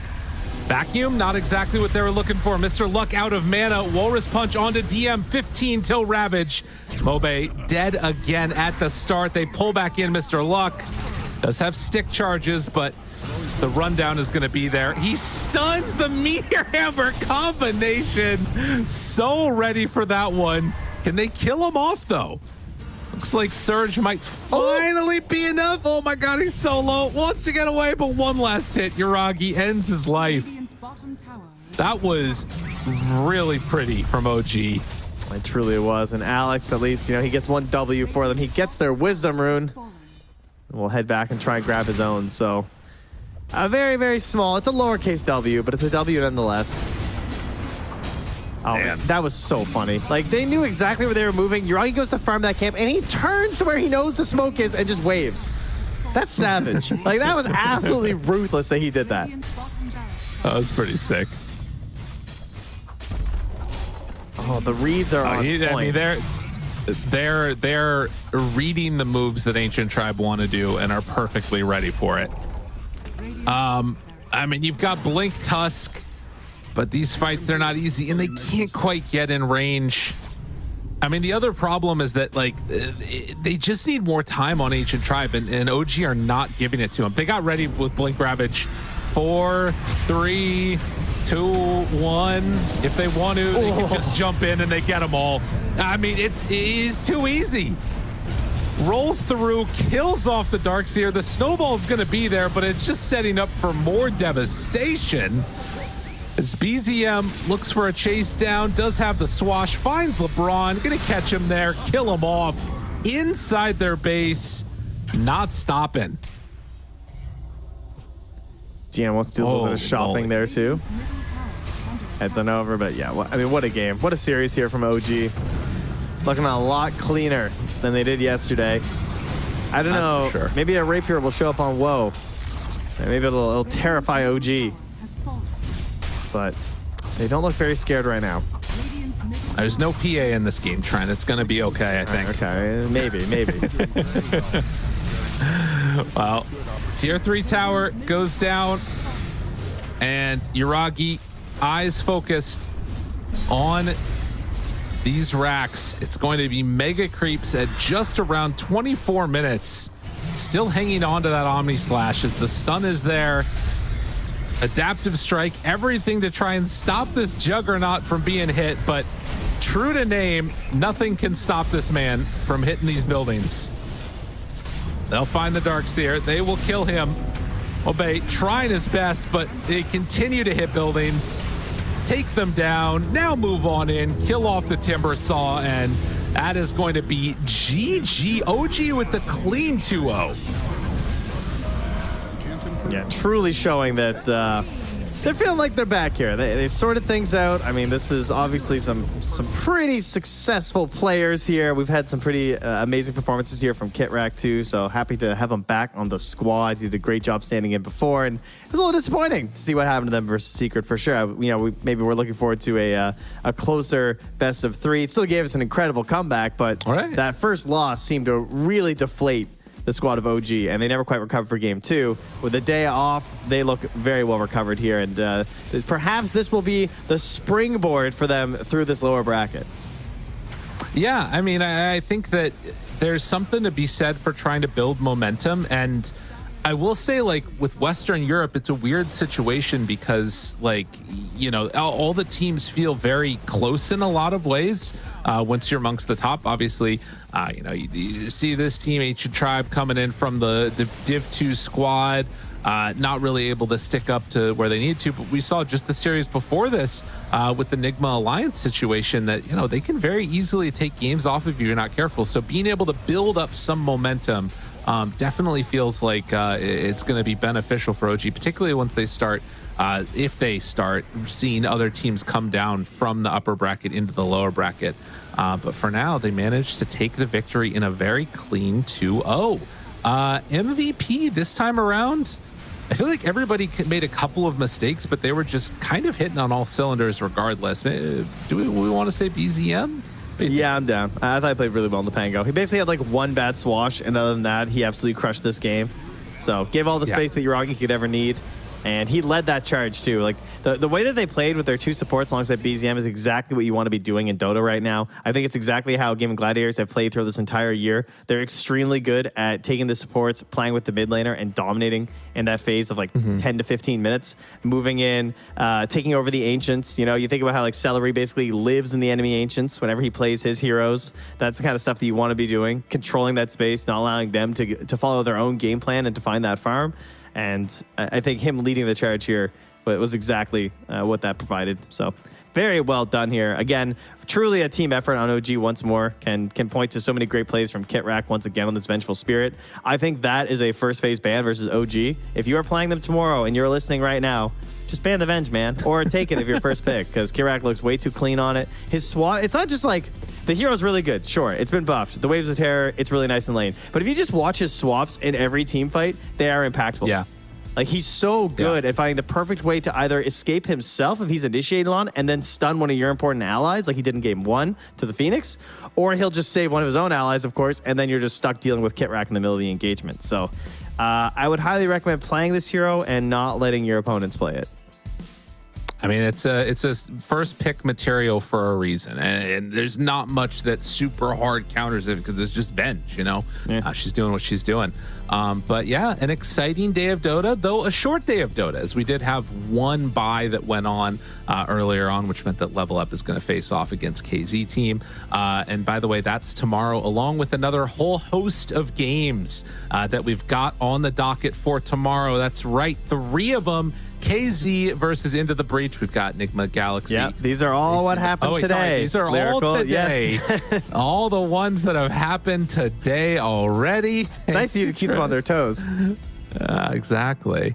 And yeah, this is the thing that we've got tomorrow. So Quest versus Luna Galaxy, Entity Secret, KZ team versus Level Up, and then we're going to end the day with Alliance OG, unless I'm very much mistaken, which hopefully I'm not, and just feeding all you misinformation. Yeah, no, I think you're all about the misinformation today. Look at this. Look, see, I was right. I knew. I knew. I know what's going on. Sorry.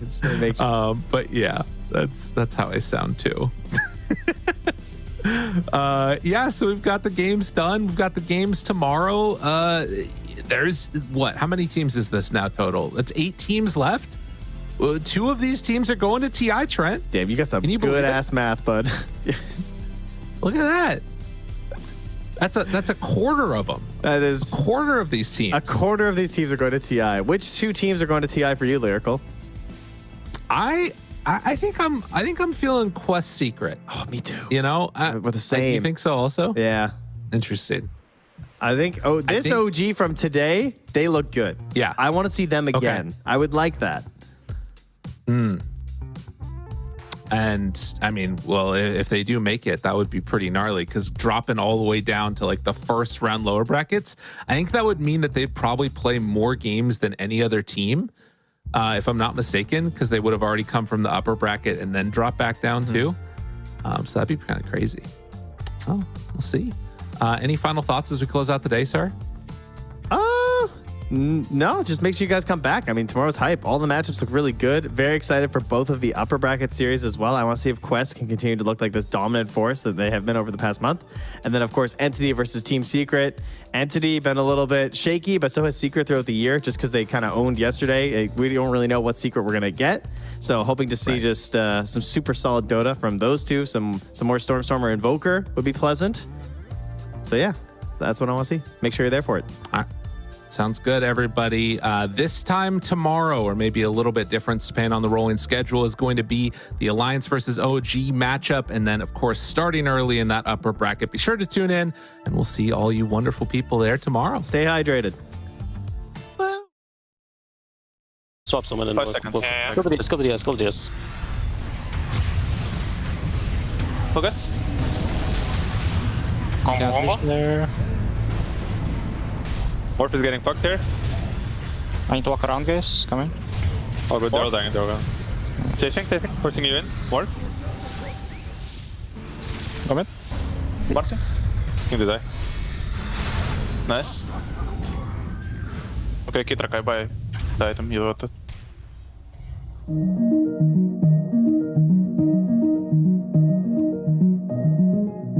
Every day for 3 years, a secret team met across Europe to hack one of the most technologically advanced cars in the world. Meet the Deloitte cybersecurity team that developed new state-of-the-art automotive software defenses, making the world safer for drivers, passengers, and pedestrians.